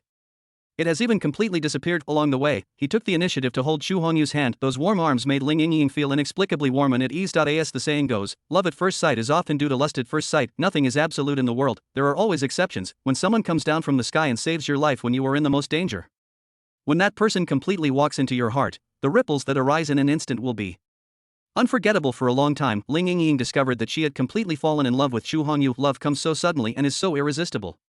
The two of them went to a nearby shopping mall and entered a well-known men's clothing store. Ling Yingying looked at a piece of clothing hanging on the mannequin and her heart was pounding. Holding Chu Hongyu's little hand, he went to the fitting room. The clothes Chu Hongyu wore were all brand new and very expensive, but I don't know why Ling Yingying just wanted to change Chu Hongyu's clothes and put on the clothes she had carefully selected. Why would I change my clothes for no reason? Chu Hongyu shook his head. He didn't pay much attention to his clothes. As long as you're not sloppy and dress appropriately, it's fine. Ling Yingying couldn't help but frown and said, I bought this dress for you. Think of it as your first gift to you. The word sister left Chu Hongyu completely speechless. It seems like he is a gigolo who lives off women. So he is a gigolo, but not the kind who lives off women. Look, these two suits suit you very well. You will look very handsome in them. Finding that Chu Hongyu did not express any clear objection, Ling Yingying began to act arrogantly according to his own vision. He carefully selected 2 pieces for Chu Hongyu. Final, Chu Hongyu still did the act of living off the rich young lady and asked her to buy him a set of clothes. Then the two of them came to a women's clothing store. It is a woman's nature to love beauty, love shopping, and love wearing beautiful clothes. Even the heroine Ling Yingying is no exception. After searching for a while, Ling Yingying took out a brightly colored bra and an azure bra, placed them in front of Chu Hongyu, and gestured them up and down. Which of these 2 clothes do you think looks better? They all look good, why not buy them all? Chu Hongyu's face was filled with black lines. This woman so wild and unrestrained, such revealing clothes. She going to show off her proud figure in front of me? Chu Hongyu looked him up and down. Ling Yingying's capital is not big. It can only be said to be average. If paired with this wild bra, Chu Hongyu was actually a little looking forward to it. I asked you to give me your opinion, to choose one from 2 options, not to help the salesperson sell clothes. Ling Yingying gave Chu Hongyu an unpleasant look. Why did I take such great pains to choose these 2 wild underwear? I just wanted to wear it for Chu Hongyu to see. Who knew this man didn't know how to cherish at all? Chu Hongyu seemed to have noticed Ling Yingying's intention, and pointed to something nearby, saying with a mischievous smile, I think the dress next to it is quite suitable. It will look very good on you. Looking in the direction of Chu Hongyu's finger, Ling Yingying immediately blushed with embarrassment. It turned out that what Chu Hongyu recommended was a pair of pajamas with hollow details. This piece of clothing can't even be called clothing. If you really wear it, it will be exposed to the public. This guy, what's going on in his head? Ling Yingying rubbed her shoulders and said with a murderous look on her face, Are you sure you want me to buy this dress? Forget it then. Chu Hongyu shook his head and pointed at the clothes in Ling Yingying's left hand and said, I think you should buy this blue dress. That's more like it. Ling Yingying snorted coldly, swiped the card directly, leave the clothing store with the packed clothes. The 2 walked out of the clothing store. A middle-aged man in his 40s, well-dressed, came towards them. After seeing Ling Yingying, he greeted her enthusiastically. It's Mr. Ling. I didn't expect to run into you here. What a coincidence. Is Mr. Zhu here on business? Ling Yingying responded expressionlessly, then took Chu Hongyu's hand. Seeing the middle-aged man named Mr. Zhu here, he couldn't help but squint his eyes. He ignored Chu Hongyu at all, but instead focused his gaze on Ling Yingying, staring at her straight. It's such a coincidence that I can meet Mr. Ling here. It's already lunchtime. If Mr. Lin doesn't mind, let's go have a quick meal together. No, I'm full.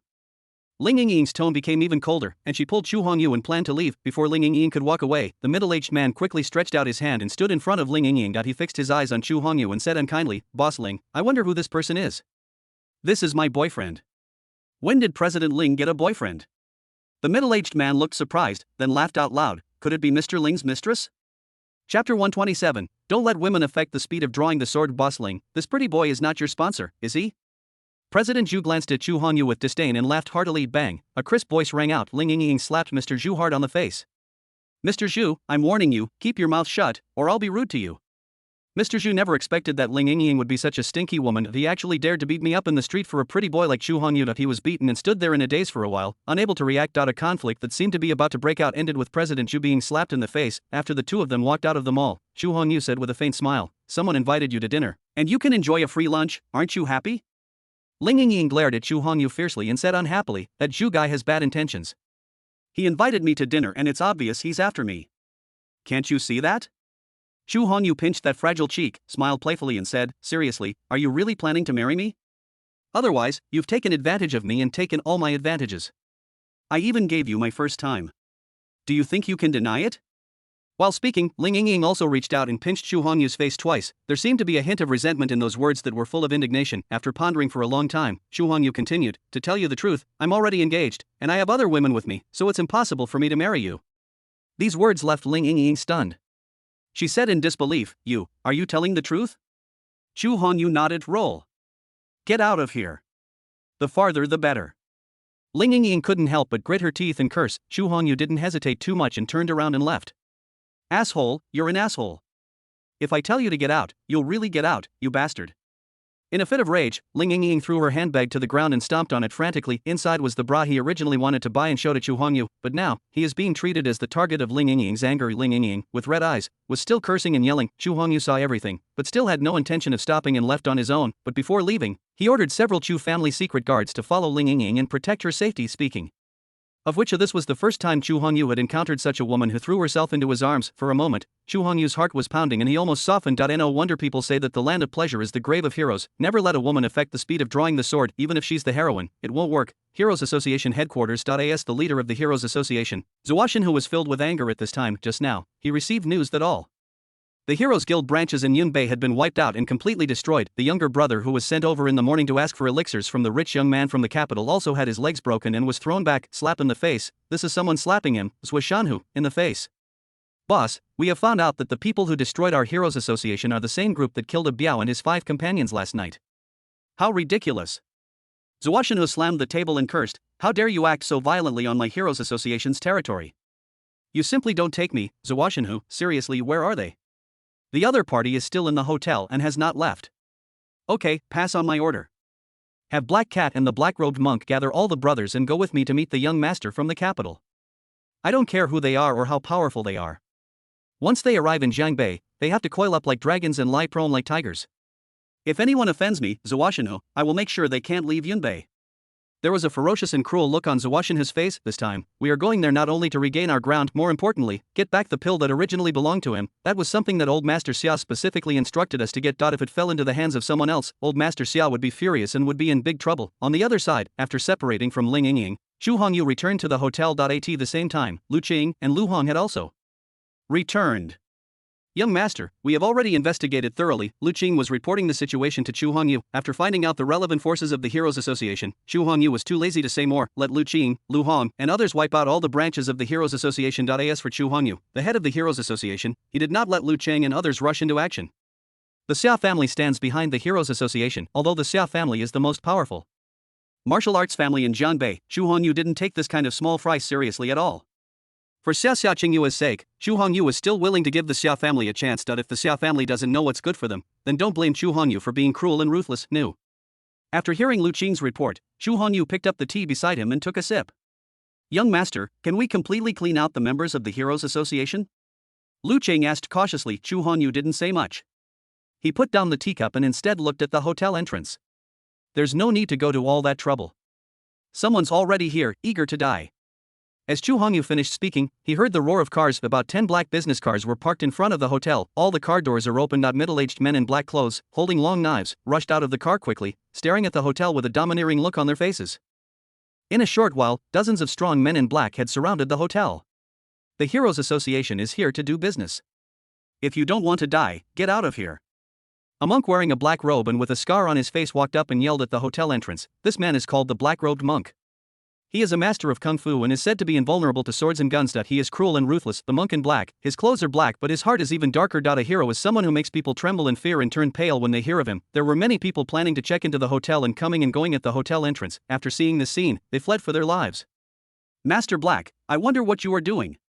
At the hotel entrance, a middle-aged man weighing 200 to 300 pounds saw this and nodded and flattered him. Beside him, there were 4 bodyguards in suits, protecting the middle-aged man with vigilant expressions.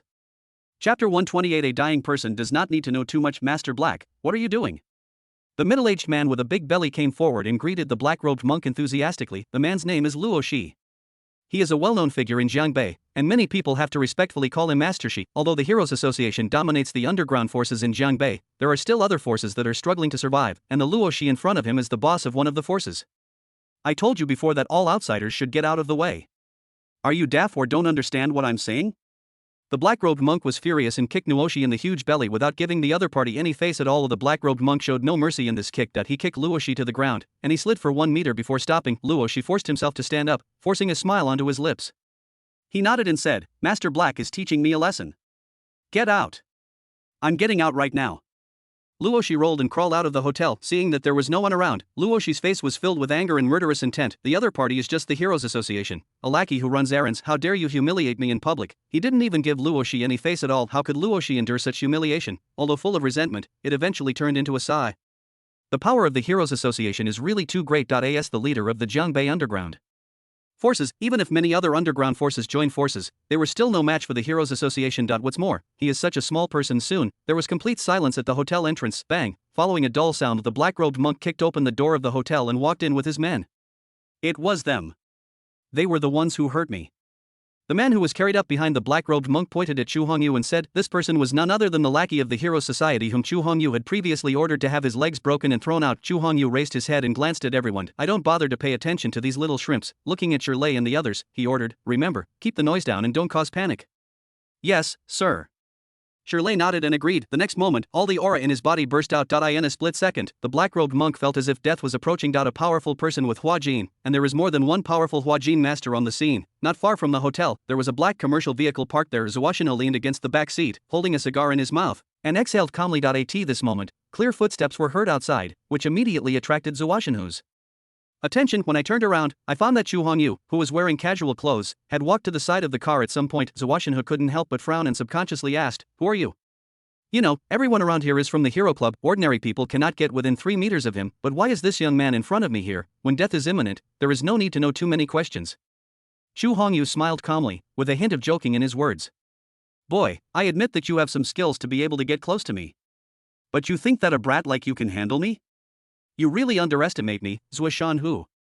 Zuashina snorted coldly, and a powerful aura burst out from his body. Those sunken eyes were filled with hostility. He was able to lead the Heroes Association to conquer a vast territory and become the overlord of the underground forces in Jiangbei, except that the Xia family is supporting behind the scenes. He himself is also a powerful and ruthless person. The inner strength is released outwards, and the strength is strong. Although he was only at the initial stage of Hua Jin, in a place like Jiangbei, he could be considered a top-tier expert. Seeing this, Lu Qin, Lu Hong and others hurriedly stood in front of Chu Hongyu to protect him.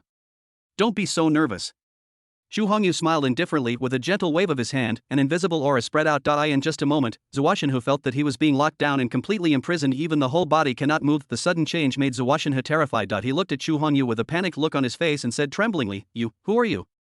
Such a powerful momentum is simply unheard of and unseen. Take your questions and hit the road." He sensed the murderous intent emanating from Chu Hongyu's eyes. Zuashinhu looked at Chu Hongyu anxiously and shouted, "You can't kill me. I have the Xia family's support behind me. If I die, the Xia family will never let you go." "Xia family?" Chu Hongyu said with a calm smile, "The Xia family is nothing I should be afraid of." As Chu Hongyu finished speaking, Zuashinhu's pupils constricted, and he was shocked to death by Chu Hongyu's internal force. "Master, there are a few people sneaking around here. Do you want to deal with them all at once?" Just at this moment, the Chu family's secret guards captured 5 people. This also includes the middle-aged man with a big belly. The middle-aged man was none other than Luoshi, who had not yet had time to leave. Luoshi was so frightened that his legs went weak and he was sweating profusely. I watched helplessly as these people eliminated all the members of the Heroes Club in a flash. No matter how strong his mental state was, he was still frightened to death at this moment. "Young master, I was just passing by. I didn't see anything. Please treat me like a fart and just let it go." Luoshi knelt down in front of Chu Hongyu and cowed out for mercy. Chu Hongyu glanced at the 5 people in front of him and said calmly, "I can give you a chance to live. Before I come back, clean up all the traces here and don't let me see any blood." "Can you do this?" "Yes, I can definitely do it." Luoshi quickly nodded and agreed. That's the Heroes Association and the Mountain Tiger. In a moment, he was completely wiped out by the people in front of him. Luoshi only felt a chill rushing straight to the top of his head. "I am even more afraid of people like Chu Hongyu." Although Zuashinhu was dead, many branches of the Heroes Association were also destroyed by Chu Hongyu.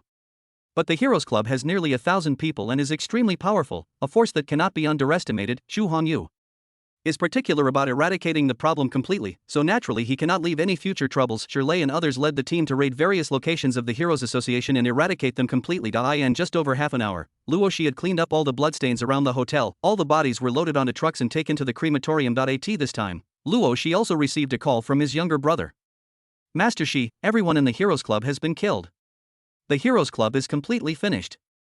After hearing this, Luoshi couldn't come back to his senses for a long time. That is the leading boss of Jiangbei and the Hero Association that dominates the underground forces in Jiangbei. It was destroyed just like that. This kind of thing seems a little unreal when you think about it. Chapter 129. Shinyu comes to break off the engagement. The sound of a car humming was heard. Chu Hongyu took a stroll outside and returned to the hotel again. Seeing this, Luoshi hurried forward, bowing and nodding, speaking in an extremely respectful tone. "Master, I have cleaned up the entire scene as you instructed." Chu Hongyu nodded slightly and ignored this insignificant little person. "Master, please wait a moment, please wait a moment." Luoshi took small steps and quickly caught up with him, handing him a card with both hands, and said flatteringly, "Master, it's all my fault for being blind and accidentally offending you. I have specially prepared a small gift. I beg you to accept it." "That's quite interesting." Chu Hongyu smiled faintly, took the card, and played with it for a while. So Luoshi left dancing with joy on her face. Zuashin, who initially relied on the Xia family and became the overlord of the Jiangbei underground forces, now, the Heroes Association has been completely destroyed. If I could seize this once-in-a-lifetime opportunity, there may be a chance to become a person like the sitting tiger. After all, this young man in front of him wiped out the Heroes Association in one breath, and even the Xia family didn't take him seriously. As long as I can hug the thigh of this young man in front of me, Luo she doesn't get whatever he wants. So, in order to curry favor with Chu Hongyu, Luo she gave him a nice gift. The next morning, Chu Hongyu left the hotel early in the morning, bringing Xia Qingyue and a dozen Chu family secret guards with him, and headed towards the Xia family. Speaking of which, Chu Hongyu came to Jiangbei because Xia Qingyue originally wanted to attend her cousin's wedding. Chu Hongyu, believing that the capital was too boring, accompanied Xia Qingyue out for a stroll. It now seems that the trip to the Xia family will definitely yield great results. Ever since the system prompted that Ling Yingying was the heroine, Chu Hongyu asked Lu Qing, Lu Hong, and others to investigate the Xia family's marriage and many surrounding situations. Finally got some clues. The person Xia Mingyue is going to marry is Qin Shaoxian, the young master of the Qin family in Magic City. The Qin family of Magic City is one of the top families in Magic City. Its power is deeply rooted and should not be underestimated. In addition, Chu Hongyu also received an interesting piece of news. The person Xia Mingyue was originally engaged to was not Qin Shaoxian, the young master of the Qin family in Magic City, but it was Qin Yu, the former young master of the Qin family. It was because of some unknown reason 3 years ago that Qin Yu was expelled from the Qin family and kicked out of the Qin family. At this point, Chu Hongyu also understood the general situation. Qin Yu is most likely the son of destiny that Chu Hongyu will face this time. As the young master of the Qin family, he was framed and even kicked out of the Qin family, and now, even Qin Yu's fiancée is going to marry someone else in the family. Such a tragic plot also fits the background setting of the protagonist's story. I believe Qin Yu will definitely show up at this engagement. Besides this, Chu Hongyu also wanted to see how beautiful Xia Mingyue, known as the most beautiful woman in Jiangbei, was Xia family manner. Just as Chu Hongyu expected. Today's Xia family is destined to be very lively, and some unexpected things will happen. Qin Yu arrived at the Xia family early in the morning. A noble lady was discussing something with the maid next to her. The noble lady suddenly asked, "What are the characteristics of the visitor?" "He seems to be in his early 20s, handsome, and dressed in ordinary clothes. You can tell at first glance that he is a poor guy with no money." The maid responded carefully. Hearing this, the noble lady couldn't help but frown and asked again, "What other behaviors did that person show after he came?" "I poured him a cup of hot tea. He took a few sips casually, and there seemed to be some displeasure between his brows. By the way, he suddenly asked a strange question." "What question did you ask?" the lady quickly asked. After hesitating for a while, the maid imitated the other person's tone. "It's said that a woman shouldn't marry 2 husbands. Your eldest daughter of the Xia family is already engaged, but she's marrying someone else. Could it be that the Xia family has 2 Xia Mingyus who can marry twice? Damn it, how dare you be so presumptuous." Upon hearing this, the lady's face darkened and she slammed the table fiercely. There was an undisguised coldness emanating from his body, and he couldn't help but roar. The maid was so frightened by this sudden scene that she fell to her knees, trembling. "Come on, take me to see that arrogant and ignorant guy." The lady stood up and left the room, turning to go to the main hall. What came into view was a young man who was dressed simply and looked quite handsome. This person is none other than Qin Yu. Seeing the noble lady coming, Qin Yu said with a faint smile on his face, "Madam Xia, it's been several years since we last met. I wonder if you still remember me." The lady frowned and looked up and down at the man in front of her, as if she had a sense of déjà vu. The next moment, the lady's expression changed drastically, and she couldn't help but ask, You are Qin Yu? I didn't expect that after a few years, there would still be people who knew my name." There was a playful smile on Qin Yu's lips. After confirming the other party's identity, the lady came out of her brief daze. She turned around and sat opposite Qin Yu with a serious face. "Tell me, what exactly is your purpose in coming to my Xia family this time?" "I have come specially to return this item to your Xia family." While speaking, Qin Yu took out a marriage certificate from his arms and threw it in front of the lady. Break off an engagement. Hearing this, the coldness on the lady's face lessened a little. "Pick up the marriage certificate and look at it carefully." Then he nodded in satisfaction and said, "You are a man of good sense. You understand that with your current status, it is impossible for a toad to eat swan flesh." "A toad wants to eat swan flesh?" Qin Yu couldn't help but laugh out loud. "Madam, don't be too happy too soon. You only saw the marriage certificate, but didn't see that there was also a divorce letter following it." "Divorce letter?" The lady was stunned for a moment, then she checked it over. I discovered that there was indeed a divorce letter behind the marriage certificate. The noble lady couldn't help but snort coldly and said, "What a nice divorce letter, Qin Yu. You think you can regain some dignity from my Xia family by playing such a childish trick? Who do you think you are? How dare you divorce the daughter of the Xia family? You are simply foolish and ignorant. Don't forget, you've already been expelled from the Qin family. You're nothing more than a pathetic stray dog that no one wants. Staying away from Mingyue is your best choice." "Yeah?" Qin Yu had a sarcastic smile on his face. "It's said that a woman shouldn't serve 2 husbands. Your Xia family first betrothed Xia Mingyue to me, Qin Yu. And now, before my engagement with Xia Mingyue was dissolved, you've betrothed her to someone else. A woman who married twice is so treacherous. What qualifications does Madam have to speak freely and criticize me?" Chapter 130 Jiang Bei's most beautiful lady Xia Mingyue, a woman marries twice, which is a betrayal. In Qin Yu's words, the Xia family became a treacherous villain. Qin Tianyu, don't be so presumptuous. The noble lady's eyes were blazing with fire, and she wished she could order someone to kick Qin Tianyu out right away. He took a deep breath, forcibly suppressing the anger in his heart, and then continued, you need to understand one thing. Our Xia family betrothed Xia Mingyue to the Qin family in Demon City, not to you personally. After saying this, the noble lady said with a gloomy face, come here, ask this young man to leave. As soon as he finished speaking, several Xia family bodyguards rushed out aggressively and surrounded Qin Tianyu. Qin Tianyu ignored the clown in front of him, with a slight wave of his hand. The tremendous force directly blew all the bodyguards away. Qin Tianyu, you actually dared to use force in my Xia family. Someone, come and capture him for me, stop.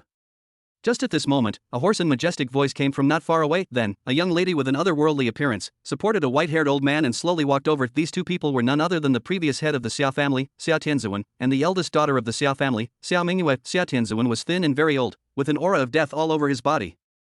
He had to gasp for breath after taking 2 steps. Obviously, the yellow sand had covered most of his body. It's only a matter of time before you get into the coffin. The moment he saw Qin Tianyu, a little light flashed in Xia Tianzuan's deep-set eyes, but more of it was a bit of inexplicable obscurity. Qin Tianyu also took in all this obscurity. He didn't say much, but there was a hint of smile in his eyes. It is completely different from the image of an old man who was very old and will not live.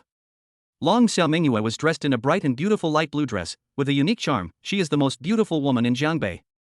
Although she is praised and flattered, she deserves the title. Xia Mingyue is indeed very beautiful and eye-catching. Her beauty is like a lake, which makes people's eyes shine and want to get closer, but they dare not try. She exudes a unique cold aura, a charm that keeps people at a distance, otherworldly and graceful. This is how outsiders evaluate Xia Mingyue. The eyes that looked at Qin Tianyu were expressionless and without any ripples. With the support of Xia Mingyue, the old man of the Xia family forced himself to cheer up and walk step by step to the opposite side of Qin Tianyu. He looked at Qin Tianyu and greeted him, Mr. Qin. Hearing this, Qin Tianyu couldn't help but sneer. I didn't expect that even today, you still call me young Master Qin. Cough cough cough, old Master Xia couldn't help but cough violently, and his face suddenly turned extremely pale. It can be seen that Mr. Xia's condition is not good, even very bad. Xia Mingyue kept patting the old man's back, trying to help him relieve the situation. Old Master Xia sat down with difficulty, looked at Qin Tianyu beside him and asked, I wonder what exactly brought young Master Qin here today? Qin Tianyu smiled, a very bright smile. He glanced at old Master Xia and said calmly, Xia Tianzuan, are you very surprised to see that Qin Tianyu is not dead? Cough cough cough, Master Qin, I don't know what you mean by this. Xia Tianzuan coughed continuously and asked weakly. Others may not know what I mean, but don't you understand? 3 years ago, Qin Tianyu was framed and expelled from the Qin family. Not long after, he was hunted by a group of mysterious forces. That group of people were very powerful. The weakest ones were all strong men in the dark energy realm, and there were even several strong men in the transformation energy realm. Qin Tianyu clearly felt that one of them was Xia Tianzuan in front of him. Qin Tianyu picked up the teacup, tasted it carefully, and continued. The problems you have now are probably caused by what you left behind back then. 3 years ago, Qin Tianyu had just turned 18 and was already a powerful man at the peak of the dark energy realm. It is only one step away from the realm of Huajin. This kind of person is considered a genius among geniuses in the entire magic city. Facing the siege of a dozen men in black, including 3 powerful masters of Huajin. 2 fists cannot beat 4 hands, and Qin Tianyu was ultimately unable to hold on alone, but Qin Tianyu relied on his peak quiet strength to severely injure the newcomers and even killed more than half of the enemies. Xia Tianzuan was also seriously injured in that battle and has not recovered until now. Hearing Qin Tianyu's words, Xia Tianzuan couldn't help but tremble. His eyes trembled, but he still gritted his teeth and denied it flatly. Mr. Qin, what do you mean by this? I don't understand at all. Xia Tianzuan, you don't need to pretend to be ignorant in front of me. I can give you one last chance. Qin Tianyu said coldly, I know you must be quite surprised to see me alive and appear before you. I advise you to find all those people who hunted me back then. I will come visit your Xia family again when your granddaughter is officially engaged.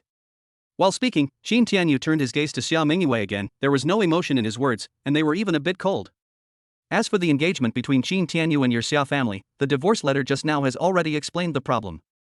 After he finished speaking, Qin Tianyu did not stay and turned to leave. Hearing Qin Tianyu's arrogant words, the lady was already angry and embarrassed. She is Xia Mingyue's mother. Qin Tianyu is showing off his power in front of everyone in the Xia family. Isn't this a blatant slap in the face of his own Xia family? Xia Mingyue remained calm and showed no emotion at all. Whether she marries Qin Tianyu or someone else in the Qin family. To Xia Mingyue, none of it matters. As the daughter of a wealthy family, marriage is a matter of great importance and has no say in the matter. All Xia Mingyue could do was to become a marriage partner for the benefit of the Xia family and be sent out to marry into other families. It was like this 3 years ago, and it Is still like this today. 3 years later, looking at the man in front of me who was engaged to me and almost became my man, there was still no trace of emotion in Xia Mingyue's eyes. We were strangers to each other, so how could there be any feelings between us? As for Xia Tianzuan, he didn't say a word for a long time as he watched Qin Tianyu's back gradually leave. There was a fierce light in those deep-set eyes. The other side. As soon as Chu Hongyu arrived at the Xia family, he happened to meet a young man in ordinary clothes coming out of the Xia family. When Chu Hongyu saw the man, his eyes lit up. This person does have this intention. Chapter 131. This is a real lady. Chu Hongyu had just arrived at the gate of the Xia family when he saw a good-looking man in his 20s. Ding. The son of destiny, Qin Tianyu, has been discovered. The relevant plot has been imprinted in the host's mind. Son of destiny, Chu Hongyu smiled. I had originally guessed that this trip to the Xia family would definitely bring some unexpected surprises. I never thought that I would meet the son of destiny so soon. A gleam of light flashed in Chu Hongyu's eyes. A property panel appeared in front of him. Character Qin Tianyu identity, abandoned son of the Xia family, son of destiny charm, 88 strength. Middle stage of Huajin luck points, 5,000, continuously growing, gold finger, pure young divine body. You have murderous intentions towards me. Do you want to kill me? Just as Chu Hongyu was looking at Qin Tianyu suddenly turned around and stared at Chu Hongyu. Chu Hongyu was slightly surprised. Qin Tianyu now has only the strength of the middle stage of Huajin. I could actually sense the murderous intent in my eyes. This surprised him a little, but it's normal when you think about it. Don't look down on Qin Tianyu. He only has 5,000 points of luck. However, the system indicates that Qin Tianyu's luck is still rising and has great potential for improvement. Even Luo Peng, who had a mutant cell phone and could know major future events, did not have as much room for growth as Qin Tianyu. This is just the beginning of the plot. Once Qin Tianyu grows up smoothly, how big it will grow. It's hard for anyone to imagine, but after meeting this villain, Qin Tianyu has lost the room for growth. Chu Hongyu raised his hand slightly. A Yin life and death talisman silently hit Qin Tianyu, then he entered the Xia family without looking back. Seeing this scene, Qin Tianyu couldn't help but frown, but he didn't notice Chu Hongyu's little trick, nor did he get too entangled. In Qin Tianyu's perception, the guy in front of him was an ordinary person without any cultivation, but there seemed to be a thick fog around the other person that he could never see through the other person. The current matter is more important, and Qin Tianyu has no intention of causing any trouble. Report to the old master. Master Chu is here. In the hall. As Qin Tianyu left, Xia Mingyue's mother also left after cursing a few words to in the huge lobby. Only Grandpa Xia and his grandson Xia Mingyue were left. Just at this moment, a servant came hurriedly to report. Young Master Chu. Which young Master Chu is it? The other party claims to be from the Chu family of Yanjing. The servant responded respectfully. Hearing this, old Master Xia's heart was shocked. He subconsciously stood up and said solemnly, quickly invite young Master Chu in. Even though Mr. Xia was ill and on the verge of collapse at this time, he still forced himself to support his upper body and went outside to greet Chu Hongyu. Just like the old man's speed of movement, before he took a few steps, Chu Hongyu had already arrived at the lobby. In fact, before the Xia family's servants could report, Chu Hongyu walked in first. Standing at the door waiting for someone to pass on the message has never been Chu Hongyu's style. Meet Mr. Chu. Meet the young lady.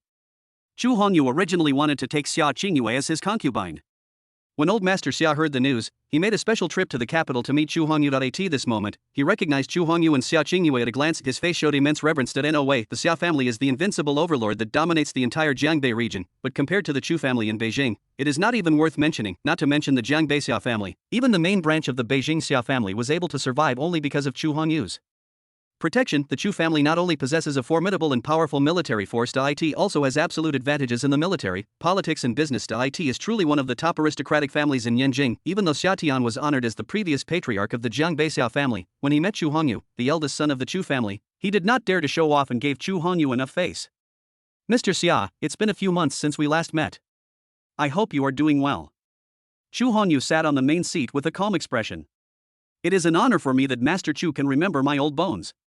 Old Master Xia forced himself to support himself and sat next to Chu Hongyu. He turned around and looked at Xia Mingyue beside him, and ordered, Mingyue, go and take out my treasured tea and ask Master Chu to taste it.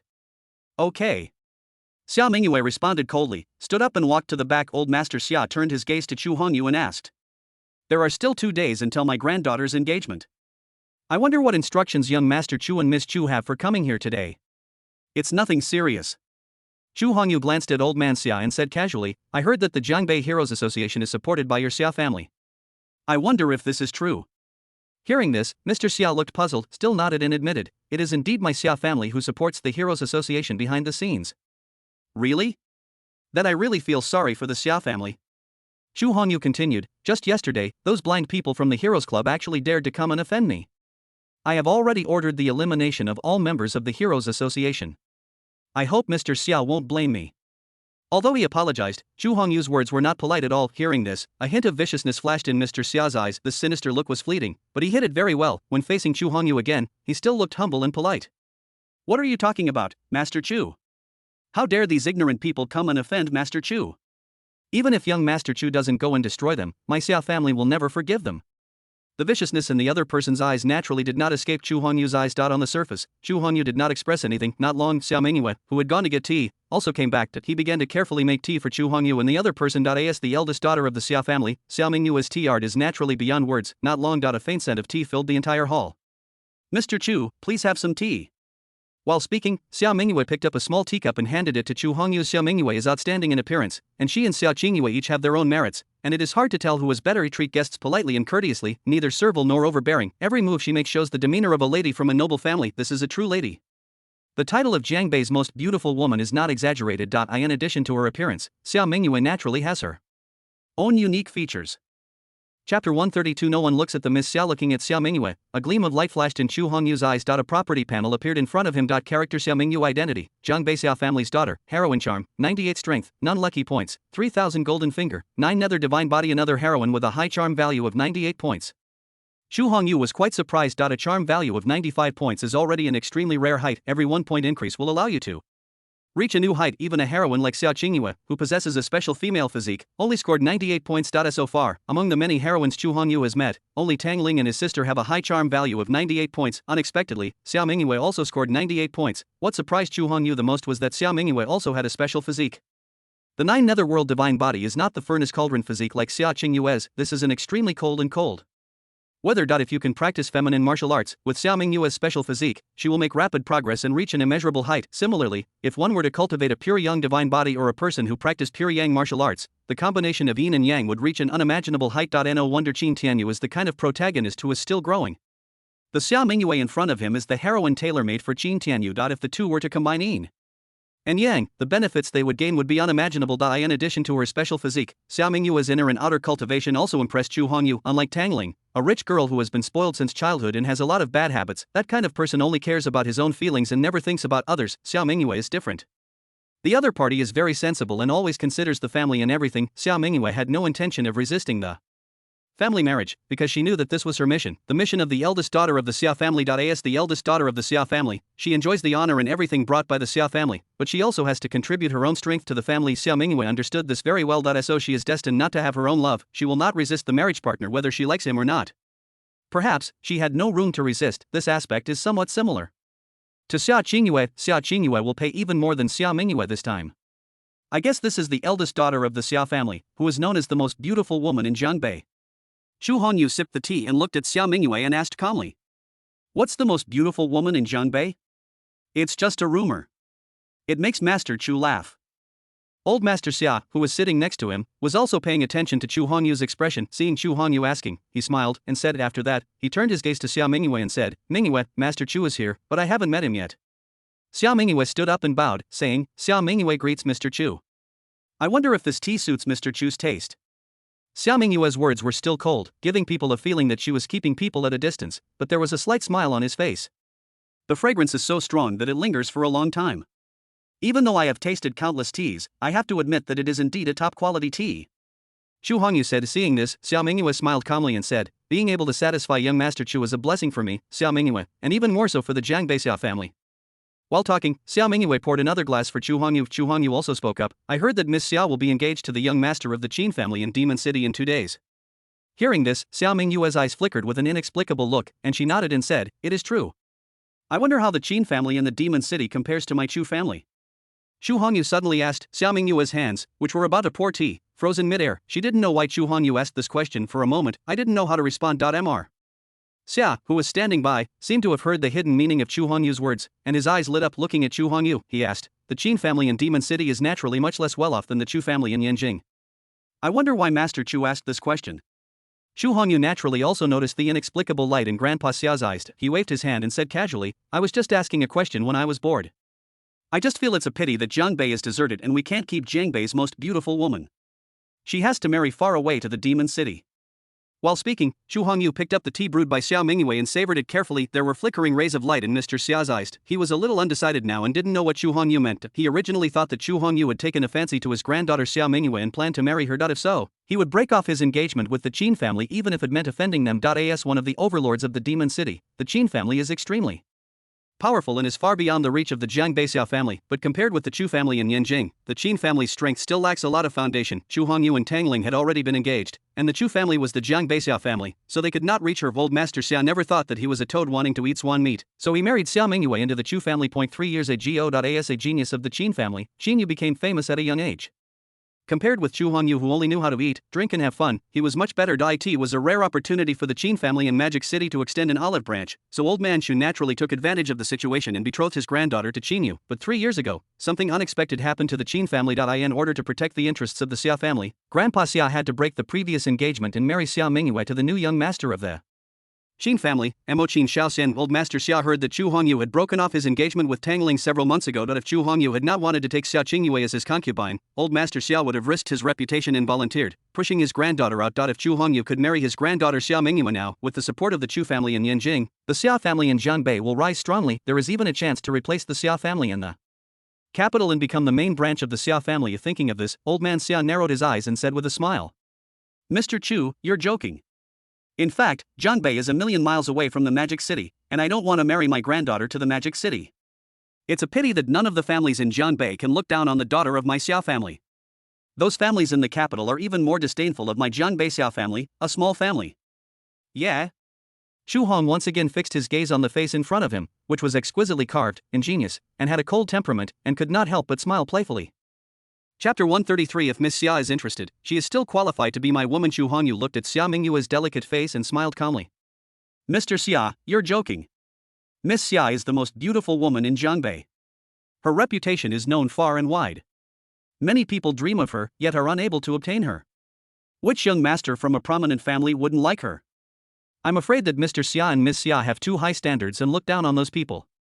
Chu Hongyu spoke calmly, and his eyes did not reveal any covetous thoughts. Seeing Chu Hongyu put down the teacup, Xiao Mingyue poured another cup for Chu Hongyu. The wine should be filled to the brim, and the tea should be 70% just right. The most beautiful woman in Jianbei is nothing more than a vague and superficial title. Having said this, old Master Xia suddenly paused and turned his gaze to Chu Hongyu. A gleam of light emanated from those deep-set eyes. "Mr. Chu, I mentioned earlier that Mingyue has a somewhat bad reputation. No young master from a noble family would dislike Mingyue. I wonder if Master Chu thinks Mingyue's simple figure is worthy of your attention." At this point, an inexplicable look flashed in Mr. Xiao's eyes, but he quickly hid it. This is no longer a hint, it is almost a naked provocation. It seemed as if he was asking Chu Hongyu whether he liked Xiao Mingyue. Xiao Mingyue, who was standing next to him, remained calm after hearing what her grandfather said, and there was no strange expression on her face. It was as if everything Mr. Xia said had nothing to do with her. Chu Hongyu had been watching the changes in Xiao Mingyue's expression. Seeing this, he smiled indifferently. Miss Xia is a beauty of national beauty, stunningly beautiful, a rare beauty. It's a pity that it won't be long before Miss Xia gets engaged to someone else and becomes someone else's wife. Mr. Chu, I have an immature idea here, I wonder if I can express it. The gleam in Grandpa Xiao's eyes became brighter and brighter. Chu Hongyu always kept his eyes on Xiao Mingyue. Anyone who is not a fool can see it. Chu Hongyu must have some interest in Xiao Mingyue. Whether I can tell it depends on what Mr. Xia wants. After all, this young master doesn't know what Mr. Xia is going to say next, so it's naturally difficult to make a judgment. Chu Hongyu still spoke calmly and did not respond to Mr. Xiao's words. In that case, please forgive me for being abrupt and speaking frankly. Old Master Xia didn't think there was anything wrong with what he said next, and spoke seriously. Speaking of which, my Jiang Beixiao family and the Beijing Xia family have an inseparable relationship. Hundreds of years ago, we were originally one family. Now, watching Mingyue marrying off to the unfamiliar city of Modu, this old man is filled with reluctance. If Master Chu feels that my daughter's modest appearance is worthy of your attention, why not arrange a marriage between the Xia and Chu families and let my daughter serve Master Chu? Hearing this, Chu Hongyu glanced at Grandpa Xia with some surprise, then he turned his attention to Xiao Mingyue next to him. I found that the other person's face still showed a cold look, there was no change of emotion in his eyes. This woman is quite interesting. This coldness was not something Xiao Mingyue deliberately disguised, nor was it acquired through training, but was innate, possessing the 9 netherworld divine body. Xiao Mingyue was born cold, with a bone-chilling aura. It's rare for Mr. Xia to do something good for others. This young master doesn't have any big objections to this.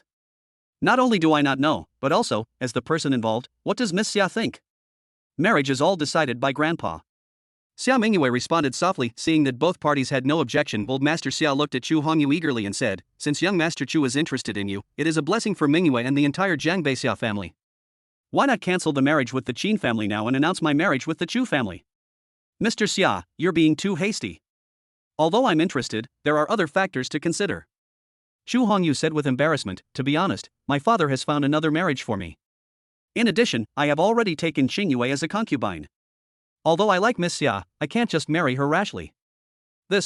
Old Master Xia just stood there in a daze, not knowing how to respond. Needless to say, Chu Hongyu took Xiao Qingyue as his concubine. That it's already common knowledge even in front of Xiao Qingyue, the person involved. Old Master Xia had no room to hide, because he has enough confidence. His own granddaughter, Xiao Mingyue, was no less capable than Xiao Qingyue. As long as Chu Hongyu can marry his granddaughter Xiao Mingyue, relying on this relationship, Old Master Xia was absolutely certain that he could surpass the main branch of the Xiao family in Beijing and even become the leader of the entire Xiao family. But when did Chu Hongyu get another marriage arranged? This news was not made public and Mr. Xiao was completely unaware of it. "Of course, although I cannot marry Miss Xia, if Miss Xia is interested, there is still a chance for her to become my, Chu Hongyu's, woman." Chu Hongyu tasted the tea on the table again. The smile on the corners of his mouth became even more intense. Seeing that the teacup was empty, Xiao Mingyue poured Chu Hongyu another cup like a servant. The man had a blank expression and a cold look. However, Chu Hongyu keenly noticed that there was some emotional fluctuation in those icy beautiful eyes. "Mr. Chu, you are joking. No matter what, Mingyue is still the eldest daughter of our Xiao family. If she has no status, wouldn't it be a disgrace to the reputation of our Xiao family's ancestors?" Mr. Xiao's words were no longer as kind as before, but gradually became more distant. Originally wanted to marry Xiao Mingyue to Chu Hongyu, never thought Chu Hongyu politely rejected her and refused to even give her a name. The Chu family in the capital is extremely powerful. But Xiao Mingyue became Chu Hongyu's nameless woman. It would be better to let her marry the young master of the Qin family in Demon City. At least, Xiao Mingyue can still become the young lady of the Qin family in Magic City. Being able to marry into the Chu family of Yanjing is an unattainable dream for their Xiao family. As long as this marriage is completed, their Xiao family will be able to run rampant throughout the entire dragon country and will no longer have to fear anyone. Just let Xiao Mingyue be an unknown woman to Chu Hongyu. This is not what Mr. Xiao wants to see at all, even though Xiao Mingyue married Chu Hongyu as a concubine. Even with Xiao Qingyue in front, the effect achieved was limited. The daughter of the Xia family, a wealthy lady, could only be Chu Hongyu's lover without any status. It will only make the entire Xia family a laughingstock for the world. Although he was able to successfully connect with Chu Hongyu and make a lot of money, but the reputation is lost, which is not worth it. Chapter 134. Mr. Chu, I want to be the head of the Xiao family. Although old Master Xiao wanted to board the big ship of the Chu family in Yanjing, Chu Hongyu did not give Xiao Mingyue a status at all. Just let Xiao Mingyue be a woman in name only for Chu Hongyu. Instead of this, Mr. Xiao might as well choose the Qin family in Magic City, marry into the Qin family of Magic City. Although generally speaking they cannot compare with the Chu family of Yanjing, but for the Jiangbei Xiao family, the benefits brought are also considerable. At least it can be considered legitimate. Since old Master Xia is unwilling, this young master can only feel a little regretful in his heart. Watching the most beautiful woman in Jiangbei throw herself into the arms of another man, this young master is truly heartbroken. Chu Hongyu smiled indifferently. Although he said he was reluctant to leave, his face showed no sign of it.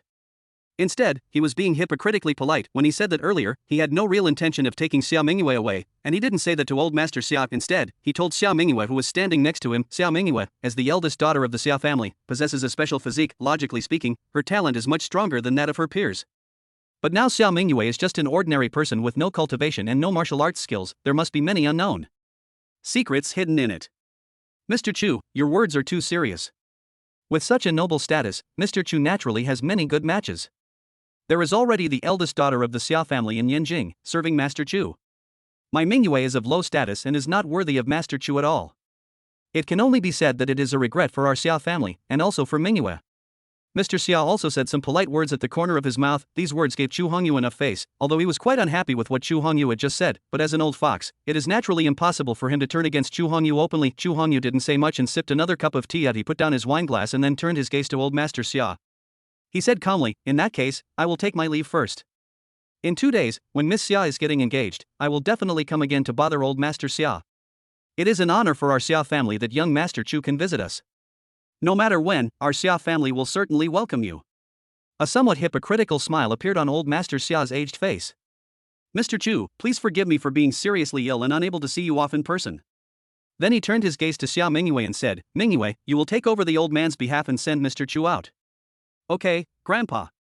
Xiao Mingyue responded with cold words, quickly caught up with Chu Hongyu's footsteps. Soon, the group had walked out of the Xiao family. Chu Hongyu walked in front, Xiao Qingyue followed on Chu Hongyu's left, while Xiao Mingyue stood on Chu Hongyu's right. Behind Chu Hongyu was a large group of Chu family secret guards, the two sisters Lu Qing and Lu Hong, and two maids who were protecting Xiao Mingyue. Don't underestimate them as little maids.